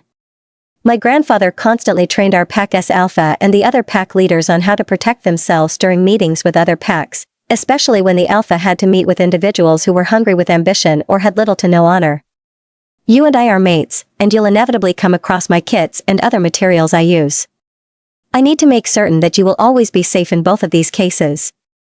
Sebastian gaped at her. What is it? She was detecting a sense of realization, sharp pain, and sadness from him. Could someone use Sleeping Beauty with vodka instead of wine? Jace thought a moment and nodded. Yes and no. Sleeping Beauty is clear but sweet, that's why wines work best. The subject would have to be incredibly trusting not to suspect foul play when the vodka tastes a little sweeter. Then that's how they did it, Sebastian whispered. His arms fell from around her, and he sank on a bar stool. That's how they imprisoned my father. They knocked him out with something in his vodka, chained him, and then starved and tortured him until he died. Fuck. Jace had known he had suffered, but she had no idea to what extent. So she did the only thing she thought might help. Jace put the glass on the bar's dark surface, stood between his legs, and wrapped her arms around him. She kissed the side of his neck, making him shiver. He quickly reciprocated, kissing the top of her head. He held her as if he was starved for physical contact. Jace closed her eyes and felt sorry for Emma for rejecting such a sweet man and causing him so much pain while choosing a male of far lesser quality. Emma had no idea what she had lost, but she was dead now. "Who did that to your father?" she whispered. He sniggered and looked down at her. "Would you believe that a man who my dad thought was a close friend betrayed him and delivered him to my worst enemy?" Jay sighed and nodded once. "Yes, I would believe it, actually. Shit like that doesn't surprise me anymore. That's why my grandfather insisted that our family unit remain closed to outsiders. We were all we each needed. A wise man, your grandfather." "I like him already," Sebastian said. "When can I meet him? Does he live nearby or is he still in Maine?" He smiled at her despite his sadness. "And will he be okay with me being mated to his favorite grandchild?" A sudden glint of mischief lit his eyes, one which Jace didn't want to snuff out. She felt he was trying to chase away his sadness. She looked up at Sebastian and cupped his face. "He would have loved you mostly because you are kind to me," she said, "but he would not have approved of you being so vulnerable to someone poisoning you, especially since you have someone on the loose poisoning your pack members." "What? What are you talking about? Hasn't Sergio or Axe told you? About last night? I didn't see them until this morning after after you fell asleep. They didn't seem to want to say anything to me." Jace snickered. "Were you snippy with them after marking me?" Sebastian blushed. "Maybe just a little." She dramatically rolled her eyes at him. "Alphas. Hey, it's not my fault. Everyone knows that telling someone to calm down has the opposite effect." Jace told him everything that had transpired, and he listened intently. "By all means, mind link Sergio or Axe to confirm what I've told you or ask them as if I haven't told you anything. I have a feeling Sergio is a huge fan of the chain of command thing." Sebastian laughed. "He is. But you outrank him now anyway. And I'm sure that thrills him," she said while he laughed. She glanced at the clock on the wall. "That issue will have to be addressed. I'll talk to them in the morning. We should go to bed. I have a 5-miler at 5 with the elites," she said, stretching. They were not thrilled when I told them an early run was now part of their daily regiment. "Want to join us?"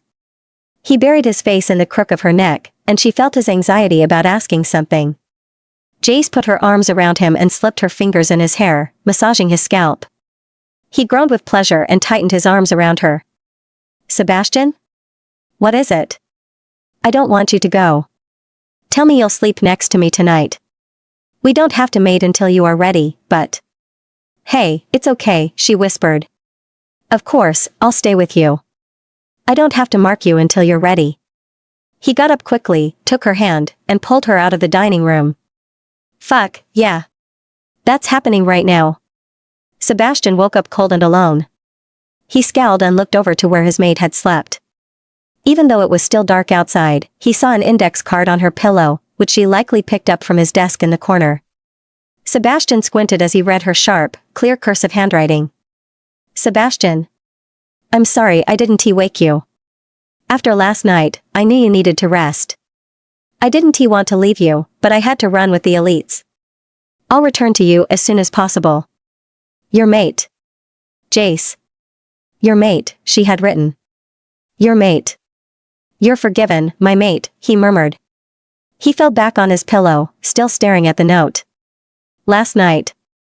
Her marking him had been the complete opposite of his marking her, which had been wrought with violence. Jace had removed his black shirt and laid him on the bed on his back. She had taken off her pants and her black shirt. He had watched with dizzying anticipation as she climbed on top of him in nothing but black panties and a sports bra. She sat on his abdomen and pinned his arms to his side with her thighs. For a long time, she kissed his lips, softly at first and then passionately before kissing her way down to his neck, where she licked the place on his neck she intended to mark him.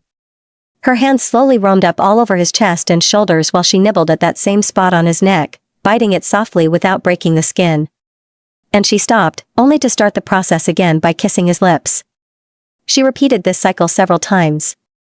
His body was on edge not long after she started kissing him, and he tried to calm down that eager part of him that had sprung with longing and arousal. But it was a lost cause, and he was full of want. He tried to loosen his hands so he could grab her, but she tightened her thighs around his arms. He began to growl from the pent-up frustration when she stopped touching him yet again. "Jace," he said in a raspy tone. "Get on with it." She giggled. Such an impatient alpha. He growled again when her hands wandered on his upper abdomen. Jace leaned down, and he held his breath. "Consider that my revenge for marking me without my permission," she whispered in his ear. Before he could retort, she sunk her teeth into the flesh of his neck without warning, and he closed his eyes and groaned. She must have released her hold on his neck, and then she licked his wounds, but he never registered either. A soft violet light that he recognized as a link to his mate's consciousness flashed in his head as he felt his mate bond with him. She was a gentle but confident presence next to his, one he wanted to drown in, sweet and loving, fierce and strong, playful and piquant. Sebastian was overwhelmed with a desire to protect from harm and pain this soft violet light, which he now considered his. He smiled when he heard her thoughts. "Damn. I overdid it. Looks like I bit the jugular. Figures. And these sheets, I hope he's not too attached to them." "You didn't overdo it," he said, opening his eyes and giving her a sly smile. "And I don't care about the sheets." She grinned at him. "Good to know. I'll bite harder next time." He bucked her off of him, then grabbed her by the waist and pinned her to the bed. He kissed her until his mind shut down from all the emotional and mental overload of being marked. The last thing he remembered was falling asleep on her chest, enjoying the delicious feeling of his mate playing with his hair and hearing her thoughts. "Goddess, I love his beautiful hair. I'm never cutting it then," Sebastian had managed to think. She had laughed. Sebastian was putting his mate's card on his nightstand when he heard Nacon. "Sounds like you two finally finished marking each other," Nacon said. "What took you so long? Glad you're back. Where were you?" "Giving you and Jay space. Talon and I are linked, too, so we spent time together, if only in spirit. We're looking forward to tonight." "Tonight? Blood moon. We take over the entire night, remember?" Sebastian grudgingly agreed. The nights of the full moon were for wolves to take over while their human consciousness lay dormant, just like Nacon had done. "It doesn't feel like you mated?" Nacon said slyly. "No. Not until she's ready," Sebastian said. Nacon harumphed. "We should present our mates to the pack as our Luna. Blood moon tonight." Sebastian must have fallen back asleep because Jace was in his arms when he woke up again. Her hair was still damp from her shower, and she wore a black lace bra with black boy shorts. Now that he had his mate, Sebastian was content and at peace. Although he wasn't with the original other half of his soul, he figured he was happier and better off. Intelligent and competent, Jace was another half that fit much better with him than Emma ever would have. He only hoped Jace felt the same way about him. Sebastian closed his eyes and looked for their connection. He was happy to see a thick, bright twist of purple and blue light in the same place where Emma had left a broken stump. "Alpha? Are you available? Yet?" Sebastian rubbed his face with one hand as Sergio's voice came across the mind link. "What is it, Sergio?" "Sorry to bother you, sir, but we have issues with the sick members we need to discuss." "My understanding is that they are no longer sick." "Yes, sir. Luna Jace made them a special concoction that cured them." "Sir? Sergio?" "Yes, sir." "Fuck you. We've been best friends since before either of us has any memory. Stop shitting me and be my friend again. Or has my being mated changed that?" Sergio's pause was long. "It's not that at all, man. We're happy for you." "Shit," Axe is thrilled. He thinks that having Jace as both the Luna and the training master is the funniest thing since the invention of Lunas and training masters. "But you fucking scared us yesterday. You were going to murder that little kid."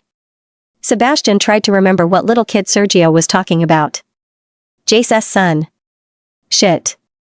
And he said to her he'd never kill an innocent pup, which he was sure he wouldn't, and she had believed him. "I was not going to kill my mate's son." "You know me better than that," Sebastian said. He hoped he sounded more convincing than he felt. He doubted he would have killed an innocent over wanting to be alone with his mate, but it was hard to say. His mind had been clouded with a possessiveness he was still struggling to control. And he was not happy Jace had run off that morning and left him alone. "Fine," Sergio said. "When are you coming down?" "Soon." "Come down sooner. Someone tried to poison the lake last night. The patrols wanted to catch them, but they got away.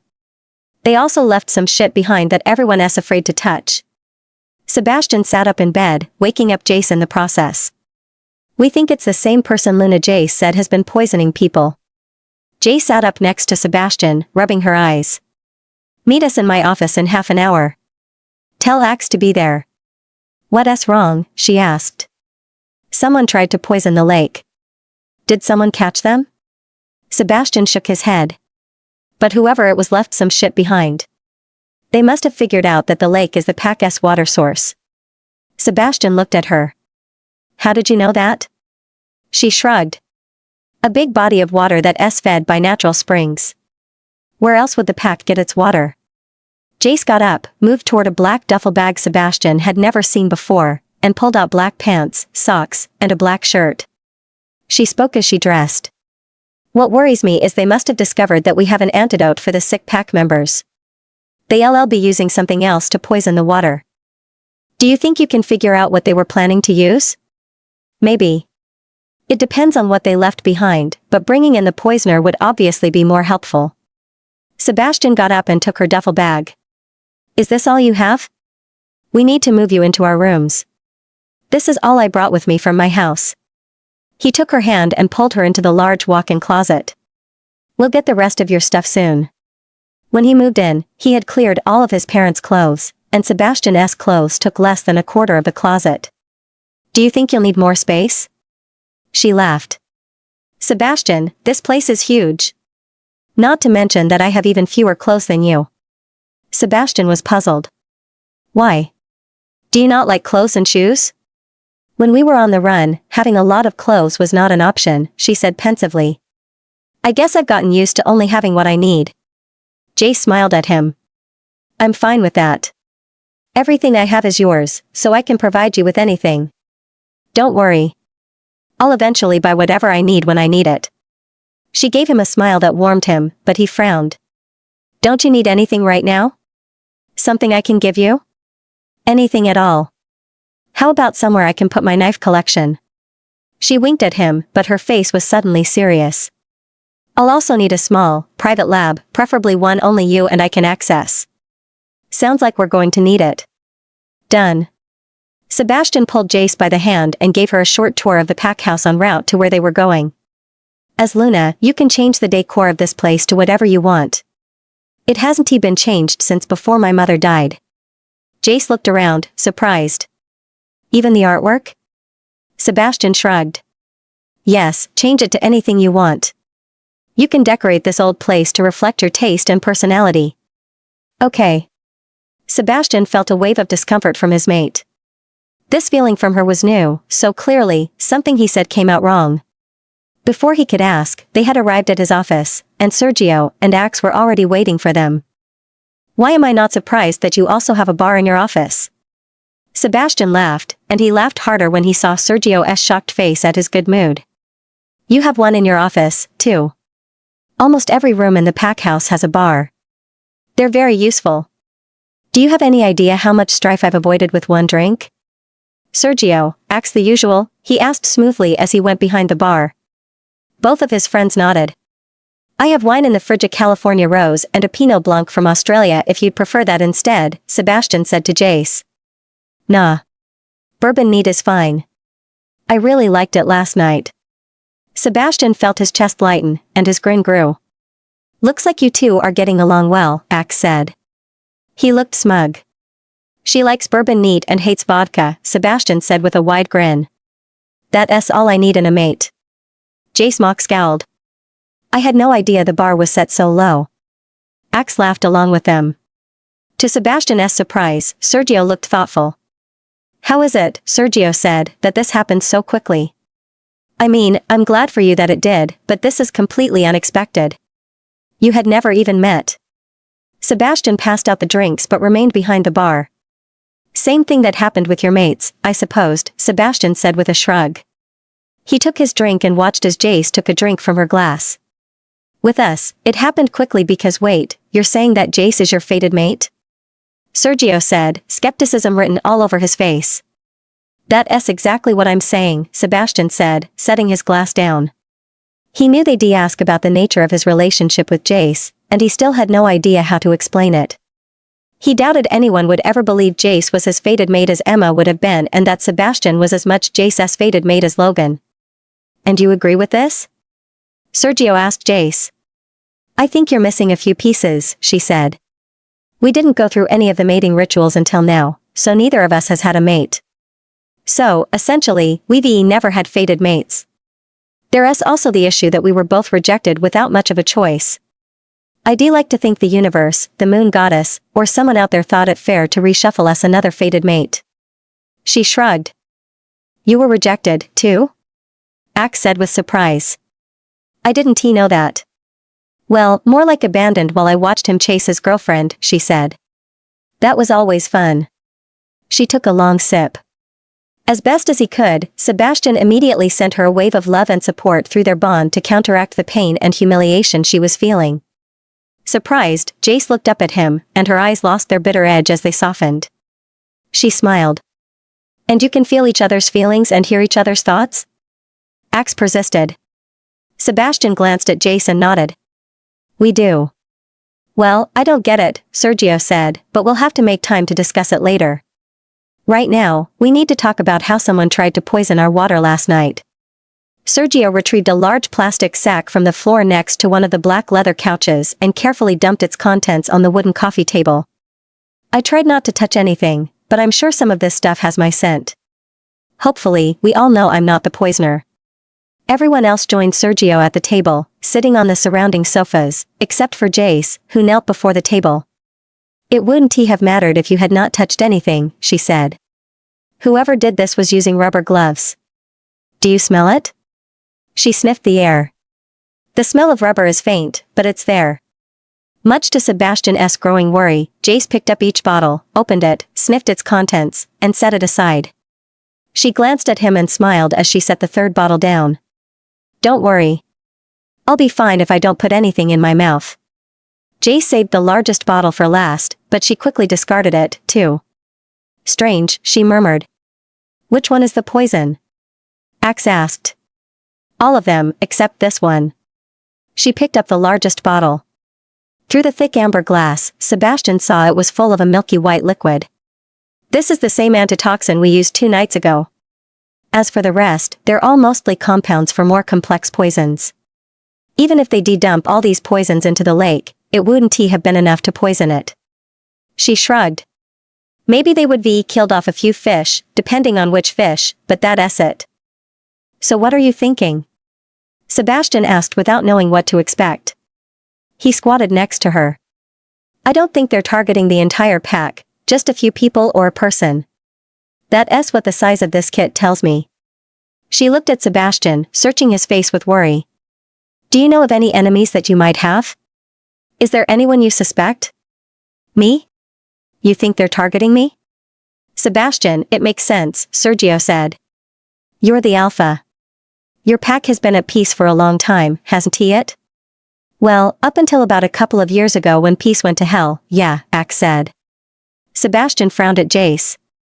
Her mind was working out a lot of different scenarios in quick succession, and he was having difficulty keeping up with them when Sergio and Axe kept asking him questions about potential enemies inside the 4 packs. He was explaining to Sergio that Alexander did not have any living relatives when Jace cleared her throat. "I don't think this is a homegrown poisoner." She picked up the large bottle and raised it, looking into its contents. "If this valley has been at peace for so long, this isn't something from any packs in the valley. It's from outside. Have you had any visitors or new pack members as of late? Do 3 refugees count?" Axe said. Sebastian got up and helped Jace rise, too. "Sergio? Where are they?" "That's one of the things we wanted to talk to you about, Sebastian," Sergio said. "They've been discharged, and we've set them free for now. Do we allow them to stay in Azul?" "I may have an idea," Jace said. "Bring them in. We need to talk to them." She gave him a mischievous glance that made Sebastian think the refugees were in for a special treat. After their meeting, Sebastian remained in his office for a while. Sergio went off to locate the refugees from Cobalt Lake and report on their status, and Axe and Jace went to assess the status of elite warriors. Many warriors did not attend their mandatory 5-minute morning training run with Jace. "I would have preferred to have stayed in bed, too. but I left my recently marked mate in bed alone to run with these assholes. I better not hear any fucking, dumbass excuses or so help me. Axe had howled with laughter as they filed out of Sebastian's office. As punishment, she planned to make no-show elites run 10 miles. In the sun. And, as angry as she would set the pace. Axe loved it, and Sebastian was glad someone would pay dearly for his waking up alone. He was going to love hearing Axe's colorful reports on his maid's activities. He had no doubt she would run and train elite warriors hard, which could only strengthen their pack. He realized that maybe he didn't mind his Luna doubling as the training master. Sebastian was reading the distillery's production and quarterly profit reports when an urgent knock interrupted his thoughts on expanding the distillery. Without waiting for his reply, a tearful Julia shut the door behind her. She leaned heavily against the door before approaching his desk. Sebastian had never seen Julia cry. He didn't think it was possible. What happened? She's just awful to me. She hates me as no one has ever hated me. She bawled, and it made Sebastian cringe. And for no good reason, too. Although her tears seemed real, Sebastian felt more confused than sorry for her. Who, Julia? That new training master, the one everyone keeps saying she's your mate just because you bit her to make her heal during that fight. She continued to sob bitterly. Sebastian raised his eyebrows. Was his mate callous enough to make a she-wolf cry with so much sorrow? Our loving mate probably isn't, but our hard-ass training master is, Nacon said. I wonder if she sees herself as two different people in that regard. What did she do? Can you believe that evil she-wolf had the nerve to say that I'm too weak to be an elite warrior? Feliciana, though, that bitch who can't even fight me, she made the cut. What the fuck, Sebastian? She opened the elite warrior ranks to she-wolves? Sebastian wondered what she had been thinking. True, Jace had overpowered every male in the pack except him, but she was more the exception to female strength than its rule. Yes, and she said I'm not good enough. Julia said. Me. The she-wolf you once said was the best female warrior in all 4 packs. Sebastian frowned at this. He had seen Julia in several fights. She was competent, and the fact that she was the last female warrior Jace had defeated before moving on to all male opponents during the tournament said something about Julia's strength and capabilities. Mind popping into my office for a second? I have a complaint against you, and I need to hear your side of the story. Wow. Whoever it is, didn't he waste time, Jace said. I'll be right there, but be warned, whoever it is, I stand by my decision. Fair enough, but I still need to figure out why she's saying what she's saying. Julia's tears became tears of anger. You know what it is? I think she's just jealous of me. She's jealous that I'm prettier than her, that you and I have been in a relationship for so long, and that you put her in her place at the end of the fight. I mean, that bite was fierce. I can see the hatred and jealousy in her eyes, and she's just evil. Jace has no reason to hate you, Julia, Sebastian said. Jace was many things, but evil was not one of them. And she is my mate. That wasn't just a bite. I marked her then and there. And you and I do not have a relationship, so stop saying that, especially to Jace. Fuck. Sebastian had no idea how Jace would react to Julia's statements, but he didn't imagine it would go down well. Sebastian and Jace hadn't discussed people other than there would have been mates, but it now made him wonder if she had had any boyfriends or lovers along the way. She must have if Noah wasn't Logan's son, and it seemed that Logan hadn't wanted Jace enough to father a pup with her. The thought of his mate getting impregnated by anyone but Sebastian was enough to make him ill. Presently, Julia gaped at him in disbelief. So the rumors are true? You chose her? Her, she said in a harsh whisper. She's the new Luna and the training master? Nacon laughed in Sebastian's mind space. She is going to be the best Luna ever.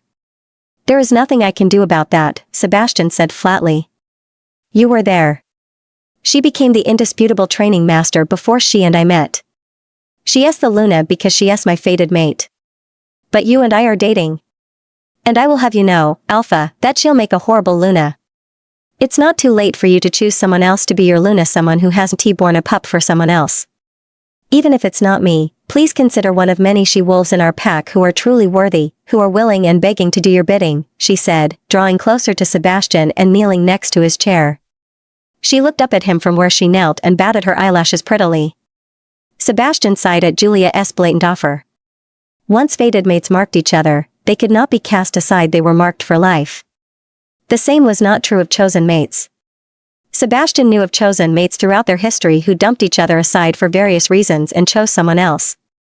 Sebastian's father had often warned him, for an alpha, a chosen mate could never compete with a fated match.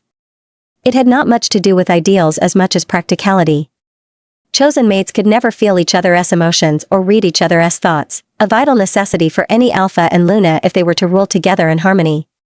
But to Sebastian, a chosen mate, he also lacked that special bond he now shared with Jace, the one thing he had mourned as he had watched with envy as his best friends enjoyed their mates. Julia, I am not interested in changing my fated mate for you or anyone else. But why her?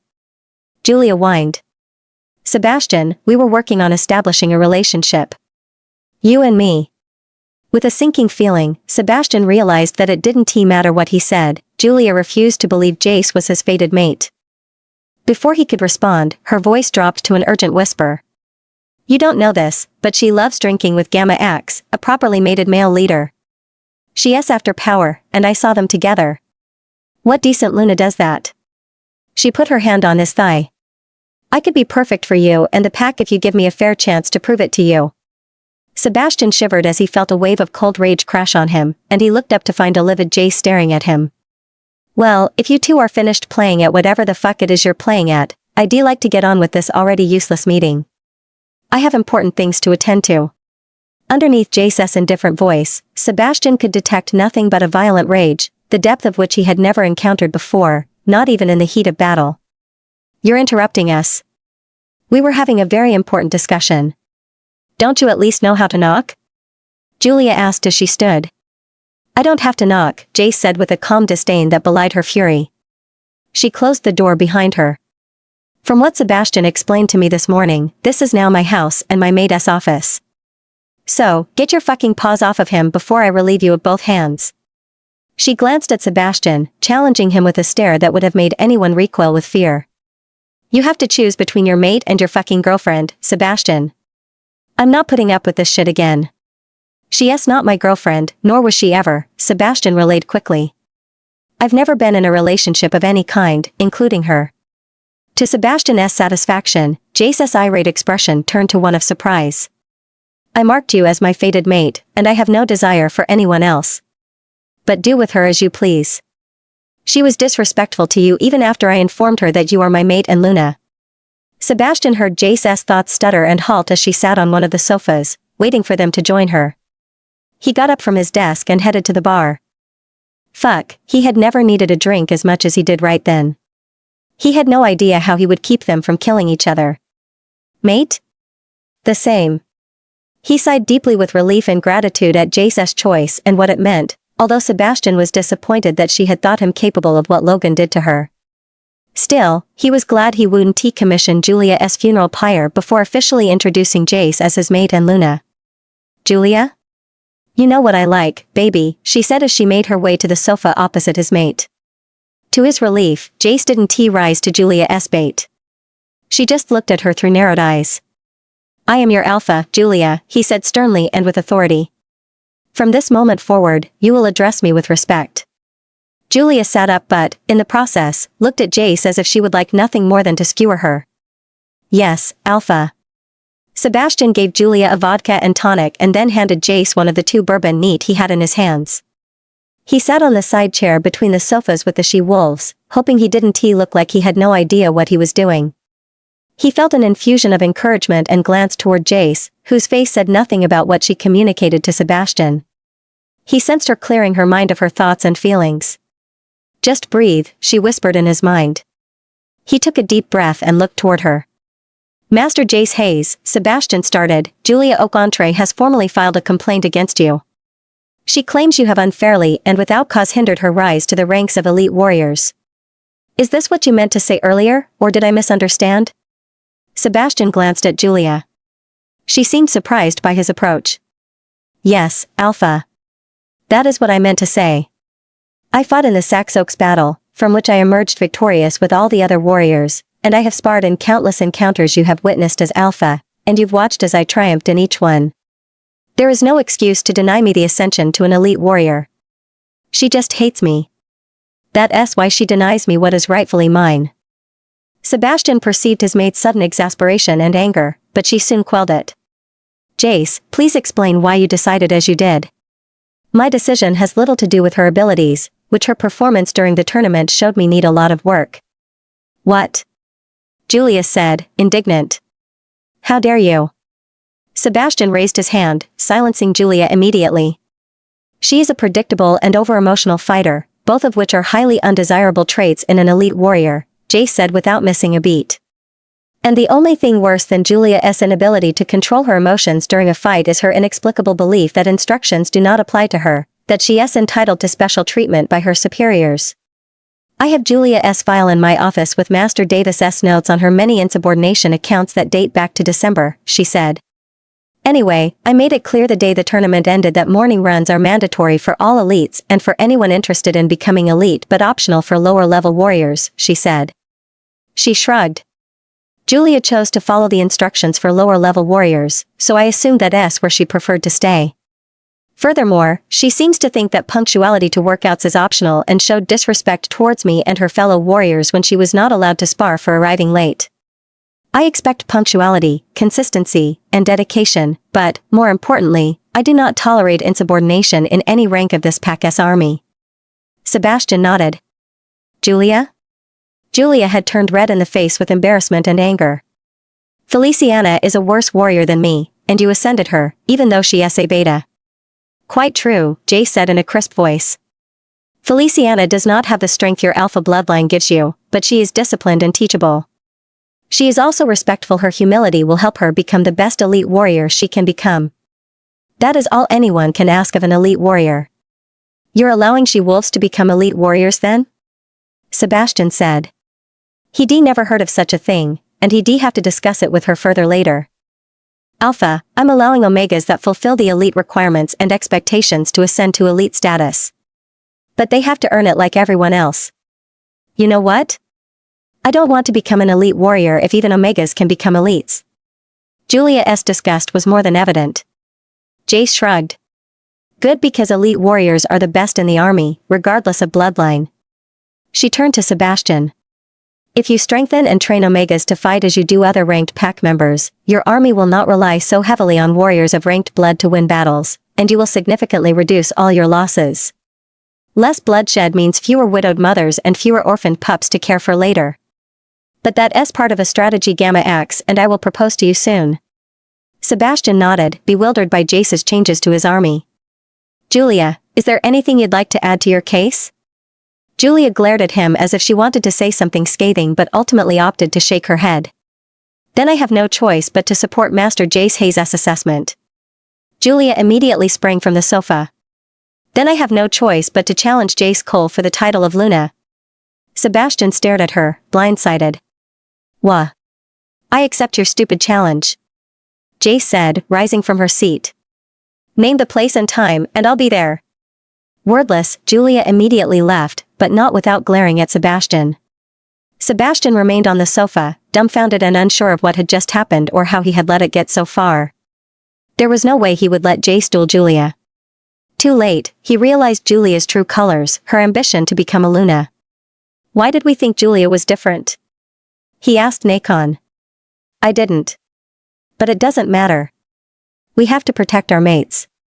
You can't fight her, Sebastian said. Jace snorted. I haven't won. I will win again, and this time it'll be to protect what is mine. I mean, you don't have to duel her, Sebastian said quietly. I decide who's my Luna, not some challenge from a crazy she-wolf. Otherwise, I would have been mated years ago. He put his arms around Jace when she joined him on the sofa. While there was no doubt he had been falling hard for her since the previous day, his respect for her as a pack leader had increased significantly in the past half hour. I know, and I mean no disrespect to you and your authority as Alpha, she said, but please try to understand my position.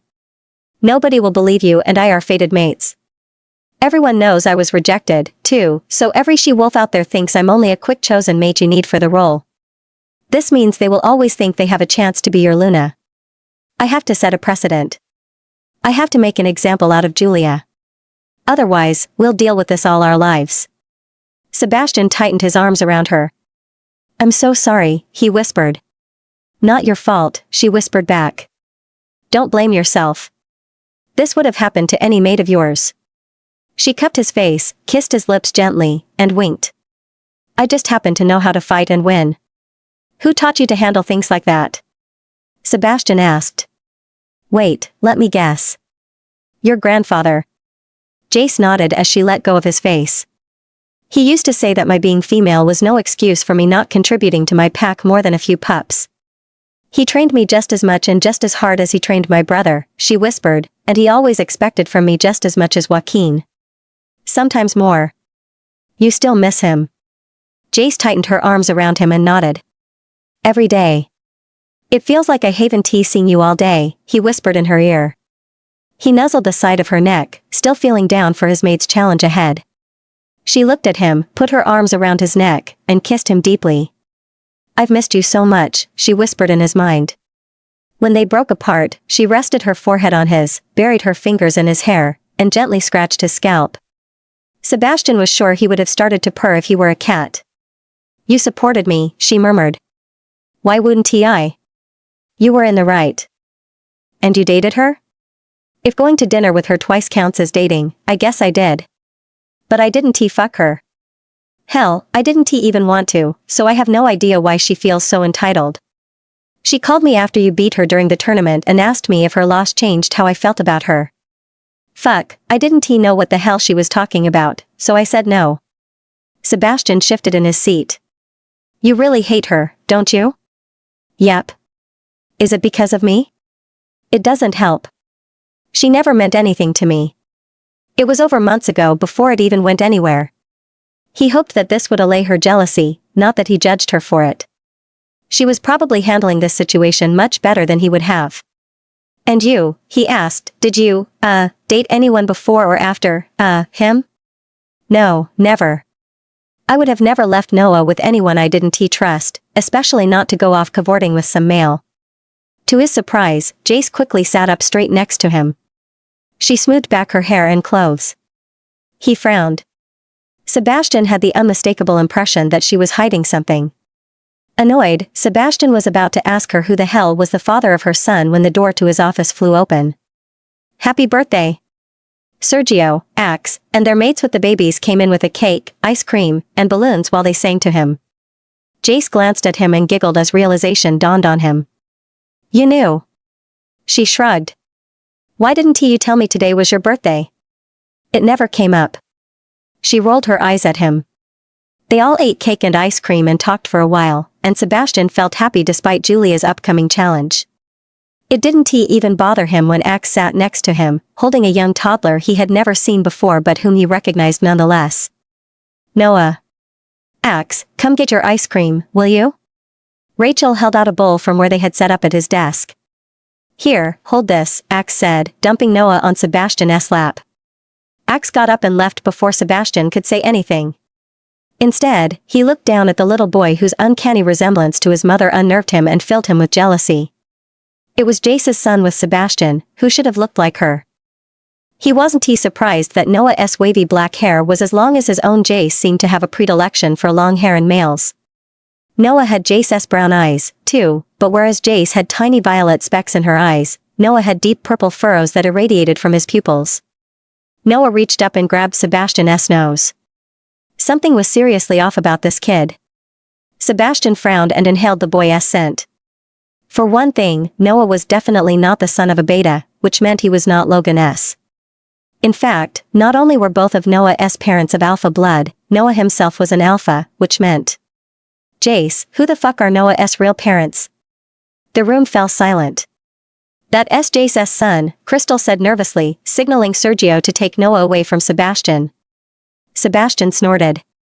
The only way this kid is Jace's is if she is his father, and I know for a fact that my mate is not male. He scanned the room, looking for Jace. She was in a corner with Rachel, looking rather pale. He is the son and grandson of an alpha from your line, though. Jace widened her eyes. What? That's impossible. I'm an omega. Out. Everyone out. Sebastian said. Now that he knew Noah was not Jace's son, Sebastian liked the boy, and he shook his head when Sergio tried to take him away. Sebastian's office was soon empty of their guests, and Jace slowly approached the sofa where Sebastian sat with Noah. The toddler started to pull Sebastian's hair, and Sebastian smiled at him. "Looks like my hair is popular with Noah, too." He glanced at Jace, and the look in her eyes confirmed the apprehension and sadness he knew she was feeling. "Sit with me," he said. "Where are Noah's parents?" "Dead," Jace whispered, her eyes glassy. She sat next to Sebastian, but on the edge of the sofa. "All of them: my grandfather, my grandmother, my mother, my twin, his mate, my aunt and uncle, my cousins and their mates and their pups, my entire family. Dead. Noah and I are the last of our line." "Your twin brother. He was Noah's father, wasn't he?" Sebastian asked gently, putting his hand over her folded hands on her lap. "That's why Noah smells like he's your son." Slowly, Jace nodded, and Sebastian suddenly felt the pain and sorrow that inundated his mate's life regarding her family. Death and loss were her constant companions, too. "Noah is all I have left of my twin, all I have left of my family." Scarlet Flame Pack, Maine. August 2011. Time was not on Jace's side. She was trying hard to keep one eye on the clock while keeping the other eye on the road, but it didn't matter. She was already late. Her mother had called her twice to say that Abuelo refused to start his birthday party without her. He didn't even want to drink water. Damn. And Jace knew Senor Adrian Cole better than he knew himself. He could postpone and even cancel his birthday party until it was convenient for Jace to show up. "A birthday party without you wouldn't be a party at all," Abuelo would say. He would then shrug the party off as if he had just cancelled an annoying online subscription and not the momentous occasion Connie Cole, his maid of many years and Jace's grandmother, had made it out to be for the past 2 months. Maybe that's why Abuela could barely stand Jace. Abuelo never did anything without his granddaughter, and he didn't care who knew it. Unfortunately, her grandmother had scheduled Abuelo's party on the evening of Jace's summer school final exam. She couldn't miss that final even if she died. Jace had a niggling feeling her grandmother had done it on purpose, to make her miss Abuelo's birthday party. And so here they were. Jace had rushed through her final and then drove as fast as she could to her family event. "You must remind Abuelo of his old girlfriend," Joaquin had said the previous week. Jace and Joaquin had been out to dinner on their weekly The Fabulous Cole Twins date night, as Joaquin called it, a custom they adopted when each found their respective mates, and Jace moved an hour away from Joaquin and her family to be with Logan. Jace's twin looked like her, except his features were masculine, and his warm brown eyes had purple furrows instead of violet spots. He usually kept his purple-tinted black hair in a short, low braid like Jace. Joaquin had always loved being a twin, and even as kids, he had never minded when their mother dressed them alike. He had often encouraged it. "Dude, that's just gross," Jace told Joaquin while rolling her eyes at him. She did her best to cut her medium-rare steak with the restaurant's table knife, but the knife was too blunt. "He is our grandfather, not some dirty old man. I promise he has never said or done anything to make me feel uncomfortable. And has it occurred to you that maybe I earned being the favorite because I was the only one of us actually paying attention to his toxicology lectures?" Joaquin was studying his table knife. He ran his thumb along the blunt edge and shook his head sadly at it before grunting. "You mean his 2-hour-long sermons on how to kill people? Don't fucking remind me. I'm still traumatized." He snickered and set his table knife down. "Amalia told me this morning that I was reciting some recipe in my sleep last night. She asked me to make it for dinner sometime since I know it so well, and I'm like, babe, you don't want me to make that or any other recipe I know for dinner." Joaquin laughed hysterically as he reached down and took a small Bowie knife from each of his boots. He passed one to Jace and cut his steak with the other. "Can you imagine? Poisoning your mate with dinner? What the hell would I do with a newborn son by myself?" Jace laughed as she took her brother's knife and cut her steak quickly. "Have you learned to change Noah's diapers yet?" Joaquin looked up with mock indignation. "Excuse you. I'm a pro at it. I bet I do it better than Amalia. I can do anything Amalia does to take care of my son. Well, I'm missing the plumbing to feed him properly, but I know how to stop laughing. I don't need boobs to feed him." "You're just jealous 'cause I'm the one that got the boobs," she said, laughing harder when he gave her a look of disgust. Once they had settled down and after a long silence while they ate, Joaquin whispered, I love Amalia, but if things ever went to shit, I'd use a dry wine. A dry would hide anything, right? Jace winked at him. Done right, one could use any beverage of their choosing. She took a sip of her Pinot Noir. Jace liked Amalia because she made Joaquin happy, but if that ever changed and Joaquin said anything. Ride or die, baby, she said, raising her wine glass. He raised his wine glass and clinked it with hers. Ride or die. Joaquin grinned at her, and it was this, his signature mischievous grin. Jace always remembered her twin by. Jace was still driving when her cell phone rang again. Are you close? Her mother, Rosalia, asked. Mama. Don't you Mama me, her mother said. Your grandmother is livid because the catering people want to start serving right now, you're not here, and your abuelo is thinking about calling the whole damn thing off. Connie is thinking about serving the champagne and doing the toast right now. Fine. Tell her to go for it. Tell abuelo I'll do a special toast with him afterward, just him and me. I'll be there as soon as possible. I'm about 15, maybe 20 minutes away. Her mother hung up, and the phone started to ring again. Logan. It was already dark outside, but Jace pulled off along the side of the lonely highway. Logan? Is everything all right? Are you okay? Where are you? She frowned. I told you I was going to my grandfather's birthday party tonight, she said gently. I was hoping you didn't forget. That's not what I meant, he said with an edge to his voice. I meant, are you there yet? Your fucking brother or cousin or whatever called me asking where you were. That's strange, Talon said. Joaquin can't stand him, and I don't think any of our cousins have his number. Yes, I just got here. I parked, and I'm getting out, she said, opening the door and allowing it to ding. See? Will I see you when I get home? I can prepare. Unlikely. Me and Claire have things to do. Logan hung up. Jace shut the car door and kept driving. She did her best to assuage the pain and loneliness she felt by thinking of her twin and what he would do in her place. Despite her fear of what her family would do to Logan, perhaps it was time to talk to someone about her situation, although Jace felt Joaquin already knew. Hell, she felt everyone in her family already knew, including her grandfather. Especially her perceptive abuelo. Still, she didn't want Logan to die, either by Joaquin's knives or by abuelo's poisons. Not that anyone would kill him without clearing it with her first. The Cole family lived in a compound several miles away, on the distant outskirts of the Scarlet Flame pack through which she was driving. Abuelo liked to say it was a hidden little pack within a pack. It was long considered the safest place in the pack's territory, so much so that their alpha was more than happy to let his daughter Amalia move in with them when Joaquin turned out to be her mate. On this day, however, a smoky, deep orange blaze lit up the sky in the general area of the compound. Jace drove faster as her heart rate accelerated, fearing the absolute worst. She heard the fire trucks in the distance before she saw them in her rearview mirror. She parked to the side and stopped, hoping they weren't going toward her family's compound. As soon as all three trucks passed her, she followed behind them to her family's place. Jace's stomach sank, and she screamed as she got out of the car. She dropped to her knees in front of the house and cried as the flames that consumed her family home went up higher and higher into the smoky, black sky. A firefighter tried to lengthen the distance between Jace and the blaze, but she fought them until she passed out.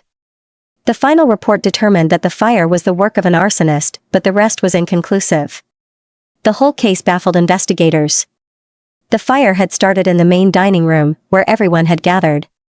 The arsonist used a generous amount of gasoline, started the fire, and left. But the puzzling part was that no one present, not Joaquin, not Rosalia, not Abuelo, nobody resisted the atrocity committed against them. This was not like them. But all were gone now, all were silenced.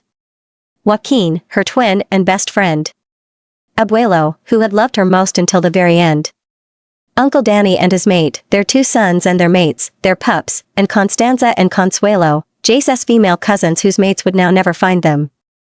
Rosalia, Jace's mother, who never lost hope Emilio would return to her, and even Abuela, her bitter old grandmother, never liked her. They had all died where they sat, forever waiting for Jace's arrival. The only empty chair was the one at Abuelo's left, which Jace would never occupy again. But it did not take long for Jace to understand why her family showed no resistance. They were already dead by the time the fire started. The catering company had disappeared. If there had been one, the leading investigator said, they left without a trace. And it was true. There had been no scent or trace of anyone but her family in what was left of the main house when Jace walked through it the next day or the subsequent 3 weeks. She had looked everywhere for something, anything, but there was nothing. Unfortunately, all the glassware and everything in the main house had been incinerated. The evidence of mass murder had been burnt into oblivion. Jace knew no one would have believed her without revealing herself and Joaquin as spies for her grandfather, the pack's spymaster. Not only would that put the pack in considerable danger, but who would she accuse? Who did this? The question ate Jace alive the following days, weeks, and even months. Fortunately, Noah had been battling the sniffles that day, and Amalia had asked her family to babysit him for that night. Jace found it ironic that the one day an otherwise healthy baby fell sick would be the thing that saved his life. Amalia's mother had died the previous year, and none of Amalia's brother's mates was interested in raising a motherless 3-month-old pup as their own. Jace was beyond grateful for that. She immediately took him as her own. "Get rid of it," Logan said the first night Noah went home with Jace. "That fucking kid ain't yours, and people are gonna start thinking he's mine, that he's my heir's beta. Fuck that. No. He's my twin orphan son," Jace said. "I'm all he has left. And his name is Noah or Noah, not Kid, and certainly not fucking Kid." Logan shoved her against the wall, grabbed her by the throat, and squeezed until she started choking. She tightened her fists into hard little balls to keep from retaliating. "Don't fuck with me, Jace," Logan said harshly. "You don't want to know what I'd do if you piss me off bad enough. So, I'm going to tell you this once, so we both fucking understand each other. The little fucker should have died in that fire with its mama," he said. "Don't look at me like that. Obviously, it's what the moon goddess had wanted, to keep that family together, but his stupid mama farmed him out so as not to be bothered by him. Selfish bitch. She should be taking her spawn with her to the pyre. You should either help that fucking kid reunite with his parents so they live happily ever after, or give him up to a nice wolf family that needs another mouth to feed." Logan let her go and got ready to leave again, even though he had just arrived. "And don't you dare spend my money feeding that little bastard. My grandfather left me enough money for that," Jace said, still trying to appease him, but she soon regretted her thoughtless reply. "Really?" Logan said slowly as he came back and stood in front of her. The sudden interest in his eyes scared her like the choking never could. She could stop the choking at any time, but there was nothing she could do against his hunger for her family's money. "Everything they all fucking had is ours now, isn't it?" "It's all ours," he whispered. "Everyone knows your grandpappy was flushed. The old bastard probably had more money than all our pack. How much did they leave us?" "Not much," she said coldly. "Just enough to raise Noah." "I don't fucking believe it." "Get yourself whatever you want and put the rest in our name," he said. "It's Noah's inheritance, too. I have to share with him." "Not if he doesn't live long enough to claim it," Logan said and turned to leave. "I'll take care of it if you want. Accidents happen all the time," he said before shutting the door behind him. "That was a threat," Talon whispered in her mind space. "No, Talon. That was a promise," Jay said as she approached the window and watched through narrowed eyes as her mate drove off, presumably to see his girlfriend in the pack house. "We can't let anything happen to our baby," Talon said. "He's ours now, and he's the last of our line." Jace nodded. "Nothing will happen to him. Noah is all we have left." Azul Springs. June 2012. Sebastian remained silent throughout Jace's story. He didn't interrupt to ask questions or ask her to expound on details. As he listened, Sebastian massaged Noah's scalp like Jace often did with him, and in no time at all, the toddler relaxed in Sebastian's arms and contentedly fell asleep. "I know the feeling, buddy." Sebastian looked down at the boy in his arms with silent appreciation. "Do you have any tissues?" Jace got up, sniffing. "I'll get them," he said, getting up and laying Noah on another sofa. He placed a cushion under his head. He didn't have any blankets in his office, but he made a mental note to get one since he was going to help Jace raise Noah. When Sebastian returned to the sofa where she sat, his mate stared off into space, tears running down her face. He knew she was reliving sad memories. He handed her a tissue, took her into her arms, and held her while she wept. Sebastian was certain his mate had never mourned her family. Between the constant stress of keeping herself and Noah safe from Logan while she devised an escape plan, the actual escaping, and then surviving without a pack, she likely hadn't had time to process her seismic loss until now. His heart broke for her. Sebastian had lost his immediate family, yes, but he had no idea what he would have done if he had lost his entire family all at once. He glanced at Noah and was glad for the little boy's survival. Noah had kept his mate grounded at her worst possible moment. Nevertheless, Sebastian didn't let his mate wallow in sadness for long. So that's how he did it. Sebastian was in awe of his mate's grandfather. He would have very much liked to have met Alpha Adrian Cole. Jace frowned and narrowed her eyes at him. How who did what? He took another tissue and wiped her fresh tears away. How your grandfather became an alpha of a pack. Contrary to what people think, any group of wolves, even a small family, constitutes a pack. As an alpha, your grandfather created and led his own little pack. It makes sense why Noah is a young alpha. Since your father and brother died, Noah would have eventually taken over your family compound. She sat up. What are you talking about? My grandfather was an omega, as were my father, brother, and me. Sebastian laughed and tightened his grip on her to brace himself and her. You're about as much an omega as I am, mate. But, my grandfather said we were all omegas, she said, but her voice was suddenly bereft of its usual strength. He said we were all omegas. Sebastian sighed. That's not how it works, Jace, he whispered. One does not simply dictate another's birthright. Noah's mother, she was of alpha blood, wasn't she? Jace gaped at him, and Sebastian realized she knew almost nothing about alphas. All alphas of a pack, rightful or not, can smell the predominant lineage of any wolf, Jace. We need that so no wolf can lie to us about their rank. This helps us to keep order in the pack's hierarchy. I can tell that Noah's mother was of alpha blood, but I know yours was, too. He inhaled her scent, and he ignored her flinch. Your blood comes from a long line of alphas, all firstborn sons and rightful alphas. You're an alpha female, which is incredibly rare since most alphas don't have daughters. Has no alpha ever told you this? Sebastian watched her expression, and he could see the pieces of information falling into place for her. She nodded. Only one, and at the time I thought he was lying. Alexander. Sebastian felt hot as bile rose from his stomach. Would he never be free of that fucking asshole? How is it that you knew that bastard? Jace shrugged. He imprisoned me. He was, she swallowed hard and pursed her lips. He was planning to murder Emma and their baby girl and then force me to mate with him so he could have a son. What? He tightened his arms around her even more. She put her arms around his neck and burrowed her face into the crook of his neck, and slowly ran her tongue where she had marked him. He relaxed almost instantly and loosened his arms around her. That didn't happen, obviously, she whispered against his neck. You attacked that night, and it wasn't hard to escape his stupid prison anyway.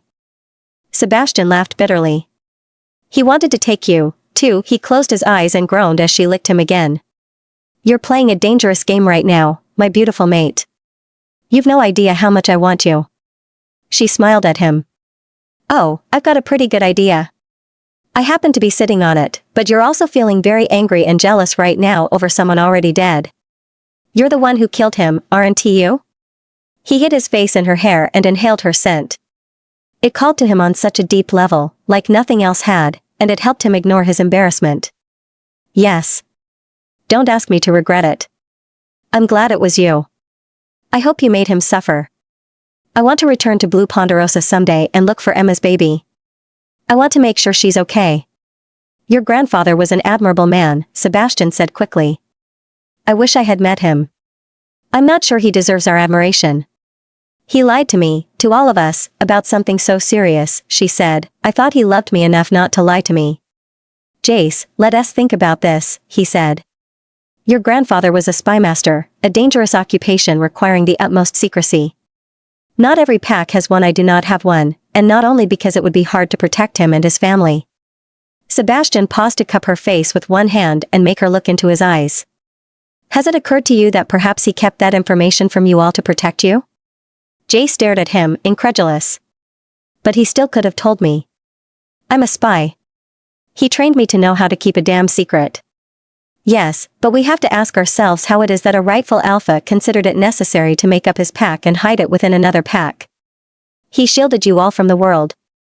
Why? Jace got up and turned to face him. I have no idea what you're talking about. Sebastian got up, too. Have you not been paying attention? Your grandfather was a rightful alpha. Leading calls to us we have to lead, it's what we were born to do. Your grandfather was born into a pack, and he was the rightful alpha. What happened to the pack? I don't know, she whispered, shaking her head. He realized she was taking in too much information and was beyond processing it. Fortunately, she didn't resist him when he pulled her to him again. He sat and cradled her in his arms. In silence they sat, Jace's thoughts whirled in her head like a maelstrom as she examined them, comparing them with previous information. But it was too much, and it all eventually exhausted her. Sebastian observed and said nothing, considering it a privilege to be with her as she processed everything. She could have left him to do her thinking alone or gone on a run to talk to her wolf, but the fact that she chose to stay with him told Sebastian that she found his company as soothing as he found hers. Crystal, could you come to my office and pick up Noah? He and his aunt fell asleep. Of course, Alpha. It's true, then? She lied to us. Even though they communicated through Mind Link, Sebastian could feel the hurt in Crystal's voice. It's a lot more complicated than that, and I would only ask that you give her a chance to explain. You'll find that it was justified. A few moments later, Crystal opened the door and went straight to pick up Noah. Before leaving, she went over to where Sebastian sat with his mate. Kryze looked alarmingly at Jace, who slept peacefully despite her blotchy, tear-stricken face. Sebastian smiled at her and shrugged. She'll be fine, he said. She just needs time to heal. Do you mind looking into a nanny you and Jace can share? Or maybe we need 2 nannies? Jace will be busy with all of her responsibilities as training master and Luna, and I know you will both go back to school in the fall. You'll both need help with the boys. Crystal looked at him with no small amount of surprise. You're letting her do all that and still be the Luna? Sebastian nodded. Of course. Do you think she could be happy otherwise? He looked down at Jace, grateful she had let him inside her head if only to observe. It was the best birthday gift she could have given to Sebastian. Not only had he gained insight into how her mind worked and everything she was capable of doing, but he had also fallen in love with her mind and how her emotions added color and texture to her thoughts. Sebastian knew he would soon have to afford her the same privilege. Understanding each other is how they would rule in peace for years if not decades. He carried her up to their suite. Jace's power nap was short-lived. Crystal shook her awake, panic clear in her voice. Sergio sent me to get you. There's a challenger for your title as Luna happening right now. Jace sat up, rubbing her eyes as Kryze continued in a rush. Julia says she was Sebastian's first choice until you won training master, but now she is spreading lies that you cheated when you fought her. She claims knocking her out was against the rules. She is being a total bitch about it. Jace exhaled slowly. The rules of engagement allow for knockouts. I just couldn't kill people. She shook her head. Besides, Axe was there as a referee. If I had cheated, he would have disqualified me. She stretched, feeling refreshed despite the emotional storm she had endured earlier. We're an alpha female. Talon screamed in excitement. Woohoo! We're awesome. Jace sighed. Talon was already insufferable, and now, thanks to Sebastian, her ego had reached new heights. But the revelation explained a lot why Joaquin's victories over Amalia's brothers had been a foregone conclusion and why her grandfather had never doubted Joaquin's abilities. More importantly, it explained Jace's strength at arms. No Omega could have endured the trial she had. But the revelation also stung. She had believed her whole life that if she could rise through the ranks, any Omega who worked hard enough could, too. That strength wasn't just reserved for ranking wolves but for anyone willing to earn it. Now, she wasn't so sure. Had it all been genetics? Had she betrayed the very ideal she had lived by? She shook the thoughts away and turned to Kryze. Did Julia pick a time and place? Yeah, like, right now. Jace raised a brow. Sergio is in charge? Kryze shrugged. Yes. It's one of the few times he outranks Sebastian. Jace smirked. She is in a hurry. She wants to be presented as Luna tonight. She is telling everyone that if you hadn't cheated in the tournament, she would have claimed Sebastian last night. Jace rolled her eyes. She's really struggling to let go, huh? She wants to be Luna, Cries admitted. Almost admirable how far she's willing to go. She won T-win. Cries looked nervous. Sergio said you forfeit if you don't show up. Jace frowned. Why so last minute? It's a tactic. The less time you have to prepare, the bigger her advantage. Jace scoffed. She's hoping I forfeit. Sebastian is fighting it. Jace rolled her eyes. Of course, he is. She strapped on her boots, relishing their weight, but annoyance flickered through her. She and Sebastian had discussed this, and she thought they had reached an agreement. She was more than willing to fight, but his overprotectiveness was going to be a problem. He is arguing that as alpha, he alone decides who his mate is. Cries lowered her voice. I think he is planning to kill her. That's what Sergio is afraid of. Jace didn't doubt it. Sebastian was possessive, ruthless, and not one to tolerate disrespect. She tightened her braid, grabbed her black hand wraps from her bag, and headed for the door. Sebastian isn't wrong. His choice is being ignored. But this isn't about him. It's about power. And power is decided through strength at arms. By the time they reached the training center, Jace's hands were expertly wrapped. The place was packed. The massive gymnasium, with its polished wooden floors and towering windows, had once been the battleground where Jace had fought Axe for her first trial and where she had earned her title of training master. Now, it would serve as the proving ground for her Luna title. Rachel met them at the entrance, slipping to Jace's side. I'm so glad you're here, Luna. Jace returned the hug, whispering, thanks for being here. I guess now that we know we're of alpha lineage, it makes sense why we're Luna, Jace said wistfully. Until this morning, she had believed she was the first Omega to become Luna. Yeah, Talon mused, but since when do Lunas get challenged? Is that normal? A fated mate Luna would never get challenged, but since I was rejected before, people see me as a chosen mate, not a fated mate. They think I can be easily replaced. But we're fated. I know. But since both Sebastian and I were rejected by our original mates, proving we're fated will be hard. Sebastian must be losing his mind. Talon giggled. Watching Sebastian get ignored is going to be hilarious. They heard him before they saw him. And I'm telling you, this whole shit show is ridiculous. Sebastian roared. She's not even an elite warrior. Why the fuck would I trade a training master for a low-level fighter? Jace sighed. See? He's trying that angle. He obviously tried the other one first. And nobody believed him. Talon snorted. Poor guy. The gym was filled with pack members. Julia and her followers huddled on one side, unaware that Jace had entered. To the right, Sebastian and Axe were arguing with Sergio. Someone grabbed Jace's arm. She turned to see Feliciana, the beta female she had signed to the elite force that morning. I hope you win, Luna, Feliciana said. I'll be praying to the moon goddess for you. Jace gave a slight nod before making her way toward Sebastian. You shouldn't be here, Sebastian's voice growled in her mind. I'm handling it. If you get me out of it, great. But if not, I have to be here. As she reached him, Sebastian immediately wrapped a protective arm around her. You really think he's going to stop this? Talon asked. Nope. Sergio exhaled sharply. Jace. Glad you're here. Shall we start? What are the rules? Are weapons allowed? Axe scoffed. Julia can't decide. He turned to Sergio.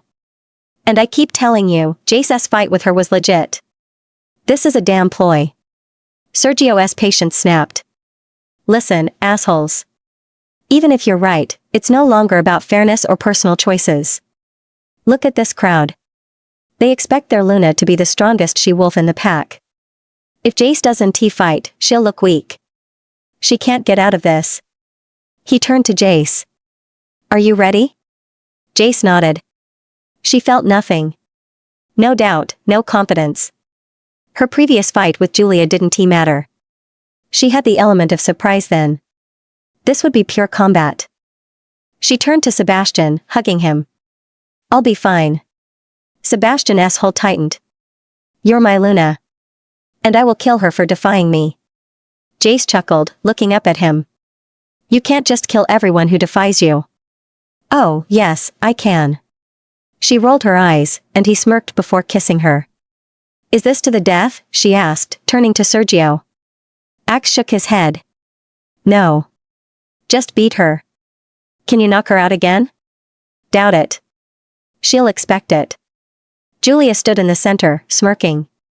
Black yoga pants, white top, thick high-top shoes. Oh, good. Blood looks great on white. Talon cackled. As long as it's hers, Jace said with a sigh. Jace walked forward, stretching, cracking her neck. Sergio met them at the center. Weapons? Julia smiled, raising empty hands. Good. Sergio's gaze swept over them. Once the fight starts, it won't stop unless there's an undisputed win. Clear? They nodded. What does that mean? Talon asked. That one of us can't get up. Like last time? Yep. Should be easy. Don't bet on it. She's not stupid. Sergio raised his hand. Begin. Julia struck instantly. A roundhouse to the stomach, bladed doubled over a tornado kick aimed for the skull, which Jace barely dodged. She let Julia tire herself out. The kicks came quickly, roundhouse, sidekicks, a rapid combination meant to overwhelm. But none landed. Jace moved just out of reach, calculating, waiting. She's been studying me. She knows my usual patterns. This one be easy. You can't just dodge forever. Talon's voice was distant, staying at the edge of Jace's mind, ready if she needed her. Let me out. I'll tear her apart. Jace dodged another series of kicks, and Julia's frustration boiled over. Fucking fight me, bitch, she screamed. Jace smirked. Be careful what you wish for. A memory surfaced. You can't win with kicks alone, Jace. Uncle Danny told her once. I know they're your strongest move, but they're easy to avoid if your opponent keeps their distance. If you want to beat your brother or your cousins, you need to get dirty. See that over there? A punching bag? 13-year-old Jace had scowled. That's your new best friend. 2 hours a day. First, because you hate it. Then, because you love it. Julia struck again, a twisting motion that telegraphed an incoming sidekick. Too slow. Jace stepped in, close and brutal, and hammered a sharp volley of punches into Julia's right kidney. The impact forced Julia to collapse mid-kick, hitting the floor with a pained gasp. She scrambled up, eyes burning. And then came the insults. Your fated mate rejected you because he had a better she-wolf on the side. She was probably prettier than you. Your ugly face begged, and he still didn't mark you. You're nothing but a low-life reject. Jace inhaled deeply. Slowly exhaled. And the words didn't matter. She kept dodging. Silent. That pissed Julia off even more.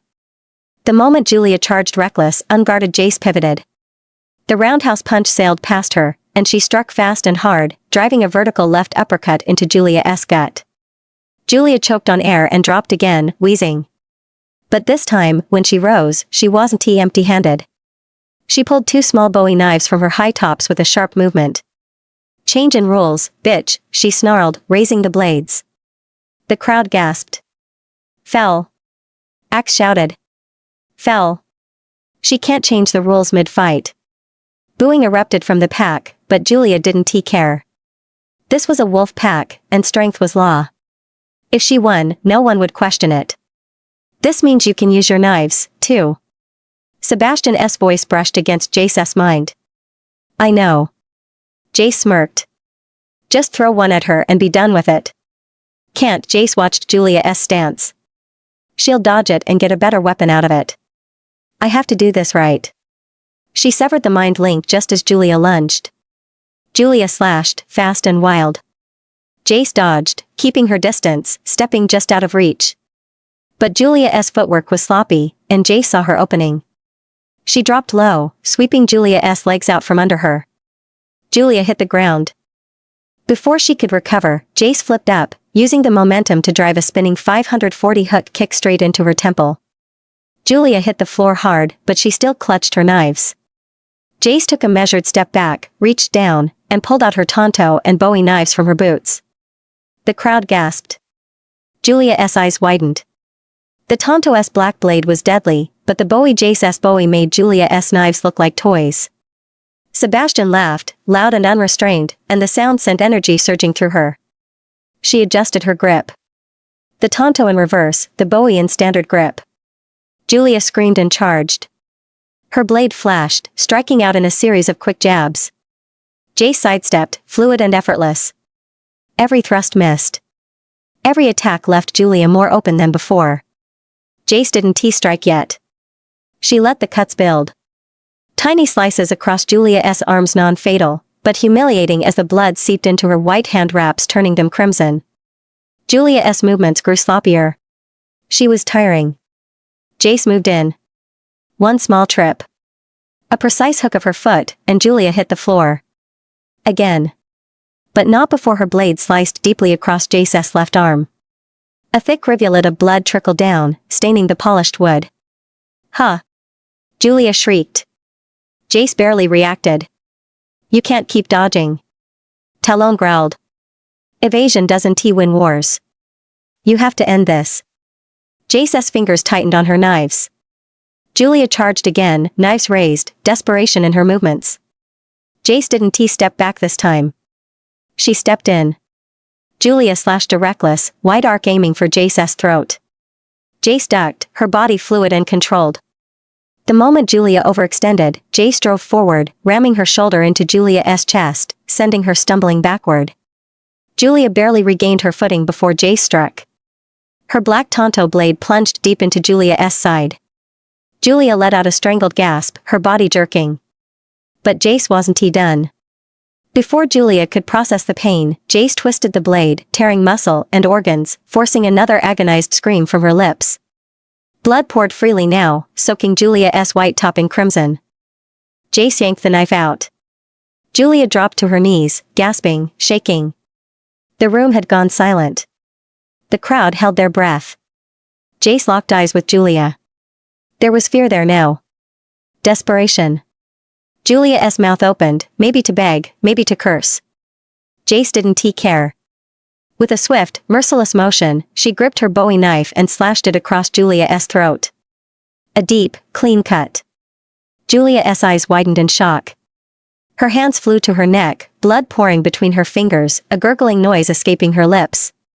She fell forward onto the polished wooden floor, spasming. Jace watched as the light faded from Julia's eyes. Then nothing. It was over. The silence stretched, heavy and unbreakable. Then Sergio stepped forward, his voice firm, final, undisputed win. The room erupted. Some wolves howled in triumph. Others gasped, stunned at the execution they had just witnessed. But no one questioned it. This was how power was decided. Jace wiped the blood from her bowie and tanto knives on the only white part left of Julia's shirt before sliding them back into her boots. Sebastian's voice echoed in her mind, dark and full of satisfaction. You're my Luna. Now and always. And now they all know. From across the gym, Jace caught Sebastian staring at her, love and admiration in his eyes. She smiled and nodded. Yes, they do. The Luna ceremony was always carried out on the following full moon after the marking. After the day's events, Sebastian thought it auspicious that he would present his Luna during the blood moon, the most favored full moon in the wolf calendar. Traditionally, a Luna was presented to the pack in a long white ball gown, but Sebastian encouraged Jace to wear whatever color she wanted in whatever style. She had earned it. He had given her several choices of dress color, including red, yellow, and even pink, but knew well that she would choose the black evening gown with the square neckline that flattered her figure with a high slit. She jumped into Sebastian's arms and kissed him passionately when he provided her with 2 black thigh knife holsters. Each holster even had a pocket for one of her tiny envelopes. Are you encouraging your Luna to poison people? She teased with a throaty voice, her arms still around his neck. I'm proud of my Luna, he whispered back, more so now than ever, and I'm going to enjoy watching her use all of her talents. Sebastian widened his eyes. As long she doesn't use them on me. Jace laughed, but quickly sobered when she looked into his eyes. I love you, she whispered. Sebastian felt blindsided. He hadn't seen that thought coming from her, although he had felt her emotions quite clearly. He wanted to say it back. Say it, the voice in his head shouted. And he would have said it if the rest of his brain hadn't short-circuited. You don't have to say it, Jace whispered in his head. I can feel it, and that's enough. I love you so much, he told her through their bond, once again grateful for their linked minds. And someday I will say it so that you can hear it, too. She kissed him, but they parted when they heard someone clearing their throat. Sebastian, Luna, we need to get started, Sergio said. Beta, please call me Jace, she said. Or I'll ask Kryze to give you a hard time until you do. I'm sure Axe would be happy to pitch in. You're ruthless, Sebastian said, laughing. Always. Jace winked at him. Sergio nodded stiffly. Thank you, Jace. Please call me Sergio. Sebastian dressed in an all-black tuxedo and had somehow managed to procure an almost matching tux for Noah, who fidgeted in the arms of one of Sergio's younger sisters.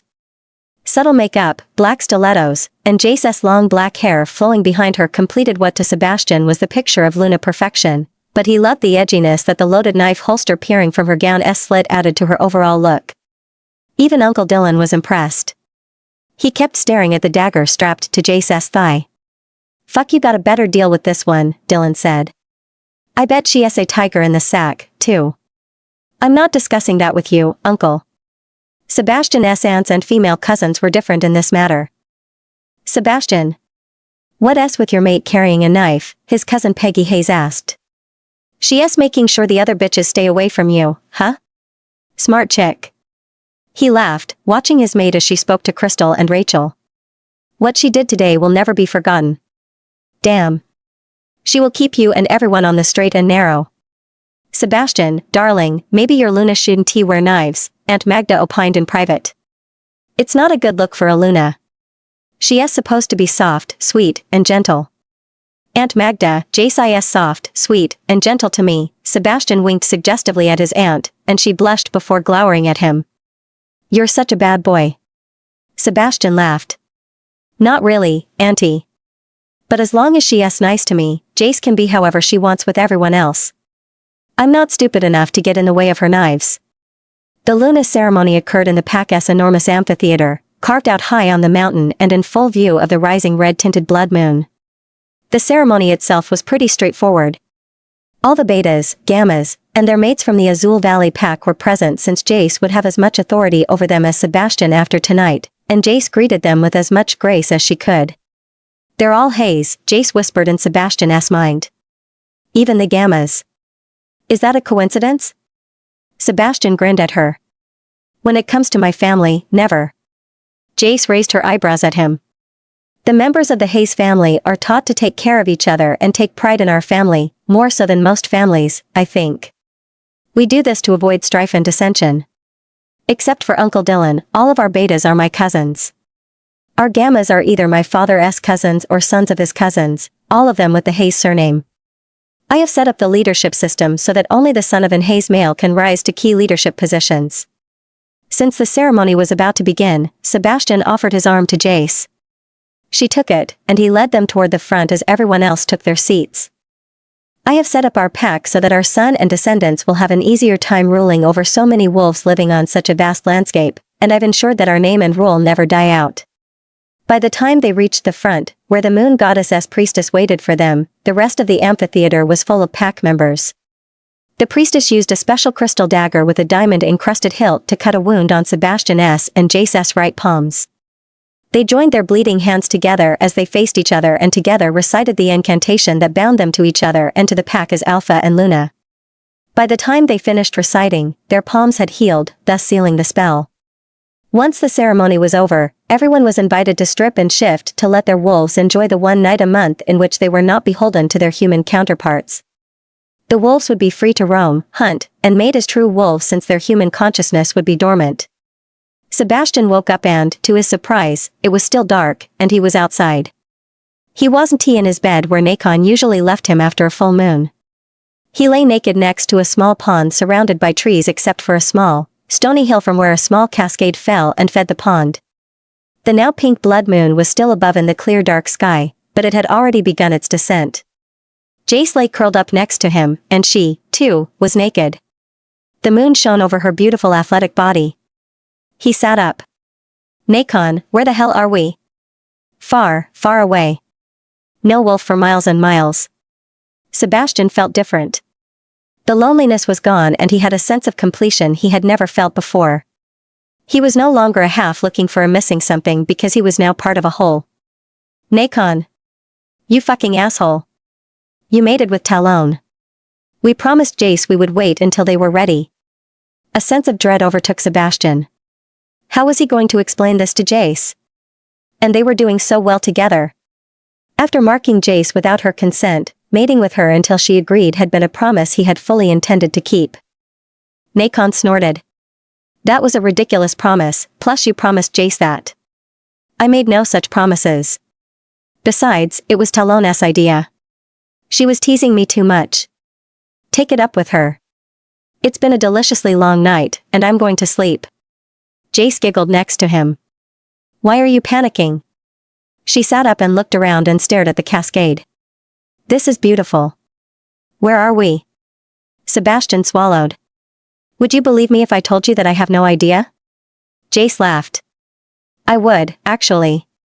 Talon has left me in some pretty strange and faraway places after a full moon because she thinks it's the funniest thing to watch me figure shit out while I'm naked in broad daylight.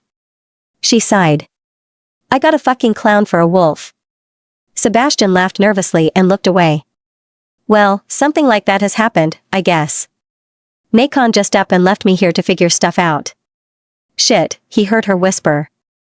He didn't respond to her realization of what had transpired. Sebastian wouldn't have known what to say if he tried. And to his even greater surprise and embarrassment, she laughed louder than he had ever heard her laugh. He looked at her only to find her eyes glowing with violet glee, and he knew it was Talon who was laughing. And she was laughing at him. Eventually, her eyes dimmed and Jace was left smiling at him with amusement.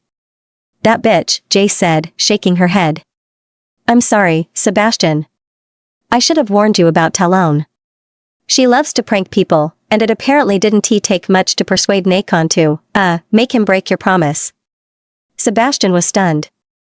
It really was her idea? She snorted and patted his thigh. You'll soon learn that Nacon's bad ideas from now on are most likely not his but Talon's. I just hope he soon learns to resist her because she thinks she is irresistible. She paused. Hey, it's okay. We weren't going to be able to keep those two apart for much longer anyway. You're not mad? Jace giggled. Of course not. You're my mate. I may not have much experience with this, but I do know what to expect. Sebastian swallowed nervously. You've never? Not even with? She shook her head. My grandfather was very diligent about keeping me too busy to think about boys. I was homeschooled away from the rest of the pack, and then I was off to work as a spy. And with Logan, well, it hurt at the time that he had wanted nothing with me, but now I'm very glad. Oh. Sebastian felt her staring at him, but he stared down at the mossy ground they sat on as sweat collected on his back and torso. He wished this moment would hurry up and go away. You've no? Really? He shook his head. Why? And don't tell it was because of lack of opportunity. Julia was not the only one who always looked like she wanted to strip you and eat you alive. It's obvious that many others hoped to be with you. You had a strict grandfather, and I had a strict father, he said, still looking down at the moss as if it was the most fascinating thing he'd ever seen. Our bloodline is very old, and it has remained solid for a reason. We always wait for our fated mates because, indulging beforehand runs the risk of leading to, having to accept as our Luna an impregnated she-wolf who is not our fated mate. A fated match is always the strongest and the best guarantee for our line to continue. So, I waited. Until now. He finally gathered the courage to look at her. For you. Sebastian had never explained this to anyone, not to Sergio, who had remained chaste until Crystal because no girl had wanted to sleep with someone so awkward and serious. And he had especially not shared this information with Axe, who was lucky not to have fathered several pups since he was 15. Sebastian knew this was a big surprise to his mate, not just because he felt her shock. As the alpha of 4 packs, Sebastian knew people, men and women alike, expected his exploits to have reached far beyond the battlefield and into his bed. He let them all believe what they wanted, and he even let Julia spread rumors not to raise suspicion that he didn't like women. As long as he didn't touch her or any other female, he would be safe. He made sure Jace gathered all this information from his mind, and she just stared at him with awe and admiration. And you weren't even curious? Sebastian laughed softly. Of course, I was curious. I'm a male. I was very curious, but I wasn't about to ruin my life and my pack for it or anyone. She put his arms around him, and he felt her inability to say anything more. So, he lifted her chin and pressed his lips to hers. And she kissed him back. They helped each other not to feel shy with each other even though they both were. And, by the light of the pink blood moon and to the music of the soft cascade, together they finished sealing the mating bond for which they had both waited so long. Talon was chasing Nacon back to the pack house when they got a mind link from X. And we have our poisoner. Actually, we have 3 guilty-looking refugees pointing the finger at each other. Come to the dungeon, you love birds. Preferably dressed. Jace sighed. You're such a prude, Jace, Talon said, laughing. The only one more prude than you is Sebastian. Who would have thought? Mr. Warmongering Alpha is as chaste as a virginal maiden. You're such a prude, Jace, Talon said, laughing. The only one more prude than you is Sebastian. Who would have thought? Mr. Warmongering Alpha is as chaste as a virginal maiden. Was chaste, Jace corrected. He's not chaste anymore. He is a sexually active male now. Talon cackled. I know. You two put on a real show last night. Well, no one saw anything, but damn, that tension was thick enough to spread on toast. You're welcome, by the way. Jace sighed again. She knew what was coming. Soon, she'd be lost in a haze of instinct, completely consumed by Sebastian and he by her. He'd be territorial, possessive. Deadly to anyone who came too close. He was already protective on a typical day. What would he be like when the heat set in? She swallowed hard, already knowing the answer. A little part of her was thrilled at the thought. The rest of her? It was terrified of what could go wrong. She hoped he had already thought of where they would go to be alone so as not to threaten anyone. I have thought about it. Sebastian's voice came through clearly to her mind, and she couldn't help but smile at his attentiveness. Nacon and Talon had arrived at the pack house and shifted. They showered and got ready for the day as Sebastian continued to explain. There is a unique suite in a secluded part of one of the pack house's basements for the Alpha Pair's private use. And before you even think about it, I don't expect you to be pregnant by the end of our first season. My parents went through several rutting seasons together before I came along, and many more seasons passed before my mother became pregnant with my only brother. Now that I've finally found you, I want you to myself for a while. Jace blinked. Of all the things Sebastian could have said, that wasn't what she expected. His expectations weren't about duty, responsibility, or some weighty expectation about heirs as she had expected. It was just, her. He wanted her. It was unexpectedly romantic. A warmth unfurled in her chest, and for a moment, she forgot how to breathe. Jace was pleased that Sebastian was as eager as she was to keep conversations of their intimate life as private as possible. Even their wolf's consciousnesses were not privy to these delicate conversations, which was a relief given Talon's penchant for making fun of Sebastian. Jace hoped she would eventually grow out of it. Why are alpha births so scarce and far apart? Jace asked, swallowing hard. I thought they would be more plentiful? Sebastian shook his head. Too many alpha brothers of around the same age as the alpha heir would trigger a harsh competition for the position of alpha. Remember, the pack's strength depends on its alpha's strength. Having a close younger brother is a nightmare for any alpha heir. But wouldn't the challenge strengthen him? It might, but it would also distract him from training to govern effectively or kill him if his younger brother is too ambitious. That would break the alpha line. This is why too many males from the same alpha line in the same pack are a challenge to rule over. Everyone wants to rule, but not everyone has been trained to rule. That is another reason my father encouraged my cousins to leave the pack to pursue their dreams. He was happy to finance their education and projects because it meant they wouldn't be around to challenge me. Jace thought this over while they continued to get dressed. She was brushing her long hair. That's what happened to Blue Ponderosa's line, isn't it? Their alpha line broke when Alexander killed his older brother? Sebastian stopped buttoning his black shirt and stared at her. How do you know that? She shrugged. Alexander told me. He also killed his fated mate because she was an Omega, and he thought her beneath him. He wanted someone of better lineage, she said, looking at her mate carefully. That's why he seduced Emma, lied to her, and she fell for it. He was a real piece of shit. Sebastian sniggered. Sounds like Alexander made all the right choices to end his bloodline from the beginning. He killed a lot of innocent people, she said. Now you understand why we send younger alpha brothers and cousins away to pursue their paths. At least for a little while. I know it sounds unfair, but at least my cousins made their own choices and lives outside the pack's shadow. But now you've invited them back as your betas? Jace braided her hair into a loose 4-strand braid and tied it off with a black hair tie. Sebastian nodded. Some of them, yes. Trust me, they were happy to return to an important leadership position within our community that they can pass on to their sons. Alpha blood strives to lead. And since they made good use of their time abroad, they've become competent leaders who are also faithful to our bloodline while starting their own in their respective packs. Is that what's going to happen to our younger sons? You're going to send them away? Jace joined Sebastian at the door. She didn't care if Sebastian could sense her sadness about the prospect of him sending away the sons she had yet to conceive. Sebastian was about to lead them out of the suite when he stopped. He cupped her face with his hand, pushed her against the wall, and looked into his eyes.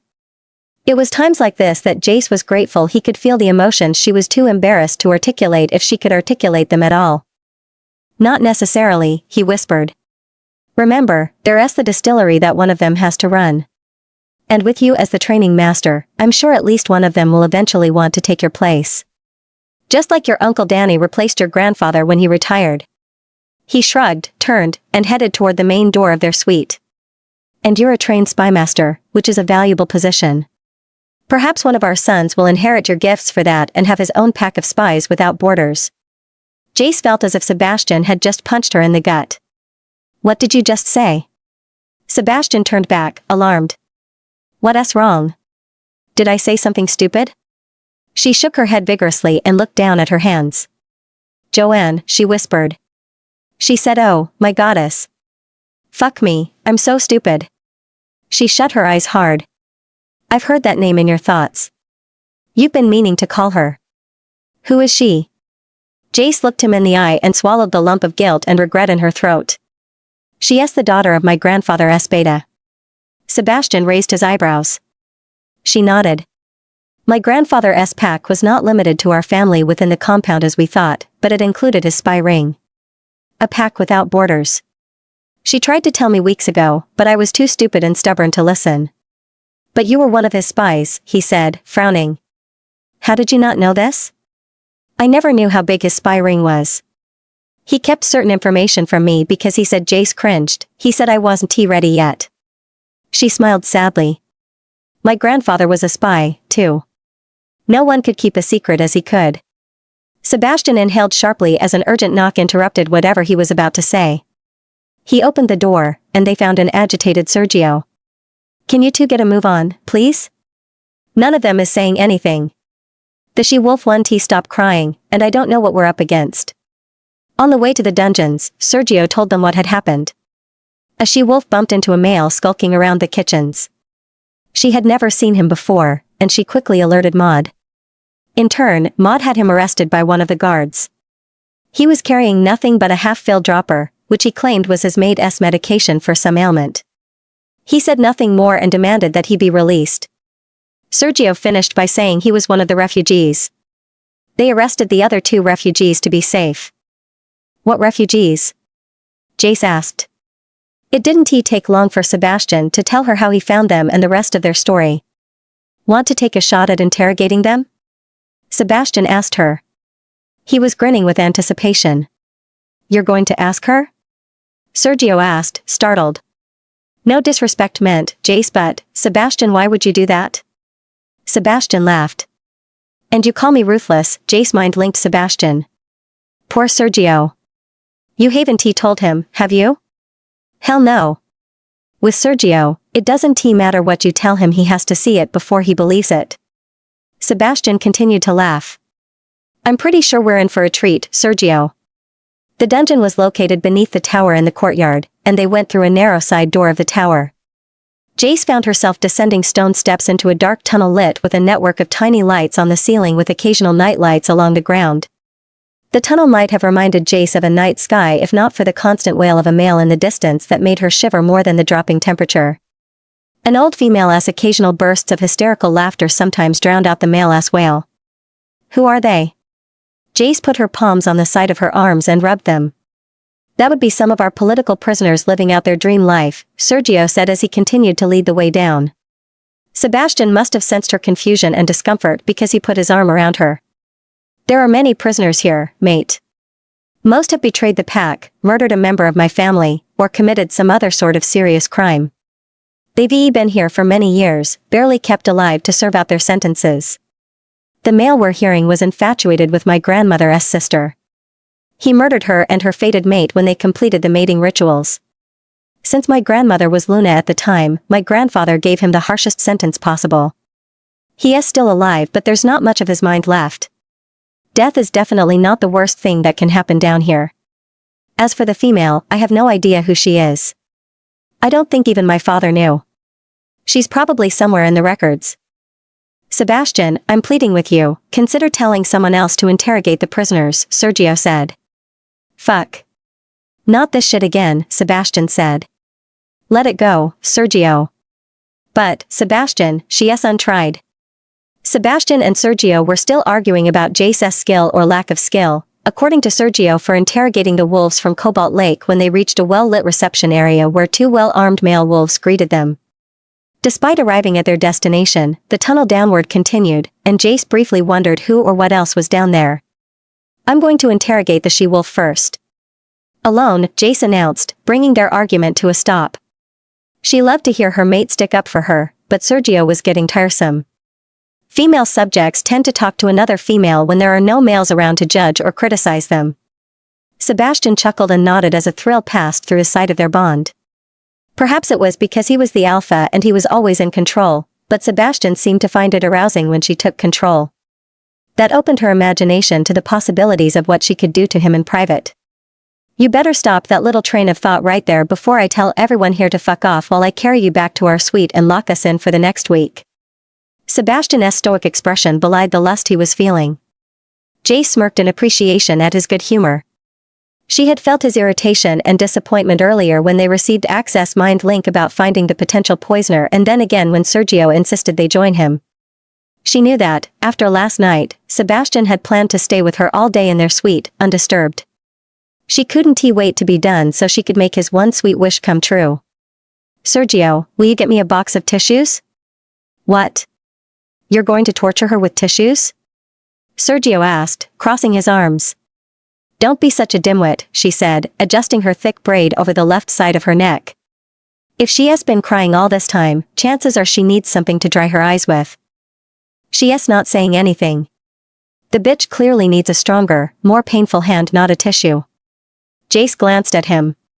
Well, depending on how it goes, I might have to borrow one of Cry's nail polish sets. But that's only if she needs a stronger, more painful hand. Sergio paled. Sebastian snicked. You're kidding, right? Jace giggled and winked at him. I have to see what I'm dealing with first. I'll keep you posted. A few minutes later, Jace went into the coldest room she had ever been into. Made of the same slabs of stone as the tower and the rest of the building, the room was dimly lit by several light bulbs spread out throughout the ceiling. She couldn't help but feel that, as old as it was, the entire structure was built to last. Jace ignored the sets of chains and shackles attached to the wall and the old dark reddish-brown stain on the stone floor that seemingly spilled from someone that had once upon a time hung from those shackles. Jace didn't need to sniff too hard to know it was decades-old blood. She shuddered and headed to where a she-wolf of about her age was sitting on a stone bench.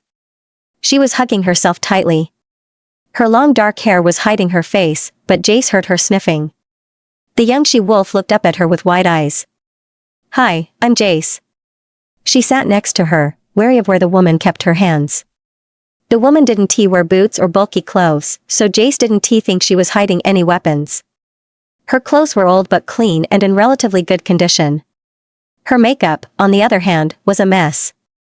Her eyeliner was smudged with her eyeshadow around her eyes giving her a tired raccoon look, and her mascara was everywhere except her eyelashes.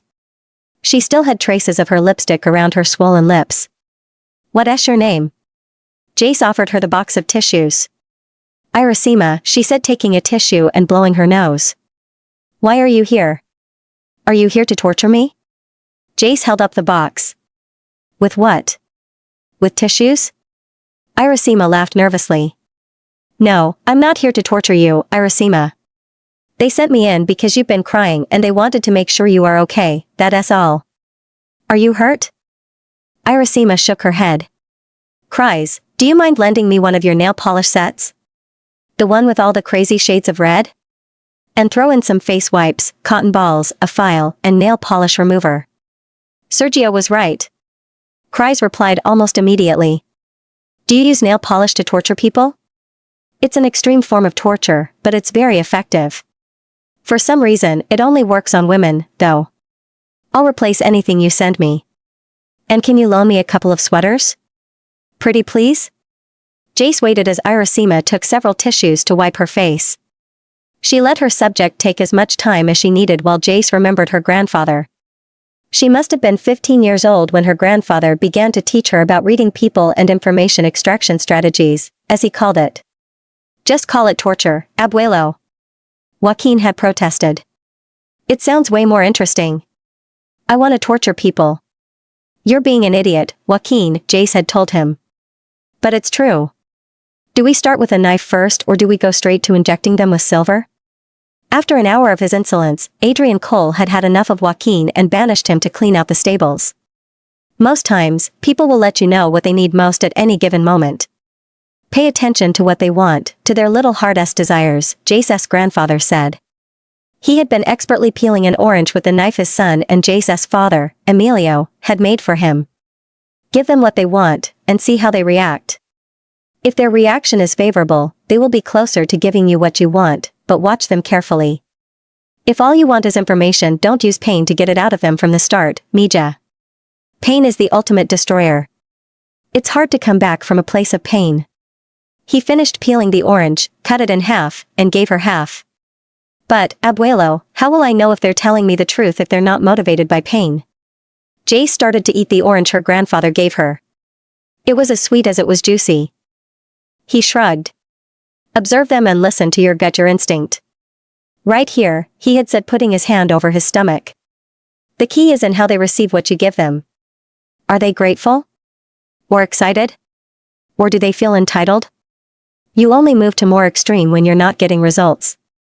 Extracting information or torture, as people with small minds like your brother call it, is about power and who wields it. So never inflict pain." "Okay, got it. I didn't say that. Sometimes, you'll feel like going directly to an extreme is the best thing to do for a certain subject.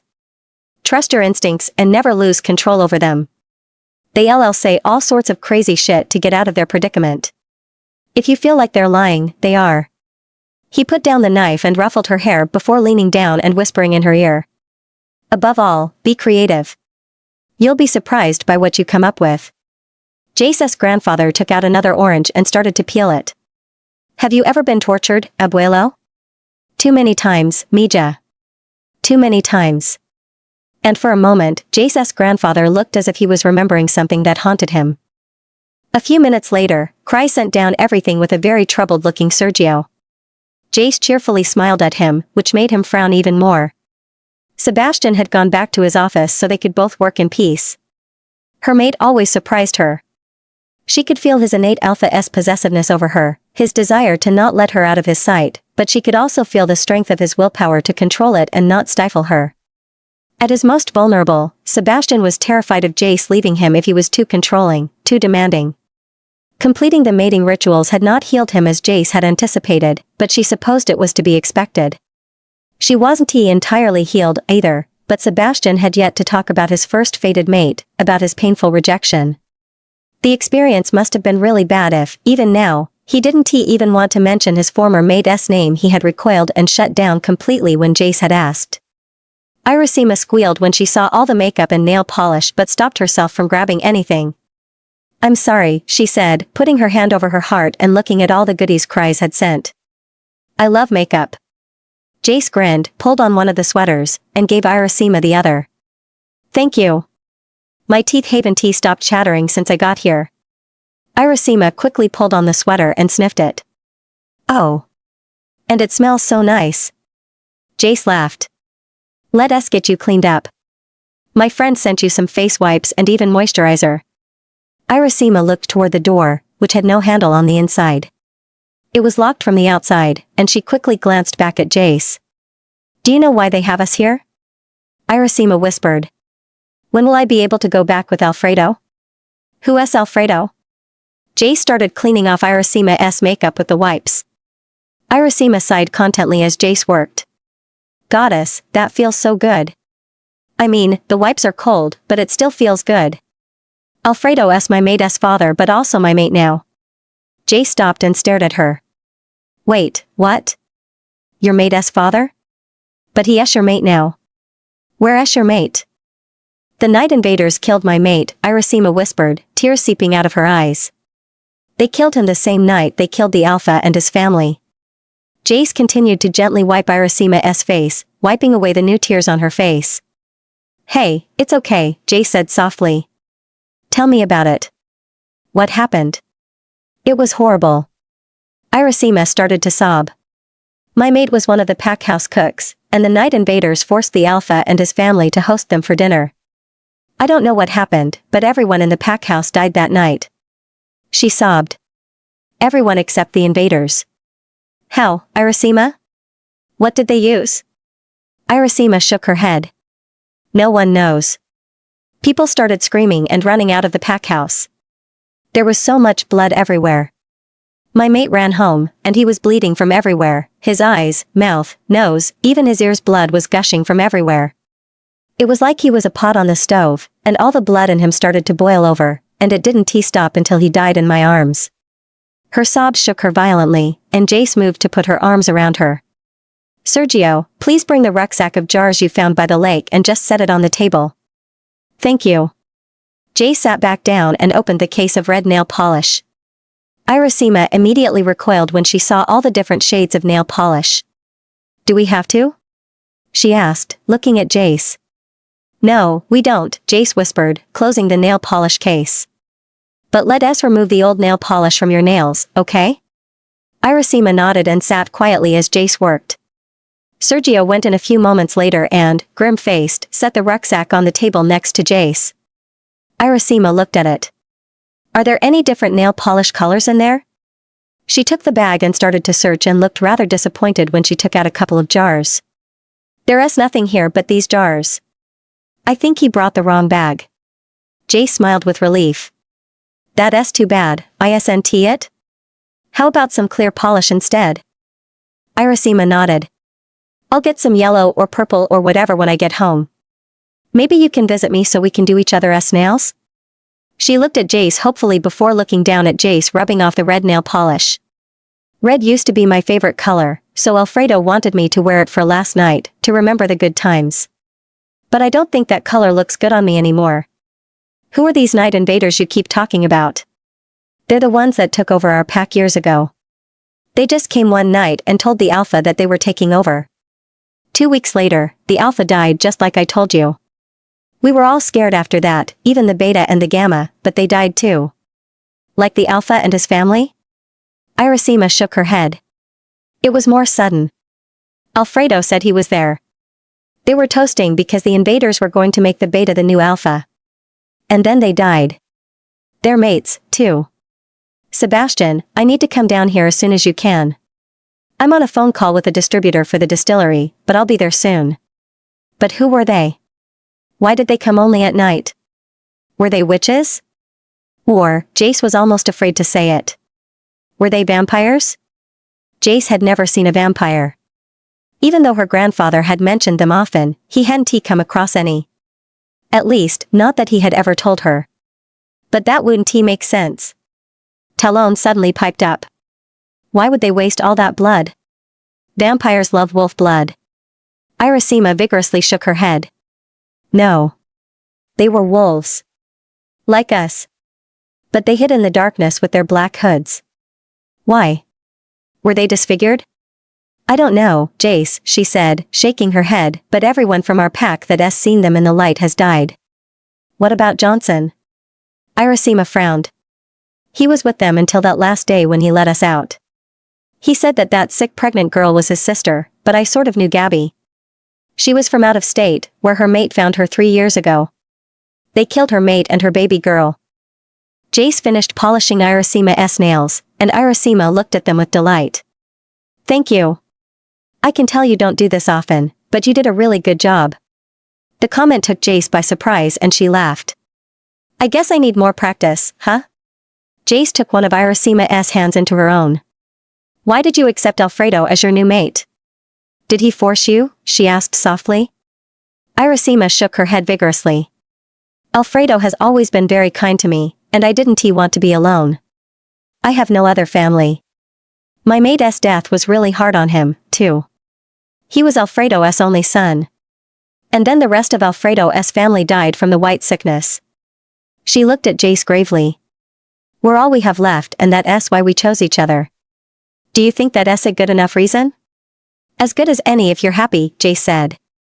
Pulling her long hair to one side, Irasima showed the double marking on the left crook of her neck, one slightly imposed over the other, like the tattoos of two incomplete irregular ovals of dots. The small size of both markings told Jace that Irasima's mates were omegas, unlike an alpha's markings, which were deeper and larger. What did Alfredo do for a living? Irasima looked at Jace with confusion. He was the pack's chief of produce.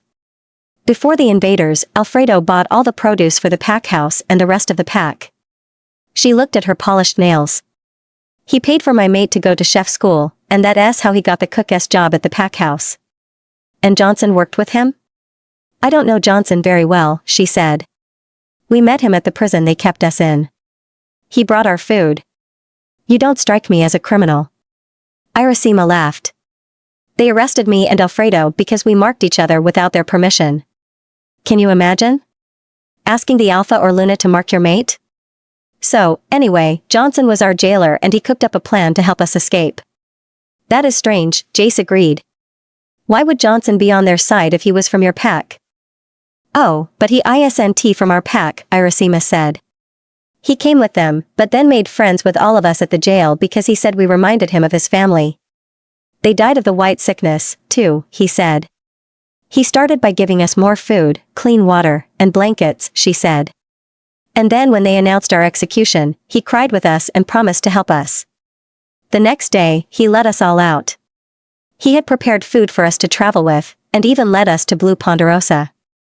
I don't think we would have survived without him, to be honest. He has been a good friend. Of course, he has, Jace murmured. She started to gather her things when Irasima put her hand on Jace's forearm. Are they going to torture me? She whispered urgently. Who told you they were going to torture you? The mail that keeps bringing you stuff, she said. He said they were going to interrogate me. Jace patted her hand. Irasima, you have anything to worry about. They will let you and Alfredo out soon and you can continue to lead your lives in this pack in peace. How do you know that? She whispered incredulously. They picked us up for no reason, why no? We were in a restaurant celebrating Alfredo's birthday when they arrested us and accused us of trying to poison the Alpha. I haven't even seen the Alpha since that first day we escaped. They will let you go because, Jace moved her braid from her left shoulder, revealing Sebastian's blue mark, and Irasima gasped, everyone does what I say. She winked at Irasima. Especially my mate. Luna, forgive me for my disrespect, Irasima said, bowing her head low. I honestly had no idea. You have nothing to fear. But I have to ask you, is everything you told me true? Irasima's response was instant. Everything I have told you is the truth, Luna. I have hidden nothing from you. Jace ignored the strangeness that came with being called Luna, and instead nodded to what her instinct had already told her about Irasima. The door opened, and Sebastian strolled inside, the strength of his aura filling the room. Irasima immediately stood up and bowed her head. What are we to do with this girl? He asked, his gaze softening when he saw Jace. He looked at the items on the table and grinned. What is this? You've turned my torture chamber into a spa?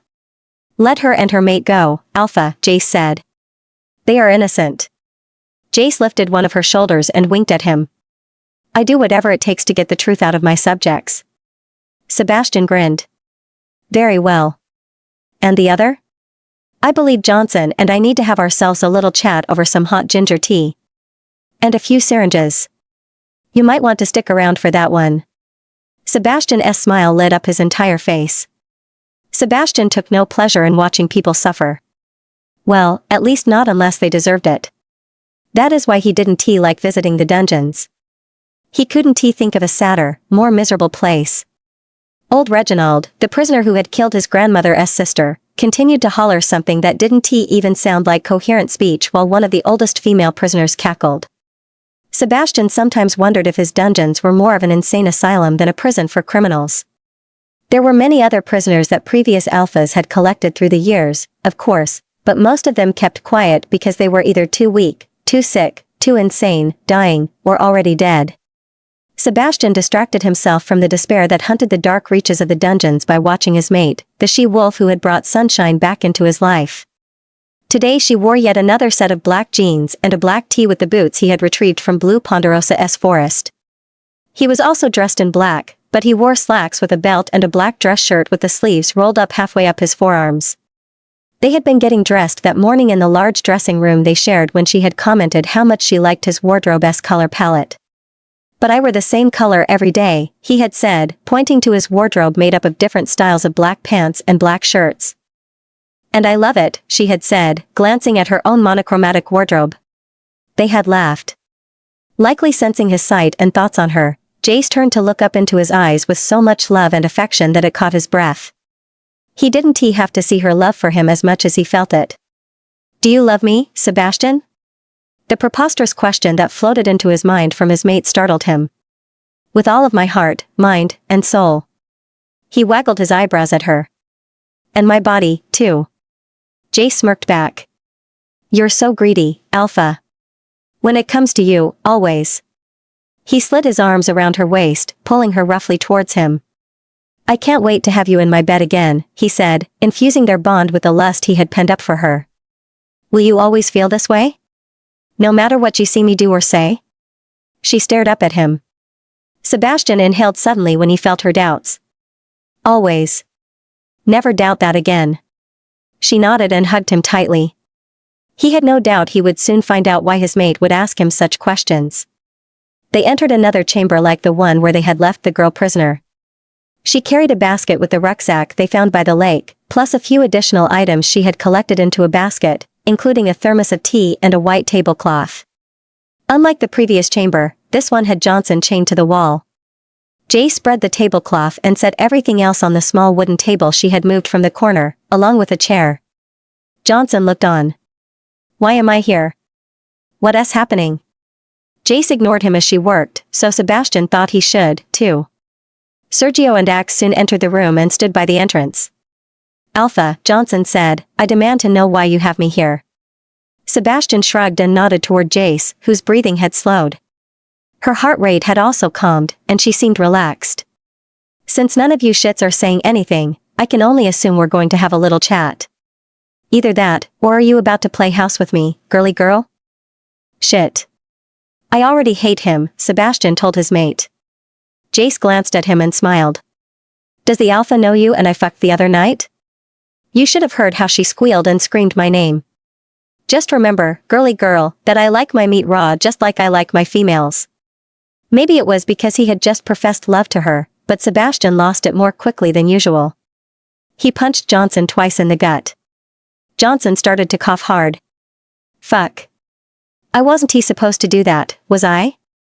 Sebastian said to Jace. He rolled and cracked his neck to release some of the tension in his back and shoulders he was already feeling. It's okay. He's not going to be as cooperative as Irasima. I already know that. Whatever he says cannot hurt me, but I know it affects you. Someday soon I will teach you how to protect yourself. For now, remember that no matter what you hear him say, please don't kill him. We need to find out who has been doing this. That's our priority. Sebastian nodded as he felt his mate flood their bond with an assurance that soothed him, and then it was gone. He looked for her feelings again, but there was a cold void where they had been. He looked at his mate, but her face was a mask of nothing that belied what came out of her mouth next.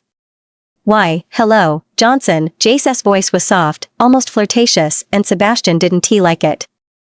I hear you've got quite the history with the wolves that invaded Cobalt Lake and Azure Falls. Be a good boy, make things easier for us all, and tell me about them, would you? Johnson spat blood. Alfredo and his little whore know nothing about me, and neither do you, girly girl, so fuck you. Or let me fuck you again. He didn't finish his sentence because Sebastian's fist again made contact with his gut once. And then twice. At the third punch, Sebastian stopped. You didn't want me to stop hitting him? Sebastian looked at his mate, but she looked passively at her subject. Glancing at Sebastian with alarming indifference, she shrugged. You stupid bitch. UF. Sebastian punched Johnson in the jaw. Aren't you going to stop him from pummeling me? You're just going to fucking stand there? Jay smiled as she pulled a chair several feet from where Johnson stood chained to the wall by all four extremities and sat down.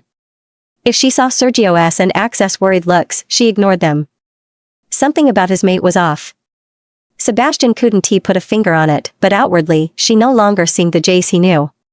When he inspected their bond, it was intact, but her mind was elsewhere, detached. He felt like she had descended somewhere he could not follow, and it alarmed him that the place where her feelings usually resided was cold and empty. Inhospitable. Her usual stream of emotions about her surroundings, concerns about Noah, and the deep love she felt for him were gone. Just as worrisome was the fact that Jace usually addressed any anxiety he felt right away, soothing him, but right now, she felt nothing for him. Jace's snort brought Sebastian back. You're more out of your fucking mind than I thought if you think I'm going to step in front of a 6'6" wall of muscle and strength. Didn't your mother ever tell you that the dumbest thing any male can do is piss off an alpha by hitting on his mate, she said. She removed her thick braid from where it rested along the left side of her neck, revealing Sebastian's mark. Johnson widened his eyes, but whatever fear he might have felt quickly vanished and was replaced by defiance again. Sebastian tried to reach her through their mind link, but he was again met with a cold, dark void that scared him. His precious mate wasn't there in mind or spirit. All he saw was her body. And here you go and piss off a powerful alpha of 4 packs. Fuck, you're stupid. But maybe you're right. Maybe he shouldn't hit you so hard. I mean, I want to have fun, too. Johnson tried to smirk, but his mouth twitched. We can have lots of fun. Before Sebastian could track her movements, she pulled one of her kunai knives from her boot and threw it at Johnson's right thigh. Axe inhaled sharply. Johnson screamed. Author's note, don't worry if you don't know Spanish. Jace will soon personally recite the following freestyle poem for you in English. Las tres bellas donas. La dama de blanco es amable pero lenta. Putanesca parcel. Desemprisa, mis hijos. La dama de azul es veloz pero silenciosa. Corren, mis hijos. Pero nunca se lo escaparan. La dama de rojo es la peor de todas. Lina de odio y maldad. Saca lo que está dentro. Y pinta las paredes con su carmesí. Nadia la olvidara. De Nadia se apiada. De Nadia se apiadaran. Sebastian watched as his mate got off the chair and ambled toward Johnson. She jiggled around the knife impaled in his leg before yanking it out in such a way that it made the wound deeper and wider. There was no pity in her eyes when Johnson grunted with pain. Jace used her knife to cut the cloth of his jeans away, exposing the now long gaping knife wound as it continued to gush blood onto the stone floor. Johnson swallowed hard and ground his teeth. Sweat began to run from his hairline. What are you going to do? Suck the wound? I have something else you could suck on, bitch. Sebastian wanted to punch him again, but his mate was in front of Johnson. Without obstructing Sebastian's view, Jace got close to Johnson, just a few inches from his face. She ran the knife gently down Johnson's cheek, scraping his smooth neck. Do it, bitch, he said, gulping. I fucking dare you. I absolutely love this defiance of yours, she said, cooing like Sebastian had seen her do with Noah. It's exhilarating. It makes me think about all the bad things I want to do you, but not yet, Johnson. She laughed lightly. Why, we're just getting started, and we're going to have so much fun. But let us take a break first. Jace went to the table. She set the knife down and poured a cup of steaming tea. She took a sip. Sergio and Axe looked at Sebastian with alarm, and Sebastian shrugged. What the fuck are you doing? Do it. Kill me now. It ain't tea time for a coffee break. Johnson yelled. You fucking lazy bitch. Did you know, Jace said conversationally, ginger has antiseptic properties? Isn't that amazing? She moved over to where Johnson was. A root as ugly but as tasty as ginger can be so powerful. It'd be a pity to let your wound become infected, don't you think? I mean, infected wounds fester, and then gangrene sets in, and then I'd have to chop off your leg. I mean, fuck, what if my knife slipped, and I also chopped off the wee leg sticking out of your crotch? Wouldn't that be unfortunate? She poured the hot tea on Johnson's gaping wound, and Sebastian could have sworn he had become momentarily deaf. Johnson's scream came not from his throat but from deep within him. Even Jace distanced herself while Axe flinched and shut his eyes tightly as the smell of boiled flesh reached them. Sergio looked at the ground, no longer willing or able to watch what Johnson was going through. Once Johnson stopped screaming, Jace went up to him again. I seem to have missed, she said loudly, looking down at the wound. Which is weird because I never miss. I was aiming for your crotch. She looked at Johnson and winked. Maybe next time you'll get lucky? Johnson clenched his jaw, and sweat ran down his face and neck. Fuck, she's vicious, Sergio relayed via mind link. Sebastian crossed his arms and smirked at him from across the room. I told you so. Sergio looked at him with annoyance. Were you ever going to tell me she knew how to, do this kind of thing? No. You knew she was going to do this? Not exactly, but I've seen my mate's mind. She is capable, and she doesn't fuck around. Remind me never to get on Jace's bad side, Axe said, contributing to the conversation. Now that I have your attention, Johnson, she said softly, here's what's going to happen. I ask you questions, and you respond with specific answers. Got it? Fail to answer my questions and you get to choose whether you want Alpha Sebastian to help you remember or me with my flesh-loving knives. What's it going to be? I want neither of you assholes touching me. I am innocent, you fucking whore. Sebastian gently pushed Jace out of the way and knocked the wind out of Johnson. Jace didn't seem bothered by either of Sebastian's actions. Oh, well, I was hoping you'd say you wanted a third alternative. Jace said brightly. She went to the table and removed the rucksack from the basket as she observed Johnson. He looked away when he saw it, and apparently, that's what Jace was looking for, because her cheerful smile grew. My grandfather used to recite a poem for me. He said it was a poem that ran in his family. Shall I recite it for you? I think you're familiar with it, actually. Jace went about the business of organizing the bottles on the table. It's called The Three Beautiful Ladies. Johnson paled immediately and looked at her with wide eyes before looking away. Jace began to recite. The white lady is kind but slow. You can escape her. Hurry, my children, hurry. The blue lady is fast but silent. Run, children, run. But you will never outrun her. The red lady is the worst of them all. Full of hate and malice.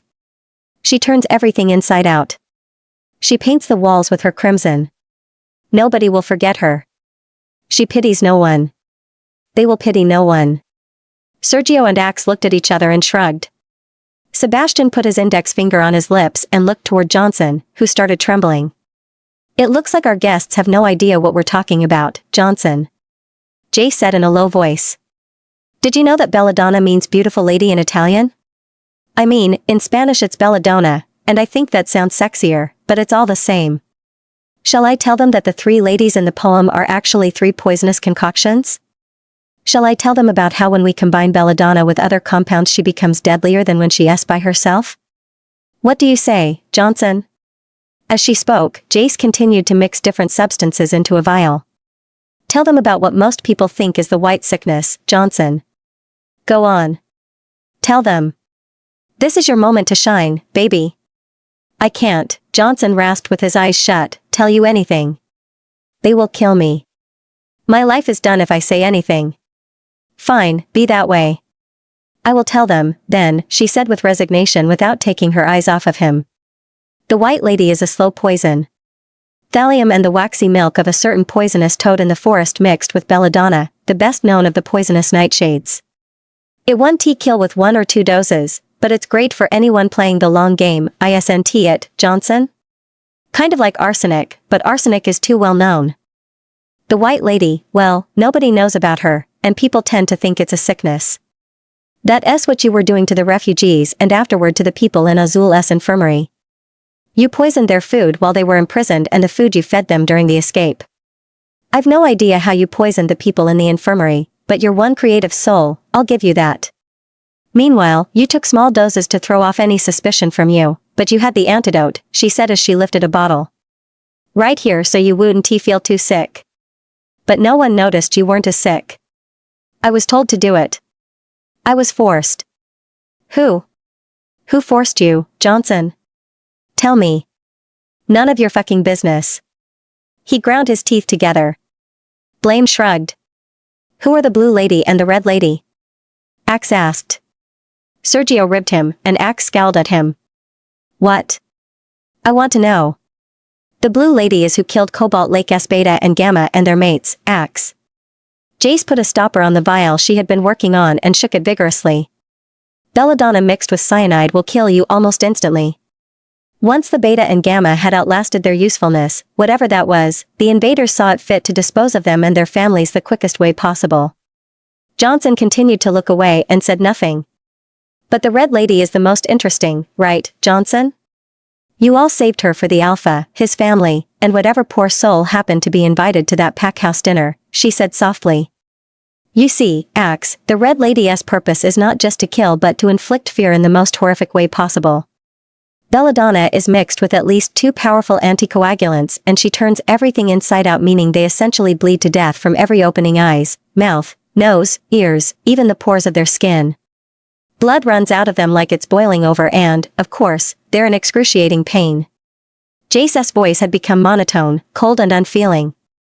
She looked into the vial she was holding. I mean, it's not fun if they're not in pain. Isn't that right, Johnson? You're one sick fuck, bitch. Sebastian stared at his mate in shock, his brain scrambling to make sense of everything she had said. Holy shit, Axe whispered. Once everyone in Cobalt Lake saw what happened to their Alpha and his family, no pack member could resist the invaders lest they or their loved ones suffer the same fate. Jace removed the stopper and took a syringe. The Red Lady is the most effective weapon of terror I've ever seen. But you know what, Axe? I can tell you all of this and it's not really much fun. My grandfather always used to tell me, show me, don't tell me. That got Johnson's attention on Jace again. No. Please, he whispered, and Sebastian couldn't help but feel a twinge of pity for him. He had no idea his mate was capable of doing something like this, but he had resolved to not stop her. Sebastian, I don't think we should let her, Sergio began. Shut it, Sergio. Do not interfere. That's an order for you both. Time's up, Johnson. Jace's cheerful voice returned. She gently flicked the syringe to make the bubbles rise. You know I don't have the time or patience for the White Lady, and the Blue Lady is no fun. She has the blink once and you're dead kind of gal, and I'm not in a hurry. So, I guess the Red Lady it is. She glanced at Johnson before raising the syringe with sick triumph. The Red Lady. Can you feel her yet, Johnson? She's waiting to paint the walls with you.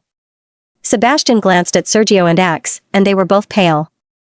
Jace approached Johnson, and he cowered into the wall as if wishing the stone would swallow him. And I've made this one Red Lady special. Just for you. Jace's face lit up with a deranged enthusiasm that unnerved and fascinated Sebastian. I've added a retardant to the anticoagulant. It will be slow, but that's a good thing because it'll give you plenty of time to think about all the shitty things you did to the innocent people of Cobalt Lake, the pups that died when you got to Blue Ponderosa, and even that pregnant she-wolf you falsely claimed was your sister, and not to mention the lives you took here, at Azul. She paused. Soon, you'll get to watch your blood slowly flow out of your body like it's running away from you, and there won't be a damn thing you'll be able to do about it but beg to die. You'll beg to be killed quickly. And while you beg, you'll tell me the truth because you will be desperate. And when that isn't enough, you'll tell me your deepest, darkest secrets, and you'll tell me things that don't interest me, but you'll tell them to me because you'll say anything, anything at all, to stop the pain, to stop the fear and the horror that will consume you. Stop. They're from the Nightshade Pack. They've been planning to take over this Azul Valley for years. Between Sebastian's beatings and the large gash Jace had left on his thigh, Johnson had lost a lot of blood, and he passed out soon after his admission. Axe and Sergio unshackled him and sat him slumped on a chair. A guard brought Jace a first aid kit and a small water basin with soap to wash her hands. She ministered to Johnson's wounds while Sebastian stood beside her and watched over her. He used the large bottle of hydrogen peroxide to wash his own bloodied hands. What kind of monster kills innocent children and a pregnant she-wolf, too? He asked her while he stared at Johnson through narrowed eyes once his hands were clean. Jay stood up next to him and looked down at Johnson. His dark hair was still matted to his head and face, and even in his sleep, he seemed haggard. He was still young, albeit weathered. He looked in his mid to late 40s, although she suspected he was much younger. She cocked her head to one side while she thought. Either a very sick one or a very desperate one would be my guess. Or a very evil one, he said. Sergio and Axe went to get enough chairs for everyone else to sit. Not long had passed when a she-wolf appeared at the torture chamber's door with a medium-sized basket full of 8-ounce bottles of Rojo and different flavored Azul. Once Johnson's wounds were clean and dressed, Sebastian handed her a small bottle of Azul. To wake up the piece of shit, he said when she raised her eyebrows in inquiry. I would never give you Azul to drink. I might as well provide you with hand sanitizer. She giggled such strong opinions about vodka, Alpha. He is not worthy of Rojo, he said, so hand sanitizer it is. Jace grinned at him. I'm not sure he is worthy of any of your products. True, but I don't make shit alcohol, and this is all I have. Jace opened the bottle of Azul her maid had given her. She put the open bottle under Johnson's nose and hoped his wolf's keen sense of smell would kick in. It didn't take Johnson long to wake up. All 5 of them sat around the table, with Johnson sitting alone on one side and facing the rest on the other. Sebastian and Jace sat in the middle, and Sergio sat on the other side of their Alpha. Sebastian had already set several bottles in the middle of the table. Jace glanced at Johnson. His eyes were glazed over as he stared dejected at the bottles on the table, his mind lost in space. This is a first. We're boozing in the torture chamber now? Axe opened a bottle of Rojo and took a long swig. No glasses? Sergio asked, taking a bottle of Azul mint. How are we supposed to drink this? Never offer a glass to a poisoner, Sebastian said, looking at Johnson. Johnson chuckled and nodded in agreement as he leaned over and slowly opened a bottle of Rojo. He smiled as the red cap clicked several times as he broke its seal. Very true, Alpha. He drank, amusement briefly lighting his eyes as he glanced at Jace and nodded. Why not? Sergio asked. What's wrong with drinking out of a glass? Nothing if the glass is from your own cupboard. The small bottle of Rojo in Johnson's hand was already half empty. Smart move bringing alcohol, Blaze said to Sebastian. It never fails to loosen lips, he said, winking at her while handing her a bottle of Rojo. I don't know why he chose Rojo. Did you see that? He didn't even sniff it. Sebastian said. Jace grinned and patted his leg under the table. It's okay. Not everyone can be a bourbon connoisseur like you. Sebastian gave her a side glance and rolled his eyes. You're so funny, mate. Stop flirting with each other. Axe said. And I saw that, Jace. Stop feeling him up like that in public. It's weird. We get it, you're both in love, but it's annoying me. Sebastian broke his usually detached expression to flash a smirk at Axe. Breaking Johnson was like breaking a dam. With a small bottle of Rojo in his hand, he couldn't stop himself, it seemed, once he started to share information. Johnson's job had been to destabilize Azul Valley Pack. To do this, his first task was to assimilate into a group of prisoners that would accept him as one of their own, he would help them escape, and then they would serve as a front for him to insert himself into the Azul Valley Pack. He made friends with Alfredo and the rest by providing them with larger rations of food, bottled water, pillows, and blankets, and listening to their grievances and fears. He empathized with them.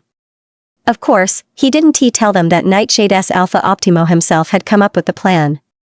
Yes, Johnson admitted, he laced their food with the White Lady, but it was only half doses. He didn't want to kill them, he just wanted to make them sick.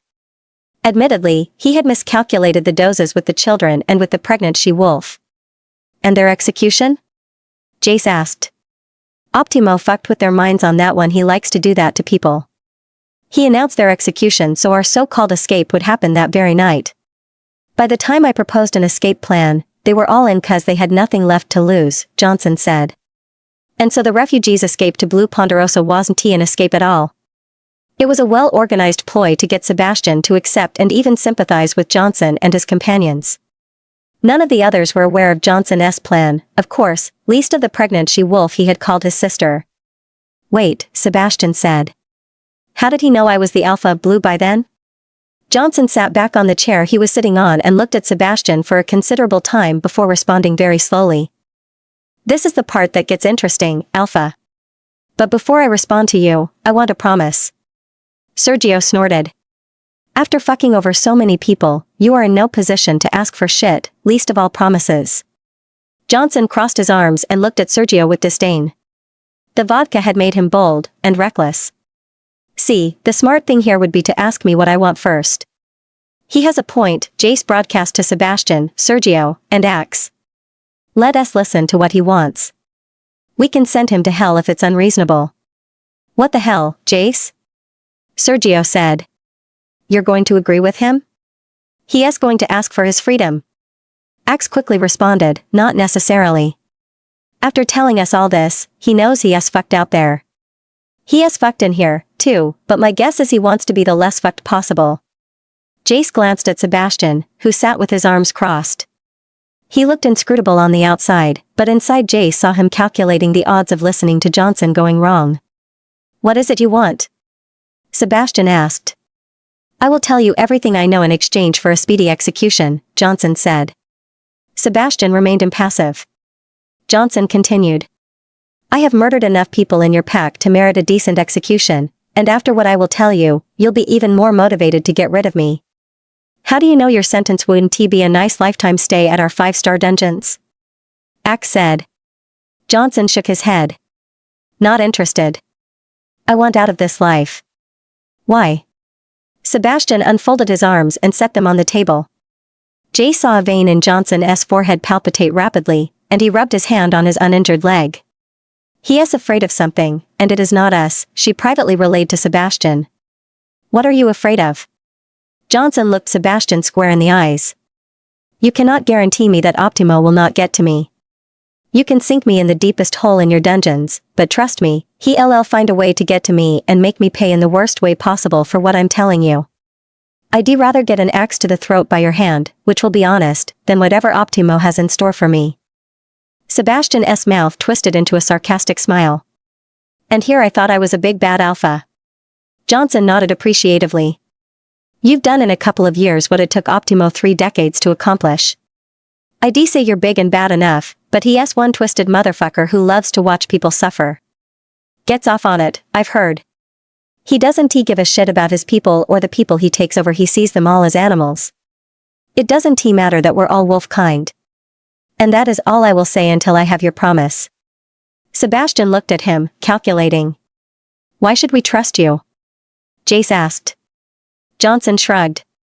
I have a personal debt with Optimo, one he has to pay. He has been holding my maid hostage as collateral for me doing this job. He looked down at the bottle, which was still in his hands. I felt our bond break 2 nights ago. She is dead.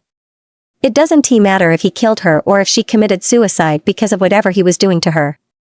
Dead is dead, and I know she suffered plenty. Johnson's shoulders slumped slightly before he sat up erect again, and Jace continued to observe him. He is lying. Sergio said. I dunno. That's one heavy lie, Axe said. Lying like that about one's maid is it's more fucked up than I'm used to seeing, and I just saw Jace almost scare this guy to death with a cup of tea. Jace? Sebastian asked. Jace watched Johnson's defeated countenance a few moments longer before responding. There was no light in his eyes.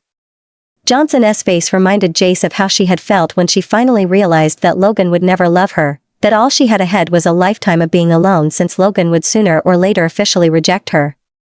I don't think he is lying. As Axe said earlier, he knows he is a dead man walking outside this dungeon. That's why he kept egging me to kill him earlier. My guess is he wants his death and that of his mate to mean something before he joins her. So he dies anyway? I don't see how that's a win for him, Sergio said. Jace made an educated guess on what Johnson was getting out of this deal. His win is an almost painless reunion with his mate and the satisfaction that Optimo didn't kill him first. A quick death is too good for this bastard, Sergio said. I say we burn him at the stake after he tells us everything. Make it the most painful death possible. Axe rolled his eyes at him. Dude.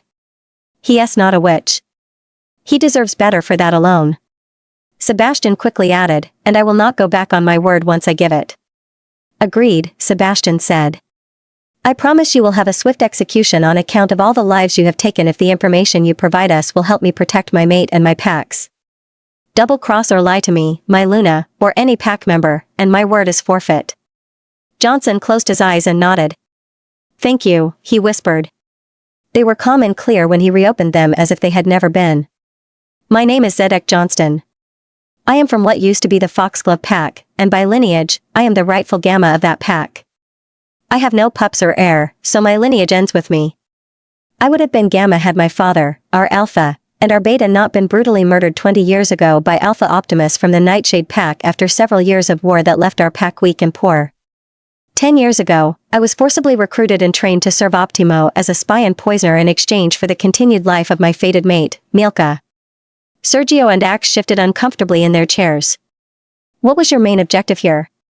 Sebastian asked. To assassinate you, Zedek said. Optimo wants to take over Azul Valley just as he took over the packs from the Northern Valley and all the other packs spread out north of us. He knows killing the Alpha is the fastest way to achieve that. He has done this before? Sergio asked. Zedek nodded. He has spent the last 3 decades refining the art of taking over a pack. Our valley, the Nightshade Valley, was made up of 5 large and powerful packs all had solid leadership and were free and prosperous. Optimo first targeted Oleander pack, but they resisted. After regrouping, he chose weaker packs until his tactics were perfected. Optimo got smart. He went in with a peace treaty and assassinated the Alpha using the Red Lady as they supposedly toasted to a celebration that would last for many generations. It scared everyone, including the Alpha S family, the Beta, and the Gamma. He quashed a rebellion before it started by promising the Beta that he would become the new Alpha, and the Gamma went along with the promise of becoming Beta, and because Optimo vowed to spare the Alpha S family. He had them all murdered with the Blue Lady that night. There were times when Jace hated it when she was right, and this was one of them. She glanced at her companions. Both Sergio and Axe were pale and wide-eyed. On the other hand, Sebastian looked as stoic as ever, but he felt as alarmed as she did. I was 12 when he did the same thing to my pack, Zedek said. My father took me to the meeting as part of my gamma training. I did not drink of the wine Optimo gave them because my father thought it not wise to start me drinking so early. Zedek's voice became a whisper, and he stared at the bottles, lost in his terrible memory. I knew something was wrong when our Alpha fell to the floor and started to shake and spout out blood. A week later, my father and the Beta went to a meeting with Optimo. He ordered my father to take me with him and... It's okay, Zedek. You can stop there, Sebastian said softly. Zedek looked directly at Sebastian. My father died in my arms that day. Jace felt as Sebastian's mind froze over and fell into deep, reverent silence.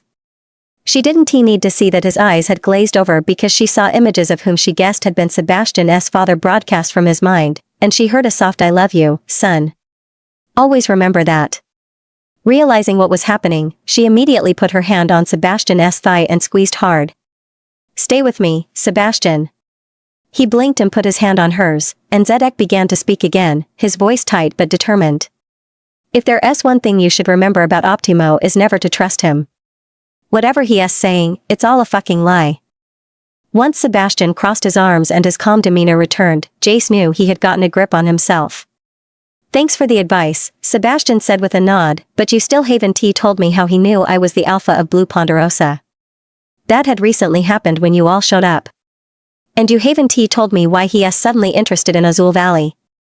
Up until about 2 years ago, we had been at peace for several decades. The way you paint it, we were more or less sitting ducks. Zedek shrugged. He has never seen the Azul Valley packs as a threat, and his Gamma let it slip that he has been waiting for your company to go public so he could buy it out.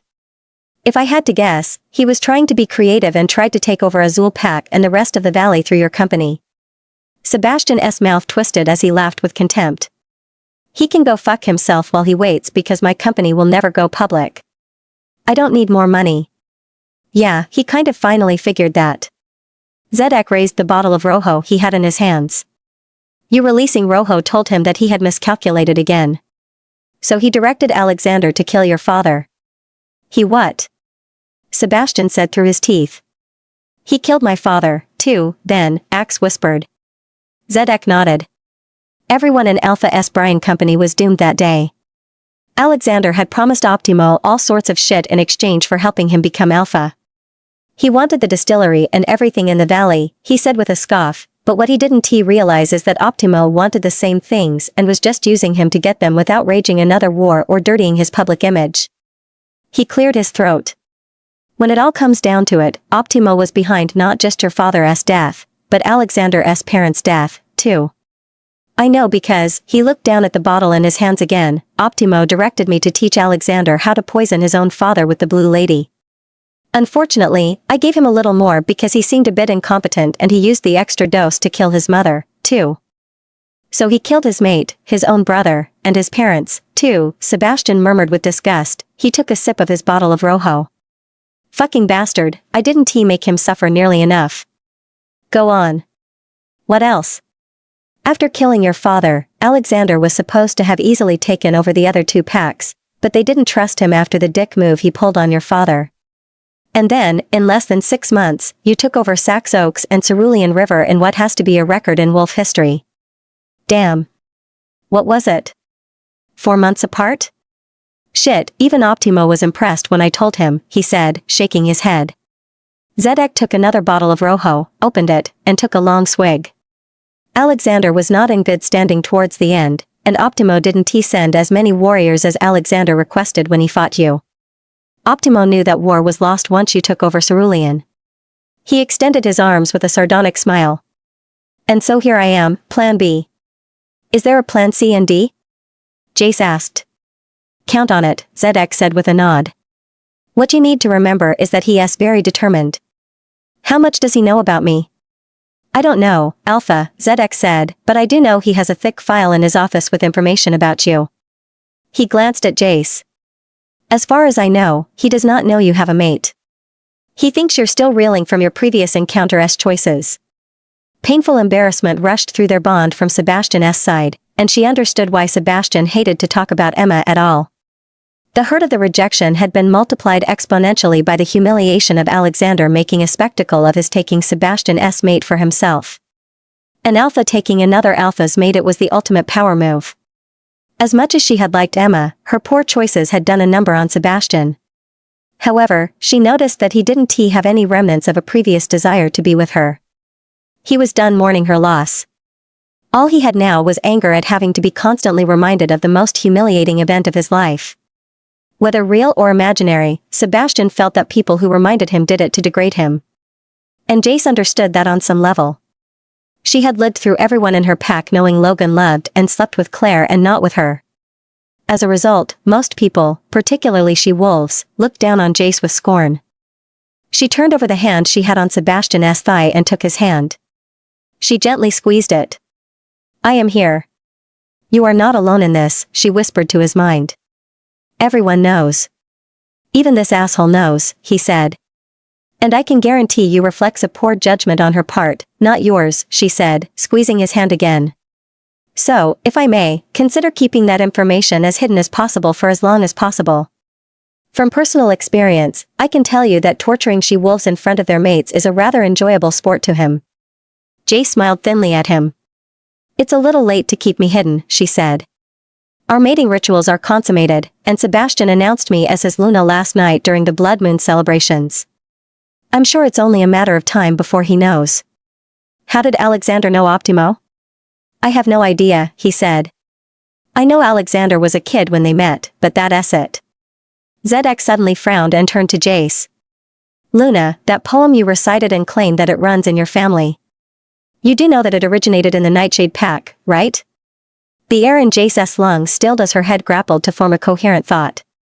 All of the knowledge about how to prepare different compounds with belladonna comes from that pack. Stop picking on the Luna and focus on what you're supposed to do. Sergio said. I'm done, as far as I'm concerned, Zedek said. I've told you everything I can think of, but you're free to ask questions. He glanced at Sebastian. I would be honored if I met my end at your hand, Alpha. Why does Sebastian have to do it? Sergio said. Zedek lifted a shoulder. No reason other than to die knowing that I got my final revenge on Optimo. He promised me a painful death if I should betray him. When you have the misfortune of meeting him, tell him I say hi from the most paradisiacal vacation spot you can think of. He laughed. He'll love to think I'm still alive laughing at him. He rose from his seat, wincing as he did so. If there is nothing else, shall we, Alpha? He tilted his head upwards, closed his eyes, and breathed deeply. Milka, baby, I'm coming. Jace looked over and caught Sebastian looking at Zedek. His expression was inscrutable, but Jace knew he was remembering his father and how he had been desperately sad and lonely after his mother had died. If there was one thing Jace could say about Zedek's death, it was swift and well executed. Sebastian ensured he got it right on the first try, from using a sharp executioner's axe to slamming it on the right spot behind Zedek's neck. Jace might have felt sad for him if she hadn't seen the look of peace on the head as it awkwardly rolled away. What do we do with the head, sir? One of the guards asked Sebastian. Burn it along with the body, he said, taking Jace's hand. Let us meet tomorrow after dinner to discuss this. I think we all need time to digest what just went on. Sergio, please write us a summary of everything he said.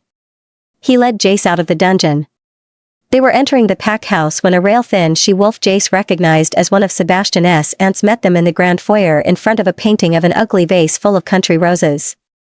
To Jace's surprise, she was dressed in a cream-colored designer skirt and suit set with high heels. With a ruby and diamond necklace at her throat, she wore matching earrings and rings. Jace thought it was all too much for this time of day. Did you two just come from a funeral?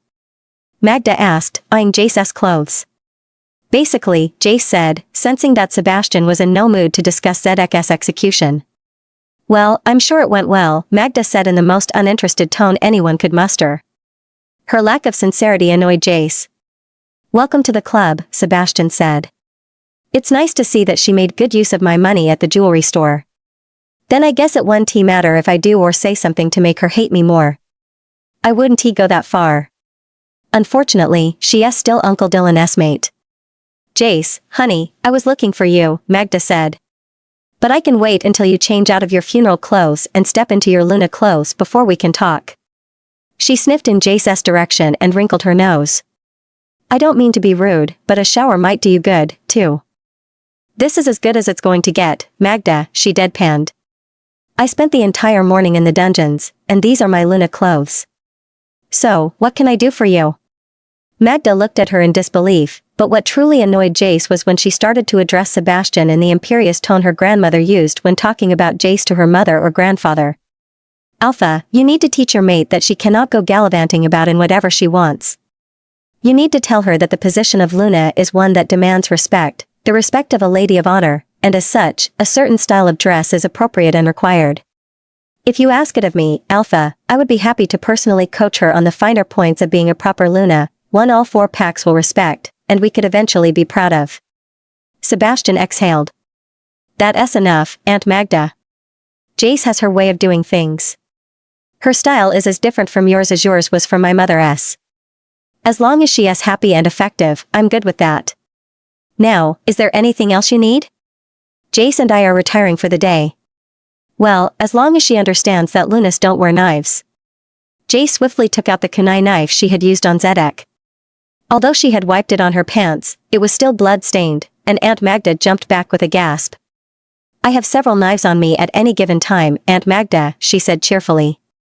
As the Luna and training master, I'm very capable of protecting myself and my Alpha against anyone threatening us. She threw the knife and impaled it into the center rose in the painting behind Magda. It was a painting Jace's grandmother would have loved, so she hated it.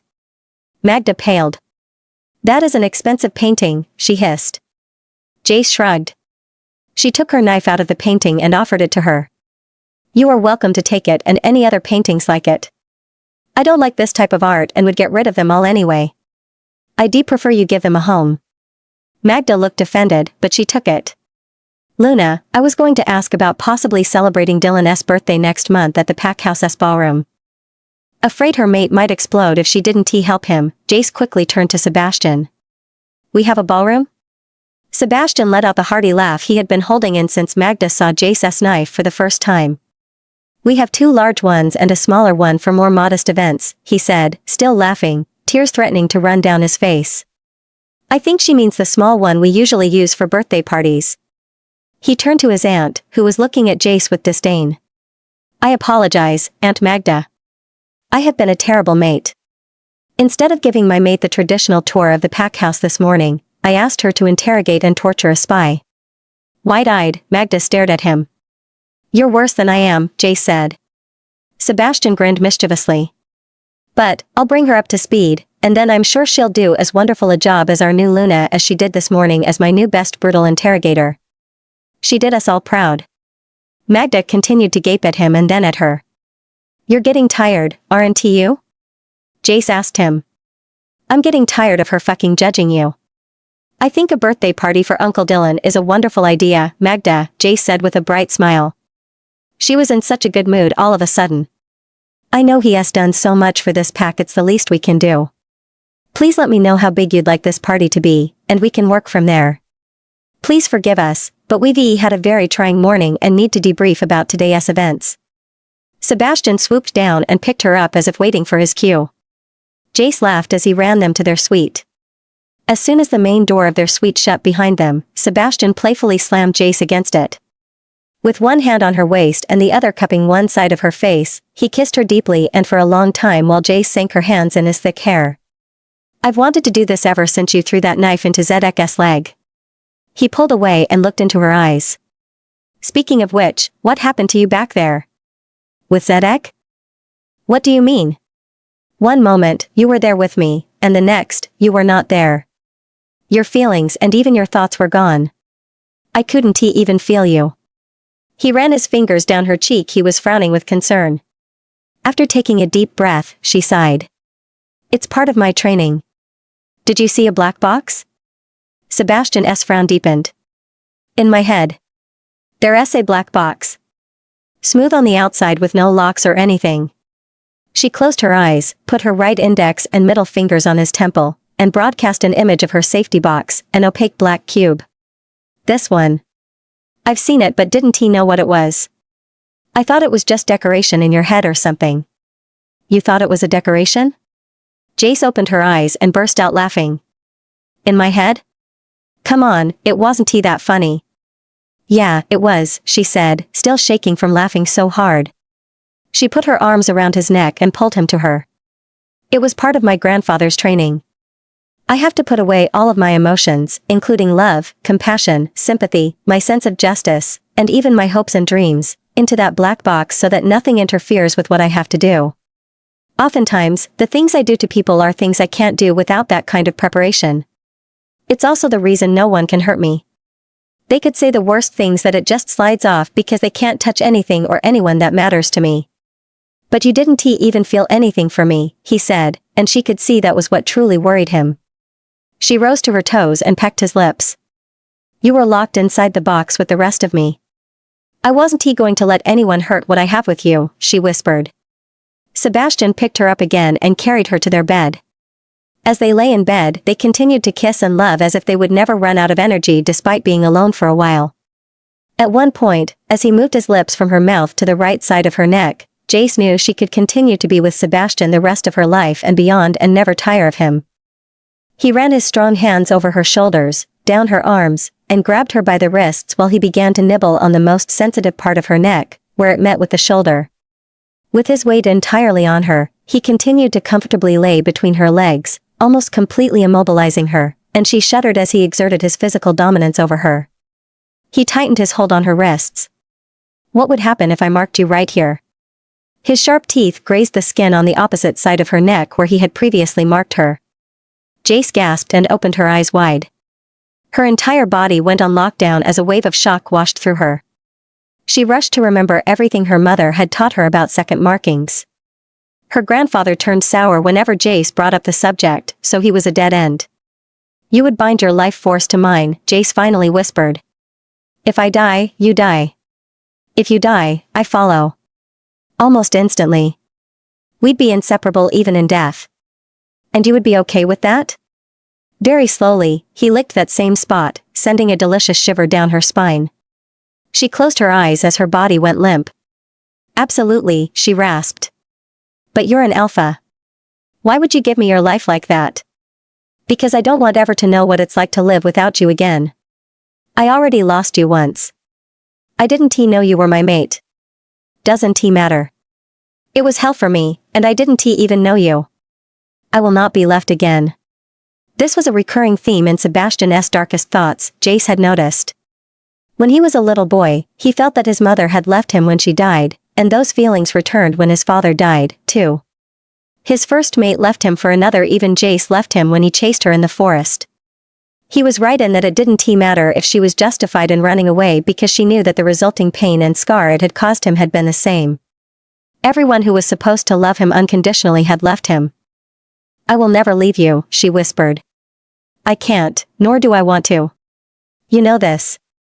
Besides, I thought alphas and lunas never bound themselves. For the good of the pack, Rosalia had explained, alphas and lunas never did a second marking in case one of them died, the other would remain to raise the next alpha, thus ensuring the bloodline and the pack's survival.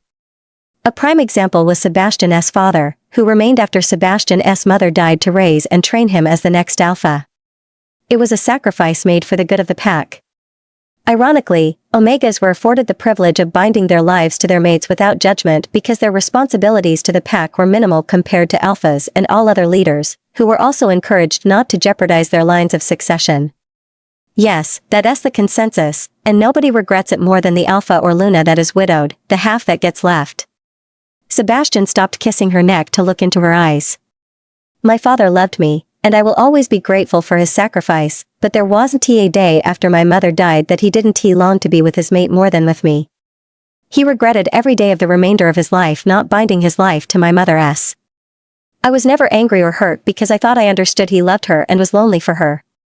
But now that I have you, I know I can never do what he did, nor do I want to. I love you, Jace.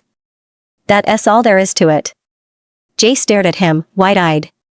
Only fated mates could bind their lives to each other, but they rarely did when they were young because of the implications of leaving orphaned pups behind. They usually waited until all of their pups were adults. Sebastian, we don't even have our first son yet. Are you sure you want to do this so soon? If something happens to me before I can give you an heir, your bloodline would continue with Uncle Dylan and his line. I'm not interested in having another mate. Like my father, I wouldn't be able to choose a mate, and it wouldn't be fair to that poor she-wolf that accepted me because I'm sure I would make it perfectly clear to her every day that she will never measure up to you. The firstborn line would die with me, but I don't care about that as much as I care about not losing you. Besides, I feel it will work out. We will have and raise all the pups you want, and we'll be fine. Then why? Sebastian shrugged. Insurance. I might be wrong, and I'm a fan of being insured against my intuition failing me with who matters most. And with that, Jace remembered how tearful her mother had been when she administered the last of her advice. I would have been able to find your father if I had accepted his request when he asked instead of putting it off for when you, kids, were grown. And now all I have are my sweet memories of my Emilio and, after all these years, I miss him so much, Mija, every single day. So, if your fated mate ever asks, don't say no. Not to this. You'll both regret it so much later, she had whispered. Jace felt Sebastian's joy before she said the words and his smile reached his eyes, which shone in the barely lit room. Do you want to do this right now? She asked. Sebastian searched her face, and she could feel him also searching through their bond to make sure she meant it and didn't feel forced. We don't have to do it right now, he said, his voice light and blissful. We can wait until our first season together. I don't want anything to interfere or interrupt us when we mark each other again. We'll make it extra special this time because it will be. Jace smiled and nodded. He took her into his arms and held her as he rolled to his side. She could feel him bursting with love, relief, and gratitude, and his stream of consciousness was filled with joyful thoughts. Thank you, he whispered. I love you so much. And I love you. July 2012. Nightshade Pack. A grave miscalculation, he had called it. Optimo followed that up with, your incompetence is your greatest enemy. Fucking asshole. Logan was sick of Optimo's bullshit. It was all a fucking game to him, and Logan had become his favorite piece to yank around. They were in what Optimo called his throne room, making Logan wonder if he knew they were living in the 21st century. Optimo's white chair sat alone on a tall dais made from an opaque white stone. The top of the backrest had 5 giant marquise-cut stones in a semicircle over Optimo's head. He seemed to style himself after some medieval king, with a white metal crown encrusted with rubies over his black hair and a long red cape with gold trim over what looked to be a long white silk robe cinched at the waist with a thick belt woven with gold thread and encrusted with rubies. Logan was surprised he didn't have a couple of scantily clad women fanning him with giant palm leaves and a tiger at his feet.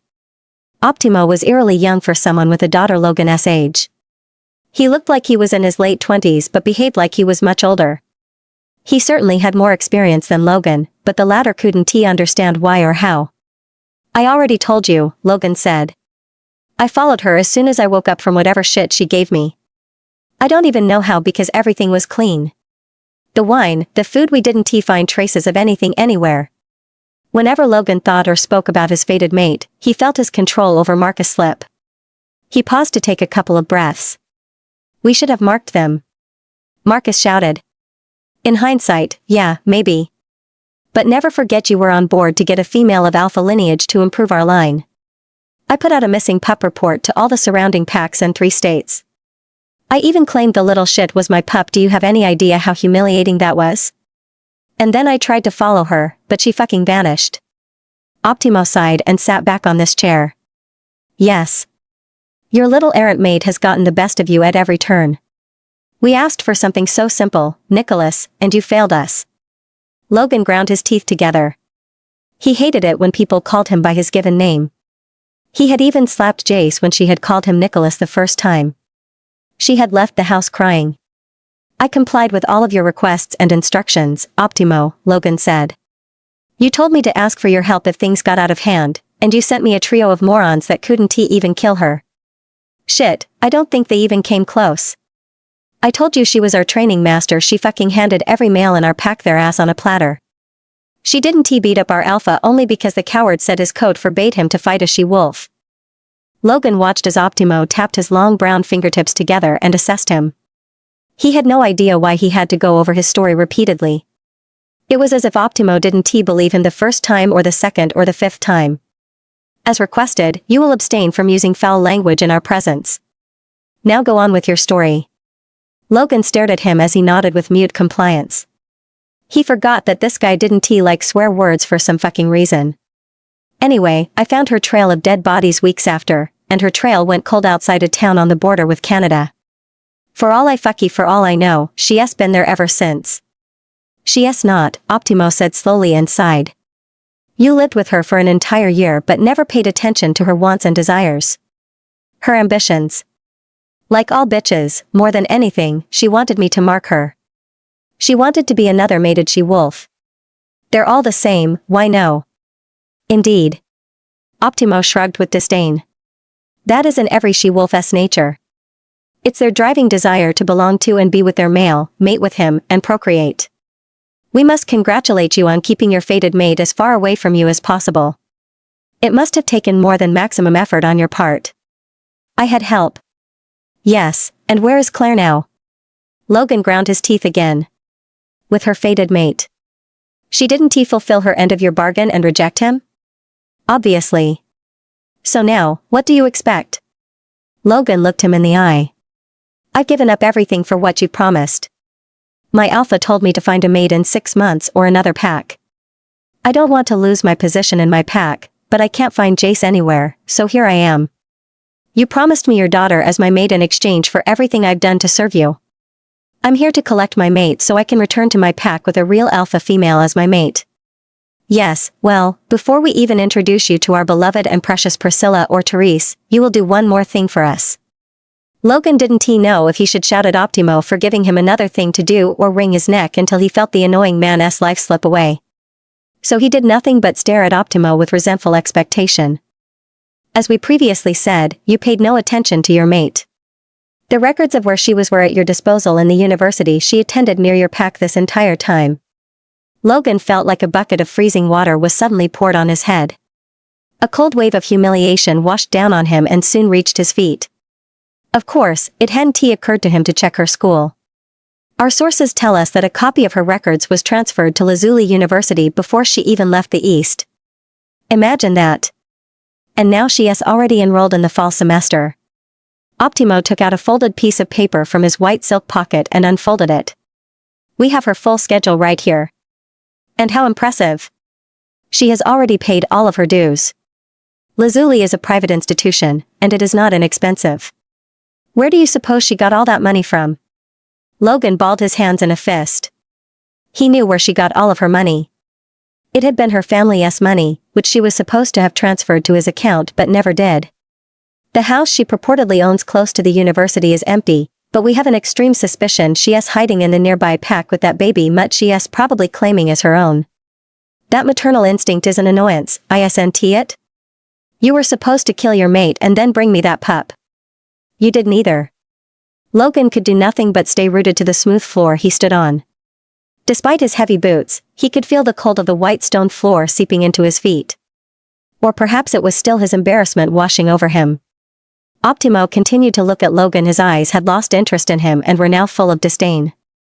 Unfortunately, we lost communication with our spy in that pack several days ago before we could order him to look for her. So now it's your job to bring her to us. Don't kill her. We want her alive. Do that, and you will choose between Priscilla or Therese. One will be yours to take back east and give her the blessed life of a Beta S mate. We will personally bless and celebrate that union with you, Nicholas. And the runt? Logan swallowed what he felt was a quart of bile in his mouth. Leave him. Let that pack raise Noah as their own. I'll take care of that pest at a later date. Nightshade Pack. April 1963. Max couldn't imagine being any happier than he was at that moment. Estrella Del Mar looked at him with as much adoration as he felt for her. Estrella's blue multi-layered ball gown swept the dance floor of the old ballroom as he spun her around to a waltz played by one of the two mariachi bands his father had hired to celebrate Max's and Estrella's pairing. How have I been so blessed with a Luna who is the most stunning she-wolf in the Azul Valley? Estrella laughed. You would say that to whichever she-wolf happened to be your mate. I just happen to be the lucky one. Max put his hand on his heart. I am offended by your bluntness, señorita. Señor. Get used to it. A little while later, they sneaked away from their reception, and he stole a kiss from behind the door of their room. She kissed him back immediately but tickled him and got away to the dressing room when he reacted to the tickling and collapsed. You play dirty, he called out to her as he changed into his pajamas. A silver ice bucket with a bottle of champagne and two crystal-stemmed glasses on his night table caught his eye. Frowning, he picked up one of the stemmed glasses. His name was etched on the glass with cursive letters. Fancy, his wolf supremo said. Must have been Mama. I always play dirty, Estrella said as she appeared in the doorway. She wore a light blue silk nightgown that revealed a generous amount of cleavage. He suddenly felt hot and overdressed in his cotton two-piece pajamas. Max gulped.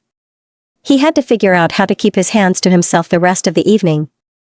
He gave her the glass in his hand. Oh. Champagne. He popped the cork and filled her glass before he filled the other one. They raised their glasses, but he couldn't think of anything to toast to. He had her. That's all he had ever wanted. I love you, Estrella del March. I always will. And I love you, Maximo. They drank. And that was the last thing Max remembered until the following day. Max woke up with a blinding headache. He had something wet and slippery in his hand, and he let it go so he could rub the side of his throbbing temple. The stench of blood invaded his nose as whatever he released clanked onto the floor. He opened his eyes only to find both of his hands soaked in blood. Panic-stricken, he looked over at the other side of his bed and found Estrella Del Mar, bloodied with several stab wounds all over her chest and neck. Her eyes were open and unblinking. Estrella? He reached out to touch her, unsure if what he saw was real. Her skin was ice cold, and he quickly pulled his hand back. Estrella! Wake up! This isn't funny. Max started to sob. She wasn't a prankster, but he had no idea what else to say. This was all wrong. He willed himself to wake up from this nightmare. He brought his hand to his mouth to quiet his sobbing, but the taste of his dead mate's blood on his tongue made him violently nauseated. Max passed out.